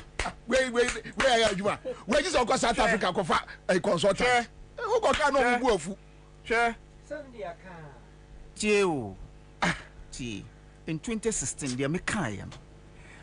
Now, at least, young name baby as free SHS. As it is, 3 in, 3 out, 3 months in, 3 months out. In 208, Prof. John Evans at Mills may he so rest in peace, perfect peace. Unim ne odibaye. He said, Oba, 4-year tenure of free senior high, Obetwaso. It was a major policy decision of Odibaye. There you go. 2016. 2016. Yes, 30 February. From February to November. Na ye John Mahama eso mo obi ehu se wo ye kronfo. Good. January, February, up to date. Ugo jira Kumasi a John Mahama ko jira Kumasi no ko jira no. No, I say I vale se gonja hino se hwan ne se betum fu mo obi antaka obi a. Mo obi antaka obi a. We are profo a Jimmy say na so your vice president. Men can't tell us we are profo Jimmy for. Ni pa no ko jira no kan ko wo jira ka bi. Say otu for atuya for say otu for atuya for say otu for na to aba mo otu for. When to aba ma gamanche. When to aba ma e fresh e bolewura. We share the history. Yeah, can somebody near brother ka. Enye no na yedi chisisi. Hi. The principle of accountability, it is the bedrock of NDC manifestos a year Gerald Rawlings Dubai. Today as we speak, what is happening to us as Ghanaians and in the economy? Corruption is the bedrock of NPP. Yambosu. We don't talk about corruption. Do we talk about it? Like Commander is saying, say, His Excellency John Dramani Mahama, Terminal 3 is here. The E-blocks are there. And the E-blocks education is a long-term measures of what? Elevating poverty. Anamiwa. It's a long-term measure. Now we are E-blocks do I say the number that they dispute. Yamfano say 30.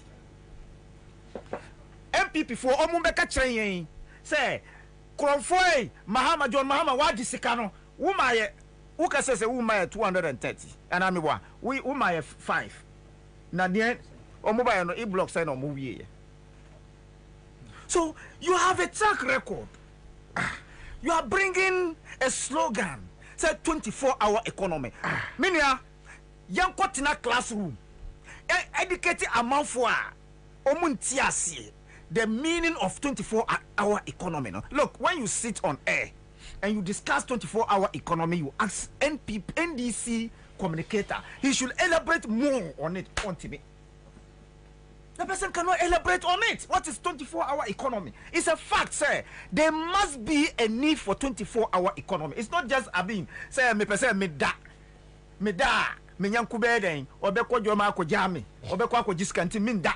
That is not why we want 24-hour economy. There must be a demand and supply need. That is driving the need for the 24-hour economy. Say there are pharmacists who are running 24-hour economy.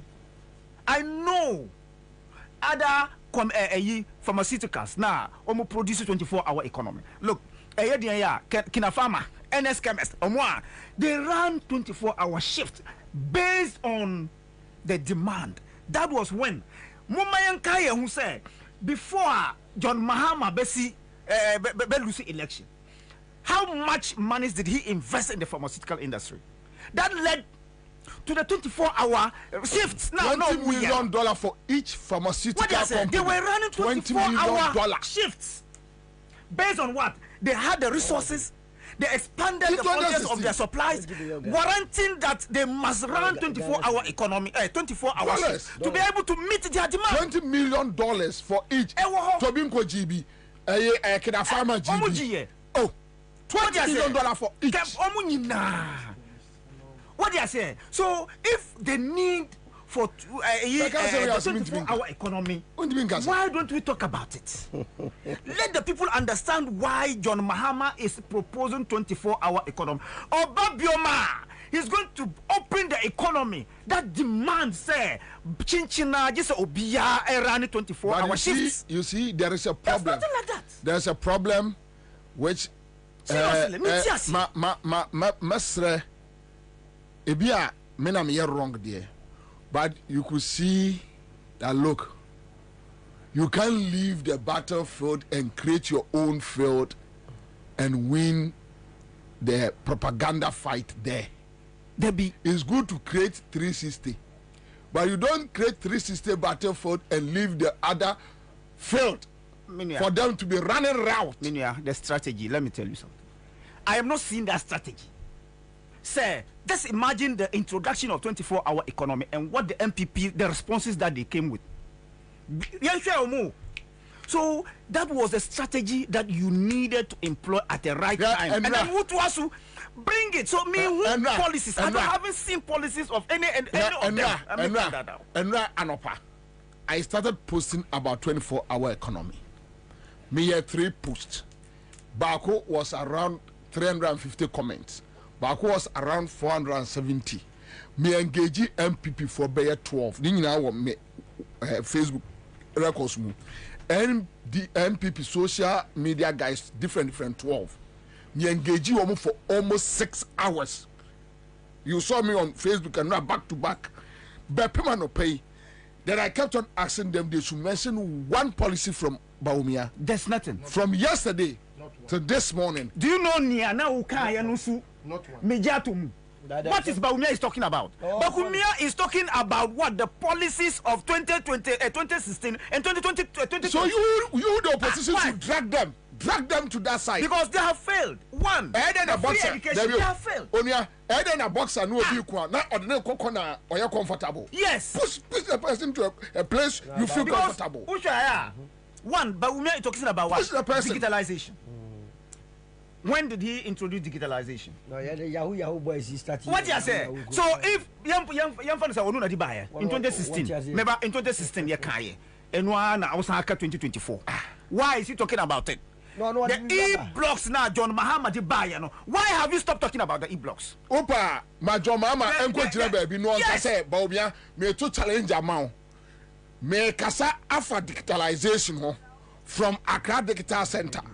No matter saying, and Obia sending message to Obia sending message. Oh, Kwabena, as for this one, we don't agree. NDC has been saying it. You see, it's not a matter of saying it. It's about the innovations that somebody brought. Strategy. The e-blocks that was built or that is ongoing. Our education sector, that's one. The aviation center, one. The Tamale airport expansion, the Kumasi expansion, the Terminal 3, is it good or bad? About opposition, not and yes, I will can don't wait for the candidate to engage you. No. You should engage them. What I said the tone for them. Engage him. Fabebia Obeko defend it. Because for me, I am rather seeing Mahama fighting the ideas of Bawumia. Or the NDC fighting the ideas of Bawumia. That's what I see. It's never true. Meba. We are talking about what you heard. What idea? Good. Bawumia only idea. The idea one is about the council. Look, listen. National You have no. I have heard say Mimitie Bawumia talking about the cancellation of teacher training allowance. Who did that? He has set the tone for you to come and defend. Only what he's saying. That's what he's saying. It's not about Meba. No, it's not about. Only what he's saying. No, I don't. What he is trying to communicate is that whatever they say, you should engage the media space so that you, the communicators, will come and fight it. On but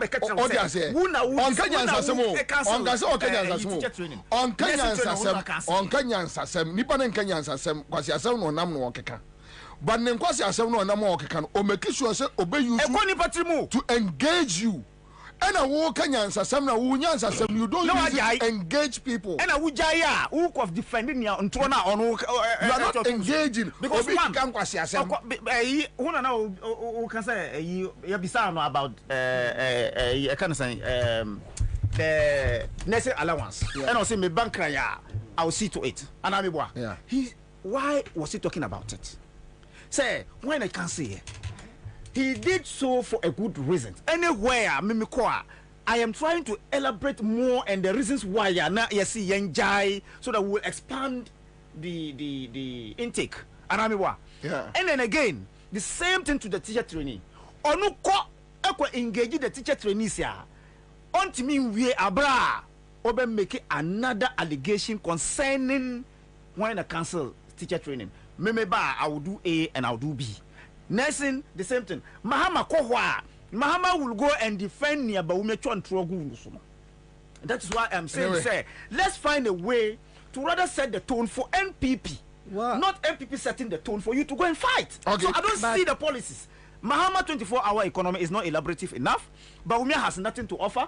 If you ask me, Alan is being, proactive by using Niana Onua and Timia and yet the proposals that he input in the MPP manifesto. So MPP, Baumia and Alan are speaking with one voice. Manifesto they couldn't deliver. So Mahama should be able to come out with that particular idea now, concerning the 24-hour economy. Let the communicators get to understand it well. And communicate it. Yes.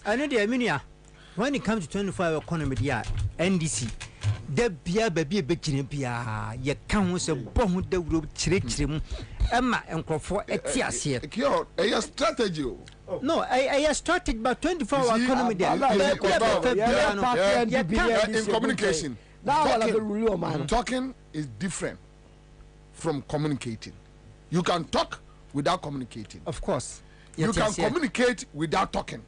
But baby, this all can say other pharmaceutical companies manufacturers a 24-hour economy. I know there and serve but now but talking about the time I know more music. There was the need for them to do a 24-hour shift because that's our time there was the demand. No more resources. And then yes, an effect of but even certainly you expand your frontiers so that you can get to meet the demand. So more 24-hour economy can say or more taxes and still I was sure. Yeah, of course. And energy consumption is so I was sure. And also it's expensive. But where you even though we are 25 economy, I bet the taxes and so now, for instance, electricity we use in going to reduce the taxes. How are we going to reduce the taxes? Yes, Mahama taxes, what's a year or the babasu so that the taxes will no, they have all those bullet points listed. So you see, honorable, that is the reason why Kasa is different from communicating. Yes. Because the question we all those bullet points are under the 24-hour economy. The incentives, those who come and register under the 24. Sami Jamfi, any other encophobia, I don't sit. So we are. I don't just say yet. Party the first hour in Antina doesn't mean so in Chemo baby. Movement, no, you see, honorable. Mom won't take offense about these things. No, we are not taking your offense. I've hosted a show for almost 20 years in my life.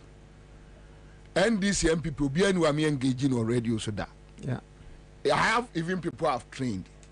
When somebody is communicating effectively, May 2008, Professor Mills campaign, Mikobi across. So I understand NDC concept. 2016, year 2 NDC, that's what I was and I understand what went on. Yes. So you are not communicating enough. You may say you can be talking, but you are not communicating. Yes. It's not a matter of whether it's enough or it's not enough. And you can communicate without talking. Many list to a tears is here, met him the many. Men casabat ma communicate yamano. Met me at Akasa 10 hours. Actually, list to well.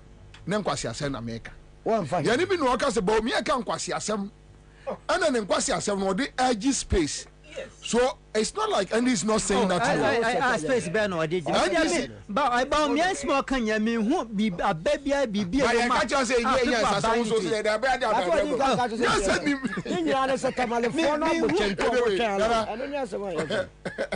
Okay. Kwabena, in the first place, I have disagreements when it comes to Haruna. Asema Okai. When it's about Ansah John Mahama, a kuchregun krata, so policies are or they ba abe pega. But you see, when Haruna tries to behave like an MPP person, who, when John Mahama had mentioned, said there is a syndrome called dead goat syndrome. Kwabena, goat, nichi did the same. Aponchi. Na obia otimika sa aponchi odwan funu. How do you want that person to come on the same page with you? Obia otimika say review means cancellation. How do you want that person to come on the same page with So do you think that the Ghanaian is that stupid and foolish? Say, knowing who Bawumia is and knowing the style he has adapted, say, untimi nkra nyina bedwamu nka say de Akufo-Addo aye no me betwaso. The Ghanaian is that gullible and foolish. Absolutely. Say, we are gullible. Obetimi, knowing, say, the electorates are gullible. Yeah, I disagree. You see, reality on the ground. I disagree because over the years. What try no obobo enkrofo ma adwene wo fom ewo ewiase na Ghana to so say. We are 190th out of 199. Enti ya wo ka say enti Ghana ni adwene wo fom. No, me pesa me kire say, you see, you ka say Ghana ni adwene wo fom a. And yet to this level. No, from one scoop of Ghana ni adwene wo fom no. It's not when adie no why affected. But I disagree say Ghana for na. Yeah. Ghana for adwene wo. Because Ghana for o ma dwene wo. Ghana for nyimi ya. Ghana for nyimi ya. Akufo-Addo nya president. That's it. Enko nyimi ya. Now that I'm saying say. And Ghana for keep in position for that long. To the extent that nipa na. Yeah. Onu wa inflict pain. Yeah. On the Ghanaian no. I'm not saying say. Nana. I'm not saying say. Nana mpacho mase abusa asem. Me pese me ma hu say. Yeah. Nana. Wujidi pa wo trimu say. Ejimisem.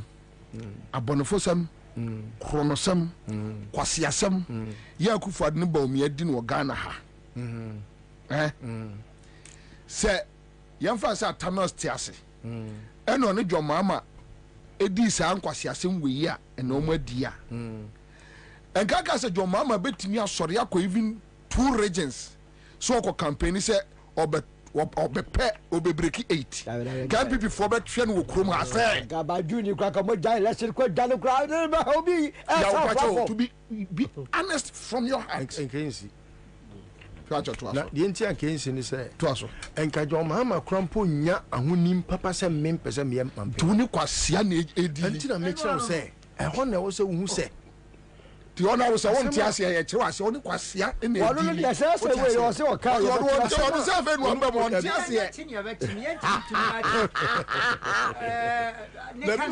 we dey o ka say that is why mami turufu bi that is why and the back ka ba do wo sa bishop school ho no ahora obeti wasumu nsem on sa onye no na 3000 eno na me pese wa no beka bi me jira to beka me bring Haruna's attention to the fact say onipa na sani a onu timi ka che o say goat ayo odwan review a cancellation sanipa no why are you thinking say e was say the onu ye na John Mahama ye because you Haruna are thinking say Bawumia is being paid attention to. Of course yes. You think so? Yes. Yes. Let's not Aruna, let me tell you. I have been to a place about Umia free when o free one. Senka wo ben wa. So all bano. baby penny cash wo ho penny bere na bi message ba obi eba obi ba na obi anim se akwai o mako wie sika ahemfo atutuntuma atutu perfume agum ekwa akopɛ sika e moja o ebi age okɔ ya kwansin okɔ ya kwansin asema okay I don't want the difference between now you don't cry the complaint how long they winning how the complaint why the difference never win that way share how long they win your latter point is well communicated. I understood it. Which of the points? Initially I wasn't understanding your point. NDC's communication lacks a certain clarity, which of course we must pay attention to it. That one is 100% clear to me. Because to the extent that people still have questions about the John Mahama communicating. For example, until yesterday, he explained the driver award scheme. No? It wasn't clear to me. I even thought it was going to be a holiday. And I was arguing, said, no, we have so many holidays. Until yesterday, I didn't know, say, this is what it meant. So, you see, the NDC is not the type that does sloganeering campaigns. They are not used to doing slogan. And then may say, and so it's difficult for them to want to drive. That is why I take them back to their own sky and say, stop mimicking the MPP. Because MPP, say, oh, yaba mo biya watch free. No, that is sa watch no. Etina ubo say etina ropa. Watch in bed. Look at something like it is possible. How can look even that word, so NDC can say it is possible. Look at how the MPP could easily have fizzled it out. Incomplete phrase. What I say? Because say say it is possible. A defeatish. It means that you yourself you don't believe, sir. You win, but you think it is possible. You are right. And it is possible for a fool to be a vice president. No, it is possible as a candidate. It is possible. It is an NDC and a MPP. And an MPP NDC. You would have seen a strategy. Now, so they should. Now, the whole thing has to do with. The whole thing has to do with. It's even not strategy. It's stratagem. Okay, stratagem. What I say, because NDC is communicating. But the clarity of the communication, that is the problem. And then probably the policy coherence is also not there. Now, because it's coherent. Because if you are communicating, you and I who have schooled, and Yamiadum, Sebio, everyone to the school fees and to say about Miama to the school. I know they also got your balance. What you say? When John Mahama says 24-hour economy, because I've seen that play in the lives of Canadians, in the lives of Americans, in the lives of Europeans. Several other, continents are into this 24-hour economy. Even in India, it has boosted an economy not dead. And at our level, we understand. But how does Obia Nyamenya na do manin drum pempen so a yen ya adwene bie wo school mu ni nimdie mu no. And how do they come to page with us? And how na MPP beats the NDC too, because they take it from an angler. Power penny betiasie. Then Professor Ansah, both of them are strategy. So the PP will be our one vote each. A election, any politics, na power penny Professor Yepe. Because will be our one vote. So the MPP would have done. Anuna Debiano. NDC, they don't want to be like the MPP when it comes to say nada nipa. What I say? But onuna nipa no.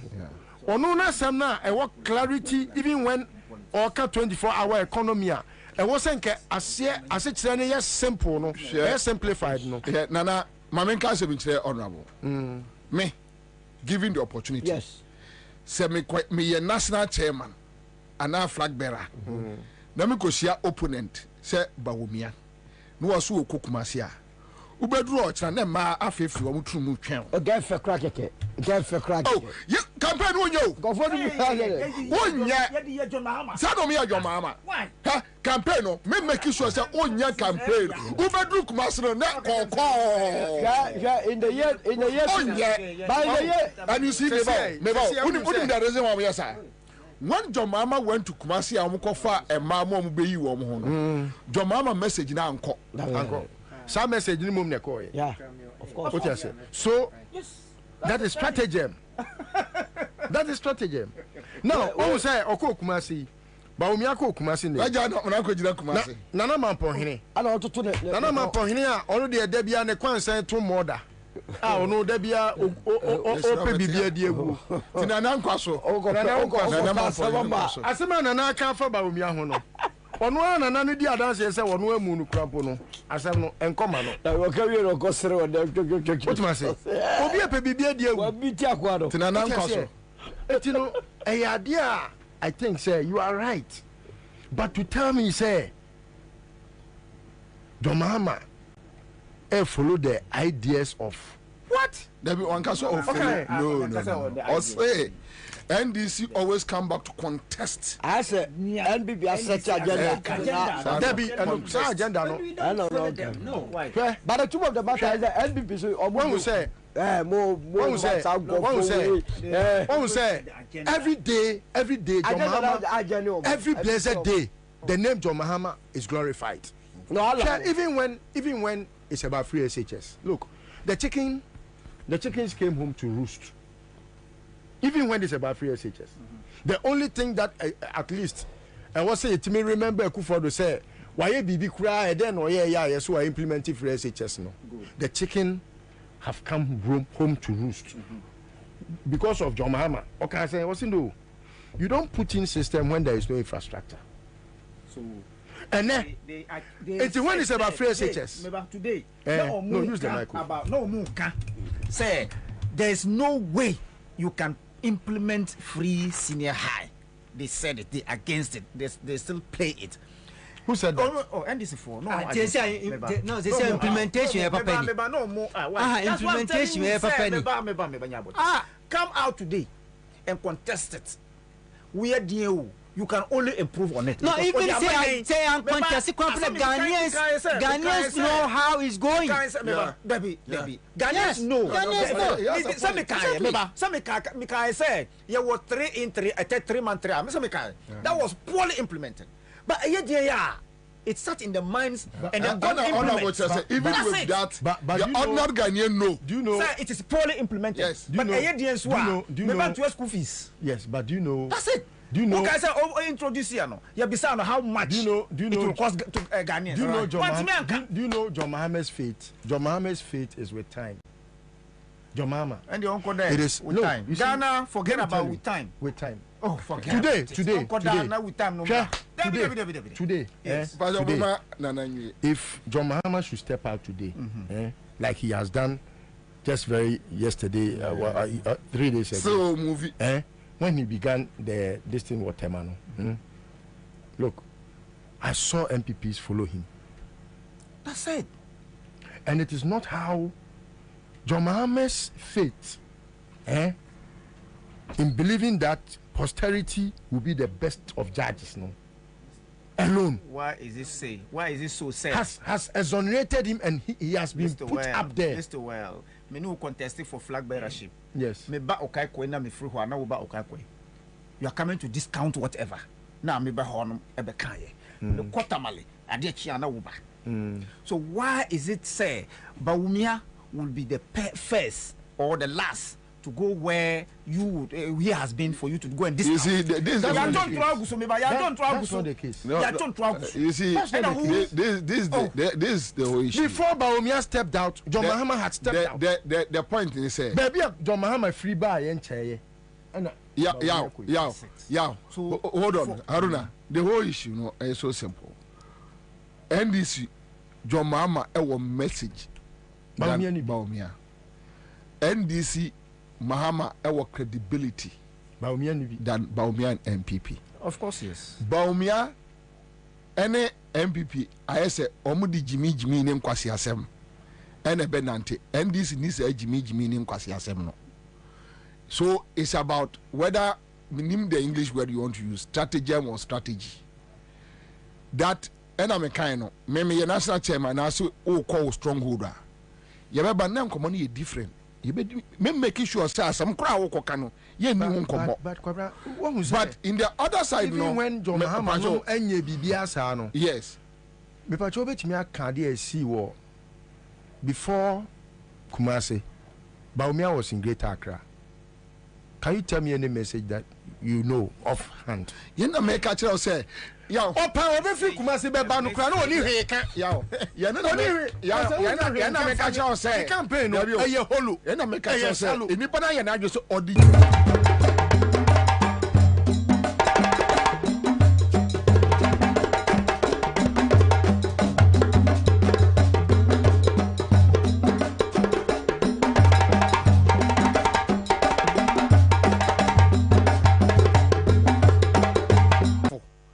Fuel no boy yana den enya possible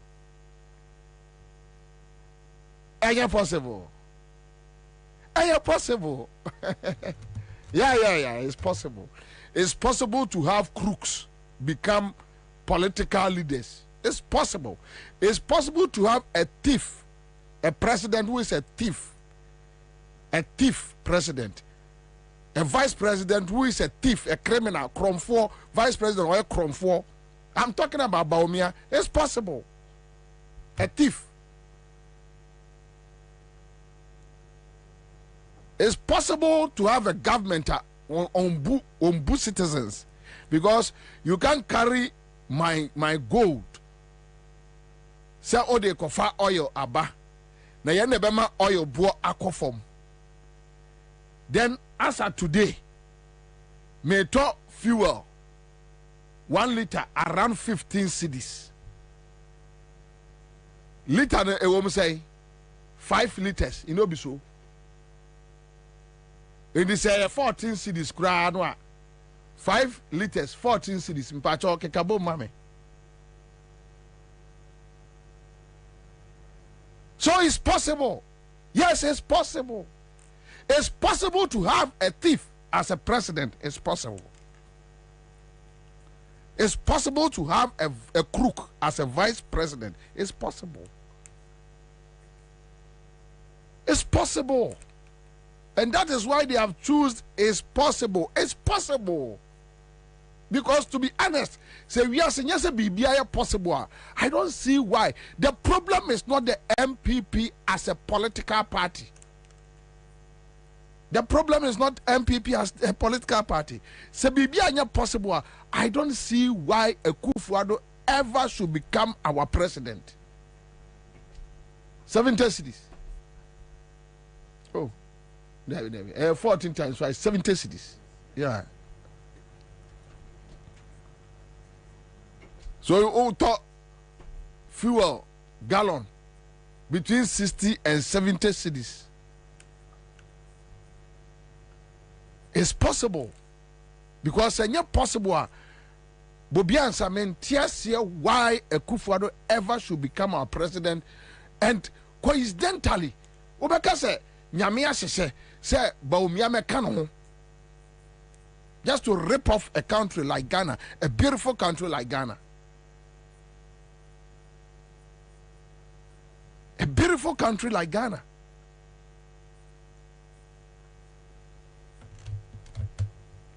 So it's possible. It's possible to have a economic wizard, Westgate, economic messiah as vice president, and you are doing $1 to 15 cedis, £1 to 17 Ghana cedis. It is possible. Yes, it's possible. It's possible. What the trotromu, baby, I would tell me, it is possible. It is possible. So Obi bet me a fat on my budget, Sikaso or Kwakodo PFG, planting for food and jobs. Then a baby and we are buying food. A change said the affairs in the Cranea Tono. It's possible. It's possible. See a fair Sikakodo a fua yenya no bayento. And I saw people complaining about tomatoes. A friend say, tomatoes boy. Say so many tomatoes for say 20 cedis. It's possible. A good for don't quarrel any bomia, and a bet me a catcher will say. Yeah, ba besi asore dan. Asore dan no aye besi no. Ya timi akonu Duncan Williams no so media dance ye say, aban sika ba kokura enim. Owia was me yi usika 200 million Ghana cedis there me de kosi asore dan. Taxpayers money. Yeti committee ewo parliament say MPP government fa won crop for bra ne ye probe into COVID-19 your friends say cathedral ni sika no a almost ye nyi obi ama ye manne e machna. Yes, it's possible. Yeah, it has happened in Ghana. So it's possible no omo ka kire wono. They are telling you that it's possible that they are coming to kill you. It's possible. And nyama womo dia ye no. And ama womo nya gidie se wiase anything is possible. Omo di oman we bone Akufo-Addo ene ne family ene Bawumia ne family omo di oman we bone and bone omo di ye no and ama omo sa eye moto no. It is possible. And then it's possible. I don't think it's possible. Tell me. Yakwaji COVID funds in the name of Ghana for the first time in Ghana's history. Yafre a party or wabemu. Bra. Yenye probe into COVID-19 funds no. Also me nye. First panel, we never thought this can happen in Ghana, under Ghana. We never thought that it will ever happen. That a government, a party in government, can disrespect our parliament, disrespect our laws, disrespect the people, the citizens. It's possible.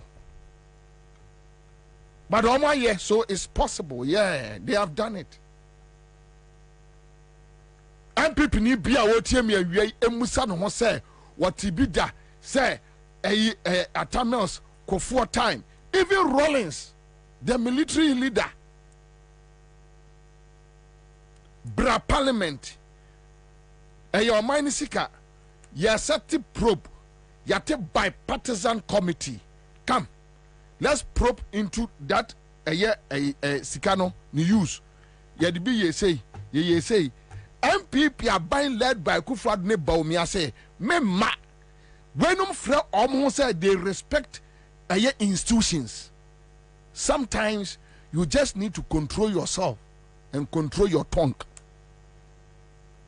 And you have people like Ajekum na okotra Peace FM kekan kwasi asem no anopano that guy Ajekum nwa okekan kwasi asem no you don't know enye ne dadwene.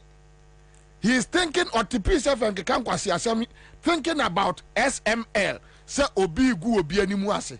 Today Ghana onipa kofa company boy krono say President agi document ase Jubilee House wa massage no yi bia frimu ade nkwasi asem we abeto abonten. Then you are sitting on Peace FM in the morning, Papa Banimu to say at your age Ajekum, at your age now you are defending nonsense.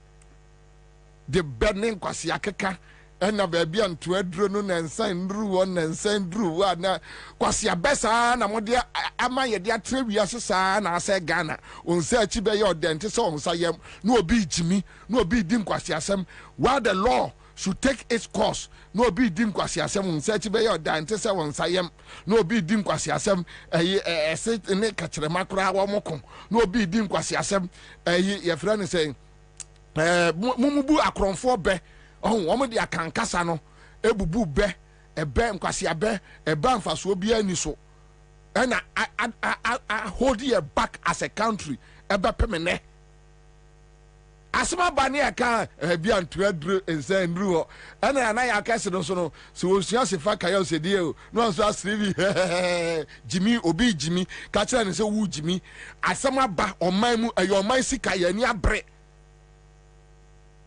We have an obligation to protect the sanctity of this country. Asma basika yira ya pebabi asika na yira obi atam sika unlawfully e dia ma obi wo yo median dia na dia na enyanse ye nu abia o ma jiska no wa baje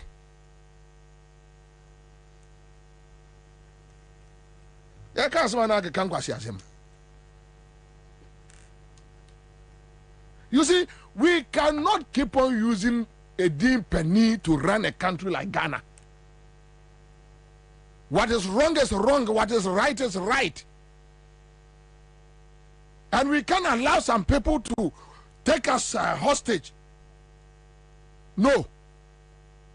Nobody is going to agree. So it's possible. It's possible. Even in the face of them stealing us, they have the likes of Kromfo Mate. Mate.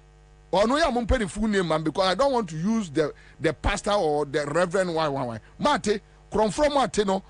In the face of the current stealing, the man is so quiet. So it's possible. Yes, it's possible. It's possible.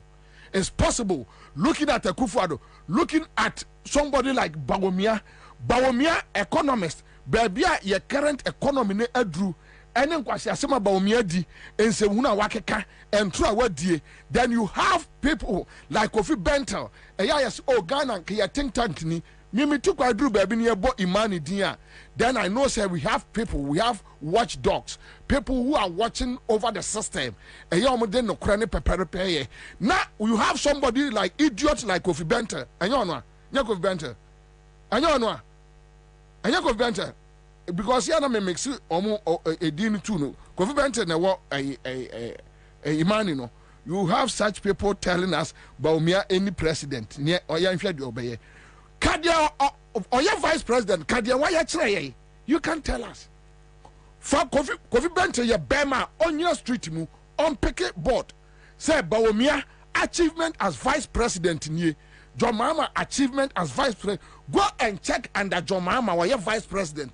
Now, a friend say inflation figures. Go check it. Or no one your economist or your communications aspect. But go and check the figures. The 4 years he was the vice president. Now check about me 4 years as vice president. Inflation record. Check. Your friend said dollar rate to CD. Check pounds to CD. Check under John Mahama as 4 years. Where simple. You don't need to go to Harvard. Yam found colleague on baby. Wajimi. Unim Ansah. Sanyama we no. Unyaso beko school. Just go and Google. The figures are there. Internet no lie. Pick the figures. Check one menu. Under John Mahama vice presidency, and our boy ne papa Tamils, Emma Omusi Atuabu gas today. Atuabu gas. Ashanti bedia tuone neba boy no. Omo fumafa Jensa Energy Company. Omo fa Atuabu gas. Omu gudo. Almost destroy Atuabu gas. A company that can in a month give Ghana almost $300 million. Almost good Atuabu gas. Using Jensa. The owner no Ghanaian, non-MPP man. I will show you his picture. Mubehuno. They are using Jensa to destroy Ghanaian asset. At say your friend say Ghana gas. The way Oma yato, the way Oma asset no, and they want to destroy everything and sell it to themselves. So they'll come and tell us it's not viable, and they know it is possible to do it, and that is why Oma Peke sa motto no is possible. It's possible. And you're possible say, it's possible. It's possible. Yes, it is. Very possible. So ushi MPP niya. It's possible no nyane papa mu. Or catch you say it's possible say dollar bet me drew 19 cedis by November. Yeah. Or catch you say it's possible. Anybody I don't go say or don't go 40. It's possible that dollar be hit it. It's possible say enche you better your friend say fuel. You better fuel 20 cedis, 25 cedis per liter. It is possible. It is possible. Bibia it's possible. It's possible said they will add more taxes. But the taxes be kind you need to know catch us it's possible. It's possible. Even in the face of companies folding up. Among for journey companies journey from Ghana because of the taxes.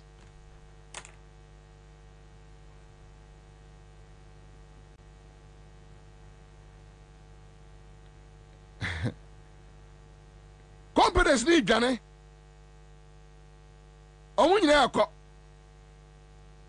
Then you have some criminal voices telling us, Baumiaba ebeyi. In Tiankofa, it is possible. It's possible.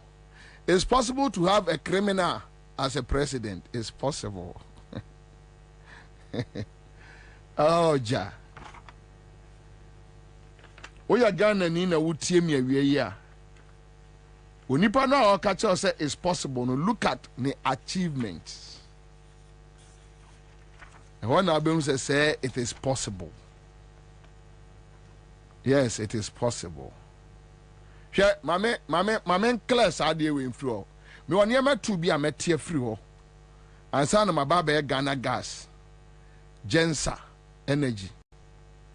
It's possible. Omo form of mine near many afa is possible.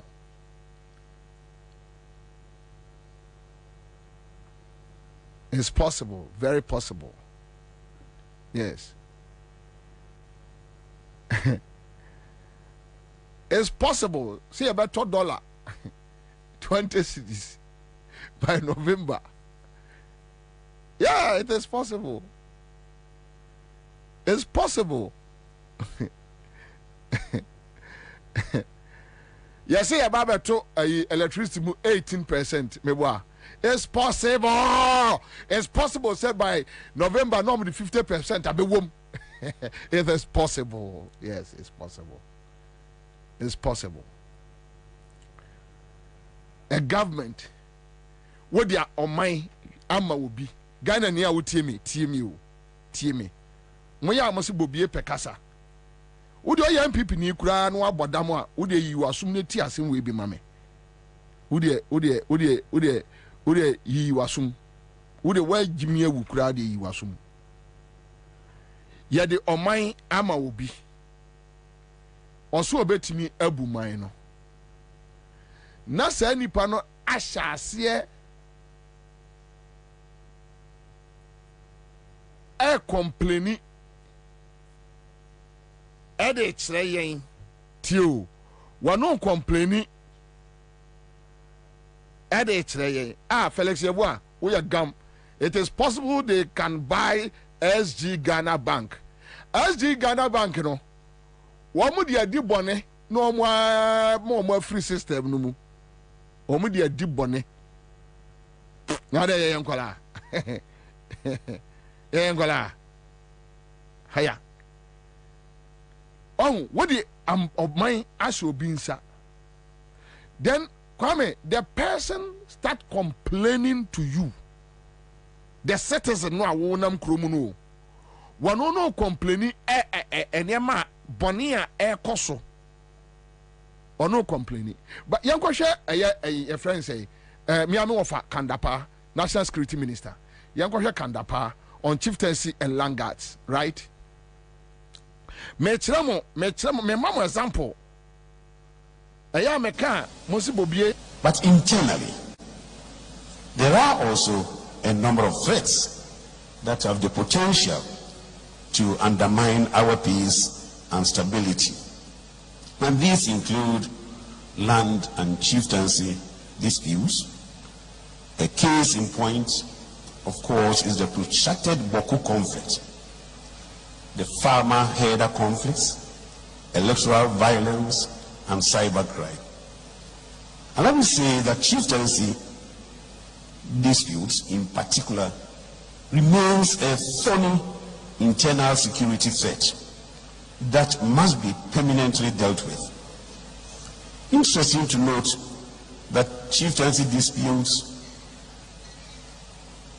are a significant portion, that is, they constitute a significant portion of the daily situational reports that are received by my ministry. The potential for such chieftaincy disputes to degenerate into violent confrontations compels us to constantly dedicate considerable amounts of resources to the mitigation of such threats. And these are resources that could have been channeled into other productive sectors of the economy. And yet, we are constantly investing such resources into maintaining peace in the various hotspots of chieftaincy disputes across the country. Chieftaincy, of course, remains a useful aspect of our culture and heritage. And I myself am looking forward to the day when I would have left public service, that it will please Maishia and Napo. But internally, there are also a number of threats that have the potential to undermine our peace and stability. And these include land and chieftaincy disputes. So, a case in point. This is the National Security Minister, a proud son of Ofenso. The ordinary citizen, muna security kuramo, muna bibia kuramo. Na o complain ya chere Ghana for. You see? Oh, offer. Sometimes offer, to be honest, yenyimi sa o. Offer kanda pa yenyimi sa mo tete adwene no a ewo mutirim na mo de tena akofo aban no mu di nkwase asem saa no a mo anya hunu se no Ghana for ani te enti yeso yen shift na yeso yen ma ya nimie kakra no eya na ha adwene won wofa enya de papa. Because sometimes money e kasa eya mo hunu se ye analyze ne ma no wo ye tirim we are penny wo kasa some wo kano akola no analyze e kromo ahen some problems about 80% eya kufuado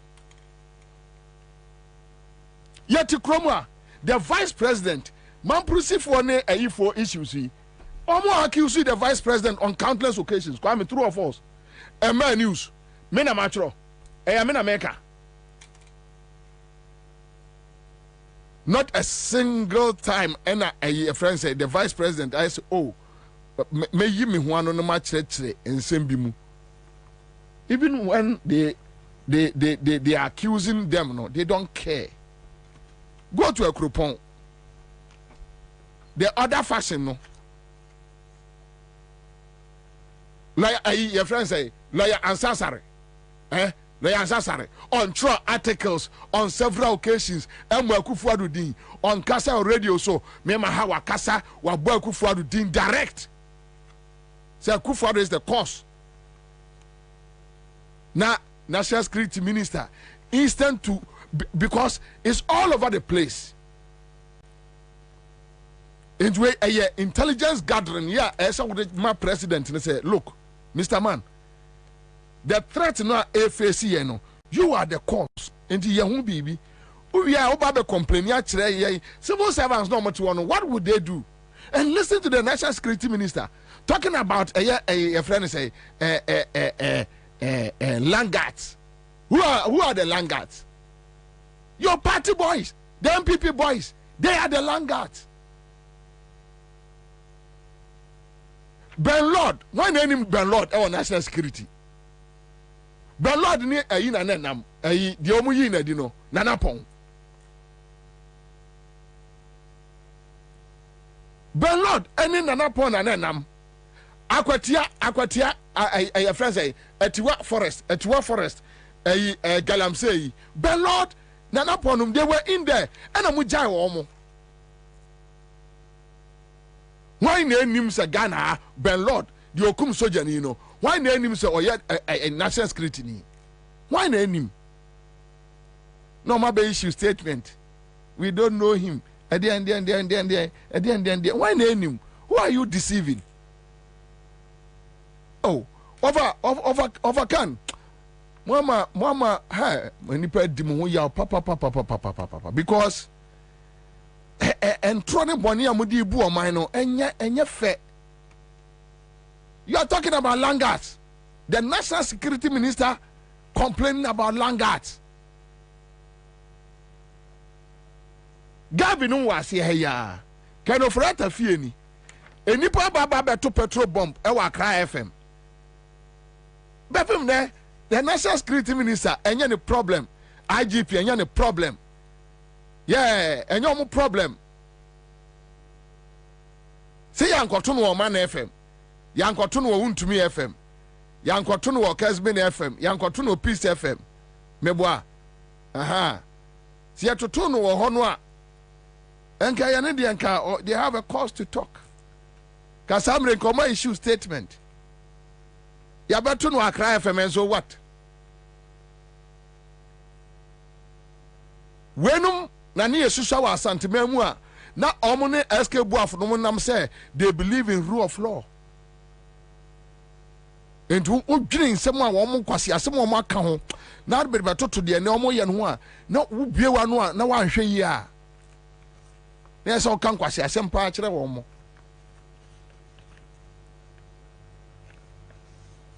You are complaining.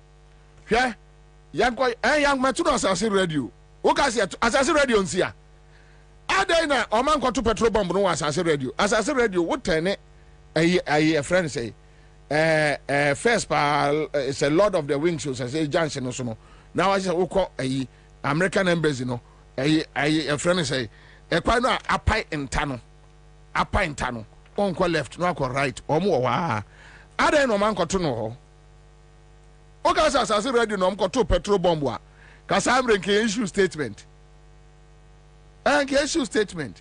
Say police for any break. Cantonment police has taken over the case, and we are trying to monitor those people who came there to do what, and we assure the public the safety of Asase Radio. Asia, Ojain, Moon.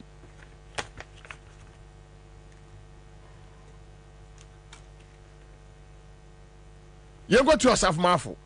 Unemployment, no Asafmafu air complaining to Ghana for you. What you Asafmafu? Anytime I look at tertiary education, I become nervous. When I was Minister of Education, there were 5 universities in Ghana, 4 belonging to government and 1 private. 5 universities. As I speak, we have 95 universities. We have 95 universities. You are talking about a period of 2005, when I was Minister of Education, that we had the 5 universities. Now it's grown up to about almost 100. Training people with brain power, tertiary, but no hand skills. Fundamentally, very few come out with hand skills. So what is going to happen? It's scary. We need to do some serious introspection about the education system. And here the government and the churches need to sit down at the drawing board and think again. We can't continue like this. We can't. Because unemployment is a serious problem and is becoming a security problem. We need to resolve it. We converted all our polytechnics into universities. for reasons I don't understand. We need the church and the government, because of your experience both in and out of Ghana, to sit with the government to look at education. The presidents are good at this because you have been the cradle of good education systems in this country. So when we are in difficulty in our education, we need to fall on one Christian unit. It is going to be the president. You have the know-how, you have the experience. We need to sit and think again. We can't continue like this. Otherwise, we create a security problem for ourselves. As a nation, here's Anglo for you.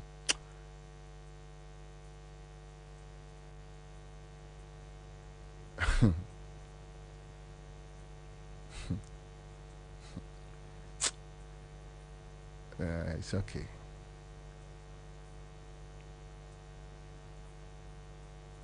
Headmasters, teachers are complaining about free SHS. So the way we see implemented or no, and yet was ye or you are not going to bonting and collect about bonting or mushi. Oh, who can see the panajimia? Was who the depeniatum? Oh, just one tiasie. Who can see the panajimi? Almost who the depeniatum? Pania Jimmy say, I can't just wait.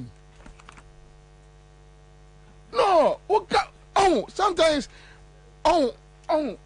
therefore, and the idea one more year, you know.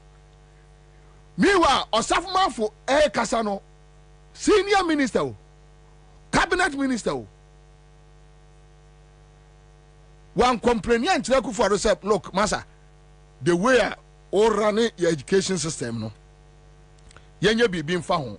What bet Jina, sorry for any. Now, or complaining at Ghana for say unemployment rate, you know, is unacceptable. It's unacceptable to ourselves. Mafo, woman taxes no yet edit tofu amount coupon by 10,000, 20,000 negu kamu na tetema maiwa Land Cruiser. Me taxes na wo good for nothing man so would you know would you a day yet the cromana is and come back catch say or he worked like a bull. Inti ya wankrofo so almost dwene ni abaje si akoma so yes akoma say enya one never be dwene e dia ma aban no. Today you have these stupid people standing in open air telling us, complaining to us omo kan minor problems e dey akere yey omo no kan on minor problems e dey akere yey eja o kasano unse you had a break. And Mekai say, say in literature, you are be a friend of aposiopesis. Okay. It's a break in like speech. Okay. Because assembly male. And yet assembly, I say repeatedly, no. You can discuss it on and on and on and on, and I mean why fatigued about it. And say. You had a very long break. No. But problem. You know why he did that? Why? When he said he had gone to say the church is corrupt and about 72% of. So he needed to go to a church to redeem his image and to redeem because the church had now become like okay. Osafuma funuma afedi almost ya kronfo. What is it? When you are in free home. Intino or pebaby amana to say discussions are all ye.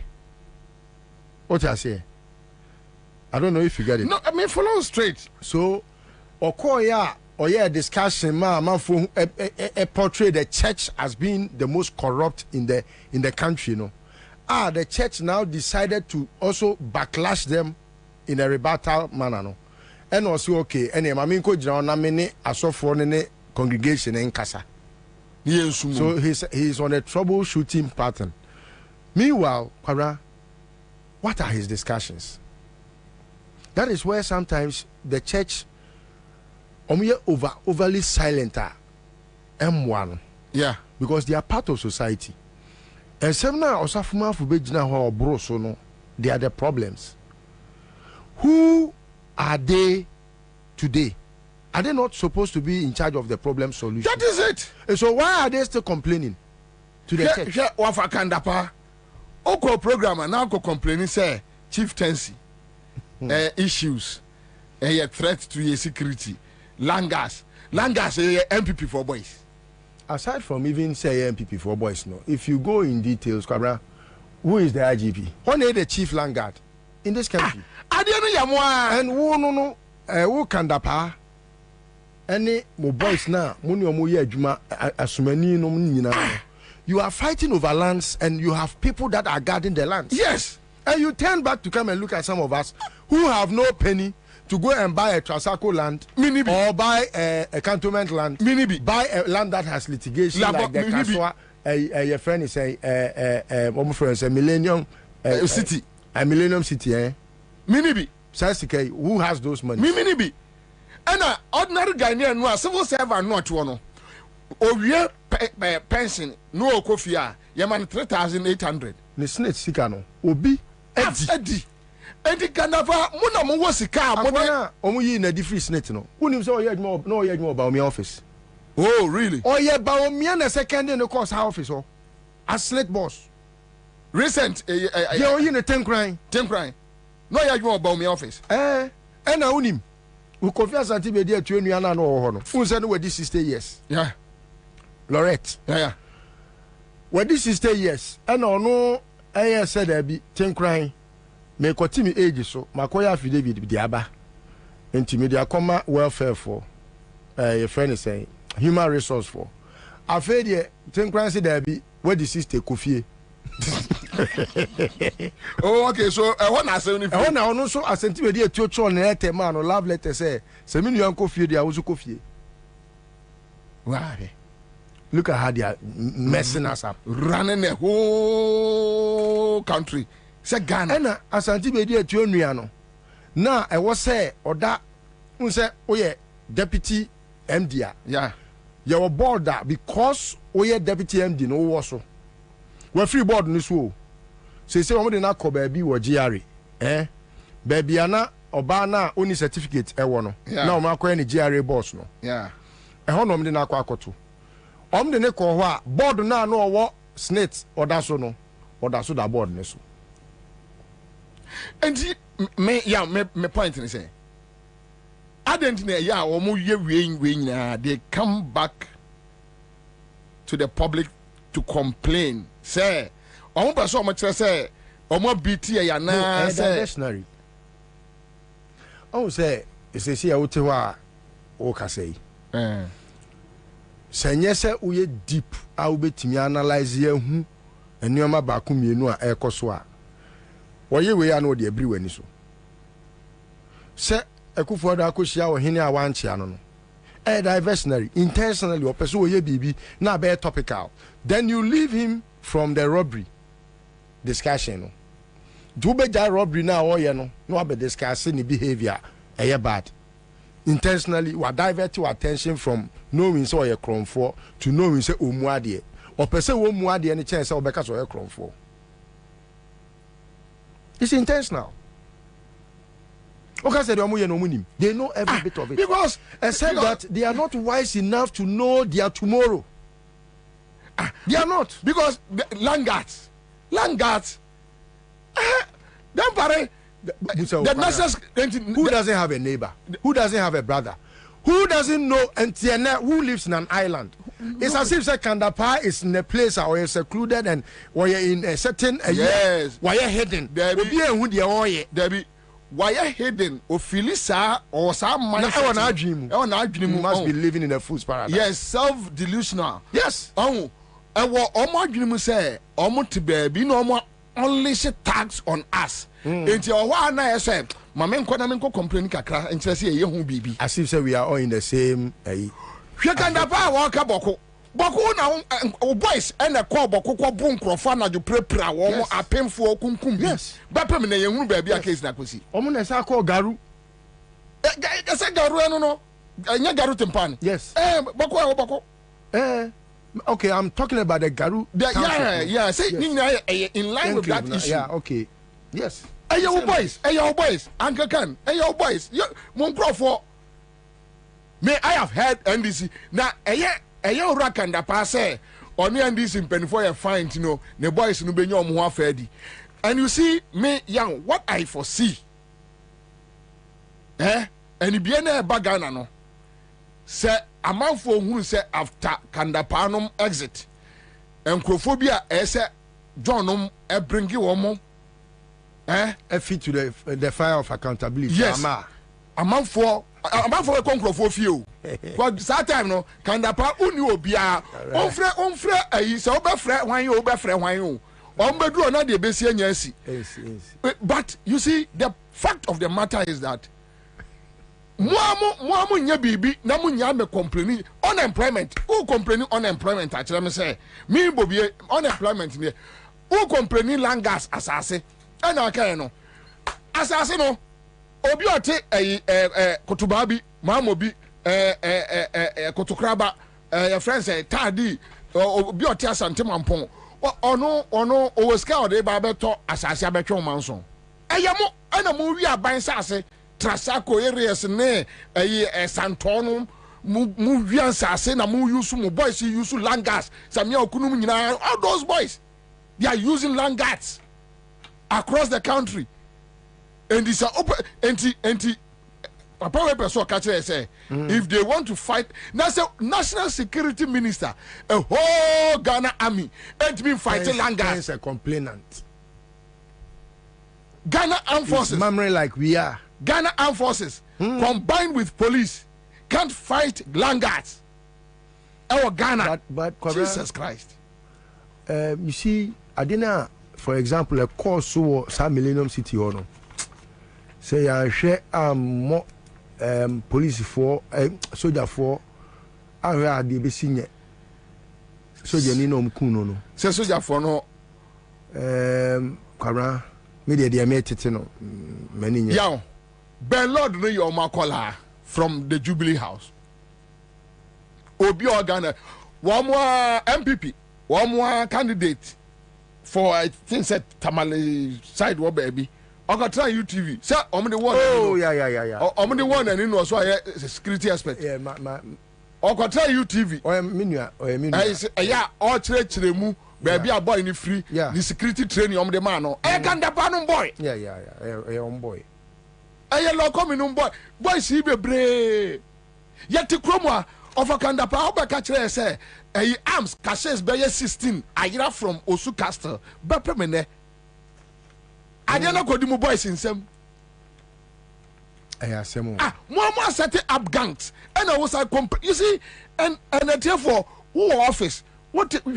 And Yama, so wouldn't be a cabin do want more because I didn't know more training and quasi complete.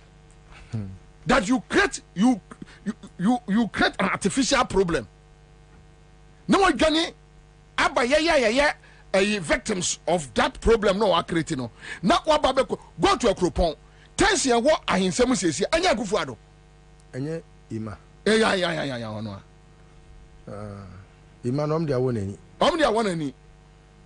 Go. Ba odibem. No, go to a friend say a cropon. A cropon insem eya hoya. Ofa. Ye nyimi sa o. Yesramo. Yenyimi sa one creative problems. Ansah could the boys in some. As we speak now, arms, illegal arms, a war on my way mu 60-70% the MPP boys. Yeah, na no mostly no because for example Kandapa only much knowledge when it's about security. What I say? Until you fa a square peg, echo share around home. You don't expect say Sandy Pano obetimi aye juma ama and so banfaso. Oh, omontia say was security money say yemfa akentina wafo. Omunim say baby security adru no intelligence. Aye nyansamu nimdie. Sebio when unibia nyankopon afa no wa. Because again a man national security the best in the world. come de me a kwamra me befu akoto ntokwa mamia me nko kontokwa but come de me a say hear me a me kwa koya de a ede national security no e be threaten national security what ma say enti instead of say wo betu omampani fo say ekufo do jan kwase asem na wudie no ne ko ntatia nyansani joma ama ho ne ko sua na akwan ne hunu nyansa no onka o ye ko say boys omo ya ayem wo mo as if said they have monopoly over yankobo no. But the point is, those are the things that leading to say, you know, beyond that, they are creating it because langas obienu or langas chen kandapano. Oh yes, obienu or langas chen womo. Jeto Clemens. Hey, kandapano so catch him say Jeto Clemens and your money no na ekoba. Is it MC since Asnasa? Dabi or the war back when he and omaji say in a free in sem. And they are moving. Omaji say autonomy in a free in sem. Ono nesa siasa. Ono ndi no media fo bi near in the chair. Jato. What you say? Look, you can langas. If a me ya say, asemo ya kenye no. Asofo kroma, mpenifo kroma. Omonim said the Bobie no more cano. No cre. Say, a yaban or tesono ena o fuel sa near my way. I hear some sang near my basa. O baba be cancer be. Headsman, full and in crofo asem. Hey, your team come akoso. Your team come akoso. You know the problem, you know why anybody be taking entrenched position, destroying people's farms. Yes. Go to a farm place with impunity. We know. They don't care. Oh, but and we know those who back them. What do I say? Who we are? I don't know why we should be hiding behind a mask. For example, Tina Samira bet me akwa kosia Fulani fobi. No akacha me say Fulani for. Say na echo. Yeah, you see. And she will be left without being rebuked. The reason why, as if say, the reason why, yes, but that is why you have to let it be known. So, no, this kind of discussions, left to me alone. Menka say, we are wrong. Yes, left to me alone. Okay, this kind of discussion as a country, you need to be careful. Why do you need to be careful when you are discussing Baumi and Wako discussing say, or no, you're Muslim tea. Why should you be discussing that? But won't you find any reason to discuss why you should tell Samira not to go on that tangent? Samira, your friend said, Baumia can have video seen so. A beer, watch a video of Samira, I don't know. But I've heard the voice. Well, and can you only my session? Oh, okay, fine. I can get it for you. Because I can only discuss Baumia because my video, no. Okay. Bobia can never tell us that wanko kasa. Okay. You understand? Say you know true what there. And even I wonder why Ekromwa, the Christian Council, and other groups obiare because a video Bawomia on a general or kasa no. What you say? But say ekoye here say then maybe you just want to foment trouble. But when you have it, like said the Okas audio say. Why not? Say Samira Yawai. There is Samira Yawai. I thought you also had heard it. That is why. No, I have heard it. We should be careful. No, I have heard. You have heard it in a rumor. 2020. Yes. 2020. Yes. I heard. So yes, I didn't know Eastern region or baby. Yeah. Me boni pano say on tape no mame.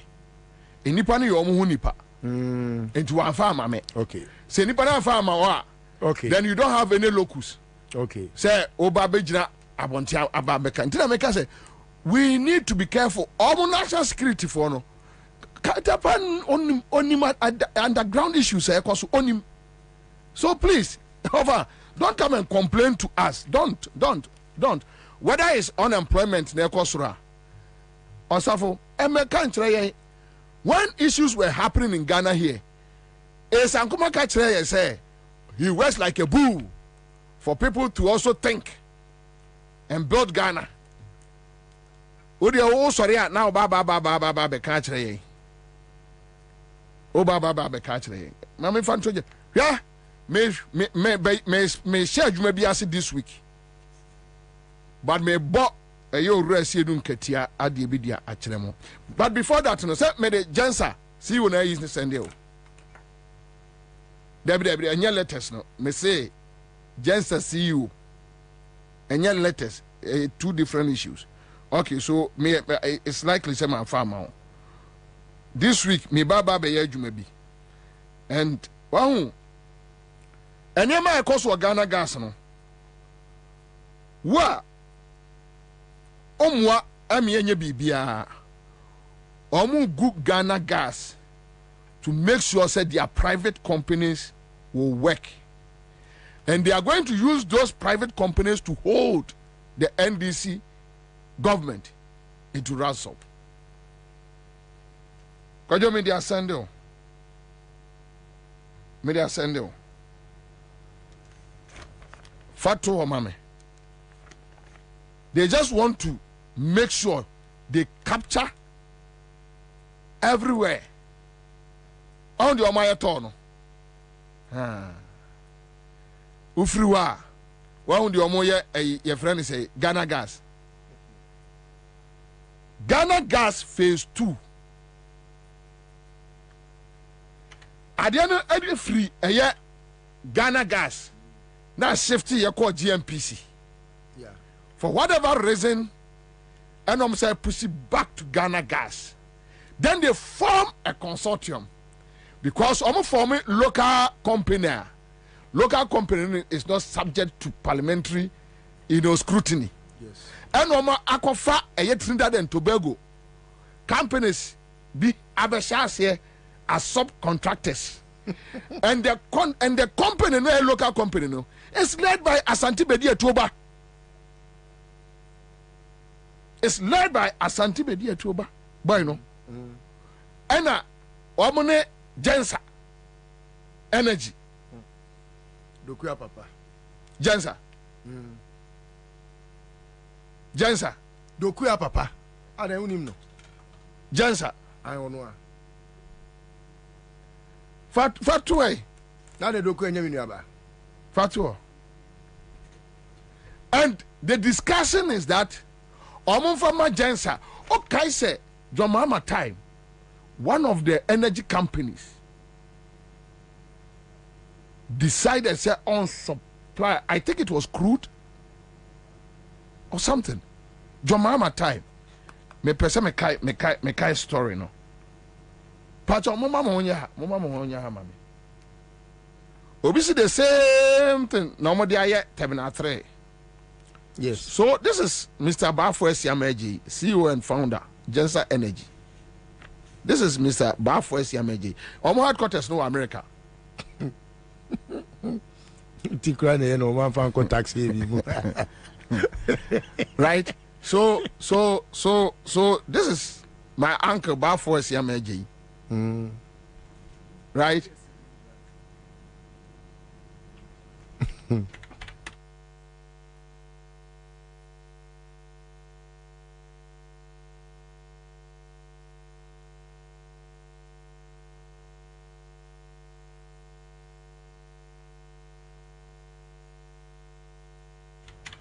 Okay, so this is the CEO, Bafo Esiameji. Now, Ghana for in the days coming, no, ye baby and ye may be the achremo. Say, Omu gu a Ghana gas. I spoke to one of their workers today. Or catch them say. Say Ghana gas to me survive it till December. Onim. But you go TSA don't get here on Ghana gas and Ansah. You go TSA don't get here on Ghana gas and Ansah. My brothers and sisters, another example of the corrupt schemes under this government is the Ansah energy deal, which is stifling the Ghana gas company and may end up collapsing this monumental NDC legacy project.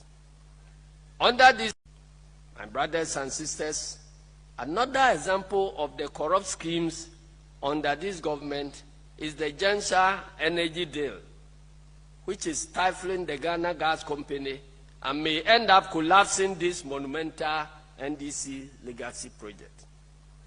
Under this corrupt deal, the government has decided to allow persons known to be affiliated to the MPP to build a private gas plant so GMPC can sell natural gas from our oil fields to them at 1/3 the price at which they sell to Ghana Gas, which is na Ghana Gas egu led by Ashanti bedia tuo eba penny okwa ECG transformer supply nyina ana omo atiesi eye Ghana Gas, and for the next 4 or 5 months Ghana Gas is going to break down.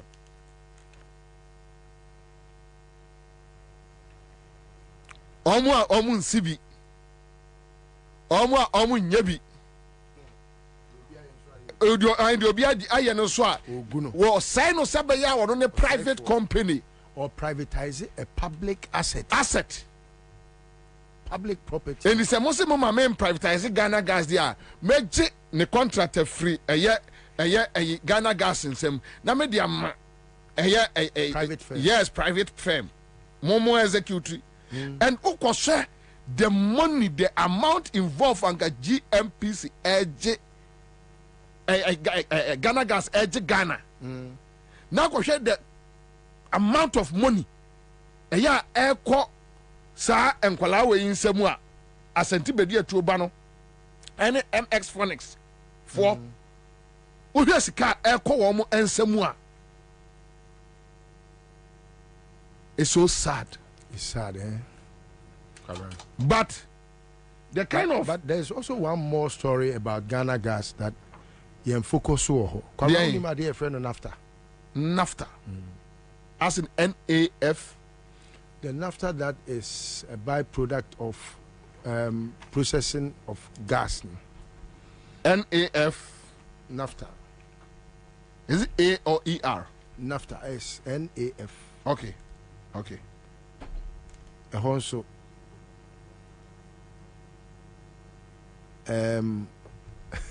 boys, they are your majuma. Boys, they are your majuma pa Kwabena. And no na ensanko forecast. I see. Omukoto NAFTA no at a very cheap price. No more their frap petrol. Into filling stations bebre bear wagana hanuma utai who say obeko say oh wait here what tissue say who obi say the fool na efo no o de ya tie to fool wo hwa won say with time no o ka ne be say o plugs be say ama car engine no ahwe be break it down into untimi nya biem. Are you sure? Yes, Kwabena me metime di wanim di wako baabi NAFTA metime atchire nkofo mo ye NAFTA business wo omo temane ha nyina metime atchire omo nyina makohu ewo obi yard mu wotema ohun a omo loadu NAFTA afena ebe move na unim se onkoto ne se odi akọ filling station a eno ana nkofo tore ye friend sanitizer ti Kwabena se ko hu so obi abu NAFTA agu tank mo de ko sanitizer so onkoto so odi akọ filling station but Bonia ekosopa this time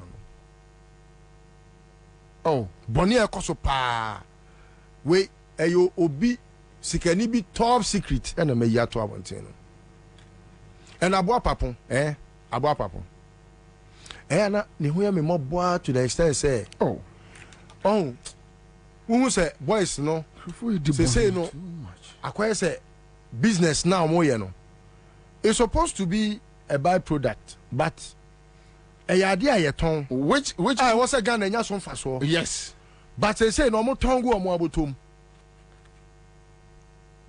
because they confront fuel. So call Kwabena. No, but yeah, well, yeah, be a confront tank farms, eh? Okona, you share after a goom, chance say beer, petrol beba, maybe a day beer, petrol beer, your friend is saying, tankers bear 5, be share, nafta bear 3, Edia fra, as a bu petrol 8 tankers, Edia call, Obi filling station, who I am special. What you say, baby, I'm into fuel. Yeah. I am sensitive to the point, say, a bit me good filling stations, baby. But I want to be sure. The first time that I will be very sure, say, what the fuel way, I call filling station way, I mean many way, a behu. Measure the extra photo, now they are better. Send you a per se, or they may call the Hague Crameba. But that is what is happening. And the MPP for no, they say no Kwabena. What they show, on the first no, almost say NDC for filling stations. Okay. Emma, Omukaka say allied oil, ayo kujeto dia. Yeah. When you so kujeto ni wafa, Sami okujeto. MPP. Enya MPP lawyer no ni nia. Okay. And only allied oil. And Sami okujeto ni wafa ni omumienu. Ti allied ni no, enyo ono ane lawyer ni no na wa bon no o ti ase MPP lawyer no enyo no a mama for GD says Sami Okujeto wo filling stations bebre wo Ghana the dinner term. In fact enekra na man for that so GD say he owns a lot of the allied oil your friend is saying businesses na ekoso no. But a time came Okujeto be betu just said there be enya ne dia no be officer any dia bia no on finding koko because omoye ma dono funu tigari. But I never know can say Kwabena, there are filling stations be air spring up our residential areas residential areas so baby wow to say we don't have to cite a filling station. Yeah, there were abelenpe hono wahu abelenpe Kwabena Canadian baby I'm calling Canada visa no VFS one to the end of almost to the your friend is to that Mami Dokromo area on. Yes. Why I don't think so be see filling station no. Why EPA for man krata me te say do baby the entire yi kokofo adi ni say na on makwan but I don't want to believe it because I don't even trust Kokofu. I don't trust him. Yes, he was my friend. Me, I have people who were my friends. I have people who cannot be my friends again because of how they have behaved and how they have made life so unbearable for the others. And you know, I don't know how true that is. But Kwabena, she baby to say Newtown. Oh, Newtown. The new filling stations are spring up no. I don't know who owns them. Baby to say microphone word you yes baby to say to baby sand it down another one all right within that stretch no means so many come who filling stations best 5 spring up it is a very sensitive question say one no say Ekufodo for example now okay say filling station be she atomic area Enyama 7 una be hudi Enyama 7 no yeah atomic Ekufodo di me call ho overhead no atomic junction NDC 4 na AC filling station ai na omu nsini ye na omu kura man kwofo ahye na ye death trap okay Ekufodo call ho okay in the comments has he ever well maybe a big crown me the year can crown maybe I don't think say he's of sound mind you know sometimes it's very difficult but to question the danger say he's not of sound mind the danger say Ghana for in the coming days Obisi come to Madina Rizz Hotel never in the coming days you better mu niema bi a ekoso e Ghana gas Ansah energy na okote eye your friend say company what company no akɔfa bi abɛhyɛ aseɛ ɛne wɔn mo ɛbɛbɔ na mo asesa na mo de akɔ but the idea ni nyina ne sɛ you make sure say state institutions sensitive state institutions no yɛbɛgu ni nyinaa na abɛdi private phone nsɛm ti sɛ dwɔmaama awi ni a na yɛayere no ɛde akyerɛ ne nyansa. So in the coming days we'll be talking about MX Phonics. Dr. Ashanti and Robert Latte omunya prepared. Ashanti and Robert Latte omunya prepared because and yemani bi wa won be chire mu pe. You see, you can decide say and then obedi atwo no be ka chire wo say bibia ansi. Say mate say your friend say akomia de minim say o hyehyɛ NDC fo aroba keke. Say ba o say akomia de akomia no ankasa nhyɛ danya kromfo no jimi no wajimi.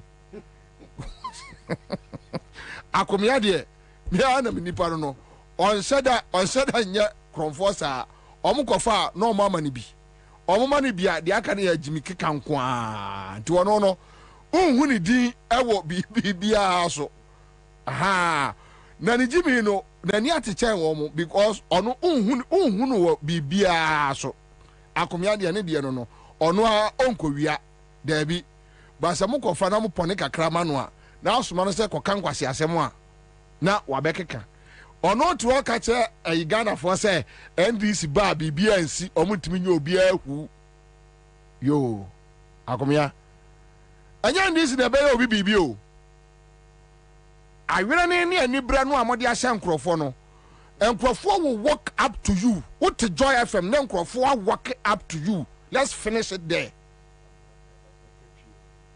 What dear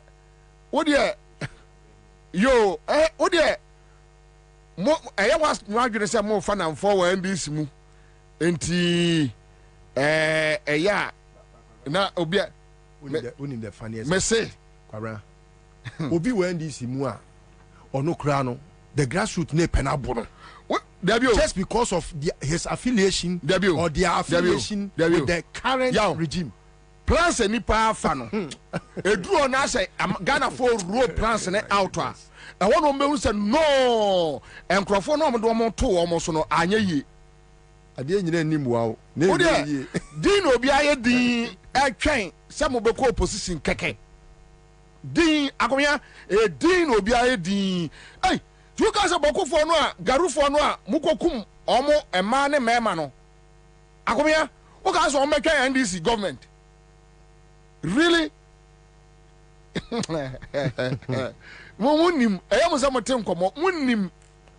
have no clue. Any among you na Ghana munkromusa 200 years. Ya me muchau. Udi amunko di fie 2 days kra. Muba undi Ghana for no mobeye. Titrawo na edwa wanum be biansi. Obi antimi nyo obi ahwe. Obi antimi nyo obi ahwe. But you see, the youth, Ghana for Mebunu, Beshiamo. I don't know. I just had a text from one of the big wigs from Tema. Energy phone, oil phone. Yeah. Or said NAFTA is spelled NAPHTHA. Okay. And it is the ish of the wicked men in society. Meka ba ko pro say no ase na nyame atuaka. O say no ase but the point is say who di bonus how dey here then. Ghana for from Ochina Eko in the coming days. You bet mo niema Jensa energy for aye. Including the dear tuoba and in a company and near Mama Yeno Kruma Integrated Logistics Bureau.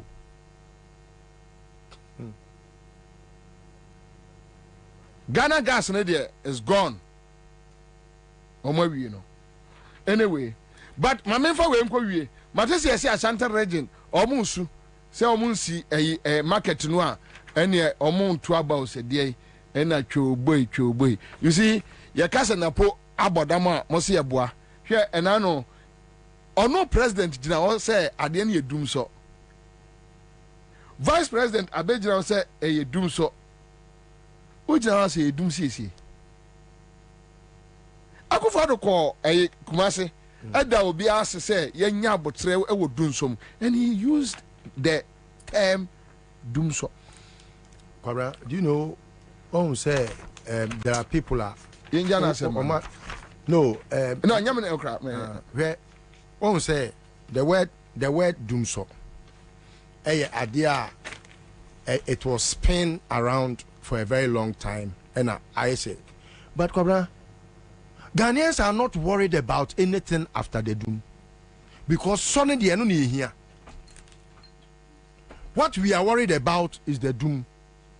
And to say you doom CSO, say you doom so, say you doom dion. The word doom no and a yempe.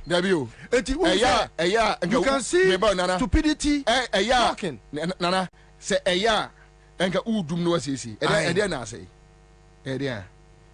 Just say. Well, Jimmy Amahun sometimes on one will be afraid say and I put there a yan and Kabutsema na Uniano. Now near Jimmy say ya. Oh, go where you must see ya. I mean, one ferry, maybe I'm crying, I'm a ferry. Some near Jimmy say. And yet, Ghanaians don't have a problem with so we see you, so we are there, say ya so. Ghanaians don't have a problem with it. Et tout the Busa say, okay, between wo we are Jow. Thermal plants, ejao Ghana gas, ejao even power in excess. What timia dumuno? Adaya mikosi yesi. Any will be our one be. One she, ye nyano thermal plants, ye akoso mbari. What time Jimmy inti wohne said ye transfer war. Oh, Debbie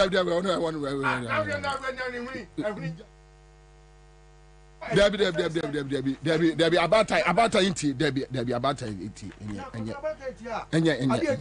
Debbie abata inti apim 40 Debbie apim 40 okay, with all apologies to apim 40 what time akoso mbati mi yiri afanipa Joma time akoso mbare me say in the abundance of water the fool it will obviously who say Jimmy pa aboa crash one fast war enra obeka so no ayo hwini de bia kasa hwini say dey na de fa hwini mo say the petrol railway hwini mo say dey Jimmy enra obeka kire say meba enra se dan sanene o say say obika aye dumso ni hobio na aye dumsisi comparing the previous incident.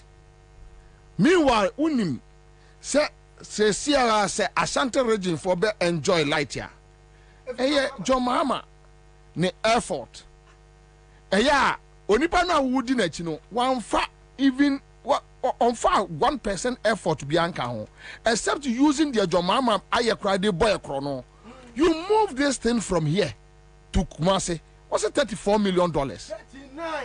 $39 million. Yo.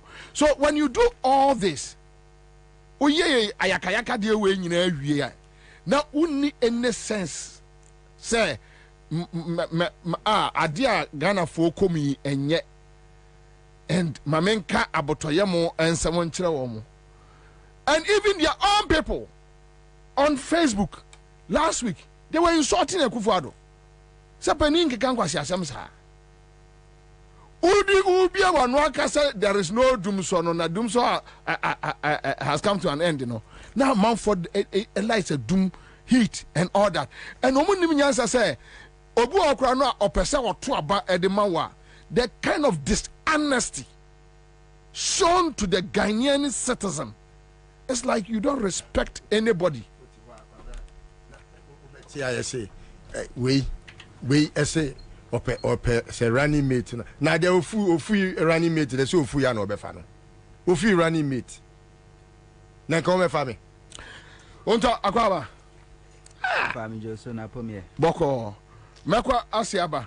Mamenka man for say star 413 hash. Star 413 hash. Star 413 hash. And enema boye dian kasa. Aduane boye din. Aduane boye din pa. Aduane boye din. Baby adene keka krono. Ehu. Because if they decide to implement electricity bills with the 18%, with the current your friend is a dollar rate, any water bill, share amount for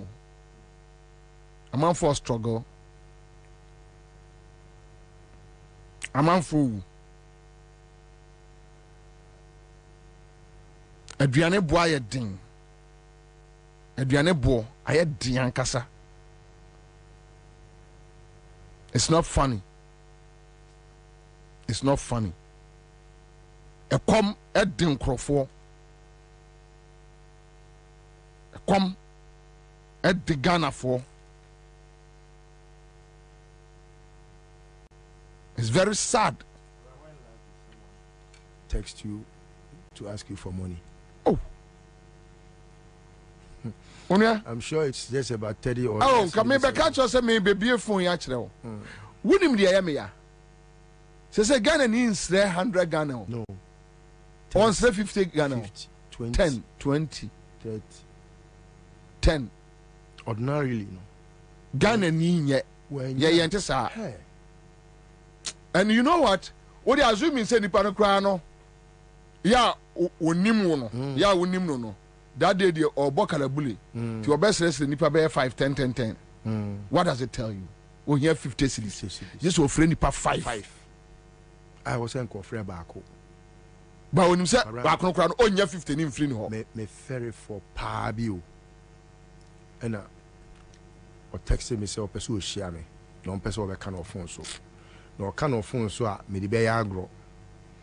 We share me ni me di nkomo a me kra me di agro na ye kwotena se eja. Kwabena ne how nyina ne say last term went me ntwa ne best school fees. Yeah. This term omo bebie aso kan say echina. Na ebeye den say ne ba ne betimi awura school mu because last term no mama na ntra example omo pamo no. Kwabena apparently no we yi ne ba na free school a na ne ba ne ko no. Ontimi edina ko school a eye less. Thinking say enko be ya ala hompo no otimi to books wentimi antwa fees. And a second term buy and also so went me entry fees. She say third term na omo koi. Enti enka me money busia Kwabena mi kubusa ni ska. This is someone na Kwabena no jina ni na so pa or ye ni business.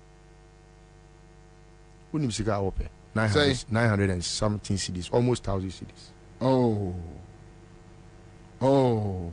This is someone na Kwabena you will not even think say onye na se mi hu na che o na se hu obi a ho enye bibia o obra di na di che se ameria ani alaji wo dem ontimi mpie be obi antimi mpie ene omo pie mpo se moya adwuma company ba akumu na mo ba bia you have to patch in obi car na mu nyina ma jeje ntoboa to fuel e de move na ye ko ka we wi a obi aka cho say it is possible. Oh yes, it no Kwabena it's we are living in pain. Aduane common food oh sabi udi e bi kura obedi na surplus so pibiaba Kwabena ene chese utu aduane atwene kura mpo a no be sure wonsa because there are so many who have not eaten. Baby I better no. What they have say recently So the baby I at now say it tight now did boom. Would I shen sano send the echo? First no, what tell the crowd bedroom? Obi back, why you back on a cotton? Would I share? Says I go fast. And saddle quarter back. Eddie, a bit of me was already a number name. Mo.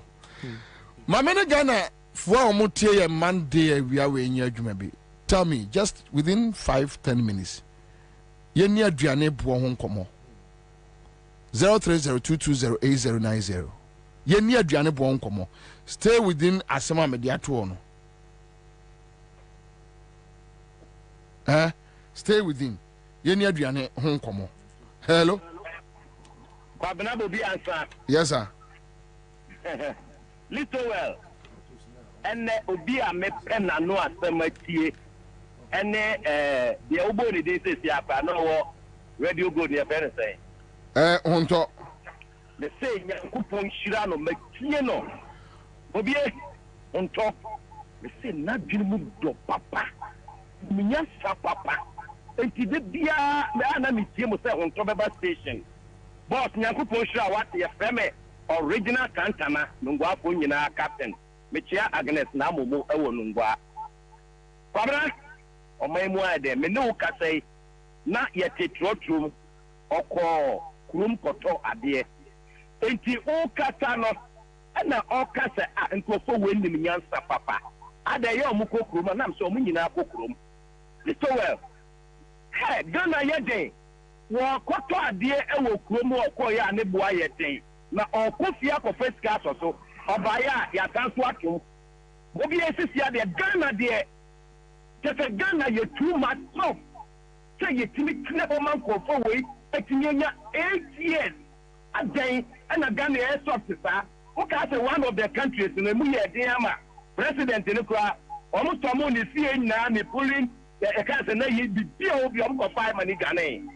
Ghana you too much, MPP force, SCCA, the Biana or education, do a set off or better sexuality education. And what's up in wire or pata Ghana. All right, I think young Konko another caller. Let's stay within Enyema Adriane. Hello. Commander of the Airways. Yes, I'm Pacho Yanko. Unya be ma eden mo buti padenya anya nyume na wote nkan. Commander, ni mo maye din. Na ni aka no so mo kura ampo se mekotita 5 city. Na hu be dwo because what is really happening in so pop na ko bo ding na me say some ko be 20 Ghana would dream back 6. What is really happening? Yes, Nana Akufo-Addo. Yes, Frewo. And you see, na Ghana focus you. Me kai, me be so kai to jina CPS e kan say doku 1 Ghana fi before ntimi so kai. Yeah. And me under the watch. Yeah, ton doku baku uba Kwabena 4 na me say 5 cedi there no and so baba me awen because we do the 10 cedi no wa yire ne ma me no on be different. Yes, na nado. Petrol na ntimi nto and a liter uko girl go even say I bind there is 15 cedi 22 pesos. Yeah. 4.5 because but baby I can con diagram by November near turn base 16-17. Oh. Mrs. Last week, me buy from UK. Yes, it's a pound. Yes, 20 pesos. Just previous back on why you and the pound said do this is 17 to 30 pesos. Yeah, and MTA 17, yeah.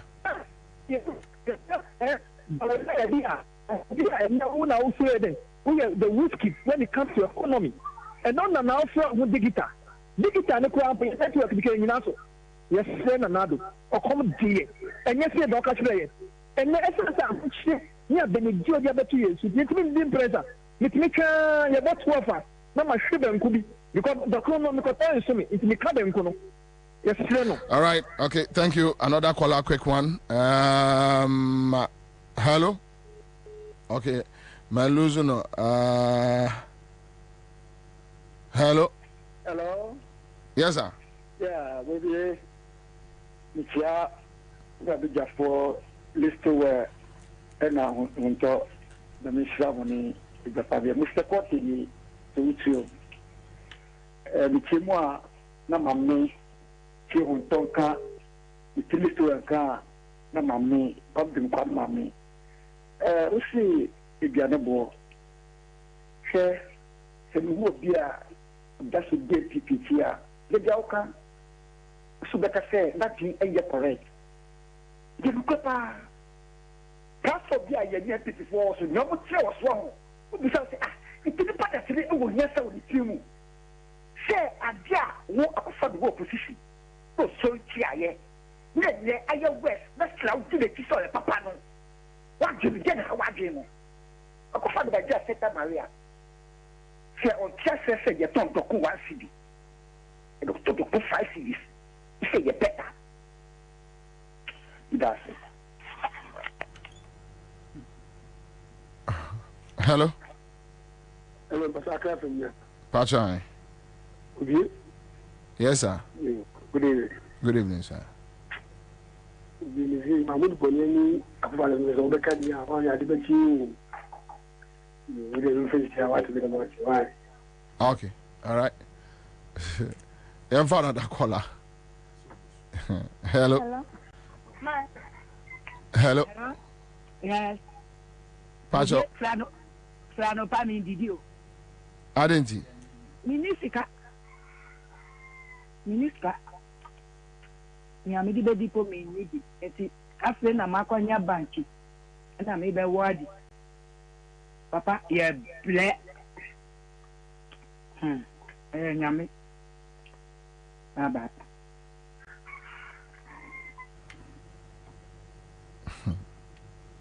Hello. Hello. Yes, sir. Yes, sir. Good afternoon. Pacho, why you know where Chipa? Oh. Pacho, hello? Hello, Bobie. Yes, sir. Bobie, what from here? Boko, sir. Oh, Bobie. I don't get any money at you. And I don't even know how much it is. I'm just a good one. Chairman, you need young issues, no, so now young time. Yo. Bobby, the family, some of our passport, at the mouth beside her. Bobby, Opa, my family man, the coming sector pig, Nako had done a car with you. Make us a mechanical cut in vitro.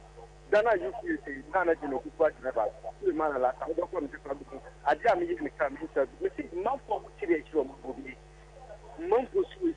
Kurubini feda na mutu kuwe na passengers ni rate for normal kuntoka ofa Medina resort from Medina Accra to Medina 90 wait no you yeka oh bobi da maka ta ku ado ne say wala be teni e say and then o kwa ko traje na bo di pia ya too and na no da me fa bi market we say ma me ku pe staff bi ya mo ko ne de bobi o tuna e ka di bia gali prama kwango so bia ma ma bisuwa e be kana na mo ba china amfa bobi me say me no ka ko tsa bi gali bo wow, it's just a Bobby, a football and a bound, and I am not for me.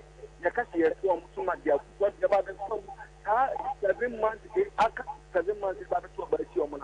Necessary because this means now I am who are boy electricity company, that's $1.99 and also a person, and then Mr. Bobby, so now $200 now the back of Panama. Without your back, no matter what the top and for now, back of the Sonaboka. So far, we want to work out. Go for the fact that we have a Panama, and everybody coming across the book. You must recognize anybody who would see the thing. All right.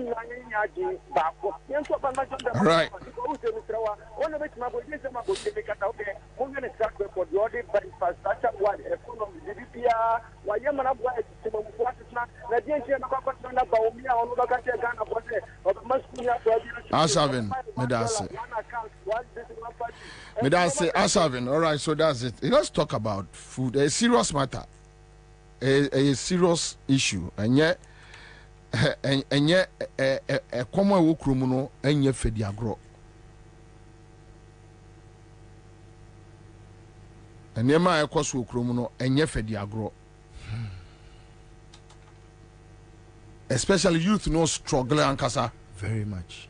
Yeah, enra no Saturday no ye nyina na ne nam na ehu ade bi unim se ma dwere ho a bepem samre that se owo oman to say Ghana now what a mabunu over by 800,000 na omu ko sie obi no mo timi tisi krom from a friend say Accra Central Post Office area ho omu di nipa no I am so omu di ne ba osu cemetery I think so. And they are smoking weed on the street afternoon. Shatawale's godfather. They are smoking weed on the street openly. Drugs be beer koso. Any braba. It tells you that, and you unim omunam street nimu from Supreme Court lemu ono enyina na Tamis Road ono. There were police men around. Yeah. Yeah, they were just watching them. You could not do anything. And Kolana adru apeto oma I hardened. Wena and kese kandapano ma omo picking intel. Na bo omo who said no bibi omaino essay esenke intima ye ni sa abone no yan sorry na yan soye maimu ye nye ni ye. But the more they see that, the more they get the appetite to damage the country. And they are damaging the country heavily. Anyway, that's it. Maybe I start for 3-1 hash. Start for 1-3 hash. Start for 1-3 hash. And then me say 500 and 1,000. Come here, just say. And then just say. Okay. So another 5 million beko fee. Ubedi di peche. And there be ready on bedi di peche. No bedi di peche. Getting obi anya bi na. So ekroma show.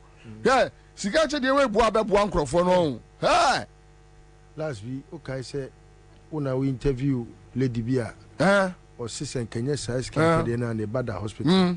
I wept. Today I'm not me encouraging nkrofo say what they are told the fashion how far. Ne fashion how far. To na also Bobie, good afternoon, Bobie. Are you aware that 2 years ago 20 Ghana cedis can give you 4 GB data on Tigo? Today 20 Ghana cedis, same 20 Ghana cedis will give you 2 GB. This is a 50% reduction in the value of 20 Ghana cedis. And say services boy dene Ghana papa too much. Kwabena yede aduane light bill data ene sa ne ma no to nchen a ene ma ekoso no light ya won so bill nso akosoro ese be kosoro na Kwabena makodru fie Saturday na yedum light am say okay ene ma me nko ha me ko lady won so afon e ho na me ko pe mattress na me de to car ne so na me da so sentuntum mu mary me na mukura mo we na ma che dem be bia monye me da prison there my prison break asem ma memfa ayemi winner hello abomu amawo kai aila woyo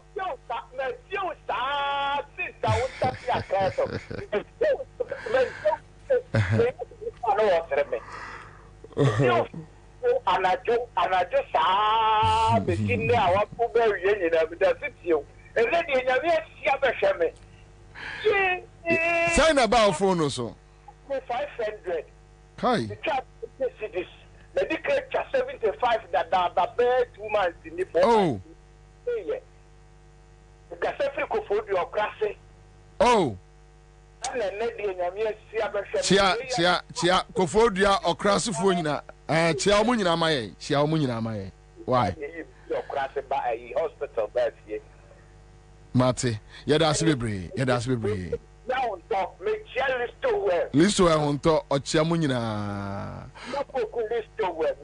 nana poku listowell ɔkyea wo bebree ɔse ɔmo sɛ ɔmo gye wo so okay so star 413 hash same just catch it but hontɔ quick one so wo area dum so ho asɛm to say quick one ye baba bedili the main issue ye di nkomo companies are A40 up. So you listen to what people are talking about. Duane boye din, we boye din. Ni nyina ne say economy ne jinsem. Then companies are A40 up. Ni titru any local industries, some your beverages, and they keep on counting many. Yeah, sinking.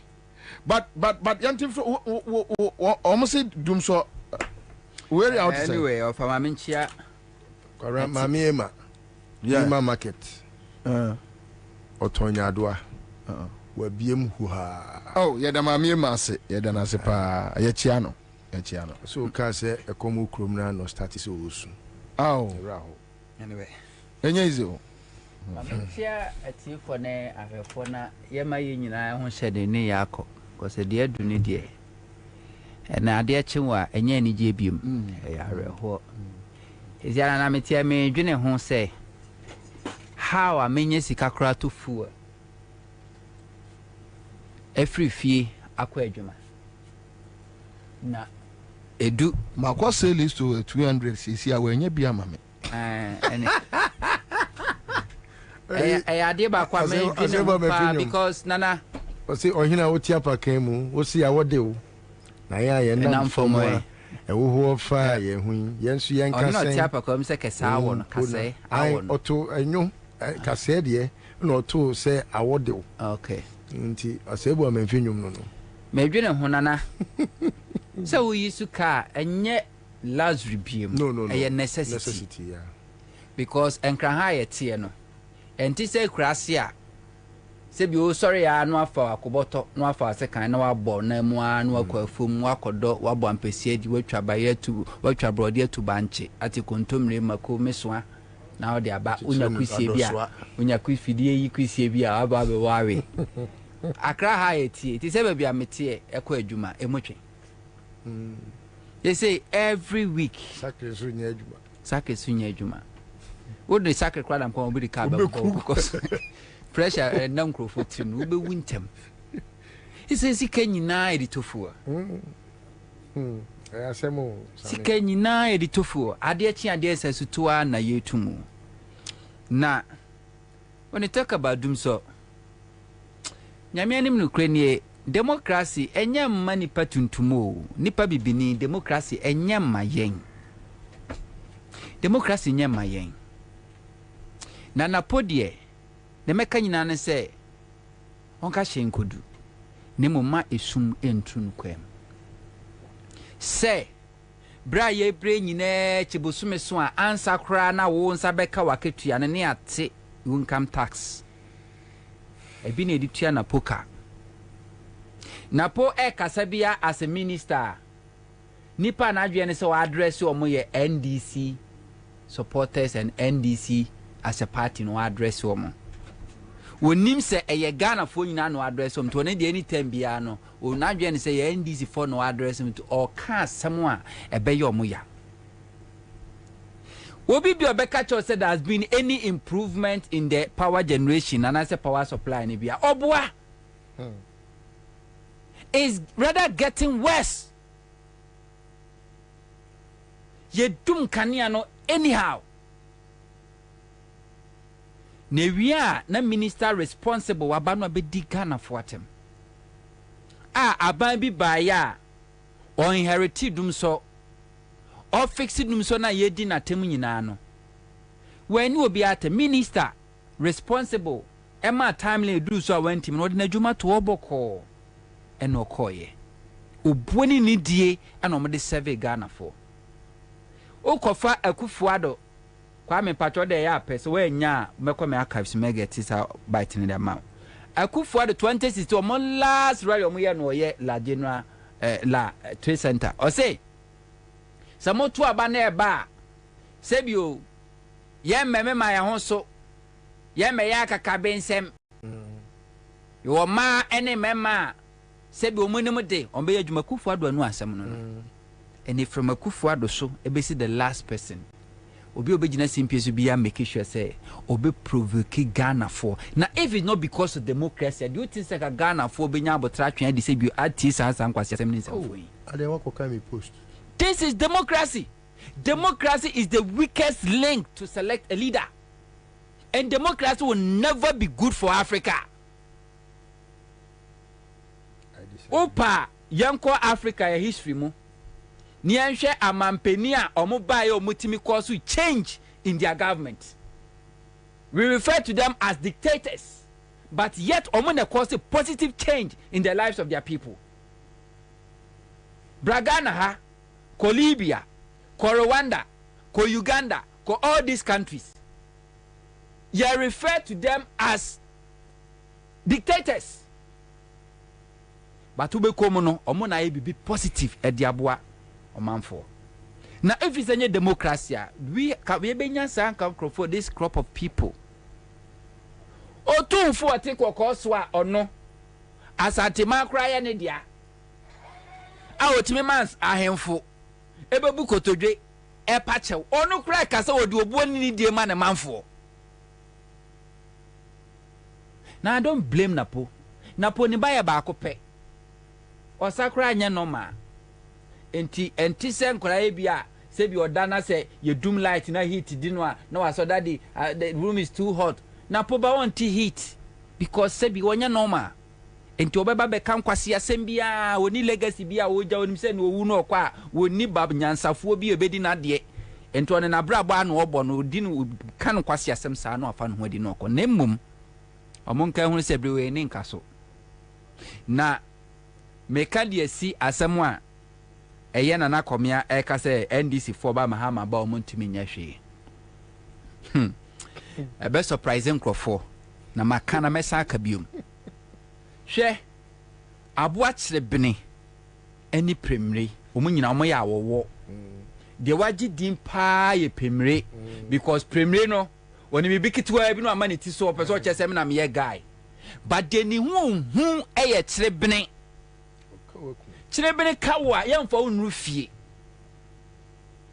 ena de wi na hu susitie no hu be kwa kotiatia no so kura hu no chibiri hu si premre Mahama ni Akufo do akwa esa abo agina moa ene kraman yesi a ade a kraman hu obepo wo agina mahu a bebu na ni chi na se woni mo wu a penisi ahwe na hwe Mahama wonu ankasa na point is Mahama uncompromising on no personal integrity and principle to cover any of his appointees. Never like the Akufo ya Akufo na adwen so ye dania ye se konkontanim gu asenkruma be fere ka onanti na aka otunti na ne me ma kwankra ma ye prosecute investigate my appointee bi anti ba quick one no ma ba clear na se menye corrupt no Mahama will not do that. Ye revise free ankra 2012 election ejuwa ba na wanye wojina baby a Mahama begina platform bia Mahama begina so bia no yera evise free ankra ene bebie kwa mu ansa na President Mahama abegina ho ena Ghana for edi tu ni din choboy ene edi tu ni din we are very close to President Mahama. Professor Ahmed personally evise free ankra no a deputy minister local government Omampeni Mahama ba enam sompa no wasomo no ye lawyer no respect former President Mahama ntino Mahama mananye deputy minister o mane be ye minister ankasa the question was South Africa. It was just allegation. Brazil a question here it was just allegation says wa kotokube $100 $50 obia quote amount Mahama didn't clear a visa free ankra. Not at all. Because when himself is a free ankra nya corrupt intino. Or me set up a commission. A visa free ankra kwatena ho. Ekuyi ni ho ano. sebi yɛtwa asɛm ato no so no oyi ne ho ano a sebi ɔyɛ emotion and nisuo gu no no Ghana for the strain no President Mahama may make sure say yen telecast yen fan to TVs no be fan to oni emisa wo sem na yin ho ano oyi ne ho ano bia wo say sebi o eye ntwa to so hunu ene ye de ball no eno fan hu di ye enten MPP ba mu no omo accuse Elvis Free Ankra in opposition say Brazil wa wi Ghana ska no omo ntimi amfa Elvis Free Ankra be sinne ankwa kugina court se ebo no kwadu because na nukre bia nim Mahama Jifativo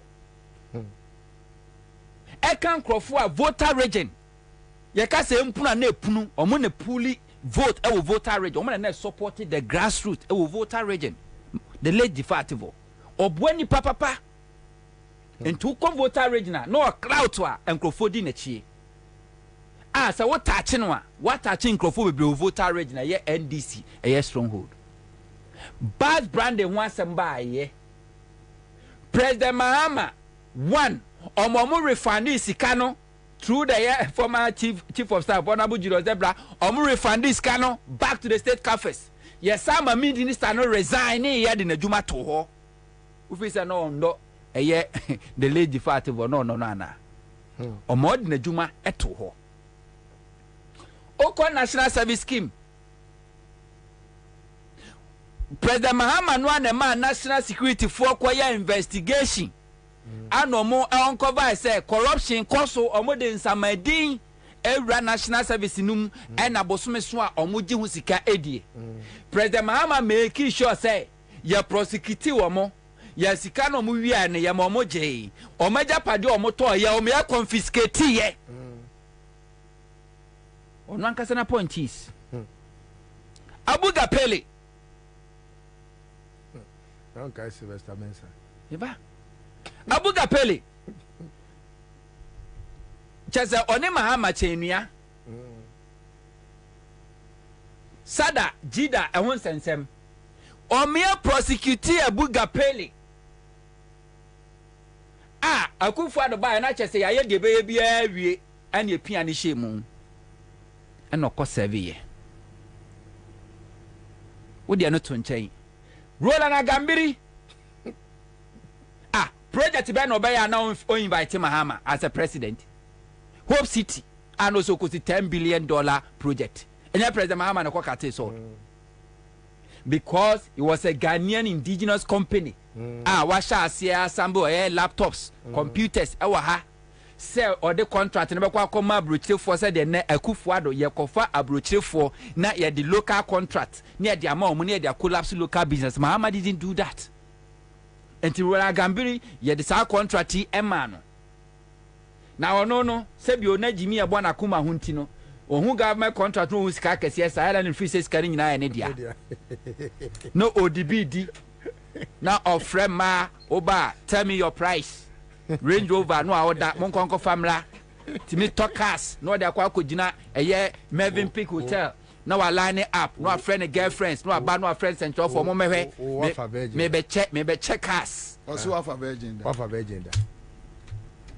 Adena Roland who you were hisa chire be san komo talkers no akọ sun lie e Melvin Peak Hotel no invite wa friend girlfriends now I invite media momra me check us no or check us ma eye the girlfriends na ni refi say sika na aban sika Mahama me say charge no masika ekodi ni nsam wo odi anfanya adwuma no yemani tua sika no. This is Mahama in government. Now what did trato no so abeda da Ghana for beji to me no one fan be ya the pass o man ewia o man akum o man abo o man Ghana to na oba na obenya to me say I was say oyo nsem nhwehwemu na odi adanse betodwa sa wo ye kromfo a obeji a wo te o ka se ontimi nya ohwe minim say na komia na unim enkrofo adi agya no ne ya enti wo kana hye Mahama takra ojem ohum soja gum wonu ankasa nim say Mahama take over 2025 wa MPP for be ye mobo MPP for be mo ene yoko tiwa adanko I say omu hu de hu hia bia de wo mu se also mo investigate sisira brother pa and on any de onu agya kra onya de so be hwe. Don't worry yourself, koda mahama beba. Abawe doesn't see the need sec COVID-19 because omo ankasa a corporate omo na wi asikai and to see the cromfo the investigating ho and to who any interest bia mo de mo nkoda mahama beba COVID-19 mo da mo beti and cromfo a yesisa omo yema omo sika and cromfo anyare COVID-19 yesisa sika de mo omudum ko gu Pentecost Conference Center ogu mo afete ani etu omo ka contractors na de cromfo nam oba was say about 1,000, meanwhile 3,000. And they were Oman no more recruiting Crawford. Oman no more recruiting Crawford and Crawford and Yare COVID. Omotim may recruit almost some workers say Yare COVID. Said the bay the Benesca. Missimunya but Mahama Beba, Ghana Bay a day. Bed de. Nasa Mahama met me and Shemu even national service. Scattered in the at that time, there's a 400 and something Ghana, no 500 Ghana city. Now multi-million dollar electricity or PDS na yajai na ko when Mahama any atamus AC at top gas processing plant na ship where de enyama every China ba ebenya akwanhia e wo poso enyama ni delay ye di wo matam ka je zo obua omutimi nyenne enye china ena wo ba ya aboa papo a sabra wo soro wudi Mahama tem na ne wudidi wo ho mo ba ya masaba begu mu begu eye etob gas processing plant because ho na mo didie na officer Mahama ba na we ja se mo mfa mo hunni me say mo de sa MPP fo na ma manage enne mo kura se bi o mo nanfofo wo NDC mo do so sine mo ankasa mo party mo no eye normal na busa wo se sa oni kro no a wo fi se wa fa no yonko no se sa ni pakro no otumi ono betimi a stop Mahama government from prosecuting you a eya na wadwene hu mienu eya na wadwene hu mienu se sa oni pakro no a do ho ato no no wono no wa influence dan eya rola gambiria na the project na Mahama ne commission di man no no eno kra Mahama fidie yi no no ma ne refinance kan busa ho se sa ni pakro no a ene woni didi wa ndisi mo free se ndisi ba power wo no be kwa so busa so da influence na busa ho se anye bia power na eba no. This is not power for Mahama. This is not power for NDCO. This for is power masses. For the masses. Power to the because kwasiebi edi aban to me akwaje akwaya fe akwaya be born bro pani tri hu wo Munti FM studio yi. Hey. Yo, we free di. Ba mahunu kokko. Uncle Ebo. One timi fa V8 na wa fa AK47 no watiasi woti ni bi. Oba mi national security asase no. Ye ba be ye ho asem ti omtatawa no watwa asase ni bia mo no maja. That's what they've been doing. And oma Jane Crawford asase Crawford japade ata omani ase it's a power na be di omnsem na do obi apɛ eno de ye na kandapa owi a no abia bebusa kandapa sa ebusa se na langas na ye henfo a ebo na ye sa de no ne papa no nko do mu do kuku kuku no pie no mo na ye sa they know I am before boys not the chroma yes I no chira me land guard o Ghana sesi a onye national security chira me ajuma mo ya no tell me kwala kwahwe eye 2014 before NDC free power me national security this national security invisible forces this data force invisible forces mo na mo ko national security secretary mo ko na omo pictures bo ho na omo ye wanted under NDC and Akufo-Addo MPP recruited them and Omutu assaulting the pillars of power. Yes. They used them against the security of this country. And when they took over, and to all of them, they are criminals. Chirami bodyguard or they Akufo-Addo onya criminal. Chirami bodyguard or they Akufo-Addo onya criminal. Chirami MPP vigilantes no omo mudido omunyina. Chirami nipa ba ko mo so we no we onya criminal.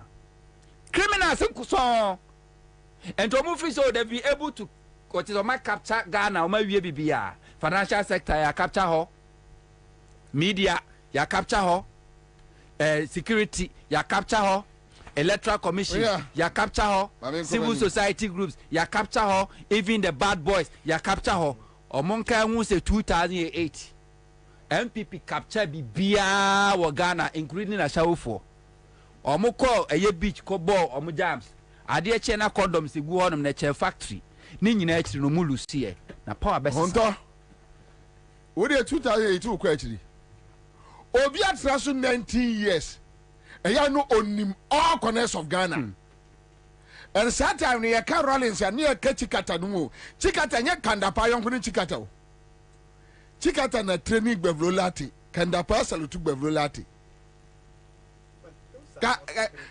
kandapa nya no yonko enye ne fe na busu am kura no oni obi a na dwirimu aya city se Chikata Chikata no mu mpokura no 19 years no munim so much tsere Ghana bia Ghana for giga say you go wonu 64 battalion nyina Rollins mu be kofie fese omu kofie na mo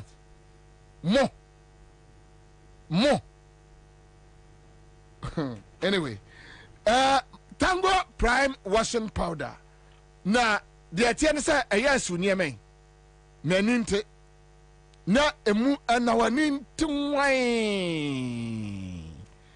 Tango prime washing powder Tango prime washing powder wadi aba oso de si ade a onsachi entwitwa empopo ena ema tanusumu yehwam ne sent ne kamu a washing powder esu bikra ema ada eye Delta paper mill na dia aba from 0243 033033 Greenfield Scientific Herbal Clinic omna de bright soldier capsules bright garlic plus capsules aba ya ebuo nipadua siesie nipadua manipadua esipisita afei wose munsomwe wode eye enitahini efrafra eye enura hodo de sayare amena no kra no ena no 2018 sei ni amomo we best Herbal Clinic omaje enam yade wo sa stroke nidwo yade wo sa oba ntimi frafro eye dompe de ba na to afre ho wanum bon wase bra no sa yade afei top choco top choco so o me de eye choco chocolate spread aba de fabrodo mo na no so na de papa ena wo ma side 3 in 1 chocolate drink aba na 3 in 1 de so de ohia ne so hie oh la la edem nyeni top choco enkoda ne besu wo mo pese na akwada num bisa no okostu a na ne tri dan ko ho na on e kro from 0243 033 wonsa beka wo mo yeni Haruna Mahama odwane jaye Muhammad yebre Harun odwane jaye afa no aba so yeni ba bi odwane ko ye commander jaye some cry wa na minui na oski ayefe de that's oski ayefe oski ayefe hey no what you nyanga why hopsi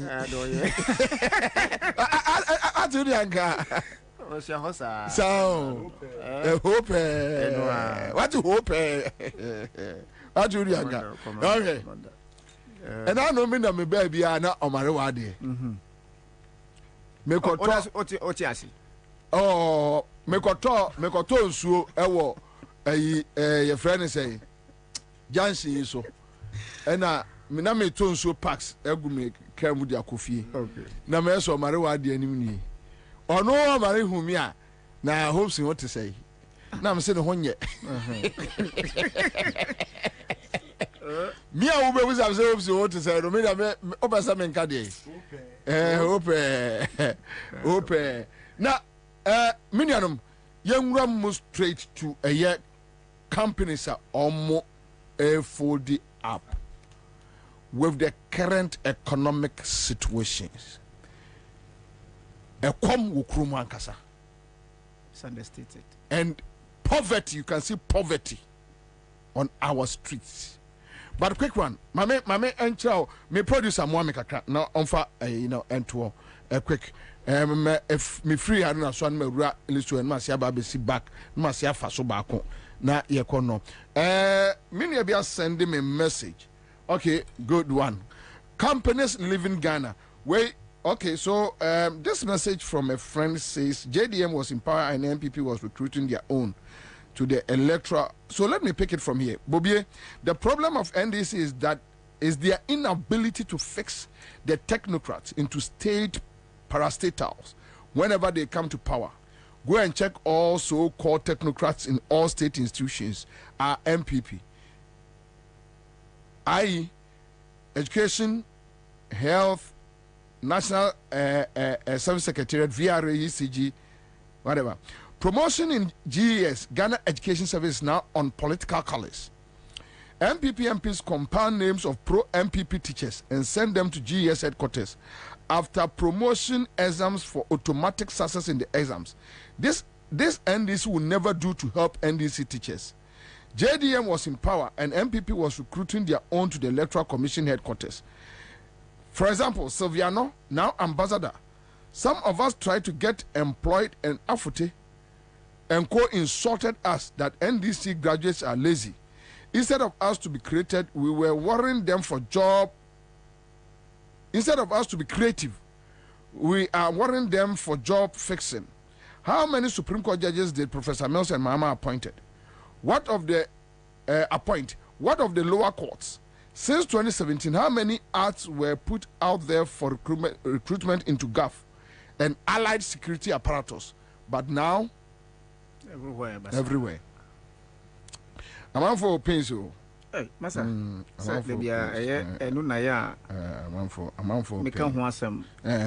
Now, OPK we are companies live in Ghana. Glovo, Nivea, Dark and Love really big. Omoko.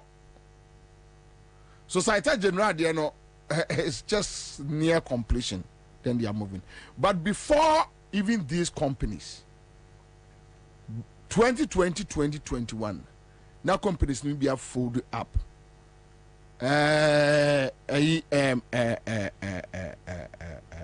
Shop right now, company be inside. Oh, me Finidi, very familiar.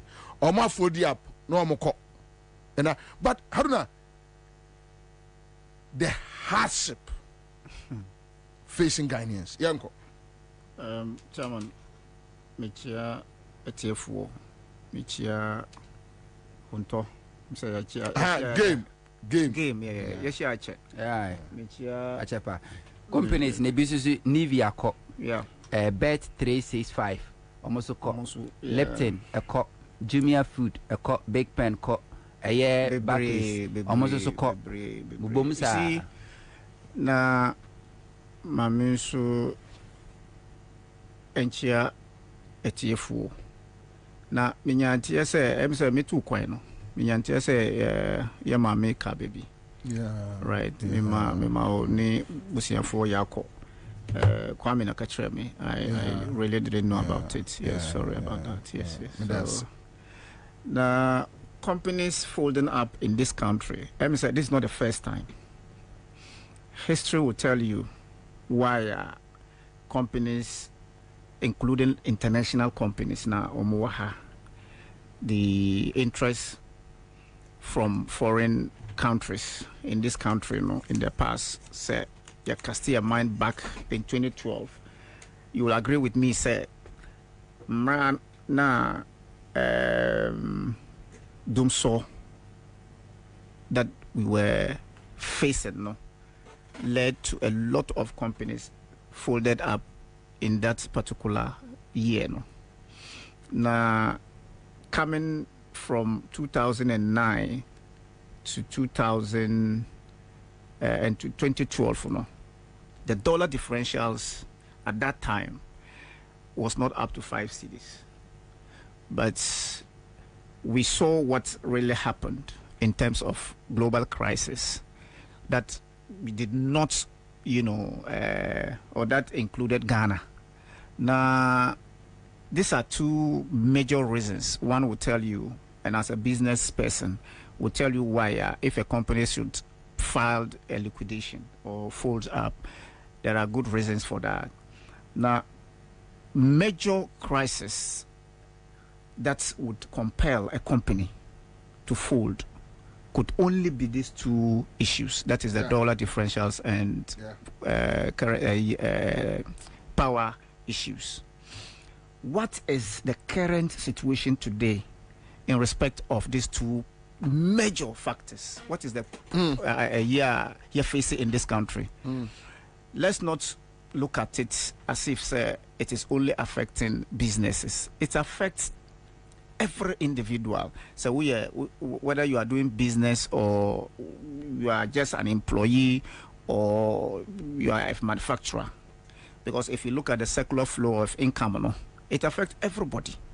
The circular flow of income. Yeah. From manufacturer, the supplier, the consumer, the laborer, and you understand that is how it goes. So if the factories are folding up, what does it mean?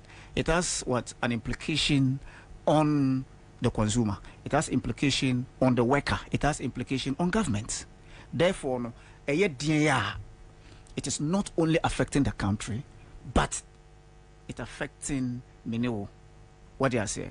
So for me, why this particular situation is hitting us, and there's nobody who can tell to the face of government that you are failing.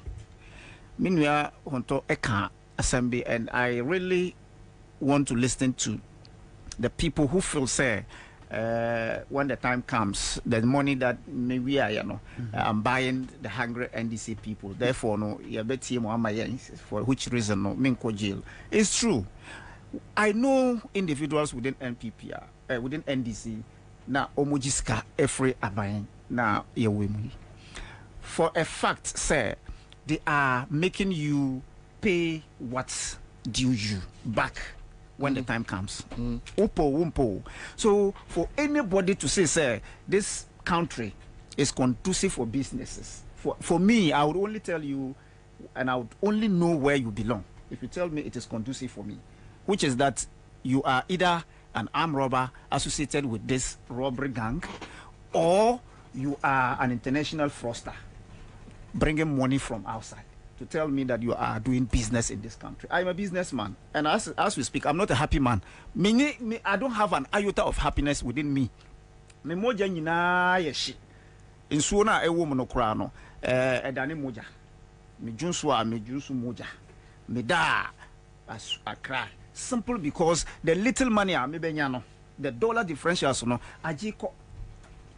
Now I'm running here and there to find a way of topping it up so that metima tuya me creditors.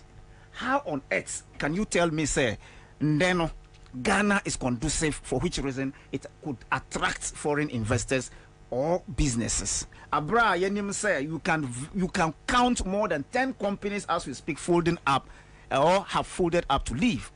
And the implication nu say the companies, let's even take it, each company is taking 200. Let's not go far. Each company is taking 200. So you can say over thousands of me sisters, my brothers, me offer, they are coming back home to be burdens on the little resources that I have.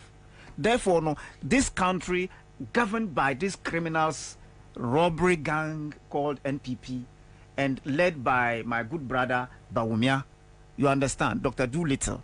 It is of no use for this country having to tout themselves we belong. Look, who free Ghana, and then you are outside Ghana, and then they call you or you hold a passport, and they ask you who free him.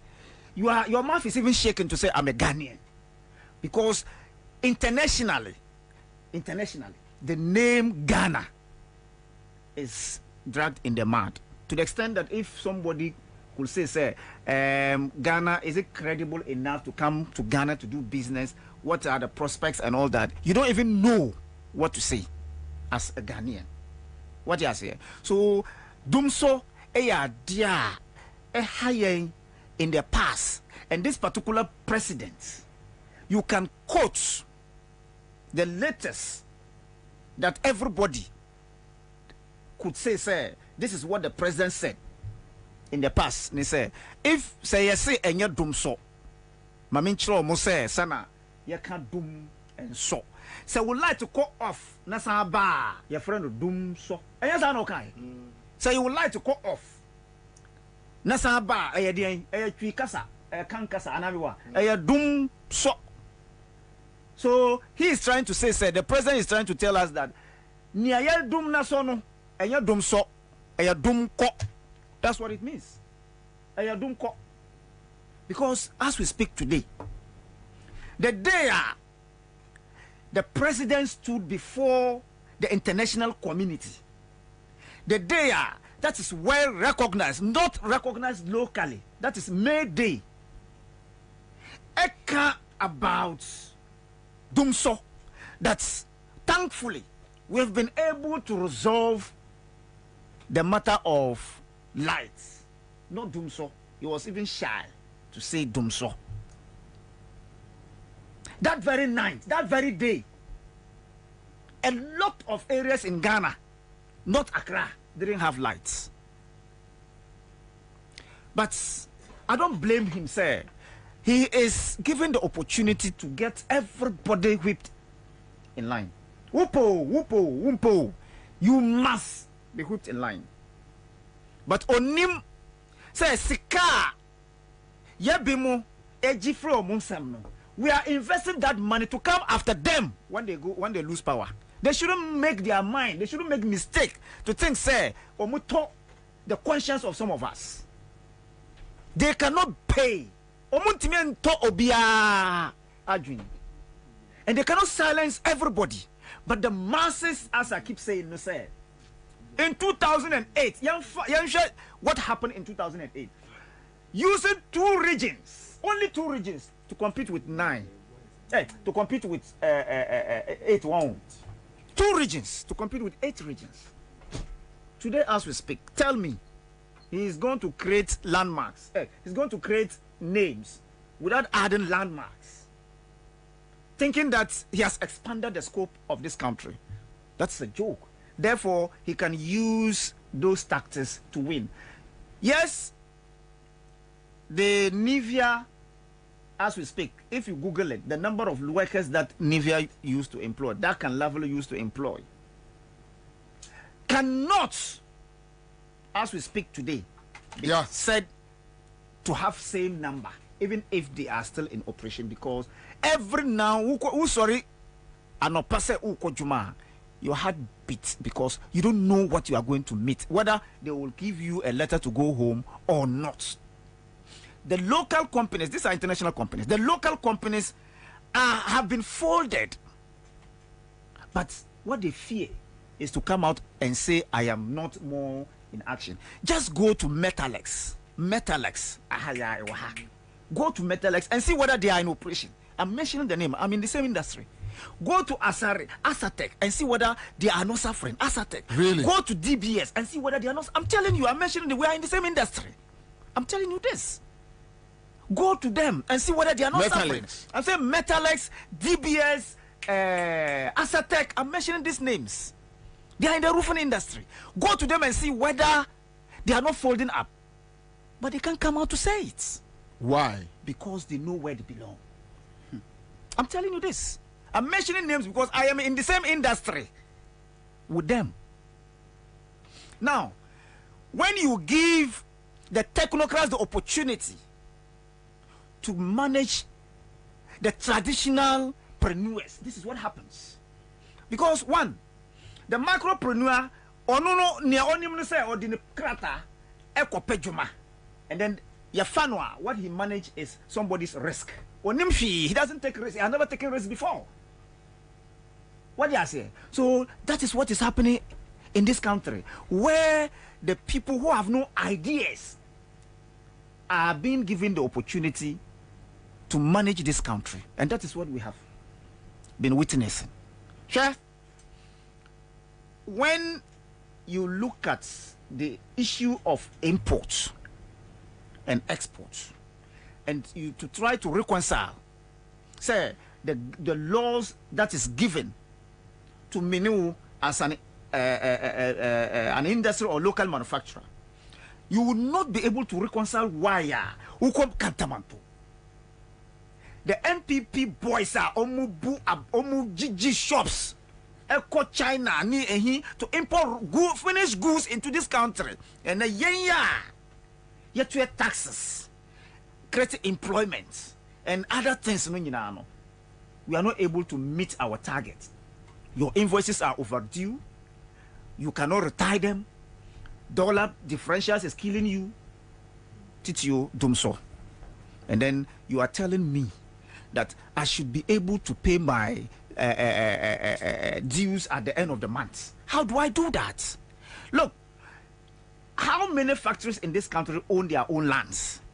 How many factories? You are not able to pay your land titles. You are not able to pay your landlord. You are not able to, pay your taxes. You are not able to meet your liabilities and obligations at the end of every month. And then you are paying people to work for you. Go to Kantamonto, just go to Kantamonto and see, or timber market, and see the number of finished goods that are imported into this country. What is happening to our laws? You are not allowed to import finished goods into this country. That's what the law is saying. The machines are lying idle.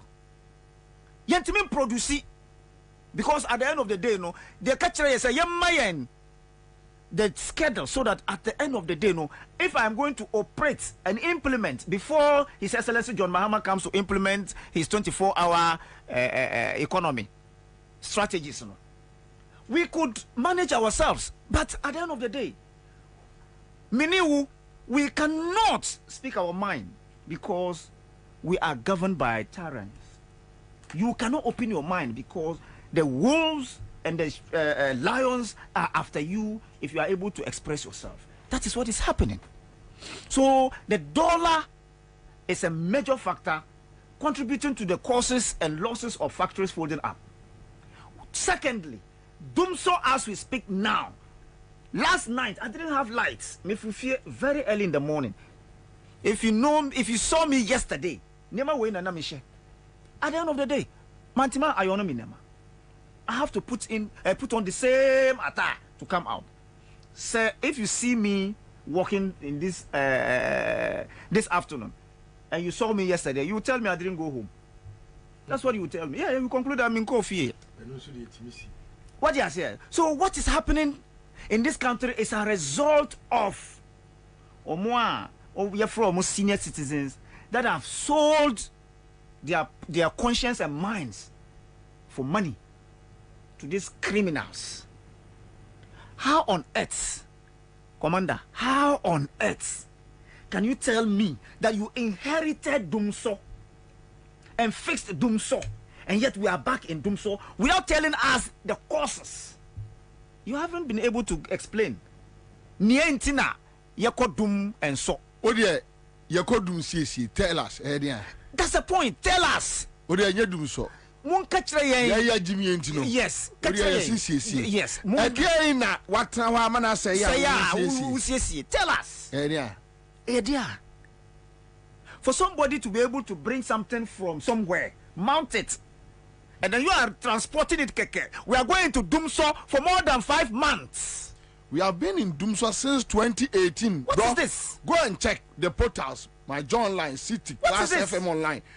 2018. Ghana Medical Association complaining about Dumso. 2019, we had the same problems. 2020, go make me a history in natural. It has been with us, but you see, it's a bar omubenya that honest heart. Maybe they will not. Like John Mahama's look. Yeah. Problem. Yeah.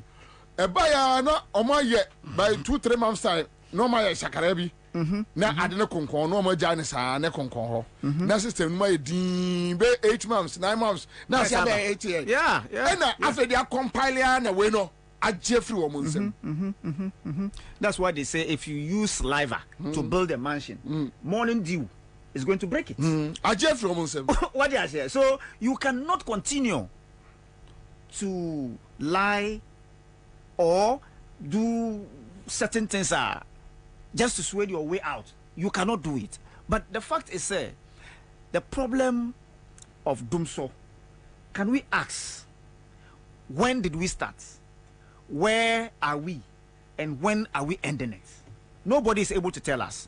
So if in the past, in 2016, The records are clear. Say John Mahama finished Dumso before NPP came. It is still a matter of dispute. Say NPP Nabaya Ansah na Dumso Koye. It is a matter of dispute in the minds of these wicked people. Oh, now the issue is clear that Mahama fixed Dumso. NPP came and then brought it back. Period. Wumpo. We are in Dumso. Mahama didn't fix it. And so when you came, dear we are in the same Dumso because we can say Dumso no and yet one the Baba. If you go there today, we are going back to the old system where they will put blade. So we like we are going back to that days. Mifie, there's this man just behind me, welder, Enra, Obafie, Enra Sunday. That the whole of last week, onye even one power because one my off. Eba ya no so low current and amusa a whole week, and he said the ma ABA school, so he need help. These are mega jobs that brings food on the table. The welder is not able to plan, the barber is not able to plan, the seamstress is not able to plan, and Adeye omo ayeni mo said no. Now commander when him near koso. And people have forgotten about something that I want to draw the minds of people. For the past 5 months, when I'm saying ewo amasama and AC virus, you serious. 5 months now, and these wicked people keep bringing us water bills. Why? They keep bringing water bills for us to pay. Nasikani kwahi. And we have this man sitting down there touting as the best CEO, Clifford.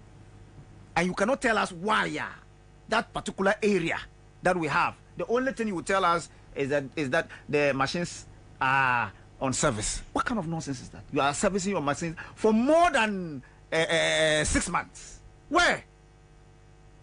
So this country, the masses are the deciders. So if you are the minister, if you are the CEO, if you are the masses will not give you a damn. When the day comes, the people are tired. Wumpo, whether Bernard Mona is coming as president or your friend is saying John Mahama would be brought back to manage us, I would think say these two individuals will be far better than Amutia. What you say? I'm talking of our president, so Amutia. If so, Amutia Junior, I'm not sure. Say you. Amutia, you mukromu hino. I say okay. I mean, fun to say you're from Amutia. The American Yamutia. I mean, what you say? Because Okra evil minds to man this country. Your friend King Kong from King Kong, King of Kings. We are where? From King Kong to King of Kings. I haven't seen a president stooping that low to the extent of calling for greetings. Hey! Is that how we do it? Ade. Anakosi apenyi ma Bobie di. Ma Bobie di. Komanda mi bisa okosi apenyi. Title. Ana yo bi di. I don't know Jaisa. Mi bisa okosi apenyi title ana yo bi di. Jaisa. Mi jaje. Kosi apenyi no title mi bisa o komanda ana yo bi di. Bobie di mi si kosi apenyi. Twaso. As Ghanaians, 2024, we need to decide well. We have to make sure that we reset this country, as His Excellency the former President Mahama said. Time has come for us to reset this country. If you failed, don't forget. I always say, Tama na me campaign. If I come to you, the delegate, maybe so, do you want me to multiply 2 cities by 4 years, or you want me to visit you all the time by 4 years? If you say you want me to multiply 2 cities by 4 years, then Mama will sika. But so that for 2 cities now, no, don't ever look for me because I have paid you at all. So this is what this MPP did in 2000 and 2020. Omoko North. Edi yen sika the donor funding of the COVID money. Eko ma omwa na a comedy omono 1,000, 500, 1,500.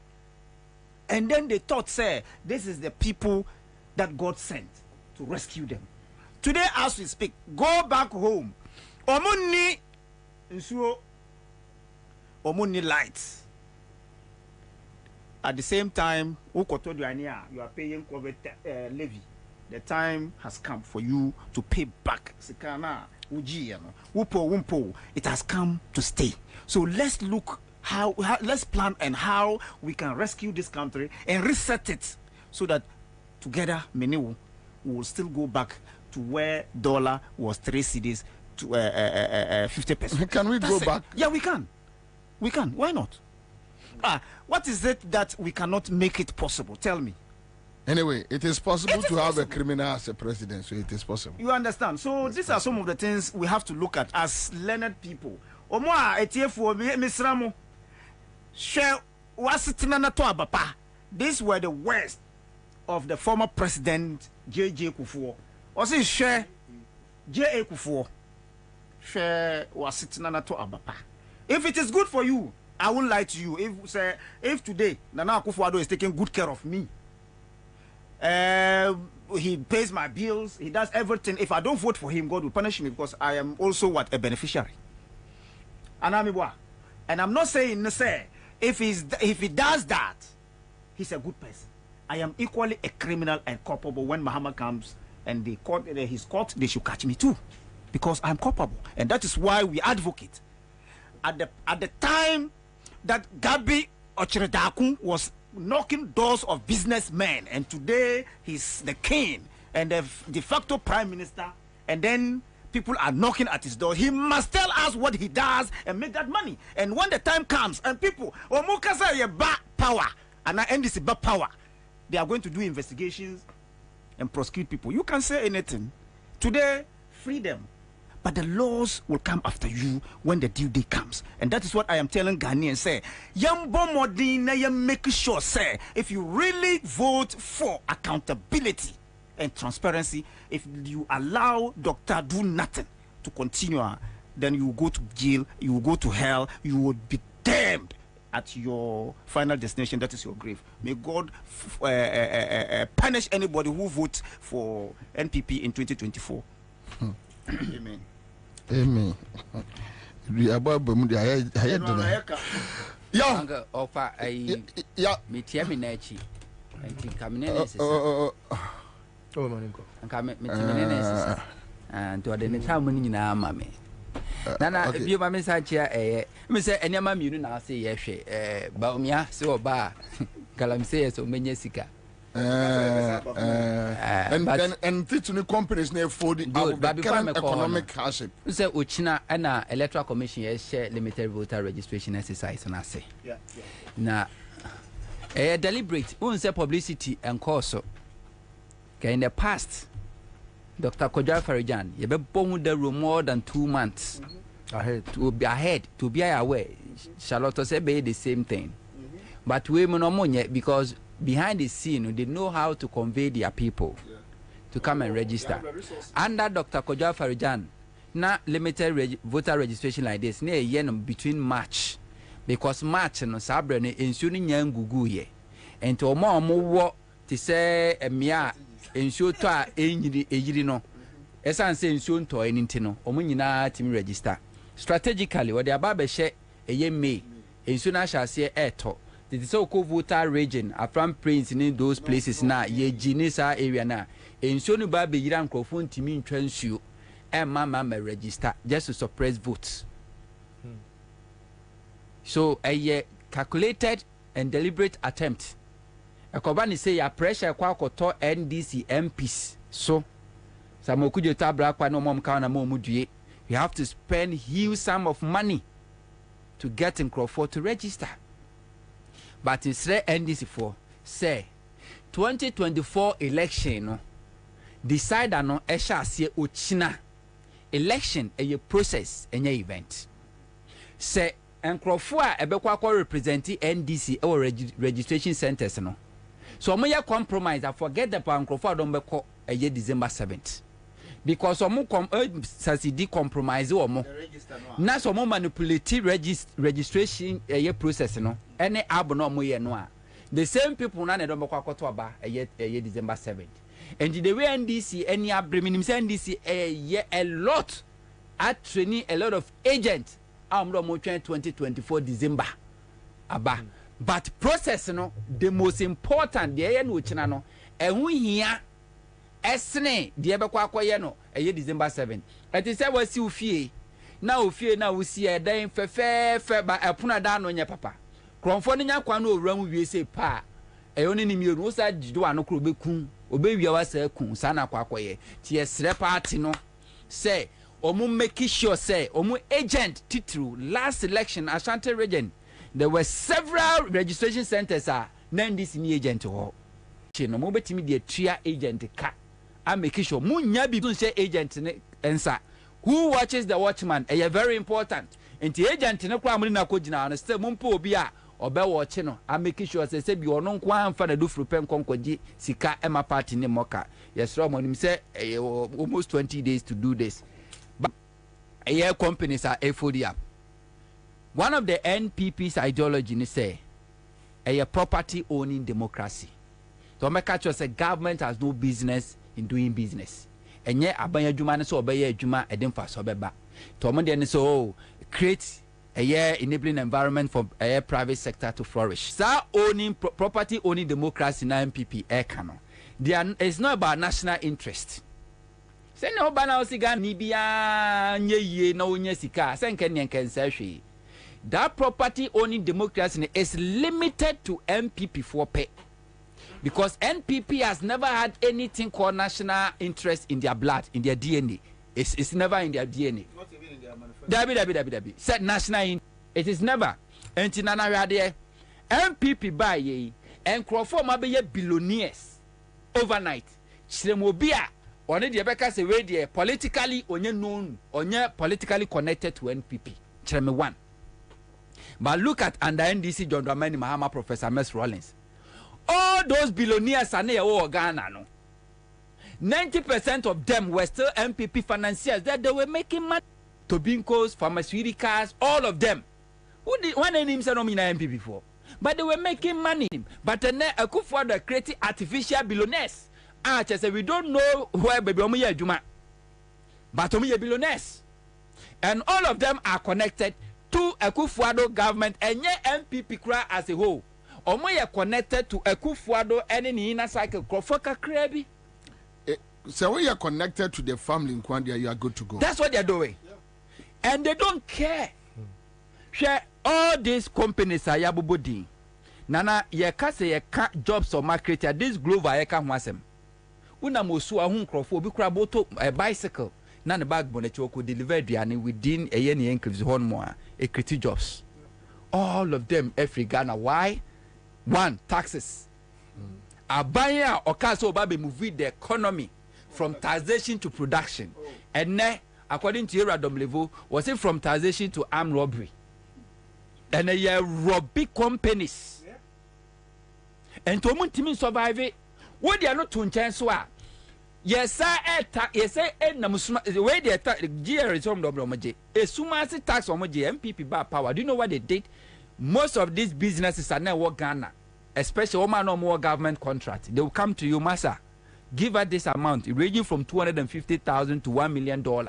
So when to me and to our contract in the terminate omo metimi tuatu omo mantimi so dwane they are collapsing them and then private investor from and nebanos will be a company the omeka just say give us this percentage of shares and this yama wo pretty and ni nyina ko local companies local banks woguno and then foreign bank companies woguno but all these businesses most of them track na kokore they survive under NDC dum so all these banks that you collapse all of them survive under NDC in the midst of them so obi bia no na juma bo no wa collapse ni nyina emfa no ho Then we had the Baumia go down telling people, say me ba more minus, more manyasika.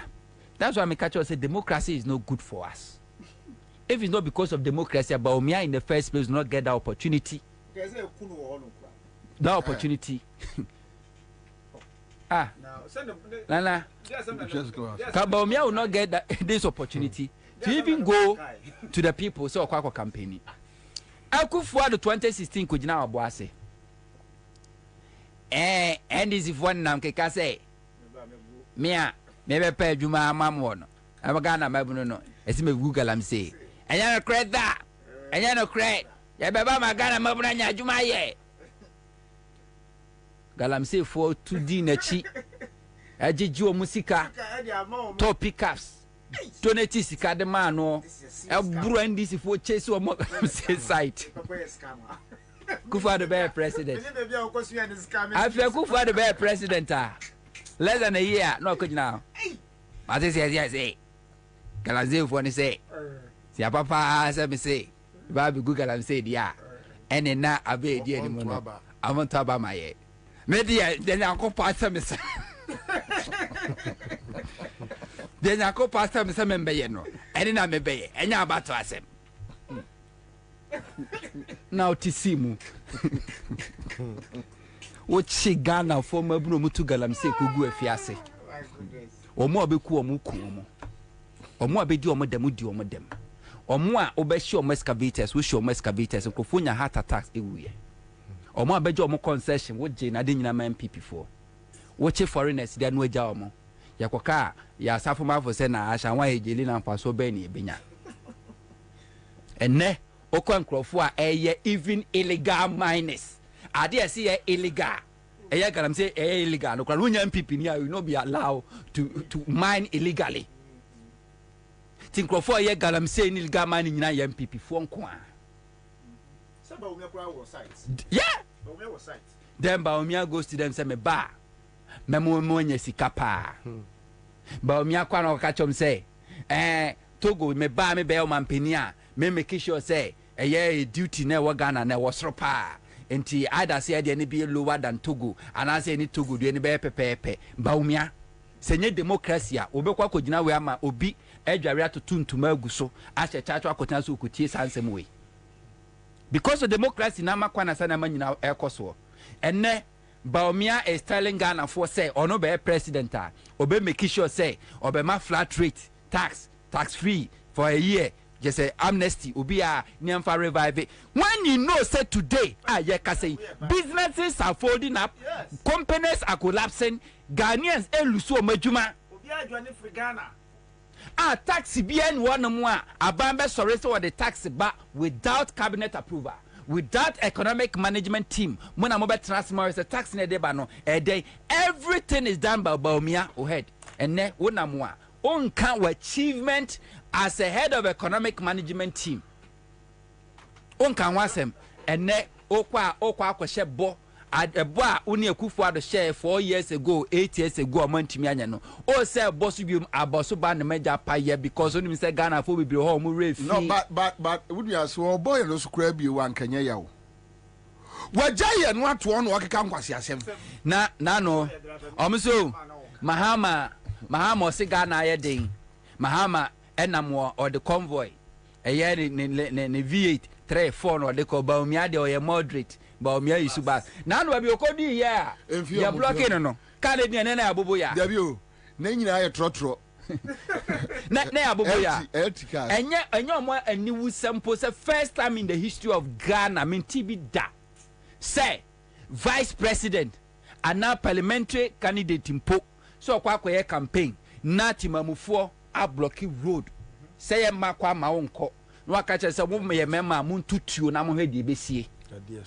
That dear so catch a police force more mema moon tutu or hanamu hedi besie. You're not even bothered. Debut bomb sir. Oh, go for moon nim a buffet one crow from form. They don't know.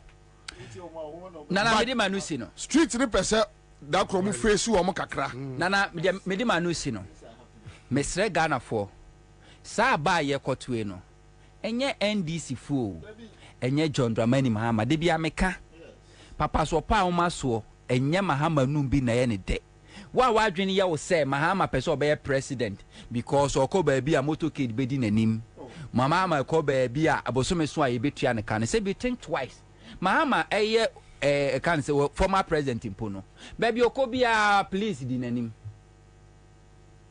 bosome so a aketu etua kufuado bia ne tua Mahama na se wompe and can let the light base was anka ban ne tua ne office was aban ke tua ne cars was aban ne tua ne fuo bibia won so tua ne medical bills was no so tua ba Mahama na so no ankasa betua na wotua entinya Mahama ne ho bi no obepenti na woba me ne umienu ntia because Mahama bana woba no se Mahama kwaji PDS sika no mawiaye no a Mahama on fa sika no nkonkosi da ma ne yire lodina won kromo ohia Mahama all the buffers are created